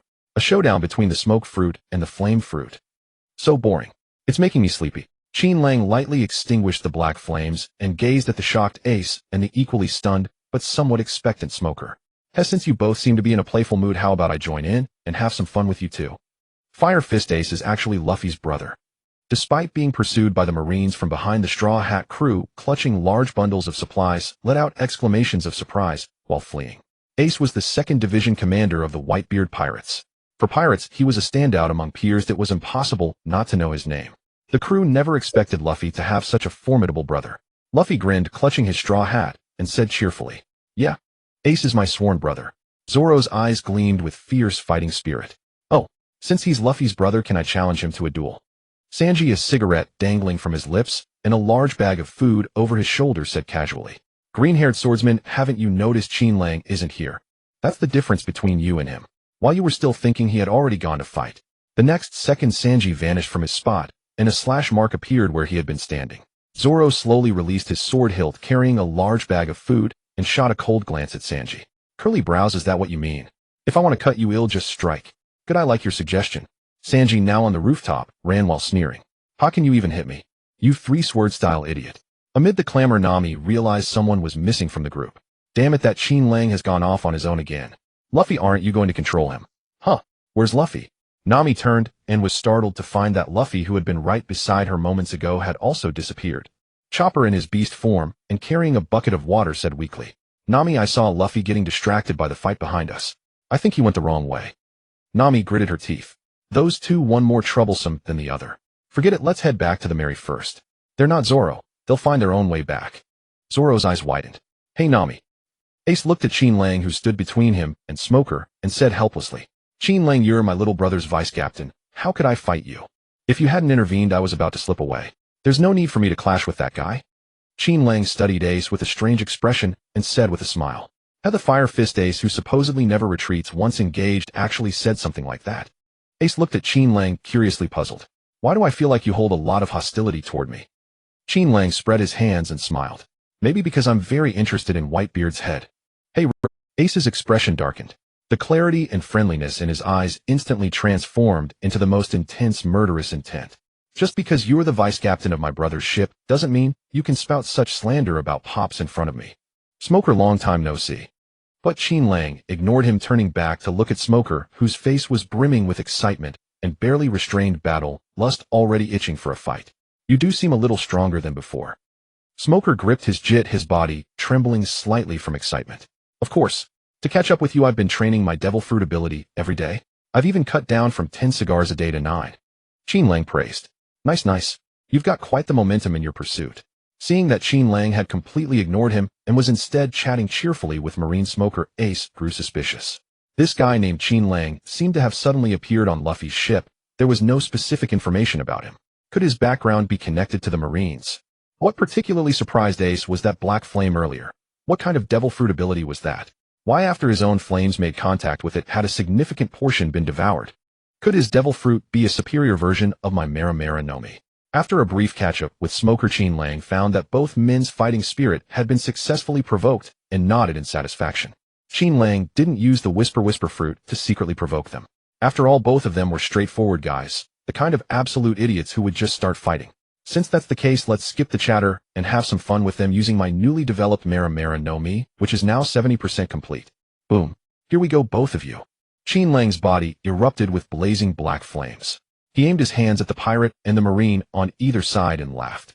Demonic flame dragon. Qin Lang's hands turned into elemental form, transforming into roaring black flame dragons that surged forth, clawing fiercely toward Ace and Smoker's positions. Smoke barrier. Smoker turned into a vast expanse of white smoke, forming a thick wall that blocked the demonic flame dragon, and also the residual flames from its explosion that would have hit the marines behind him. Boom. Most of the black flames were stopped by the smoke pushed upward into the sky, where they ignited into a massive black fireball. From within the white smoke, Smoker commanded coldly, "You go first. Get out of here." "Yes, Captain. Please stay safe." The marines obeyed and hurriedly left. "Your flames are black." Ace watched the black flame dragon rushing toward him and found it amusing. Because usually he was the one spewing flames at others, but today the tables had turned. Flame mirror. Ace turned one arm into blazing red flame, spewing a massive torrent of fire that formed a wall of flame just before the demonic flame dragon arrived, intercepting its attack. The demonic flame dragon exploded against the flame mirror, igniting a large patch of black flames. Though spectacular, the demonic flame dragon was successfully blocked by Ace and Smoker. It didn't cause any damage to either of them. Both Ace and Smoker sensed something was wrong. As they withdrew the parts of their bodies that had been elementalized to block the demonic flame dragon, they noticed black flames burning on the surface of their elemental forms. These small black flames didn't harm their elemental bodies, they just stubbornly clung to the surface. No matter how they tried to beat them out or use their elemental bodies to smother them, the flames couldn't be extinguished. Both looked at Qin Lang in surprise. "What kind of flame is this that won't go out?" "I call them eternal blazing flames." Qin Lang canceled his elemental form and looked at the black flames on both of them, smiling. "Isn't it interesting? As long as I keep using my Mera no Mi ability, they burn forever, never extinguishing these black demon flames. Eternal flames." Ace tried to cancel the elementalization of the arm carrying the eternal blazing flames. The moment he did, a searing pain he hadn't felt in a long time struck him. Ace had to re-elementalize his arm into flames, and the black flames once again did no harm to the fire elemental Ace. Ace frowned and shook his arm vigorously, but couldn't shake off the flames. TCH. Such a troublesome ability. Smoker also recognized the difficulty of the eternal blazing flames. But soon both thought of countermeasures. Ace severed the part of his flame body tainted by the eternal blaze. The red flames carrying the eternal blazing flames shot out. They landed on the ground. The red flames quickly died out, but the eternal blazing flames kept burning. Even with no combustible material around, only sand and soil, they still burned relentlessly. Smoker did the same, actively cutting off the smoke contaminated by the eternal blazing flames and expelling it into the air where it stuck to a nearby rock. The tiny eternal blazing flames on the rock flickered in the wind, but kept burning as if they would never go out. Ace stared at Qin Lang seriously. "Your ability is too strange. It could indeed harm Pops. I need to give you a necessary warning." Ace no longer underestimated Qin Lang. He began to regard Qin Lang as his equal, no longer thinking of him as just a rookie pirate who had just set sail. "You're only worried about me possibly hurting Whitebeard, not about yourself." Upon hearing Ace's words, Qin Lang sighed softly. He looked at Ace with sympathy. A person who doesn't care about their own life worries about others' lives. Someone who doesn't love themselves loves others unreservedly. Ace seemed to detect another nuance in Qin Lang's tone. He frowned and stared at Qin Lang. Qin Lang smiled and concluded, "Ace, if you continue to be so stubborn, one day your love will backfire and devour the very ones you cherish. The love you once gave them will be like a death god's invitation, dragging them and you into death's banquet. The Whitebeard pirates will also be destroyed because of you." Qin Lang's casual yet prophetic words echoed endlessly in Ace's mind. Drag all those you love into Death's Feast. The Whitebeard pirates will also be destroyed because of you. Eyed Qin Lang with uncertainty. He felt that the smiling man before him knew the secret of his lineage. Alright, enough talk. Let's continue having fun. Black flames ignited once again around Qin Lang. He clenched one fist, pulling it back with power concentrated, the fist blazing with vast eternal demon flame. With a swing motion familiar to Ace, he smiled and said, Demon Flame Fist. This guy is imitating my move. Ace's expression hardened. He assumed the same stance, pulling his fist back, his hand transforming into flames and punching with all his might. Fire Fist. The black flame shot out, first expanding and swelling as it went, colliding in midair with the expanding whoosh. The immense energy collided, creating a searing wave of heat that flung stones and sand into the air. The lush trees under this tremendous heat spontaneously burst into flames with crackling sounds. Boom. The two different colored flames devoured each other, detonating. In the end, they formed a twin mushroom cloud of black and red blasting into the sky. The massive explosion shook the sandy ground incessantly, as if an earthquake had struck. Explosion. Run for your lives. There are pirates fighting.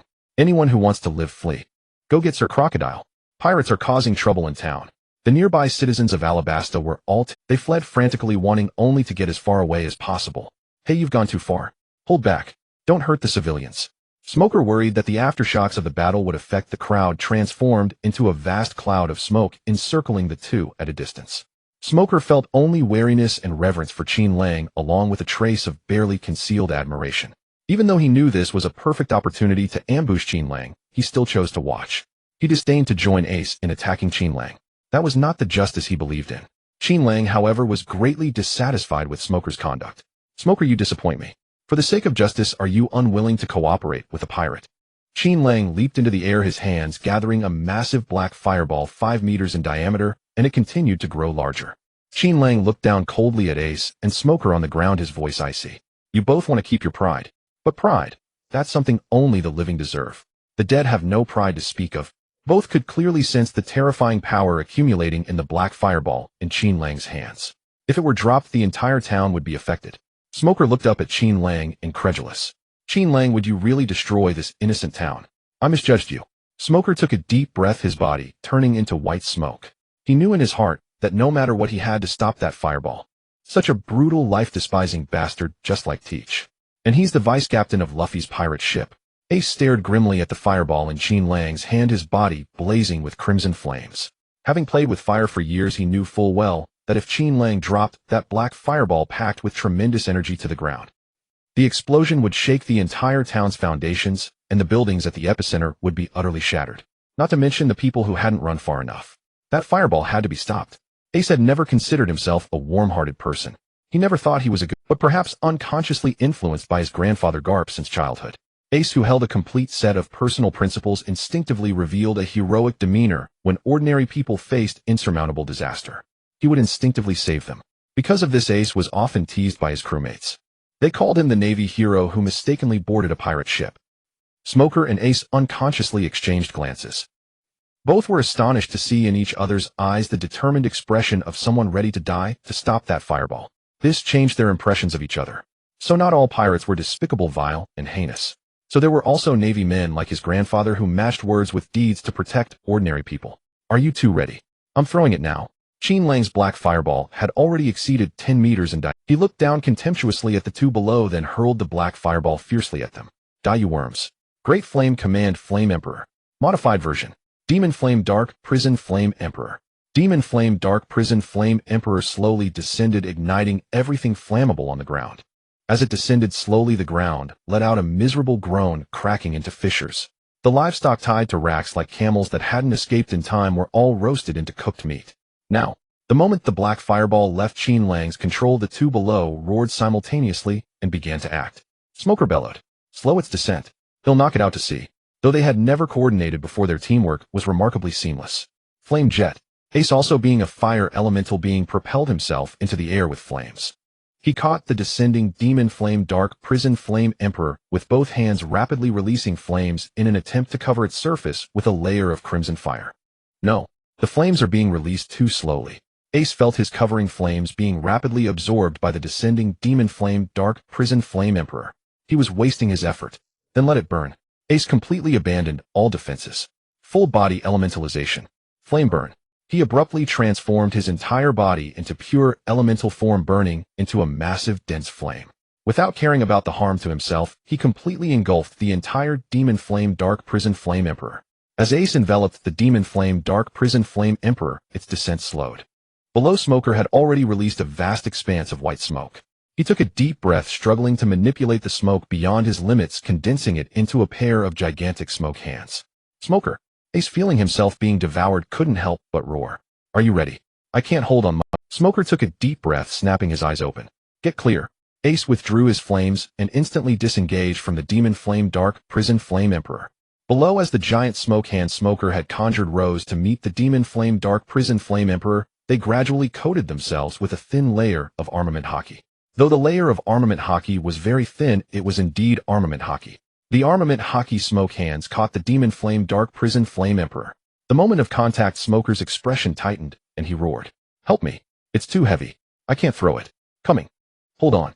Without a moment to rest, Ace flew beneath the hand Smoker had formed. He erupted with immense flames, coated both fists with armament haki, and pushed upward with all his might.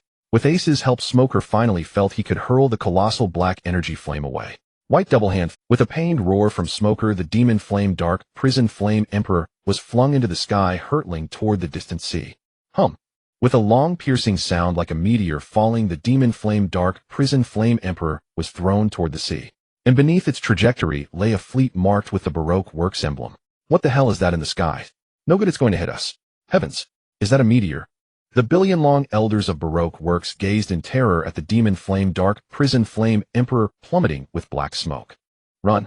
Everyone jump into the sea. We can't stop that. Abandon ship. Abandon ship. Realizing the danger, they scrambled desperately and plunged into the sea. Boom. The dark red flame exploded violently in the sea, unleashing terrifying force. The ocean waves surged, forming waves over 10 meters high that spread outward. Countless fish and seafood were vaporized. The billion-long elders who had jumped into the sea seeking refuge were all turned to charcoal.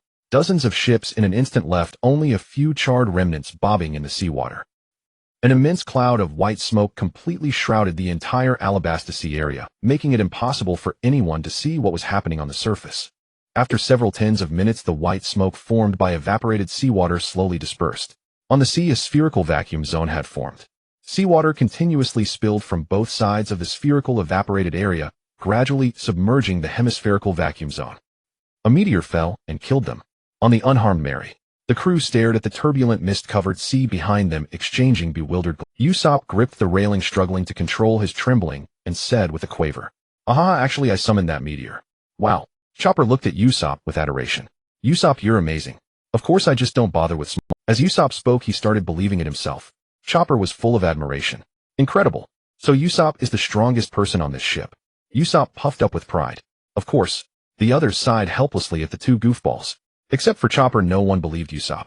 If anything, it was more believable that Qin Lang had summoned that meteor. "Yo, I'm back." A cheerful voice rang out from above. Colonel Smoker sat on a charred rock, a cigar clenched between his teeth, his expression extremely grim. The enormous Juddy was casually thrust into the ground beside him. He was troubled by the fact that he had teamed up with Ace to throw Qin Lang's devastating strike into the sea. Was using the power of pirates to protect ordinary civilians an act of justice or injustice? Smoker's faith was wavering. Even when he sensed Ace was about to leave, he did not stop him, only watching complexly as Ace transformed into flames and flew away. Tat tat tat tat. Urgent footsteps approached from behind. Colonel Smoker. It was Vice Officer Dasky coming to report after confirming the area was safe. Dasky clearly noticed the black fireball filled with a sense of destruction, as well as the violent explosion it triggered. When she saw Smoker unscathed, she let out a sigh of relief. "I'm glad you're okay." Dasky, dressed in a simple short-sleeve uniform, saluted Smoker, who had his back to her, and briefly reported, "Sorry, we couldn't catch Straw Hat Luffy. Due to our unfamiliarity with the town's terrain, he and his crew have completely vanished."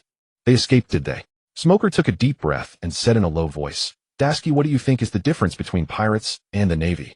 Dasky was taken aback, lowering her salute hand in confusion. "Isn't it the difference between justice and evil?" Smoker slowly stood up, repeating Dasky's words, "The difference between justice and evil." Smoker turned around. His dark expression startled Dasky. "Colonel Smoker." It was rare for Dasky to see Smoker display such a gloomy demeanor. Smoker stared at Dasky and slowly said, "Who defines the difference between justice and evil?" Is it the Navy headquarters, or the world government? Or is it the ordinary civilians? Daski was stunned. She was unsure of what Smoker had been through. Why was he expressing such apparent doubts about the Navy? Do you think him questioning the Navy headquarters and the world government? Smoker seemed to see through Daski's thoughts, snickering coldly. I am only questioning my own judgment. I actually judged that malicious pirate who tried to wantonly destroy a city's innocent civilians as a noble person forced to join the pirates. Daski cautiously asked, are you referring to the fruit thief Qin Lang? Daski had witnessed Smoker's rigorous training on the ship after being provoked by Qin Lang. He not only doubled the previous training load, but often made the warship abandon its power, relying entirely on his ability from the smoke fruit to propel the ship through the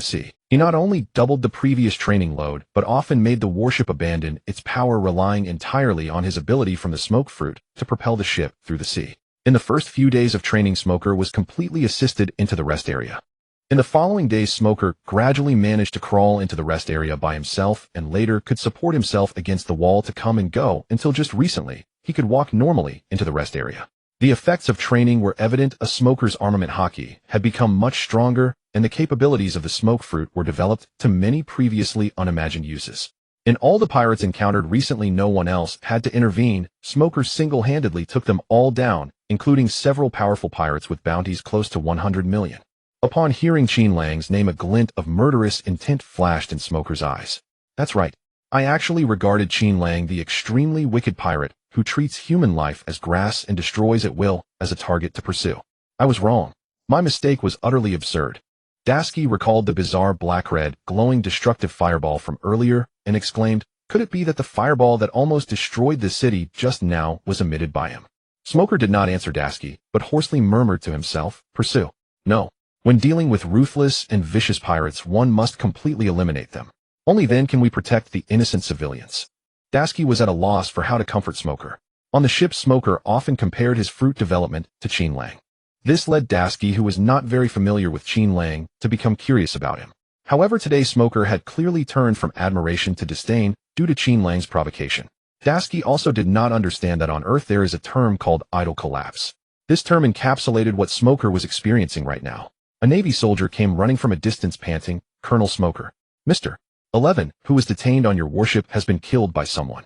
It's funny, this act of burying one's head in the sand is guiding us in the right direction.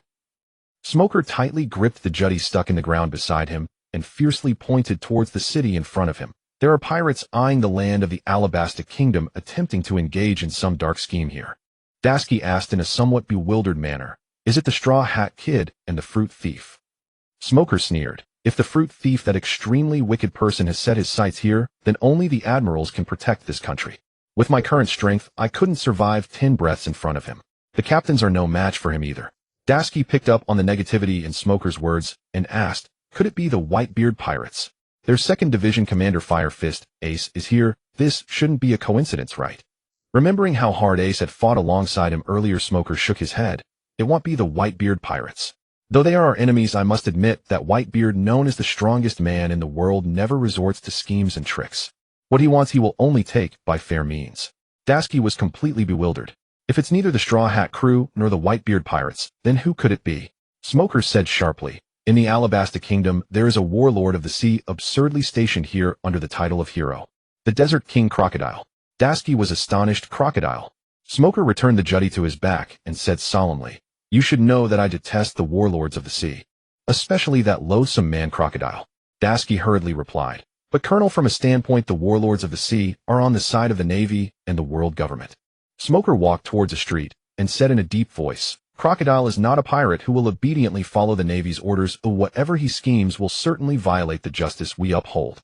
Daski, remember, pirates are ultimately pirates. Don't mistake them for good people just because they occasionally do a good deed.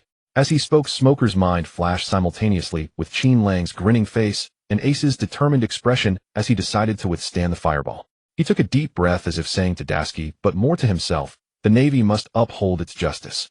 Protect the safety of the civilians. We must never let a single pirate escape. This is what we must do. Smoker's expression was exceptionally resolute. Qin Lang, starting today, I will no longer try to chase your steps. I will do my utmost as a Navy to kill you. Luffy, be serious.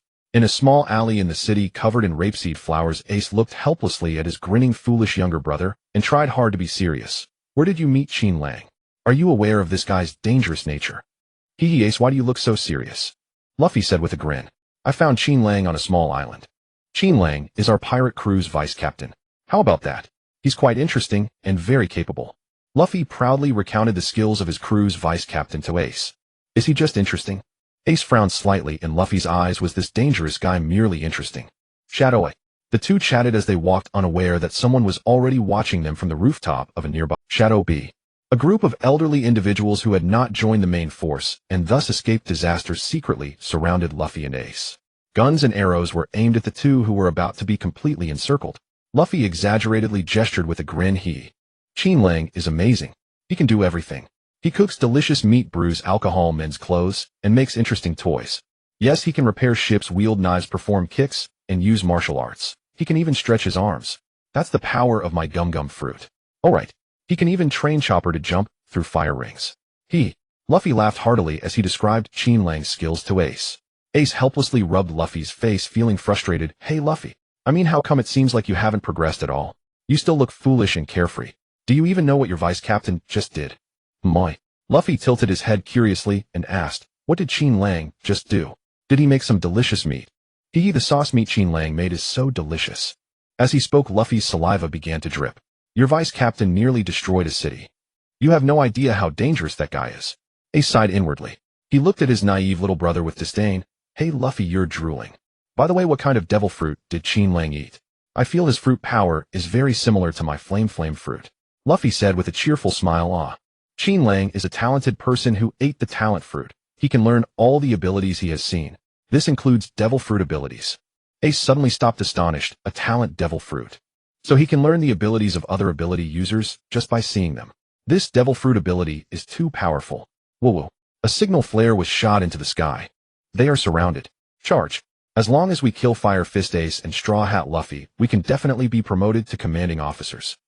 The surrounding elderly individuals saw the two enter the encirclement and immediately shouted as they rushed out, shooting arrows and bullets at them.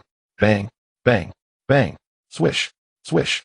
Bullets and arrows densely flew towards the two. Hey, you bunch of ungrateful guys, why are you interrupting our conversation? Ace stood still, letting the bullets and arrows pass through his flame elemental body and strike the surrounding wall. Wow, so dangerous. Luffy, on the other hand, leaped high, grabbing the clothesline above him, exclaiming as he dodged the arrows.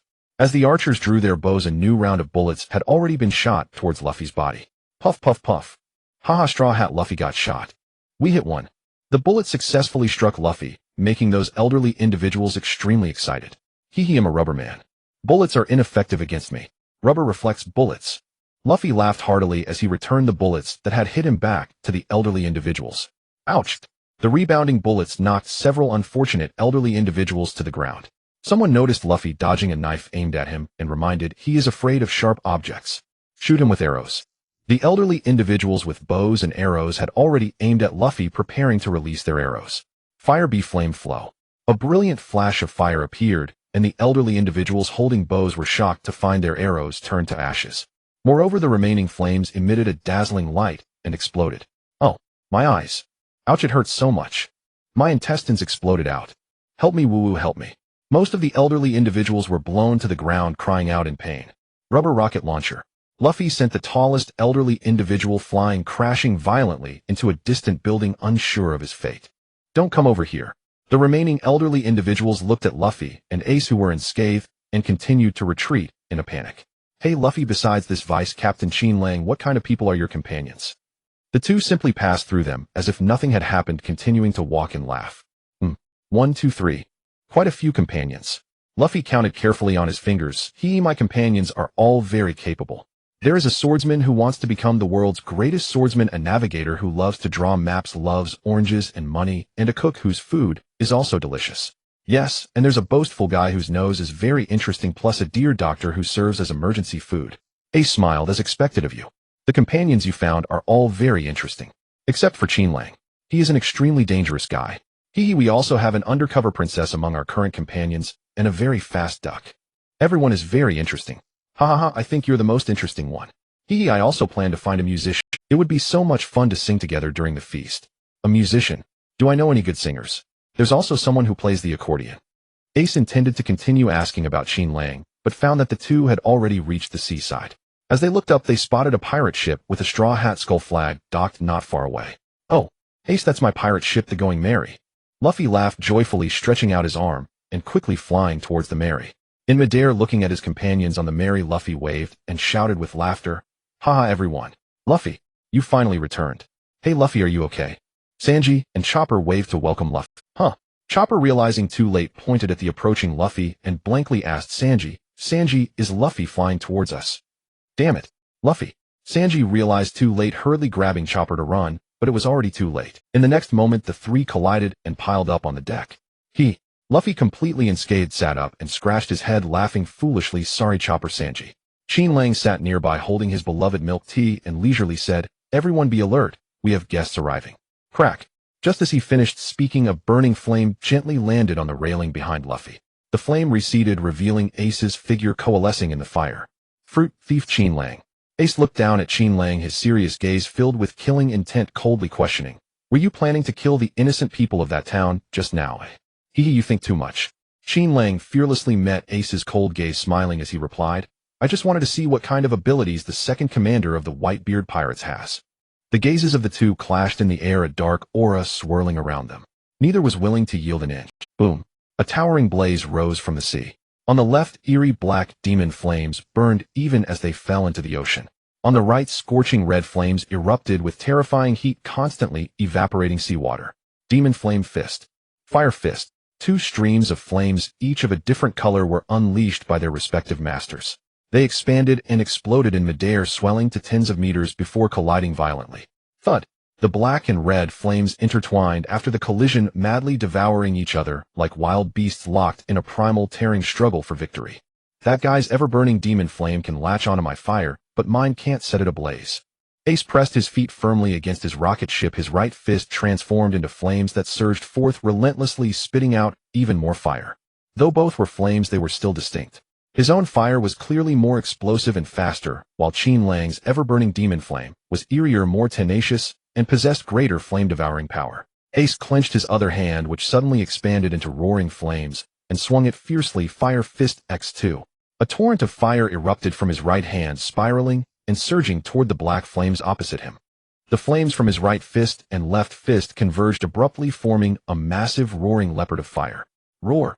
The fire leopard opened its blazing white flame fangs and viciously bit into the ever-burning demon flame before it. Meltfire flame leopard. The colossal fire leopard, formed entirely of flames, swallowed Qin Lang's released ever-burning demon flame whole, then continued pouncing toward the sea surface where Qin Lang stood. Aya! Ace's hands blazed more fiercely, the color of his flames shifting from crimson to a faint. Ace roared with a ferocious expression, "Devour him." Qin Lang looked up with a grin at the fire leopard lunging at him, making no move to dodge as the beast engulfed him. Witnessing this through a telescope from afar, Usopp was terrified and burst into tears. "Oh no. Oh no. Qin Lang is about to be killed by Ace. Zoro, Sanji, you have to save him." Chopper, also holding a small telescope, spun around frantically, shouting in panic, "Luffy, save Qin Lang. He's going to be burned alive." "Doctor? Where's the doctor? There's a patient here who needs treatment." Sanji and Zoro, however, remained perfectly calm. Zoro crossed his arms, watching the blazing, roaring fire leopard, and said calmly, "Qin Lang won't lose." Sanji slowly blew a smoke ring and said nonchalantly, "A cook can't lose to flames." Luffy, grinning, climbed to the top of the Going Merry's mast, shading his eyes and exclaiming, "Wow, Ace has gotten even stronger. But Qin Lang is no pushover either." Fruit predator. Ace, standing on his rocket ship, grinned wickedly as he watched Qin Lang engulfed by his fire leopard. Not a pleasant feeling being scorched by someone else's flames, is it? Puff! A pitch-black, soul-shaking flame tiger claw suddenly pierced through the back of the roaring fire leopard. Ace's smile froze. Under everyone's gaze, the blazing fire leopard was torn in two from its belly. Boom! The mingling crimson and white-hot flames exploded, unleashing a shockingly powerful blast. Crash! The explosion's shockwave raised massive waves on the surrounding sea, stirring the entire. The soaring black demon flames writhed and surged like a tiger claw, eager to devour everything around, eventually coalescing in the sky into a demon tiger wreathed in black flames. The black flame demon tiger proudly looked down upon all living things, staring contemptuously at Ace floundering in the waves nearby, and let out a roar formed by the merging flames. Roar! The flame demon tiger, bursting from the fire leopard's belly, proclaimed its arrival across the entire sea, declaring that it alone was the king of all flames. Flame commandment, fire pillar. A colossal pillar of crimson fire pierced through the flame demon tiger in the sky. Ace had somehow flown to within 3 meters of Qin Lang. The crimson flames on his body continuously shot upward. Strangle. With Ace's roar, the black flame demon tiger in the air was completely severed by the expanding crimson fire pillar, breaking into a shower of falling fire droplets that landed on the sea, creating a strange sight of large patches of black flames burning on the ocean. Ace stared at Qin Lang, who stood on the sea smiling at him, took a deep breath, and said with admiration, "Qin Lang, I fully acknowledge your strength now. But..." Ace's tone turned serious. "A man of such power chose to harm innocent civilians in a city. Is that the pride of a strong man?" Qin Lang clapped lightly and praised, "Ace, you're even more passionate about justice than I imagined. Who would have thought you're the son of the former pirate king Roger?" Ace's expression hardened, and he gritted his teeth. "I only have one father, Whitebeard.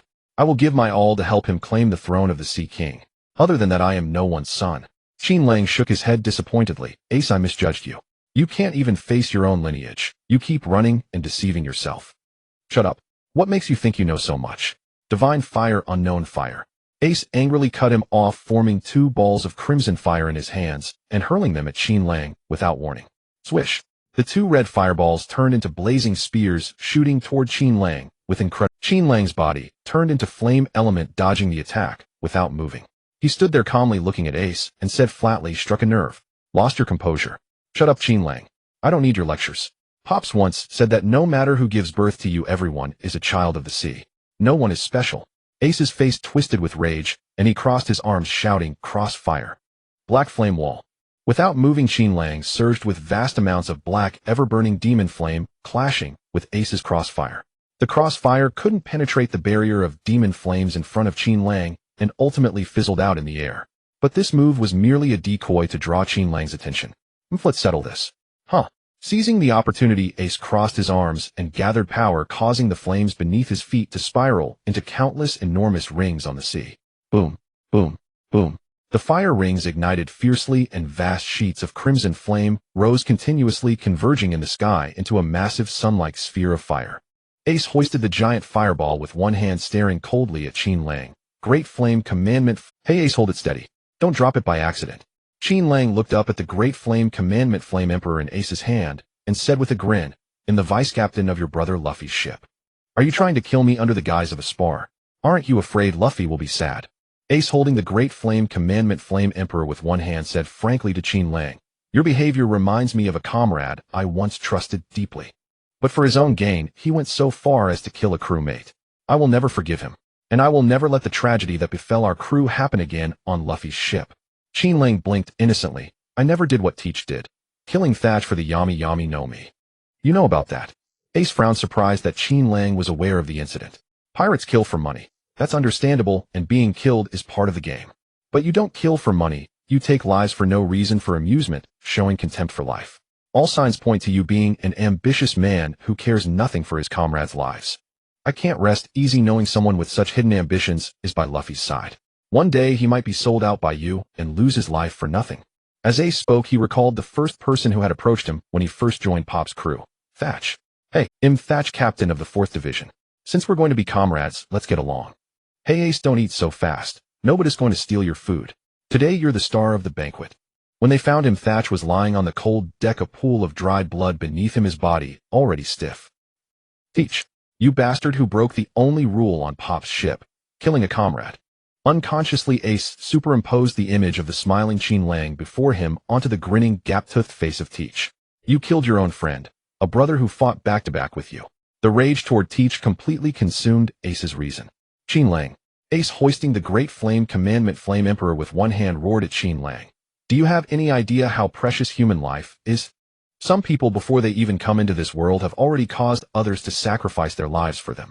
I will never allow a monster like you who treats life as a joke to continue living in this world." Qin Lang smiled slightly, then burst into arrogant laughter. "Ha! Then come on, try to kill me." Ace. A black flame ignited beneath Qin Lang, and the ever-burning demonic flames drifting across the entire sea area all flowed toward him. Behind Qin Lang, a void of black fire formed. The ever-burning demonic flames, as they burned continuously, fed into his body, expanding it. Within mere seconds, Qin Lang had grown into a 5-meter small flame giant. Ace's expression tensed. Though he didn't know what Qin Lang was planning, he knew he couldn't wait any longer. Repent in hell. Ace hurled the Great Flame Commandment Flame Emperor toward Qin Lang's area. Once released from Ace's control, the Great Flame Commandment Flame Emperor grew larger and larger in the air, like a falling sun, crashing down toward the Black Flame Giant, who had now reached 7 meters in height. Qin Lang's massive body strained to catch the Great Flame Commandment Flame Emperor, but the explosive force of the attack pushed him backward. His feet tread on the sea surface, gradually sinking, leaving streaks of black, ever-burning demonic flames. These flames spread along the water, burning everything in the sea, including the water itself. Vast amounts of steam were vaporized by the ever-burning demonic flames, and thick, white mist filled the sea. Soon the mist itself was ignited by the eternal flames. In an instant the entire sea was covered with spreading, ever-burning demonic flames. As Qin Lang was forced backward, flames from the Great Flame Commandment Flame Emperor were constantly devoured by the ever-burning demonic flames on his body, merging into him and making him even taller. In less than 10 seconds, Qin Lang's height had already matched that of the expanded Great Flame Commandment Flame Emperor, which was tens of meters across. By now Ace, compared to Qin Lang's towering form, was like an ant. Mera Mera no Mi modified 4th gear form fire domain blazing lord. The ever-burning demonic flame ignites everything it touches, continuously generating new ever-burning demonic flames. Endless ever-burning demonic flames poured into Qin Lang's body, amplifying it. The region where Qin Lang stood became an eternal, inextinguishable fire domain. Within that fire domain, Qin Lang was the one and only blazing lord. As Qin Lang's form now surpassed the Great Flame Commandment Flame Emperor, he smashed the fireball directly into his own chest, which was composed of flames, triggering a colossal fiery explosion. Boom! Amid the deafening blast within the raging crimson flames, Qin Lang instantly grew even more enormous. Seizing the opportunity, he consumed all the red flames, with his ever-burning demonic flames absorbing them into his body. Now Qin Lang had transformed into a black flame giant over 50 meters tall. Looking down at the stunned Ace below, he let out a deep rumbling laugh. Haha, Ace, it'll give you a chance to Though Ace was shocked by the extent of Qin Lang's power. Even his ultimate move, the Great Flame Commandment Flame Emperor, had been turned into nourishment. He would never bow before the might of a despicable villain like Teach. Clenching his fists and summoning flames, Ace laughed heartily. Submit. If I submit to the power of evil, I have no dignity left to live. I won't allow any stain on my life. Bring it on, Qin Lang. Qin Lang rumbled with laughter. In this world, the only truth is that survival is victory. Ace, are you ready to face your fate? Transformed into the fire domain blazing lord, Qin Lang's single fist wreathed in blazing black flames and reinforced with Busashoko Haki slammed down toward the sea, where Ace stood like a falling meteor. Ace launched himself from the rocket ship, his body ablaze with fierce flames like a moth drawn to fire. He flew straight toward Qin Lang's sky-obscuring fist without dodging. Pops, I'm sorry. It looks like he'll die here. Thatch, I'm sorry. I failed to avenge you in the end. Everyone, I can no longer go on adventures with you. Luffy, maybe my death will help you see this man's true face. And everyone else. Grandpa Dayton, Otama Yamato. Facing death, Ace felt not despair, but an inexplicable joy and relief. His life had begun in shadows. Even before birth as a fetus, he had caused his mother Portgasti Rouge to sacrifice her life, delaying his birth to evade the world government's pursuit. Ever since learning he was the son of the Pirate King Roger, Ace had felt he should never have been born, or perhaps his death would end the world's sins. It was only after meeting Sabo and getting to know Luffy that he began to realize he could laugh happily. Setting sail to become a pirate and finding kindred spirits was a new chapter. Then he met Pops and understood that his birth was not a mistake. He was born to help Pops ascend to the throne of the world's strongest. Pity, Pops. I didn't get to see you claim the title of Pirate King. Don't grieve for this unworthy son of yours. Ace's body erupted in white-hot flames as he collided with Qin Lang's fire domain blazing lord's fist. Then like a bird with broken wings, he shattered in the air. Stop it. Ace, calm down. Pops said this time is an exception. There's no need to chase after Teach. Let me go. That guy was my subordinate. If I turn a blind eye, how can Thatch rest in peace after being killed? Ace, forget it. Just this once. I have a bad feeling about this. That guy hurt a comrade and ran away. He's been under your care for decades, Pops. And yet he made you lose face. Most importantly, he sullied your reputation, Pops. How could I'm going to settle the score with him. Hey, Ace, how long are you going to lie there? Ace, the meat is almost gone. Get up. Ace. Ace, lying in the hammock, suddenly opened his eyes. What came into his view was an unfamiliar cabin ceiling. I'm not dead. Qin Lang didn't kill me. He canceled armament hockey at the last moment. Ace turned his head and saw a familiar figure nearby, secretly grabbing the remaining meat from a plate and stuffing it into his mouth. Nom nom, the meat that Qin Lang and Sanji prepared for Ace is so delicious. Beside him, a little raccoon-like creature kept stopping him. Luffy, stop eating. This is recovery food prepared for the patient. You've eaten it all. Luffy, I never thought I'd live to see you again. A smile couldn't help but creep onto Ace's lips. He sat up and grinned mischievously at Luffy. Hey Luffy, are you stealing my meat? Looking for a beating? Luffy shook his head vigorously with guilt. Oh no. It was all Chopper. Huh. He belatedly looked up and found to his delight that Ace had woken up. Haha, Ace. You're finally awake. Eat the meat. Swish. Swish.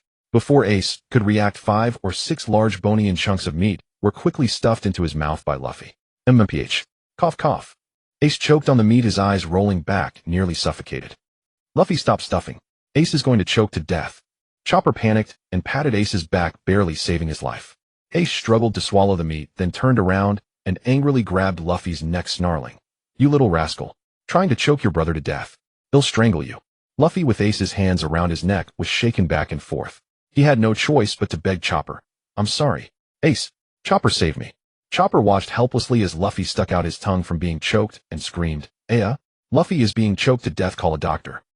The commotion from the cabin below reached the deck. Nami, who was reading a newspaper, looked up and glanced at Qin Lang, who was repainting Mary with Usopp.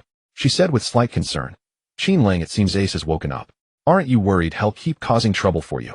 Even though he's Luffy's brother, he's also the 2nd Division commander of the Whitebeard Pirates.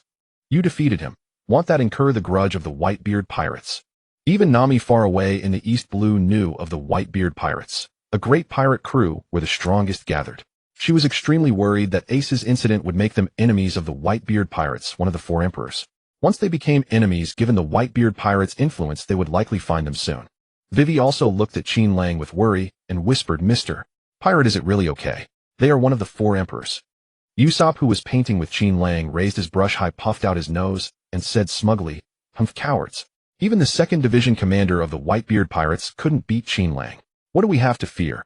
Vivi added quietly, the captain of the Whitebeard Pirates, Whitebeard, is known as the strongest man in the world. Some describe him as more terrifying than a monster.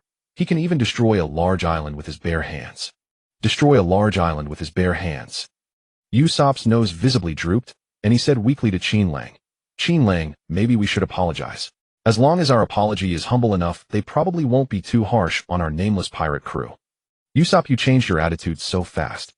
Qin Lang carefully painted the mast of Mary and said with a smile, don't worry, Ace is not a petty pirate. The son of Whitebeard must be a magnanimous hero. Right, Ace? Haha, of course. Ace's voice rang out from the deck. Haha, rest assured, everyone, I don't mind. And Pops won't care about such a trivial matter either. Ace walked out of the cabin with a big laugh and strode straight toward Qin Lang. Qin Lang watched Ace approaching with a smile. Are they going to fight again? The others held their breath, watching the two. Boom.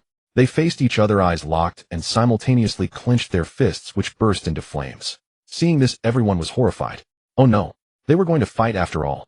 Sanji's expression hardened, ready to rush in. Zoro drew his sword, intending to separate them. Usopp trembled, facing the mast, pretending no one could see him. Chopper ran around in panic. Nami and Vivi cried out, please, you two, stop fighting. But to everyone's surprise, Qin Lang and Ace both extended their burning fists and merely tapped them together. Haha, Qin Lang, I misunderstood you before. Ace withdrew his fist and warmly embraced Qin Lang, who was shorter than him, laughing heartily. Qin Lang, you're nothing like that bastard Teach. Just as Luffy said, you're a really interesting guy. Ace, you should trust Luffy's judgment. Qin Lang withdrew his fist, burning with the eternal flame, gently blew out the fire, and said with a smile, but I have to confess. Earlier, when you were distracted, I used my devil fruit ability to invade your mind. I transferred some of your hatred for Teach onto me. That's why your hatred for me was so strong. So that's how it is. I just sensed something was off. I was wondering why I hated you so much. Ace suddenly understood and scratched his head, looking curiously at Qin Lang. Is this the ability of your innate devil fruit? Can you learn any ability? Qin Lang nodded with a smile. I used my innate fruit ability to manifest the power of the Whisper fruit. I can learn most abilities. Seeing that they didn't fight, the Straw Hat crew collectively sighed with relief.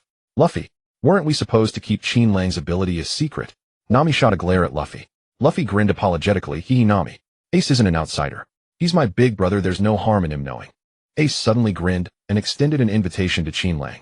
Hey Qin Lang, want to join our Whitebeard pirate? As he spoke, Ace turned back to look at Luffy, and then scanned the others, laughing happily. Luffy, and everyone, would you all like to join the Whitebeard pirates together? Qin Lang, Luffy, Zoro, Sanji, Chopper, and Nami all shook their heads at the same time. No. Only Usopp nodded dazedly at first, then frantically shook his head repeatedly. I wanted to refuse. Damn, my neck seems to have lost control, just now. Ace laughed heartily. Just as I thought, I knew you wouldn't agree. I was just throwing it out there. Qin Lang walked over to Luffy, grabbed the silly captain's face, and said with a smile, Hey Ace, the one who will become Pirate King is Luffy, not Whitebeard. Zoro and Sanji firmly echoed, Right, the one who will become Pirate King is Luffy. Luffy grinned widely and laughed. That's right. I'm going to be the Pirate King. Ace's expression didn't change. He jumped onto Mary's railing and laughed. Is that so? Then we'll settle it when the time comes. Here, Luffy. Keep it on you. Ace tossed a piece of paper into the air, and Luffy caught it. Luffy looked at the paper curiously. Hey, what's this? Qin Lang tucked the paper into Luffy's hat. This is Ace's Viver card. Simply put, we can use it to find Ace's location. Ace gave Qin Lang a knowing look, then said to Luffy with a smile, This paper will let us meet again next time. Ace leaped into the air, transforming into flames as he soared toward the rocket boat tethered behind the With a flick of his finger, he ignited the rope, burning it away. Lifting his head, he smiled at the crew aboard the ship. I'm glad to see that Luffy has such wonderful companions by his side. Qin Lang, although we crossed blades, am grateful that Luffy has a strategist like you at his side. Having a foolish little brother is a constant worry for an older brother. He must often act recklessly and do foolish things. You all must have a hard time. The crew nodded in unison, their faces filled with agreement. He truly is a fool. It's indeed exhausting. Luffy looked aggrieved. Hey. Qin Lang reminded Ace with a warm smile. Be careful of Dicky. The dark fruit he consumed is no ordinary Logia. It grants him the ability to seize the devil fruit within a devil fruit user's body. Once he grabs you, you will lose your powers. Ace nodded solemnly. Luffy already told me. Thank you for the intelligence, I'll take it seriously. If not for the battle with you, Qin Lang, which allowed me to release my anger, I might have faced Dicky with a reckless mind. Without knowing his fruit's abilities, I could easily have fallen into his trap. Luffy said with a disappointed look, Ace, can't you stay a little longer? Well, Luffy, we each have our own pirate crews now. I have my own matters to attend to. I must kill Dicky, that traitor who murdered his own comrade. Ace gazed at his younger brother, who had grown up and was no longer the little shadow that once trailed behind him, and Sabo. With a wave of his hand, he grinned cheerfully. Luffy, seeing you happy puts my mind at ease. Next time we meet, we'll be at the pinnacle of pirate might. Until then, farewell. Luffy waved his arm, beaming. Ace, take care. We'll meet again then. Ace cast a deliberate glance at Qin Lang and gave a slight nod. Qin Lang returned the smile. Don't worry, I'll keep an eye on this fool for you. Farewell, everyone. Ace ignited flames beneath his feet as propulsion, and the rocket boat's tail spewed out a torrent of seawater. The rocket boat skimmed across the sea at tremendous speed, vanishing from sight in no time. While such a small craft can move this fast, Usopp gazed enviously at Ace's stylish departure and urged Qin Lang. Qin Lang, why don't you make one too? It looks so fun. Qin Lang nodded, his heart stirred. Alright, I'll build a similar boat someday. Unfortunately, I don't have the material. Qin Lang was indeed considering constructing a small boat powered by the flame fruit or the smoke. With a vessel he could pilot alone, he could set out on his own to do other things, like taking a stroll around Marine headquarters to comprehend the devil fruits housed there. With his current strength aided by the Whisper fruit and the Mimic fruit, he had no fear of being discovered by the Marines at headquarters. For Qin Lang, Marine headquarters was undeniably a grand feast. Their fleet Admiral Sengoku possessed the human fruit model Great Buddha. Admiral Akainu had the magma fruit, Admiral Kizaru the glint fruit, Admiral Aokiji the ice fruit, and future Admiral Fujitora the gravity fruit. He could also learn Marine hero Garp's Fist of Love and the techniques of other vice admirals. With an epic boost in power, he would return to rejoin Luffy and the others. Or on a whim, he might attempt an unprecedented feat, single-handedly challenging the entire Marine headquarters. Qin Lang let his mind wander pleasantly. However, the plan to build a rocket boat would likely only come to fruition at Water 7, where both raw materials and the advanced craftsmanship required were abundant. Everyone were approaching our destination. Vivi looked at the nearing Sandora River and hesitated. What we have to do next is arduous. We need to trek across a vast desert pass through Irumulu, the city that has turned into a desert oasis, and reach the rebel army's stronghold Udan. Then I will persuade the rebel leader Koza and reveal the whole truth to him. Luffy raised his fist fiercely. Alright, then we'll just go to Udan and defeat that rebel leader. Nami knocked Luffy to the ground with a punch, exasperated.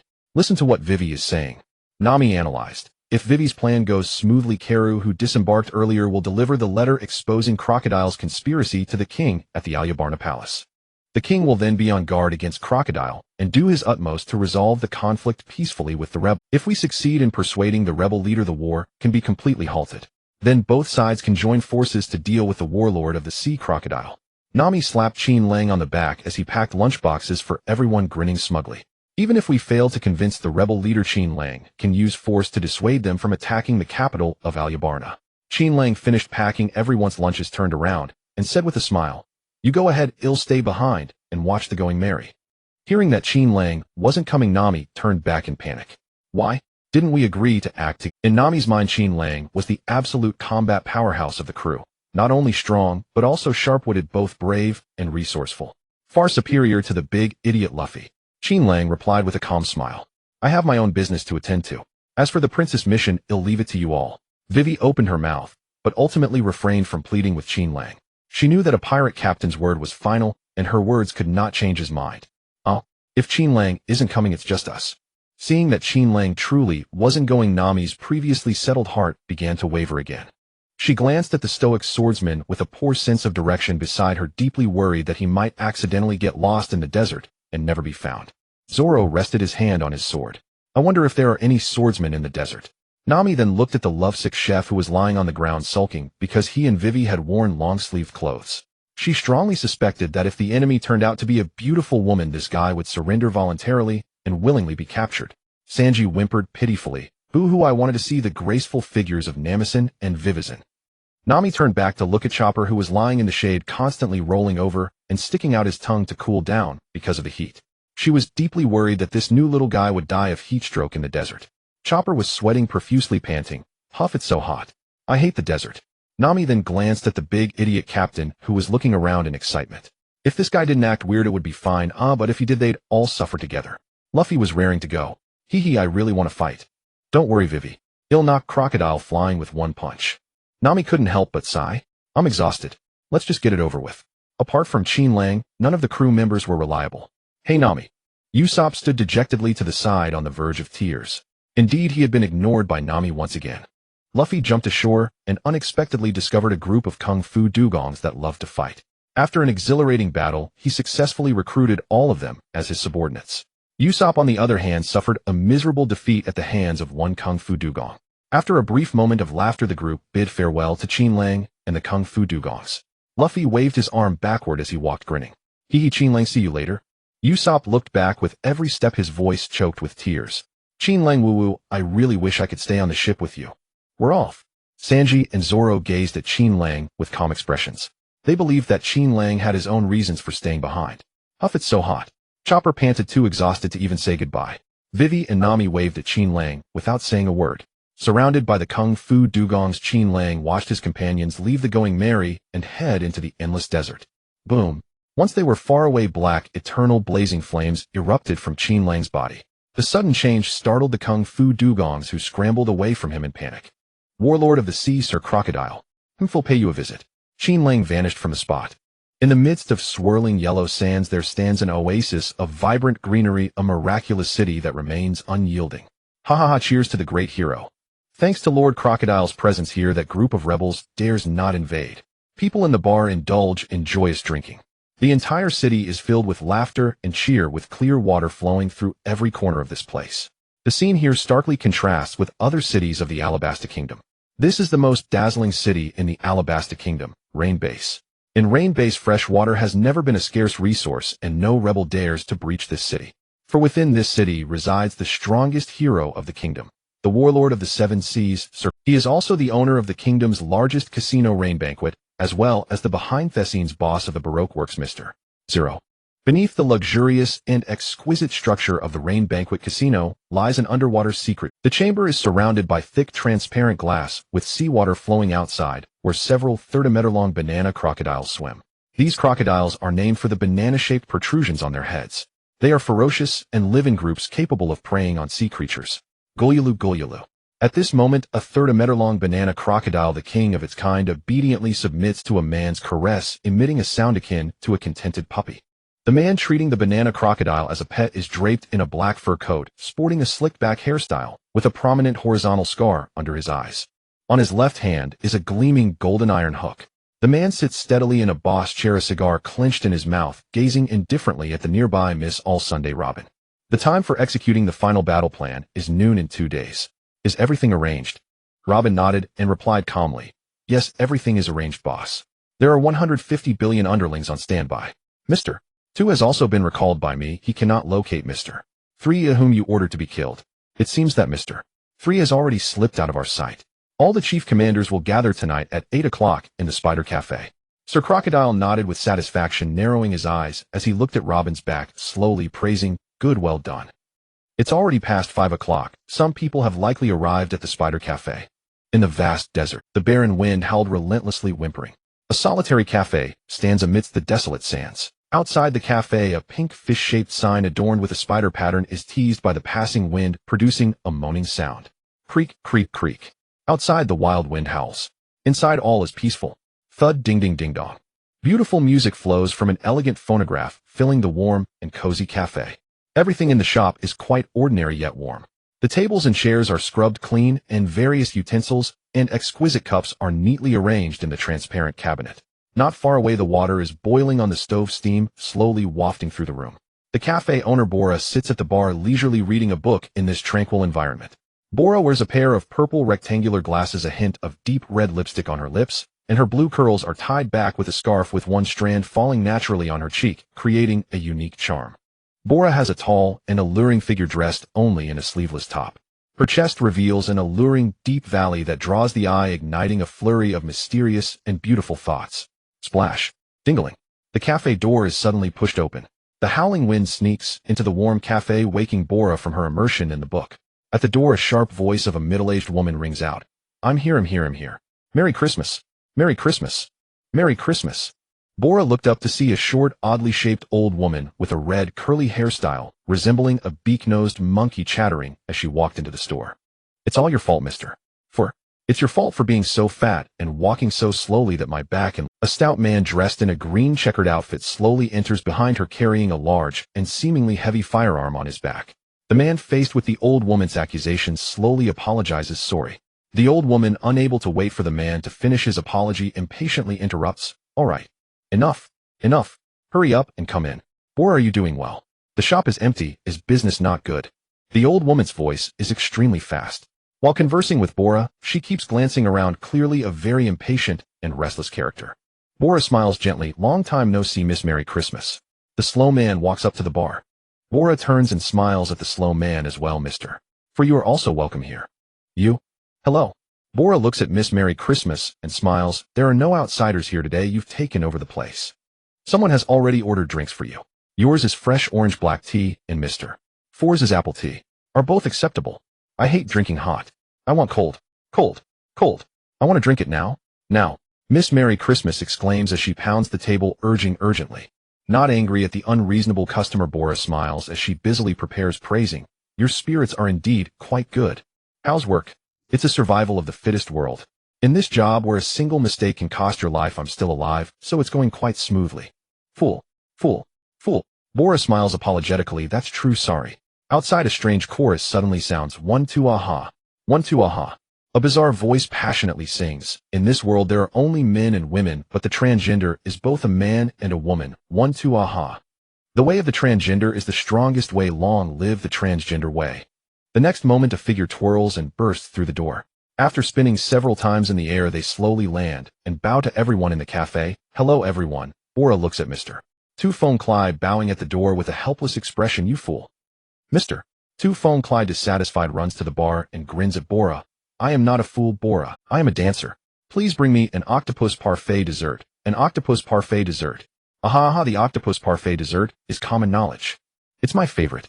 By the way, you guys should head back to the ship. Don't be lazy, remember to practice your dance. After sending his subordinates back, Mr. 2 Phone Clyde turns to look at Miss Merry Christmas, who is being pampered by Mr. 4 and exclaims in surprise. Oh, fat bear, fat old woman, you two are here too. Miss Merry Christmas, lying on the table, glares at him displeasedly, muttering, Shut up, you annoying transgender. My back really hurts. It hurts. It hurts. Splash. The door suddenly pushes open. Who? The people inside turn in surprise, looking in the howling wind. A man with an afro, dressed in a long coat and wearing sunglasses, swaggeringly walks in with his hands in his pockets. With a bang, the door slams shut against the wind. Bora, the cafe owner, looked surprised at the appearance of this man. Oh, Mr. 5. How did you end up here? I didn't receive any notification that drinks were ordered for you. Mr. 5 looks at the 4 people ahead and replies indifferently, it's a last-minute notice, it's normal that you don't know. At the same time, a notification rings in Mr. 5's mind. The host has observed the user of the thorn fruit. Understood the ability to extend thorns from the entire body. The host has observed a master of advanced assassination techniques. Understood perfect level assassination. The host has observed the user of the mole fruit. Understood the ability to transform into a mole, dig holes, and hide underground to await an attack. The host has observed a master of advanced baseball skills. Understood perfect level baseball techniques. The host has observed the user of the Inu no Mi sausage dog form. Understood the ability to transform into a sausage dog. 3 types of devil fruit abilities are easily obtained. A last-minute notice. Strange. Bola, the coffee shop owner, pondered for a moment, then looked up and smiled at Mr. 5. Sorry, Mr. 5, since I didn't receive any notification, I wasn't aware of your arrival and didn't prepare a drink for you in advance. So what would you like to drink? Gunpowder-laced tea, please. Mr. 5 replied calmly. Bola smiled. As expected, same as always. Please wait a moment. Mr. 5 turned and sat down on a chair beside the bar, silently observing the others in the room without speaking. Miss Merry Christmas, who was enjoying a back massage from Mr. 4, shouted loudly, useless. Useless. Press harder, my back still hurts. It hurts. Mr. 2 Bon Clay carefully scrutinized Mr. 5, then burst into laughter. Explosion man, your dressing style has improved a bit. How about practicing the swan dance with me? Not interested. Mr. 5 replied coldly. Mr. 2 Bon Clay tiptoed and spun in circles on the ground, giggling. Don't be so cold. Explosion man, my Okama Kenpo is really something.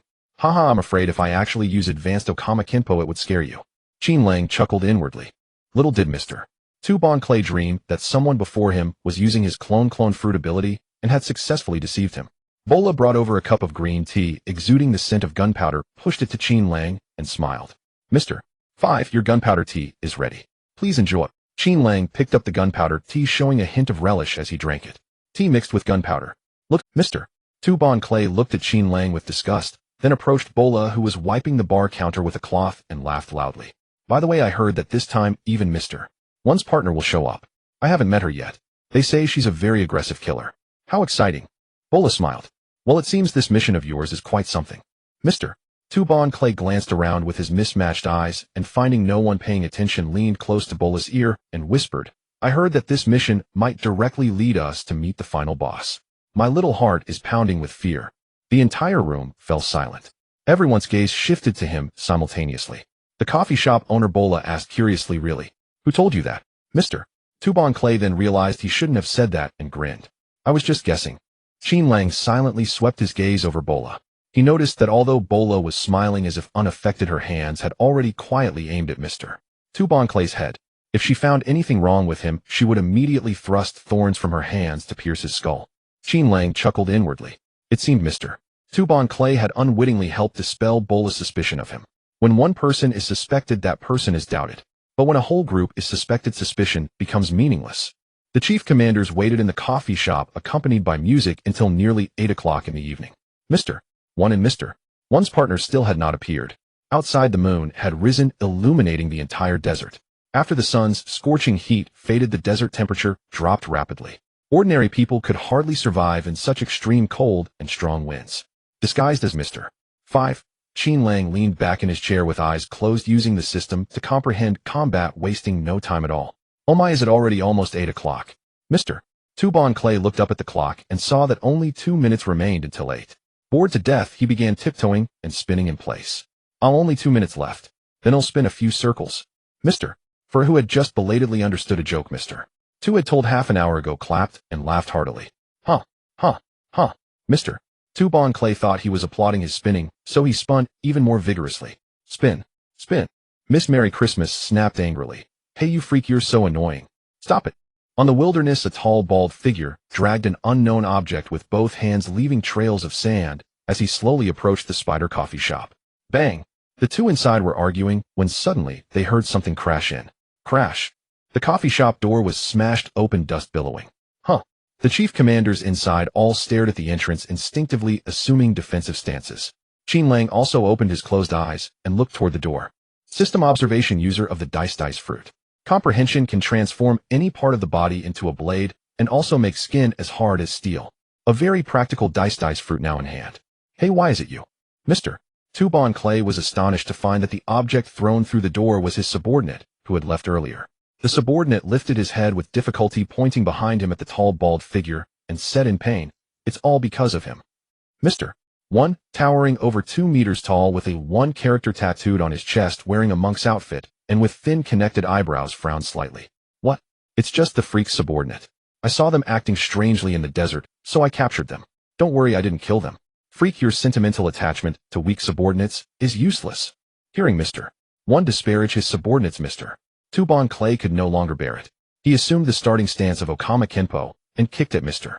1, a roaring bastard. They are my beloved subordinates. Mr. 1 casually dodged Mr. 2's attack and swung a punch at Mr. Tubon Clay's chest, but the latter dodged quickly. After a few exchanges, Mr. 2 kicked Mr. 1 through the wall. You freak, you're asking for death. Mr. 1 growled angrily, about to get serious, when the coffee shop owner Bola stopped him. Enough, stop fighting. Mr. 1 glared murderously at Mr. 2, who was being held back by Mr. 4 and sneered, If Miss Doublefinger hadn't stopped me, I would have killed you, you freak." The others were stunned. So the coffee shop owner Bola, who had been in contact with them for years, was actually Mr. 1's mysterious partner, Miss Doublefinger.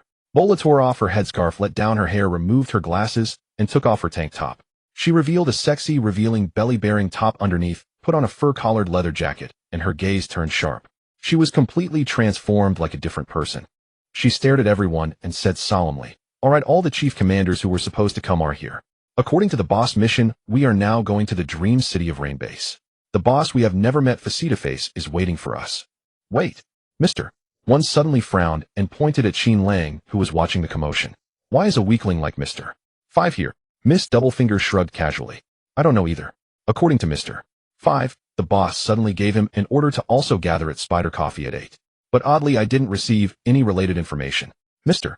1 stared at Qin Lang and said coldly, Mr. 5, a weakling like you is not worthy to act alongside us. Even less worthy to accompany us to see the boss. He formed his hands into claws, which turned into steel claws, and lunged without hesitation at Qin Lang beside him. Under everyone's gaze, Qin Lang clenched his fists and punched out, colliding with Mr. 1's steel claws. Boom. A huge explosion sounded, dust flying. Under the astonished gazes of the crowd, Mr. 1 flew into the air like a rocket. The chief commander, the weakest chief commander, Mr. 5, had actually punched the strongest chief commander, Mr. 1, flying. Had the power dynamics between them been reversed? In the eyes of the chief conductors. Mr. 1 adjusted his posture midair, somersaulting back. In the instant before landing, his entire body transformed into gleaming blades. Like a meat grinder, he crashed violently into Mr. 5. Helix flash. Boom. Explosion fist. Mr. 5 slammed his heavy fist into the sand before him, unleashing a devastating blast. The shockwave from the explosion halted Mr. 1 mid-flight. Get lost. Seizing the moment, Mr. 5 kicked Mr. 1 square in the face. Explosive kick. Another powerful detonation erupted from Mr. 5's foot, sending Mr. 1 flying once again. The chief conductors were stunned. In 2 full exchanges, Mr. 1's attacks were effortlessly neutralized by Mr. 5, each time ending with Mr. 1 being blasted away. Once might be coincidence, twice was no accident. Mr.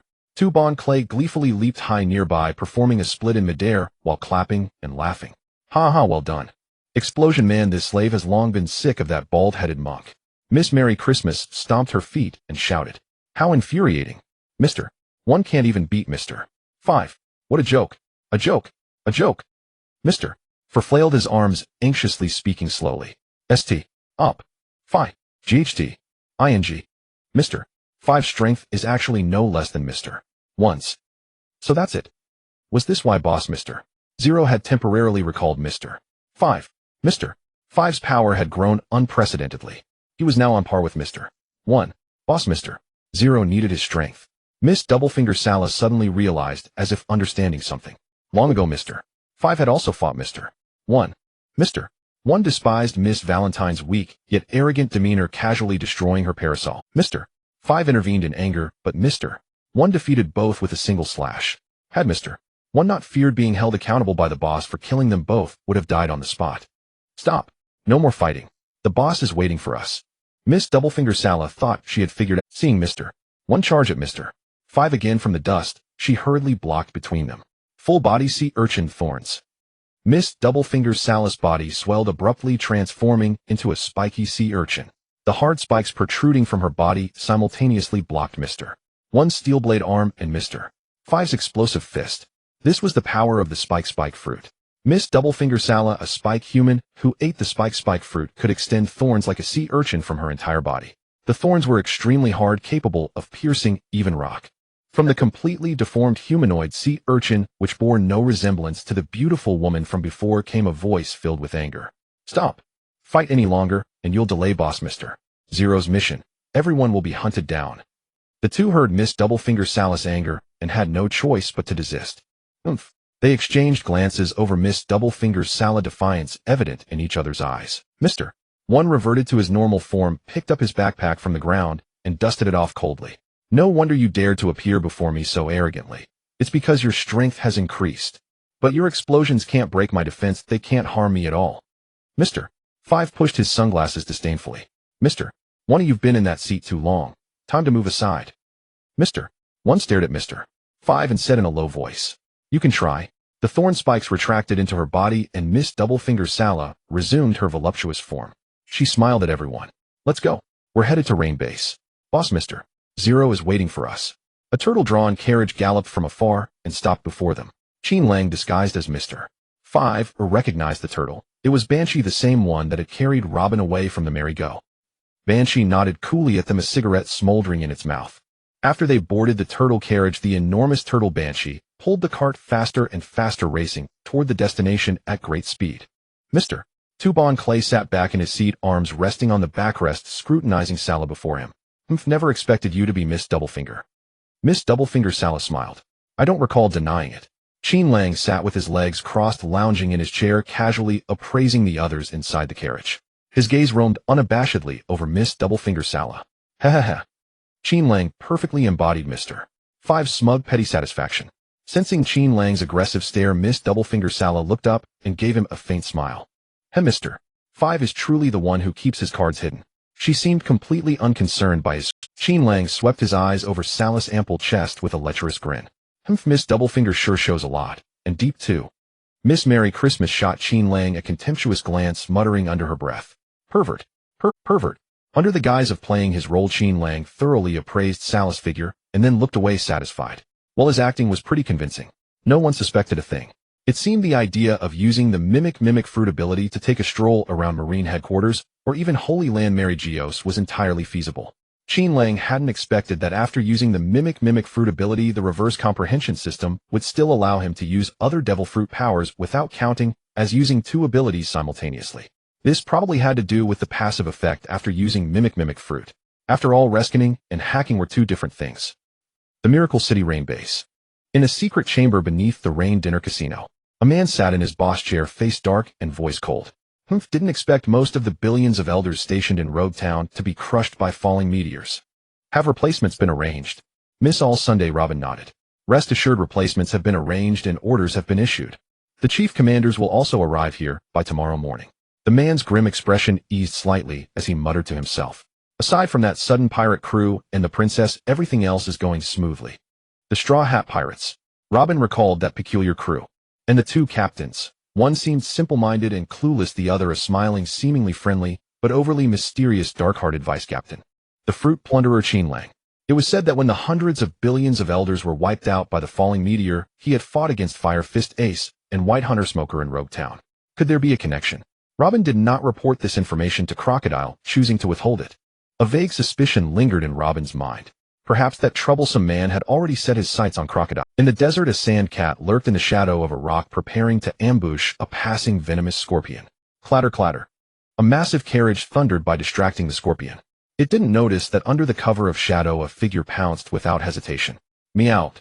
By the time the scorpion reacted, it was too late. Its deadly tail had been bitten off by the sand cat, leaving it writhing helplessly in the cat's jaws. The sand cat emerged victorious, chewing on its juicy prey, a satisfying meal. Over on Luffy's side, after a series of mishaps, getting lost a sandstorm, and being tricked out of their supplies, the group finally arrived at Yoba with a semblance of success. Yet they discovered that the once oasis city of Yoba had long been swallowed by the desert, reduced to a desolate From the only stubborn soul who remained in Yoba digging for water, the father of Kosha, leader of the rebel army, they learned that the rebels had already retreated to another city, Catalaya. After a brief overnight stay in Yoba, the group set off again. The next morning, carrying the sand-filtered water prepared by Kosa's father, they resumed their journey. Vivi proposed heading to Catalaya once more, but Luffy sternly refused. This disagreement escalated into a physical confrontation between Luffy and Vivi. Luffy felt that Vivi's attempt to single-handedly save a country already buried by the desert and inflamed by scheming villains was utterly unrealistic. Pinned to the ground without resistance, Luffy roared, "Vivi, with just your own life you can never win against that scoundrel Shichibukai and his evil crew." Vivi's eyes widened, her face contorted in agony as she screamed back, "Then what am I supposed to wager? Even you, Mr. Pirate, have given up on me. I can't defeat them." Luffy bellowed, "At least you should stake our lives together. We are Nakama." I. Vivi slumped to the ground, sobbing uncontrollably. Luffy believed the only way to achieve a perfect resolution was to go to the miracle city of Rainland and defeat the mastermind behind it all, the Shichibukai, the Desert King, Sir Crocodile. Only thus could they prevent the rebels from attacking the kingdom. Luffy stared at Vivi with earnest eyes. "Vivi, persuasion alone can't solve anything. Only force can halt conflict. Qin Lang already saw the flaw in your plan, which is why he didn't come with us. Do you really think Qin Lang gave up on you and stayed behind to watch them marry? I believe he has already arrived in Rainland. He's waiting for us there." Luffy's words stunned everyone present. Nami exclaimed in surprise, "Qin Lang isn't on the marry." Sanji nodded thoughtfully, "So that's how it is." Zoro said calmly, "He went alone to the enemy's stronghold. That's just like that stubborn bastard." Usopp, gasped, "Qin Lang went to face the Shichibukai by himself. Isn't that dangerous?" Chopper mumbled, "Pant. So Qin Lang already went to confront the enemy." Only then did everyone realize that among them only Luffy had understood Qin Lang's true intention. So when Qin Lang mentioned he would watch the ship, only Luffy didn't react at all, simply grinning and saying they'd. Seeing their astonished expressions, Luffy scratched his head and asked curiously, "What? Didn't any of you see him wink at us when he said that?" "A wink means he was lying to you." The group shook their heads in unison, "Not at all." Vivi, recalling Qin Lang's strength, suddenly felt a surge of security. "All right, then let's do as Luffy says. We'll head to Rainland now and defeat Crocodile." Though the thought of facing a Shichibukai weighed heavily on them the moment they remembered Qin Lang was also there, the burden vanished, replaced by a light-hearted resolve. After all, Qin Lang had already defeated Ace the Fire Fist, who was on par with the Shichibukai. Sir Crocodile should be no match for him. The next day, 8 in the morning. In the miracle city of Rainland, inside a secret chamber beneath the casino, 6 figures sat neatly after having lunch, waiting in the spacious room. The senior commanders wore varied expressions, their hearts restless as they awaited the appearance of their hidden boss, Mr. Zero. Yet after a long wait, no one came. Having waited for a full hour, they could no longer contain their impatience. "Damn it, this lady has grown." Mr. Bon Clay drummed the table in agitation, venting his displeasure. "How much longer this lady wants to dance? So I shall dance. Everyone look at me. They'll perform a number for you." Mr. Bon Clay actually climbed onto the table and began spinning endlessly. Mr. clapped his hands, dumbly roaring with laughter. The others watched this clown with exasperation, their thoughts running in different directions. Miss Doublefinger crossed her arms over her ample chest and said wearily, "Mr. Please calm down. If the boss sees you like this, he'll be angry." Miss Merry Christmas glared contemptuously at the ballet dancer on the table and slammed her hand down. "That's right, quiet down. Idiot. Mr. 1 snorted coldly, expressing his disdain for Mr. 2. Mimi, come bite me." Qin Lang, disguised as Mr. 5, strolled leisurely through the room, occasionally teasing the ferocious banana crocodiles outside the glass. He took particular delight in watching them regard him as prey, but slam helplessly against the glass, their faces twisted in fury. It felt like teasing a silly dog. A melodious laugh echoed from the stairs. Hee. Looks like everyone isn't getting along too well. Miss All Sunday Robin descended the stairs with a smile, glancing down at the group. "But it's not necessary to be close. After all, you're not exactly like-minded friends." Mr. 1, who seemed to have met Robin before, revealed her identity, Miss All Sunday Mr. 0, the vice president of Baroque Works. Robin stepped off the stairs wearing a faint smile. "Thank you for your hard work, everyone. You've successfully arrived in this city where people dream of getting rich overnight, the miracle city of Rain. Hey beauty, spare us the chatter. Get to the point." Mr. 5 sat on a chair, propping his legs on the table, rudely cutting off Robin's speech. Mr. 5. Strange, I didn't order him to attend this secret mission. Spotting Mr. 5, Robin froze for only half a second before regaining composure. She studied Mr. 5 and chuckled. "It seems Mr. 5 doesn't appreciate my lengthy introductions." Mr. 5 sneered him. If you keep going, are you going to tell us about the history from 100 years ago? Spare us the tedious details. So it is you. At the mention of 100 years of history, Robin's eyes lit up. She cast a meaningful glance at Mr. 5. In her heart, Robin had already confirmed the identity of this man hidden beneath Mr. 5's guise, the fruit plunderer Qin Lang. She had suspected this dangerous man might have set his sights on Sir Crocodile, but she never imagined he would directly storm the enemy's headquarters. Though powerful, this man was far too reckless. Today, nearly all the major combatants of Baroque works had gathered here. Even a Marine admiral might find themselves at a disadvantage. Confronted with Qin Lang's rashness, Robin felt she could do nothing to help. Robin sighed inwardly, but maintained her smile. Before we get down to business, allow me to introduce you to the boss. Until now, I've been giving orders on his behalf, but that's no longer necessary. The senior commander's spirits lifted, their hearts pounding. Finally, they were about to meet the mysterious Mr. 0, who had always remained hidden. Because the time is ripe. My goal is about to be achieved. The empty boss chair spun on its own to face the group. A man in a black fur coat, a cigar clamped between his teeth, had somehow already seated himself upon it. He surveyed the expressions of the assembled members with an air of dominance, a crocodile-like sneer spreading across his face. Everyone. Baroque Works' final operation is named Utopia. What? Whoa. Crocodile. The senior commanders were all shocked, staring in disbelief at the man hailed as a hero of the Arabasta kingdom. The Shichibukai Crocodile, Shichibukai Crocodile. You're our hidden boss. While they were reeling in shock, Crocodile suddenly frowned, fixing his gaze on the calm Mr. 5. Strange. I don't recall inviting you to this final feast, Mr. 5.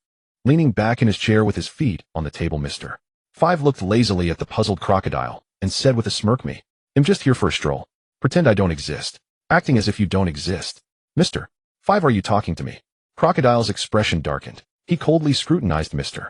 5, whose behavior was extremely presumptuous, and said in a low voice, the tasks I assigned to you before you seem to have failed to complete any of them. The princess escaped from the Cactus Island and Little Garden. You Miss Valentine, Mr. 3, and Miss Golden Week. 4 of you lost contact. Do you have anything to explain? The chief officers were astonished to realize that Mr. 0 had never given Mr. 5 any orders. Mr. 5 had come on his own. The chief officers, all merciless assassins, instinctively sensed the naked murderous intent in Crocodile's interrogation of Mr. 5. All the chief officers fell silent, nervously watching Crocodile and Mr. 5 explain. Faced with Crocodile's murderous question under the gaze of the chief officers, Mr. 5 reached out and tapped the table, looked up to meet Crocodile's intimidating glare, and said with a grin, could it be that your orders were wrong, Mr. 0? Why don't you just send Mr. 5 to assassinate a Marine admiral? The chief officers all swallowed nervously. Insane. Mr. 5 had gone insane. How dare he question Boss Crocodile's orders directly? Was he not afraid of death? What's the boss' reaction? When the chief officers cautiously glanced at Crocodile, they were shocked to find that he had vanished from his chair. Crocodile had disappeared. When everyone came to their senses, they immediately looked at Mr. 5. Ugh. Mr. 5 was already being choked by the neck, lifted into the air by Crocodile, struggling desperately. Gwahaha gwaha. Crocodile sneered at Mr. 5, whose face was contorted in agony as he struggled to breathe. Mr. 5, I never expected you to be such a gutsy fellow. I've underestimated you before. Now die. Under everyone's gaze, Mr. 5, held in Crocodile's grip, visibly withered, his body slowly turning into grains of sand that scattered on the floor. Oh heavens! Mr. 5's body has been turned into sand by Crocodile. The chief officers were utterly intimidated. Crocodile truly lived up to his reputation as one of the 7 warlords of the sea. The ability to turn a living person into sand was far too brutal. No, something was wrong. Soon a chief officer snapped back to reality, because they clearly saw an expression of incredible shock on Crocodile's face as well. Ha, Crocodile, your expression is hilarious. Suddenly from the boss chair that Crocodile had been sitting in, a gentle laugh came. What? Surprised to see someone use the power of the sand fruit right before your eyes. Crocodile spun around abruptly, glaring viciously at the chair that belonged to him. Who? The chief officers also stared in shock. Who was it? Someone had managed to infiltrate silently under the watchful eyes of this group of assassin killers. Haha. On the boss chair, a man clad in spotless white sat cross-legged, lazily propping his cheek with one hand as he smiled at everyone. Don't be nervous, members of Baroque Works. I'm not a good person. You. When he recognized the man's face, Crocodile's expression darkened. How did this man end up here? Crocodile squinted, staring at the man before him, and said slowly, the first mate of the Straw Hat Pirates, the fruit robber with a bounty of 100 million berries, Qin Lang. How did you get here? 100 million berries. The chief officers were stunned. That was a bounty reaching the level of a great pirate. Qin Lang looked at the main members of Baroque Works and said with a smile, "I've come to send you all to your graves." Crocodile said coldly, "Kill him." Whoosh. In the next second, everyone except Mr. For vanished from their spots. In that instant, Qin Lang, who had been sitting cross-legged on the boss chair, was surrounded by the chief officers of Baroque Works and suffered multiple fatal injuries. A gleaming hand blade was thrust into Qin Lang's head, the power of Mr. One's dice fruit. He drove his blade-like hand decisively into Qin Lang's temple. Hand blade slash. As if fearing this lethal blow might not kill Qin Lang, Mr. One twisted his hand blade inside Qin Lang's head, trying to shred his brains. Bang. From the side, Mr. Two Bentham kicked Qin Lang's neck, apparently snapping it. Okama Kimpo elegant swan dance. Though Bon Clay's face was full of shock and reluctance, he still kicked, without hesitation worthy of his assassin upbringing. Stab. From the front, Miss Doublefinger's hands transformed into thorny spikes, plunging into Qin Lang's abdomen. Poison spike. She coldly appraised the man worth 100 million berries, a glint of greed flashing in her eyes. Behind the boss chair, Crocodile's hook had pierced through the backrest, embedding itself deeply into Qin Lang's spine. An arrogant rookie. Slap. Beneath Qin Lang's chair, Miss Merry Christmas, the mole woman, who burrowed through the ground, had severed Qin Lang's ankles with her sharp claws. Mole digging. Crack. Robin had already used her flower fruit ability to grow 6 arms on the boss chair, breaking both of Qin Lang's arms. 6 flower twirl. Only then did Mr. Fro, belatedly realizing, raise his heavy baseball bat, slowly walk up to Qin Lang, and smash him hard with it. Oh, super smash. Under that blow, Qin Lang's body burst apart, scattering everywhere. However, the Baroque Works assassins were astonished to find that what sprayed everywhere was only sand. The sand scattered everywhere rose on its own, all flying back to the shattered boss chair. The grains of sand rapidly fused, reforming the figure of Qin Lang. "Hey, you're welcome" was a bit too intense. Maybe the customs are different. Where I come from, we don't greet people by tearing out their hearts and lungs. Qin Lang rose from the boss chair, smiling as he swept his gaze over the assassins who had stepped back in shock, then turned to the bewildered Crocodile and quipped, "So shocked? Why, even though you used armament hockey, you still couldn't hurt me?" Crocodile's expression was grim, his voice filled with disbelief. "Observation hockey. Did you avoid the spot I intended to strike in advance?" Qin Lang clapped lightly and said with a smile, "Correct, but no prize. What you just used was the power of my sand fruit." Crocodile stared at Qin Lang's body and said coldly, "Rumor has it that the fruit robber ate a very powerful devil fruit that can mimic the abilities of other fruit users he observes.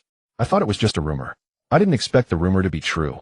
Taking advantage of the moment when Qin Lang was conversing with Crocodile, Mr. One silently approached behind Qin Lang. Great slash. His feet transformed into razor-sharp blades, viciously slashing at Qin Lang's legs. As everyone knows, rumors are always accurate. Don't interfere, Mr. One. Qin Lang casually evaded Mr. One's attack, gazing at the stepping stone he had reserved for Zoro to break through and comprehend armament hockey. "You're not qualified to fight me. You are too weak, Mr. One." Qin Lang raised his hand, grasped Mr. One's head, and in the latter's stunned expression slammed him heavily to the ground. He casually added a punch imbued with armament hockey, completely knocking him unconscious. A little fly buzzing around a person doesn't bite, but it sure is annoying. Qin Lang casually stepped onto Mr. One's body, looked at the stunned chief commanders, and said with a smile, "Hey, chief commanders, keep quiet. I have some matters to discuss with your boss. Shoo, don't disturb us." A menacing aura swept across Qin Lang's eyes and brows, enveloping the other chief commanders. "Either obey, or die." A terrifying whisper flashed through the minds of the chief commanders. "Whoever moves again dies." Death. Involuntarily, the chief commanders each saw an image of their own demise. The moment they stirred, their heads were cleaved off in a flash, or their bodies were sliced in two. Limbs severed, they fell to the ground, their forms shattered into pieces. Their bodies spontaneously ignited black flames, reducing them to charcoal. After escaping, their bodies suddenly sprouted all kinds of mushrooms, writhing in agony as their nutrients were completely drained by the fungi. After a brief trance induced by the deathly illusion, they regained their senses. Before they could even rejoice in being alive, Qin Lang's smiling gaze swept over them, and they stood frozen, trembling. Assassins are not warriors. They lack that boundless courage. Lurking in the shadows, striking down unprepared prey, that is the assassin's creed.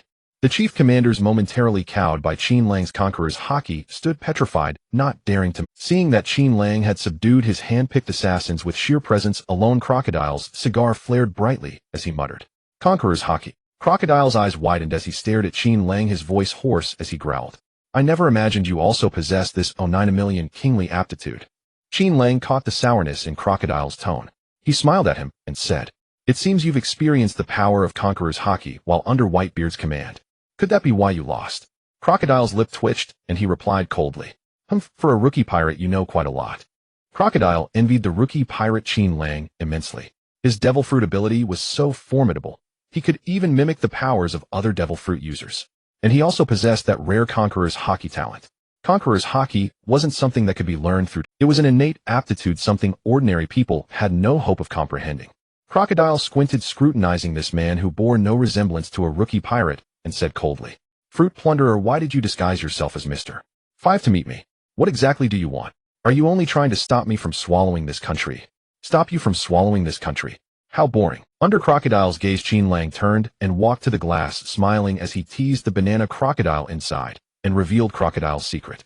Crocodile, all your efforts to seize control of this country are just to find out about the ancient weapon Pluto, one of the 3 ancient weapons with the name of a god, right? You know that the information about Pluto is hidden in this country. Damn it. How do you know? Crocodile's expression froze. He turned his head and glared fiercely at Robin beside him. Did you learn the ultimate goal of this plan from that scheming woman? Robin had also been within the range of Qin Lang's Conqueror's Haki. Paralyzed by the fear of death, she dared not move. When Robin saw Crocodile glaring at her so fiercely, she shook her head with all her trembling might, indicating she had nothing to do with it. Dong dong dong. Qin Lang tapped the glass, producing a dull sound that drew Crocodile's attention back. He turned around and smiled. Heck, Crocodile.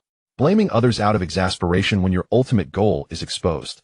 That's not what a true hegemon should. Crocodile snorted coldly, his cigar clamped between his teeth, as he said deeply, Spit it out.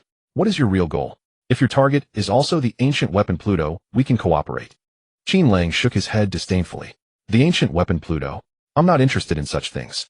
If you want it, it's yours. Hearing that Qin Lang had no interest in the ancient weapon Pluto, Crocodile looked momentarily stunned. He stared at Qin Lang in surprise and asked in confusion, You're not interested in Pluto? Then why did you come here to meet me? Qin Lang smiled as he sized up Crocodile like a lecher, eyeing a peerless beauty. I want you. The moment Qin Lang finished speaking, Crocodile instantly transformed into a storm of sand surging toward Qin Lang like a swarm of bees. Bang! In the instant Qin Lang was struck by the sandstorm, he too turned into a whirlwind of sand, intertwining with Crocodile's elemental sandstorm. The 2 clouds of sand became a sandstorm in the air, swirling, devouring each other, then separating and returning to human form. Back in human form, Crocodile stared at Qin Lang with a frosty face and said icily, Qin Lang, this is not funny at all. If you intend to keep cracking jokes in front of me, I won't waste any more time with you. Qin Lang smiled. Relax. I mean, I want to invite you to join my side. Crocodile gave a cold laugh. Ridiculous. You want me, a Shichibukai under the Marines, to join your straw hat? Qin Lang waved his hand, looking straight at Crocodile. Listen carefully. I'm inviting you to join me, not the Straw Hat Pirates. What difference does that make? Are you, the vice captain of the Straw Hat Pirates, going to leave the crew? Crocodile refused decisively. I won't join anyone's crew. He'll become the Pirate King by my own strength and methods. Qin Lang smiled. The Pirate King? My captain also swears he'll become the Pirate King. But I'm not interested in such things. I plan to play something more interesting. Crocodile snorted disdainfully. More interesting? How, what's that? Qin Lang's smiling eyes gathered a terrifying intensity. You'll find out. Bang! A pitch-black radiance surged from Qin Lang's eyes. The perfect Conqueror's Haki engulfed the entire rain banquet. That terrifying, awe-inspiring force was unleashed in a single roar. Thump, thump, thump. Inside the rain banquet casino, all the people immersed in gambling fell into slumber, collapsing to the floor. The chief commanders, being the closest, bore the brunt of the intimidation, and all fainted without resistance. The once lively rain banquet fell into utter silence. Now throughout the entire rain banquet, except for Crocodile and Qin Lang, no one remained conscious. Even the banana crocodiles in the tank had been knocked unconscious by the Haki. Such powerful Conqueror's Haki. Crocodile felt the might of Qin Lang's perfect Conqueror's Haki. He looked at Qin Lang warily and in shock, drawing a sharp breath. It's Conqueror's Haki on par with Whitebeard's. Crocodile never imagined that this rookie pirate who had just set sail possessed personal combat power, already reaching the level of a monster like Whitebeard. After all, it's a goal as difficult as becoming the Pirate King. Qin Lang turned slowly. He wiped the smile from his face, stared straight into Crocodile's eyes, and said coldly, For instance, turning the Holy Land Mary Geos. the lair of the celestial dragons, the privileged class controlling the world government, into complete ruins. Crocodile was utterly dumbfounded. His cigar fell uncontrollably to the ground. Destroy the celestial dragon's holy land. Is he insane? They'll ask one more time. Will you join me? Crocodile's forehead dripped with beads of cold sweat. You're not joking, are you? Crocodile furrowed his brow, staring intently at Qin Lang's indifferent expression, trying to discern something from his impassive face. Yet from Qin Lang's expression, he could glean no useful information. The only thing he sensed was a chillingly earnest killing intent. A madman. The man before him was unquestionably a lunatic. Were it not for the unfathomable depth of this madman's strength, Crocodile would have turned and fled without hesitation. To utterly reduce the Holy Land Myriad, the lair of the celestial dragons, the privileged class that dominates the world government, to rubble. Qin Lang's words struck Crocodile's heart like a thunderclap. He had never encountered a madman like Qin Lang who so blatantly declared his intent to massacre the celestial dragons. Among the factions Crocodile had encountered, only the Revolutionary Army, led by Dragon, openly opposed the rule of the celestial dragons, advocating for the overthrow of their inequitable dominion over the world government. When Crocodile had dealings with the Revolutionary Army, they had attempted to recruit him, but he disdainfully refused. Understanding the world's balance of power, Crocodile did not believe the Revolutionary Army had the strength to challenge the world government. In Crocodile's eyes, the Revolutionary Army was nothing more than rats lurking in dark corners, barely surviving. Exposed to light, they would face utter annihilation. With their strength alone, they could never contend with the celestial dragons who ruled the entire world and dominated all seas. Yet this madman before him cheerfully proposed that Crocodile join his ranks. Judging by the madman's serious expression, if Crocodile refused, he would be silenced for good. Just then the madman continued calmly, "Hunting celestial dragons is nothing particularly difficult. Are you whose hands are stained with blood afraid of killing? Don't worry. It's just the most basic duty of a pirate." Hearing this, Crocodile took a deep breath, struggling to steady his pounding heart. Where the hell did this lunatic come from? Didn't he understand what it meant to attempt to slaughter the celestial dragons and topple their holy land Myriad? That would mean making an enemy of the entire world. Even Dragon had never spoken of slaughtering the celestial dragons or reducing the holy land Myriad to ruins. This was an outright declaration of war. If the celestial dragons learned of an organization dedicated, the world government would mobilize its full forces. Cypherpole would dispatch every agent to search for clues about this organization. Once found, they would send all the admirals, vice admirals, and every battleship of the Navy to utterly annihilate this organization with overwhelming force. This is sheer madness. This man called Qin Lang was likely a lunatic so extreme that even Dragon, upon meeting him, would advise him to tone it down. Crocodile, your time to reply is running short. As Crocodile's mind raced, Qin Lang's cold voice yanked him back to reality. Crocodile took a deep breath, furrowed his brow at Qin Lang, and coldly asked the question that concerned him most. What do I stand to gain? Qin Lang said meaningfully, you will gain everything you desire. Everything I desire. Are you just feeding me empty promises? Crocodile, equally adept at making hollow promises to his subordinates, sneered in skepticism. Qin Lang shrugged indifferently. Believe it or not, the choice is yours. I won't force you. So what is your answer? Crocodile fell silent again. If the other party had laid out a list of benefits, he might have refused outright. Because the more promises made, the more it indicated that they needed his help, which precisely proved their faction wasn't strong enough. Joining such a weak camp to oppose the celestial dragons. That was a foolish move Crocodile would never make. If the promises were too few, he also had no incentive to join. Rather than join such a mad organization, he might as well stick to his original plan and find the whereabouts of the ancient weapon Pluton, one of the 3 ancient weapons. If he truly mastered that weapon said to be capable of slaying gods, he might leap to become a Yonka-level pirate. But Qin Lang's answer was completely unexpected. You will gain everything you desire. Could someone translate for me? What the hell does everything you desire? What the bloody hell does everything you desire mean? Even Crocodile himself wasn't sure what he wanted. Yet those words, as if possessing a strange magic, led Crocodile to imagine endlessly. Interesting. Crocodile took a deep breath, forcing down the long-absent palpitations and excitement in his heart. He feigned indifference, staring coldly at Qin Lang. Why do you want me to join? The coldness on Qin Lang's face vanished, replaced by a beaming smile. Because you're an ambitious man who refuses to be content with the status quo. I think we can reach a consensus. Crocodile sneered. An ambitious man. Every pirate is an ambitious man. If you don't want to be ambitious, join the Navy. Be a good dog for the celestial dragons, barking at whoever they tell you to bite. Qin Lang's smile grew even brighter. Exactly. Though Roger kicked off the great pirate era, I still find this world too dull. The celestial dragons wielding supreme power have ruled this world for too long. So long that people take it for granted that they are noble-born aristocrats. Even when about to be killed by them, they cannot muster the will to resist. Crocodile watched Qin Lang's This madman was saying utterly insane things, yet his emotions remained steady. Crocodile could not see through his true feelings. Now it's my turn to tear down this false nobility, to treat the celestial dragons, who call themselves descendants of the creators, as prey and lay their corpses bare before the world. Let those who have knelt too long and bowed too low be shocked to realize that even the lofty celestial dragons have only one life to lose.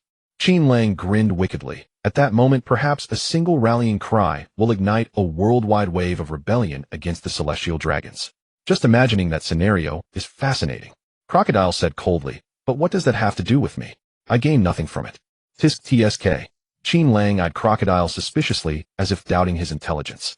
This expression, as if looking at an imbecile, made Crocodile's veins throb in anger. Fruit plunder, are you trying to provoke me? Qin Lang smiled amiably. The benefit is to take their place. Are the celestial dragons born to rule? If they fall, anyone can become the new celestial dragons, and we who defeated them have the best chance. Isn't that a benefit?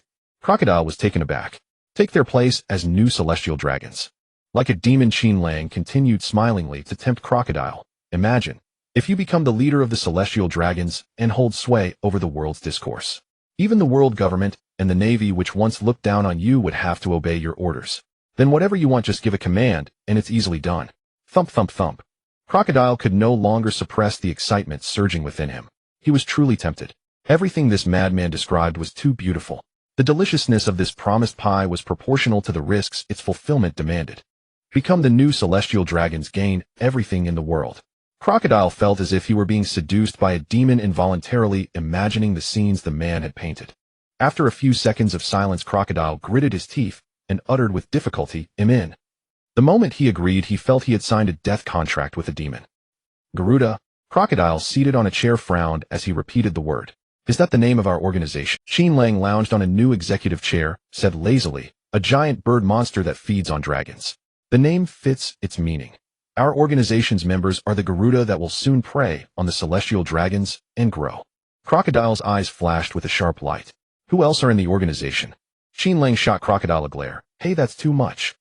Old San, do you think I'd tell such a secret to a newcomer who just joined the organization? So far, the number of members in the secret organization Garuda 2. Oomph. Crocodile snorted coldly and didn't press further. Are you the founder of this organization? Qin Lang raised his head smugly and looked at Crocodile. Of course, an organization with such taste and power was meticulously crafted by me alone.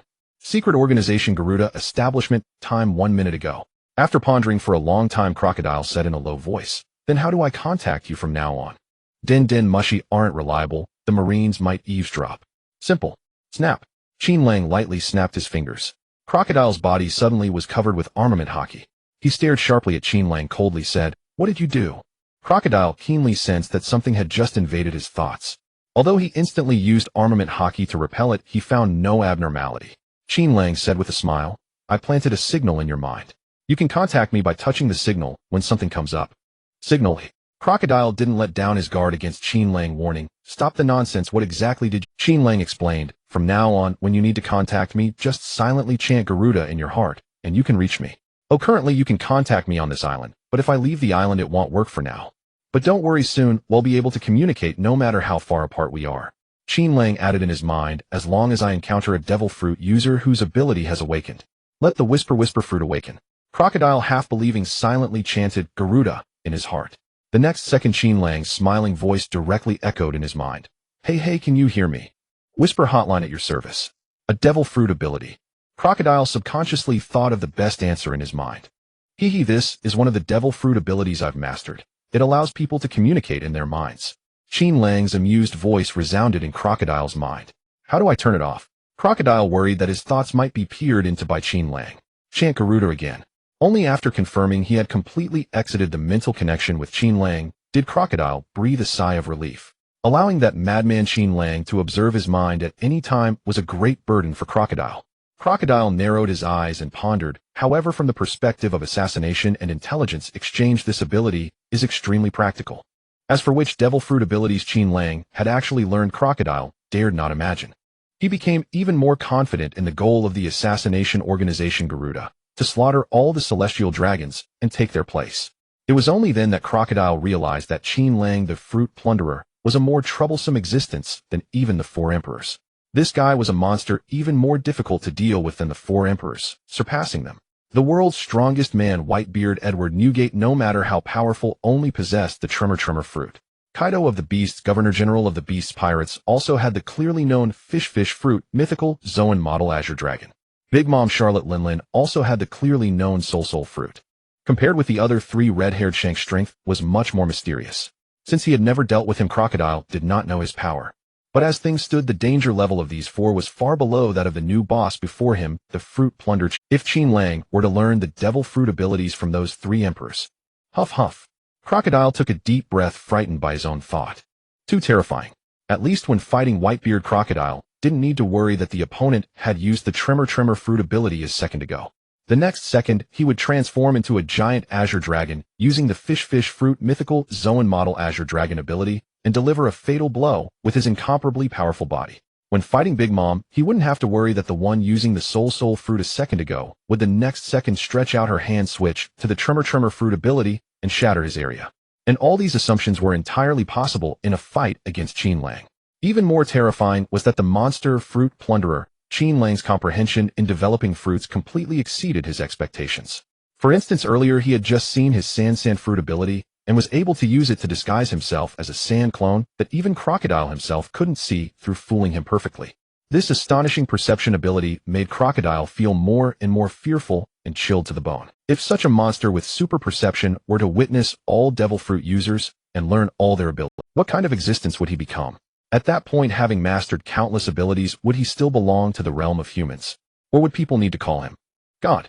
This man indeed has the right to establish such an organization that others see as arrogant. His ability is too powerful. Crocodile gradually retracted his usual arrogant expression. He began to watch this young man who was always smiling, seemingly harmless, with a look of envy, greed, and Crocodile pondered in his heart. For now, I don't need to worry about being enemies with this monster. Perhaps later I can find a chance to kill him and seek the devil fruit he ate. Qin Lang watched as the previously gloomy and cold eyes of Crocodile suddenly changed, becoming much quieter. Qin Lang said with emotion, "Indeed, dealing with a smart person like Old Sand is very convenient." Crocodile sneered, "Humph, don't be too smug. I will kill you when you turn your back to me." Qin Lang, as if not hearing, stroked his chin and mused, "Things went surprisingly smoothly. I originally thought Old Sand wouldn't join my command so readily. But since you've agreed to join me, let's do it my way. Old Sand, your plan can be cancelled." "Humph." Crocodile's eye twitched. He was about to refuse stiffly when he heard Qin Lang say with a smile, "I will tell you the location of Pluton." Crocodile stared at Qin Lang and sneered. "If I find out you're lying to me, I will sell you to the Marines without hesitation." "As you wish." Qin Lang slapped the table and decided, "All right then, you'll put on a show with my partners. Go and temper my incompetent partners. They'll go to the capital of the Alabasta Kingdom, Alyabarna, to talk to King Cobra." Crocodile sneered, a glint of killing intent flashing in his eyes. "Put on a show. Aren't you afraid you'll accidentally kill them?" Qin Lang smiled at Crocodile and said calmly, "If they die like that, then it shows they are nothing special." Crocodile narrowed his eyes, pondering the truth of this. "You are truly heartless." Qin Lang turned to leave, saying indifferently, "What else can I do? Be their personal bodyguard. Ha ha ha, in this world, only death is fair. Whoever dies just dies. The dead are worthless." "My head is so dizzy." The chief commanders groggily crawled up from the ground. Just as they rose, they saw Mr. Zero Crocodile sitting coldly in his executive chair, sneering, "Awake. Come over. Humph, look at the stupid thing you've done, bringing the enemy here." The chief commanders exchanged glances, dared not speak. They had indeed done it. Only Mr. One looked around unwillingly for Qin Lang and said defiantly, "Mr. Zero, where is that guy? Where is Qin Lang?" Robin stood silently nearby, also searching for Qin Lang's figure. "I killed him and fed him to the fish." Crocodile pointed impatiently at the banana crocodiles outside the glass, which were tearing at prey and dyeing a patch of water red.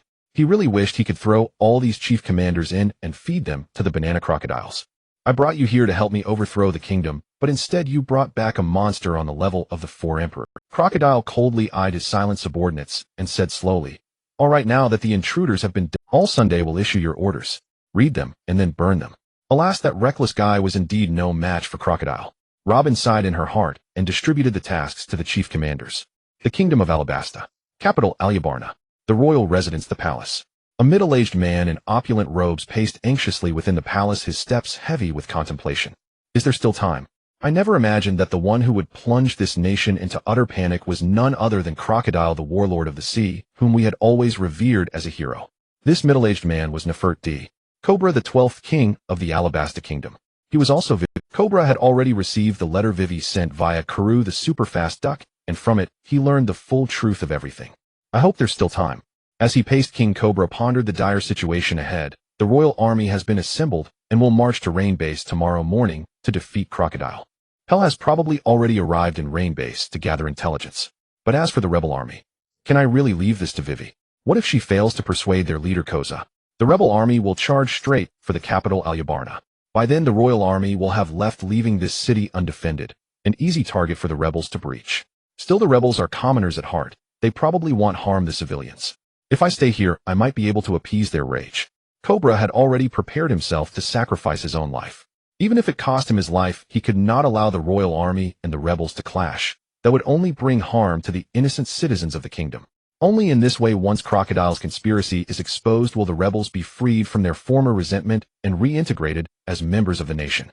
They would not be forced to commit unforgivable sins and sever ties with the kingdom forever. The nation is its people. As long as the people's safety is not threatened, the king's death would be a small price. Suddenly, a teasing voice interrupted Cobra's reverie.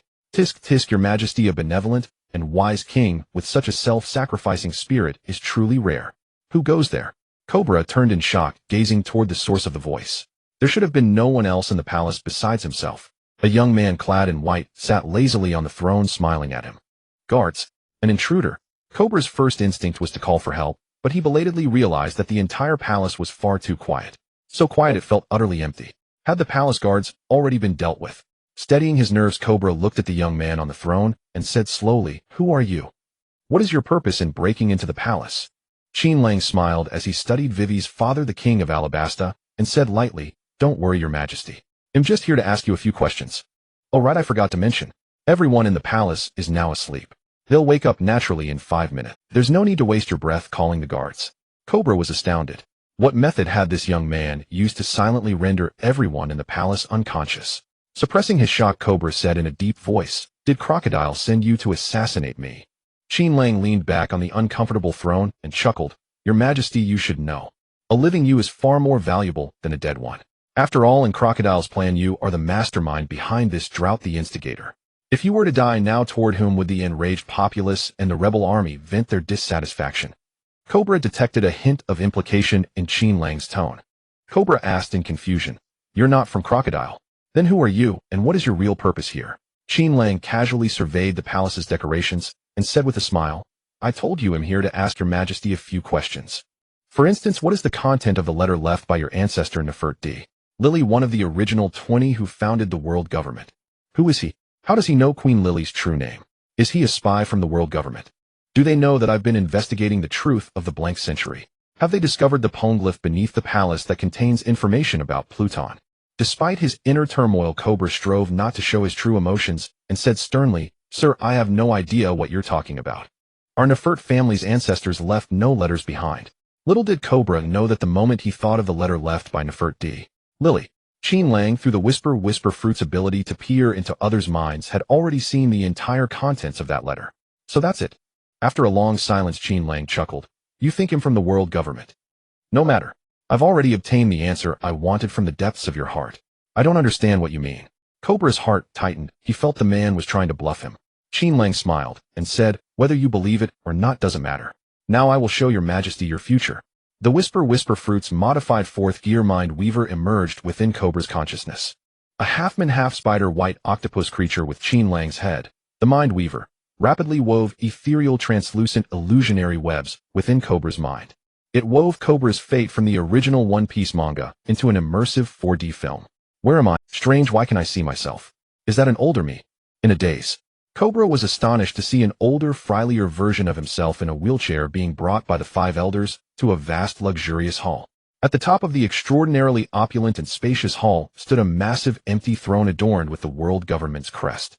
Dozens of weapons were thrust into the ground before the vacant throne, encircling it completely. In the illusion, the older Cobra sat in his wheelchair speaking softly to the 5 elders. The world government was founded 800 years ago by 20 kings. As the creators, their entire clans moved to the holy land of Myriad. Their descendants later became known as the Celestial Dragons. The older version of himself said many things. Finally, he asked them about the whereabouts of his ancestor Queen Nefertiti, only to receive a perfunctory answer from the 5 elders. That was 800 years ago. It's true that only the Nefert king did not settle here. But we assumed she simply returned to her homeland and didn't investigate. That was a very long time ago. We have no way of knowing now. The illusion of himself was disappointed, but he pressed on solemnly. Then what is D?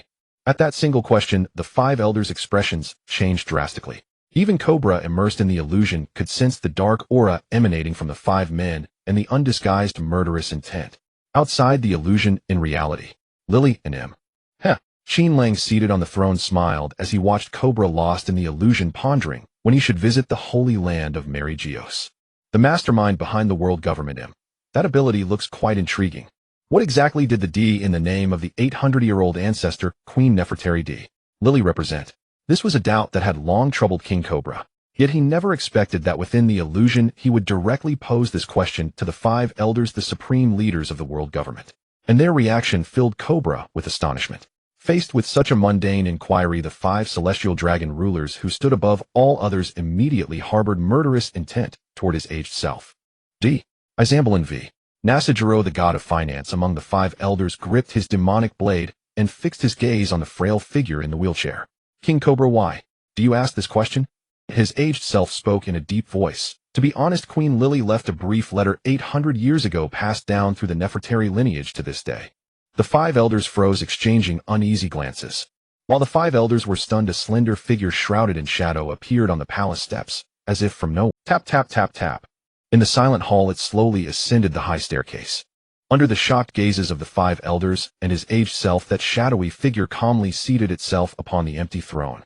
Someone had already been sitting on the world's highest throne. Why was the world completely unaware? Cobra could not believe his eyes. How could this be? The 5 elders appeared utterly shocked and terrified by this person's presence. They knelt before the figure on the throne, exclaiming, "Lord M. King Cobra is still here." That shadow sat upright on the throne that should have remained vacant, its cold gaze piercing through the weapons arrayed before it. In a strange, genderless tone, it said softly, "Lily." Beneath the lofty throne, his aged self was drenched in sweat, staring in terror at the mysterious figure. Who are you? The 2 versions of King Cobra from different times now shared a single thought. Has the world been operating solely on one person's whim? No. A world like this is bound to face catastrophe. Cobra's mind was in turmoil. Or had the world already gone awry? There are 2 things I wish to ask you.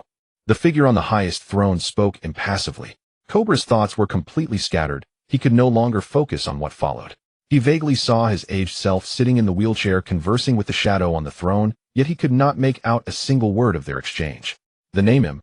Among the original 20. I shall not answer. D is those who once stood against us. They themselves do not know the meaning of their D. Those scholars studying the void century. And the pirates. All stem from Lily's mistake that day. Perhaps one answer among them will anger me. Was it a mistake, or was it deliberate? Cobra's mind remained in a haze as he caught fragments of the disjointed conversation. At the end of the dialogue, the figure seated on the world's supreme throne coldly stared down at his aged self. Answer me. In the letter Lily passed down to her clan, what was the name of the sender? Cobra instinctively recalled the ancient letter that had been handed down to him. Signed Nefertari D. PFFF. He saw his aged self barely finish the sentence before a black, slender arrow-like tail pierced his chest from an unknown origin. Ugh, cough, cough, cough. His aged self was flung violently from the wheelchair by that scaled tail.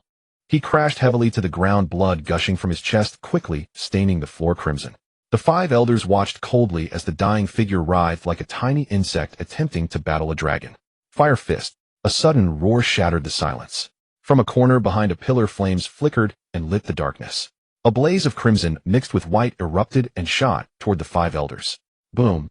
The roaring flames washed over the 5 elders, and then undiminished surged toward the mysterious shadow on the world's throne.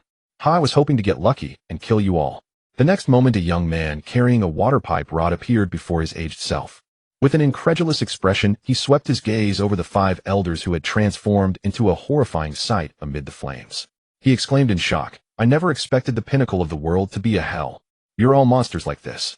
Cobra watched in terror as the 5 elderly men were now completely transformed into creatures wreathed in black flames. A strange bird with a slender serrated tail, a massive 8-legged spider, a colossal boar with a skeletal horse covered in bones, a giant insect with a gaping maw. Behind these 5 monsters, an even larger form coiled around the elevated platform, glaring coldly at the 2 ants below. Surrounded by the monsters, his aged self murmured from the ground, "A revolutionary army man. He'll get you out of here." The young revolutionary hoisted the aged figure onto his back and began a desperate escape, shielded by the continuous eruption of flames. What is all this? Is this really the future? Cobra could not control his body. He could only follow helplessly as his aged self moved rapidly through. Lying on the young revolutionary's back, the exhausted elder grabbed the youth's shoulder with all his remaining strength and growled, "I'm done for. You run on your own. Tell Vivi and Luffy for me. We are also D. I finally know where the kingdom of Alabasta should go." The next second, the same scaly tail that had pierced his aged self's abdomen struck again, unseen. It stabbed clean through both the young revolutionary and the old man. Both the young revolutionary and his aged self crashed to the ground. The poneglyphs are crucial. Facing the 6 inhuman monsters closing in, his aged self struggled to his feet and resolutely stood before them, growling, "You must protect the poneglyphs. They will become the banner of dawn for this world usurped by darkness." That is the message left by my ancestor Nefertari D. Lily, I understand. The young revolutionary fled, tears in his eyes. His aged self was pierced again and collapsed stiffly to the ground. Did I die? Will I die in the future in the mysterious palace of Mary Geos? Simply because I spoke Queen Lily's name. So those bearing the name D are enemies of the ruler of the world's first throne. Cobra's vision rose higher and higher until everything went black and he fully emerged from the illusion. Though the illusion lasted ages, in reality, only a few breaths passed. Qin Lang yawned lazily. Should I add a D to my name for fun? I'll forget it. Too boring. King Kabula looked up in bewilderment, gazing at the palace that was both familiar and strange around him. The events he had experienced in the illusion left him mentally disoriented, unsure of what year it was. Ah! The next moment, a piercing pain struck King Kabula's heart. He fell to the ground in agony, as if a tail covered in fine scales had truly pierced through his abdomen, clutching his chest and groaning in pain. Is the illusion so real that it's causing psychosomatic pain? A warm hand rested on Kabula's head, and a voice, as if possessing magic, sounded snap out of it. "You are still alive. Everything you experienced was merely a fragment of the future that has not yet happened." As the words fell, the piercing pain in Kabula's heart vanished completely. Kabula scrambled up from the ground, his body limp. He stared at the smiling Qin Lang before him, panting heavily and speaking with disbelief. "Is everything I just saw truly what will happen in the future?" Qin Lang smiled warmly at the trembling, sweat-drenched Kabula. "King Kabula, since you already have the answer in your heart, why bother asking me?" Kabula's body swayed uncontrollably, and he steadied himself by grabbing a nearby pillar. Panting heavily, he murmured, "I don't want to admit that this is the future, but it all felt too real. So real that I can't even bring myself to doubt it. No, such an absurd event has no power to convince anyone. You have no need to deceive me with such an illusion." Oh heavens, all of this was real.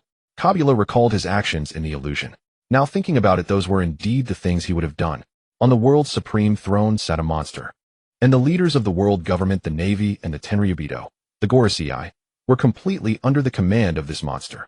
The thought sent chills down Kabula's spine. Qin Lang had somehow already seated himself back on the throne. He leaned sideways and smiled at the still panicking Kabula. So King Kabula cared to discuss the matter of defying fate. For an instant, Kabula saw the young man seated on his throne overlapped with the shadowy figure on the world's supreme throne in the illusion. The illusion has affected me greatly. Kabula shook his head, struggling to steady himself. Gazing at the mysterious young man in white before him, he trembled and asked, "Who exactly are you?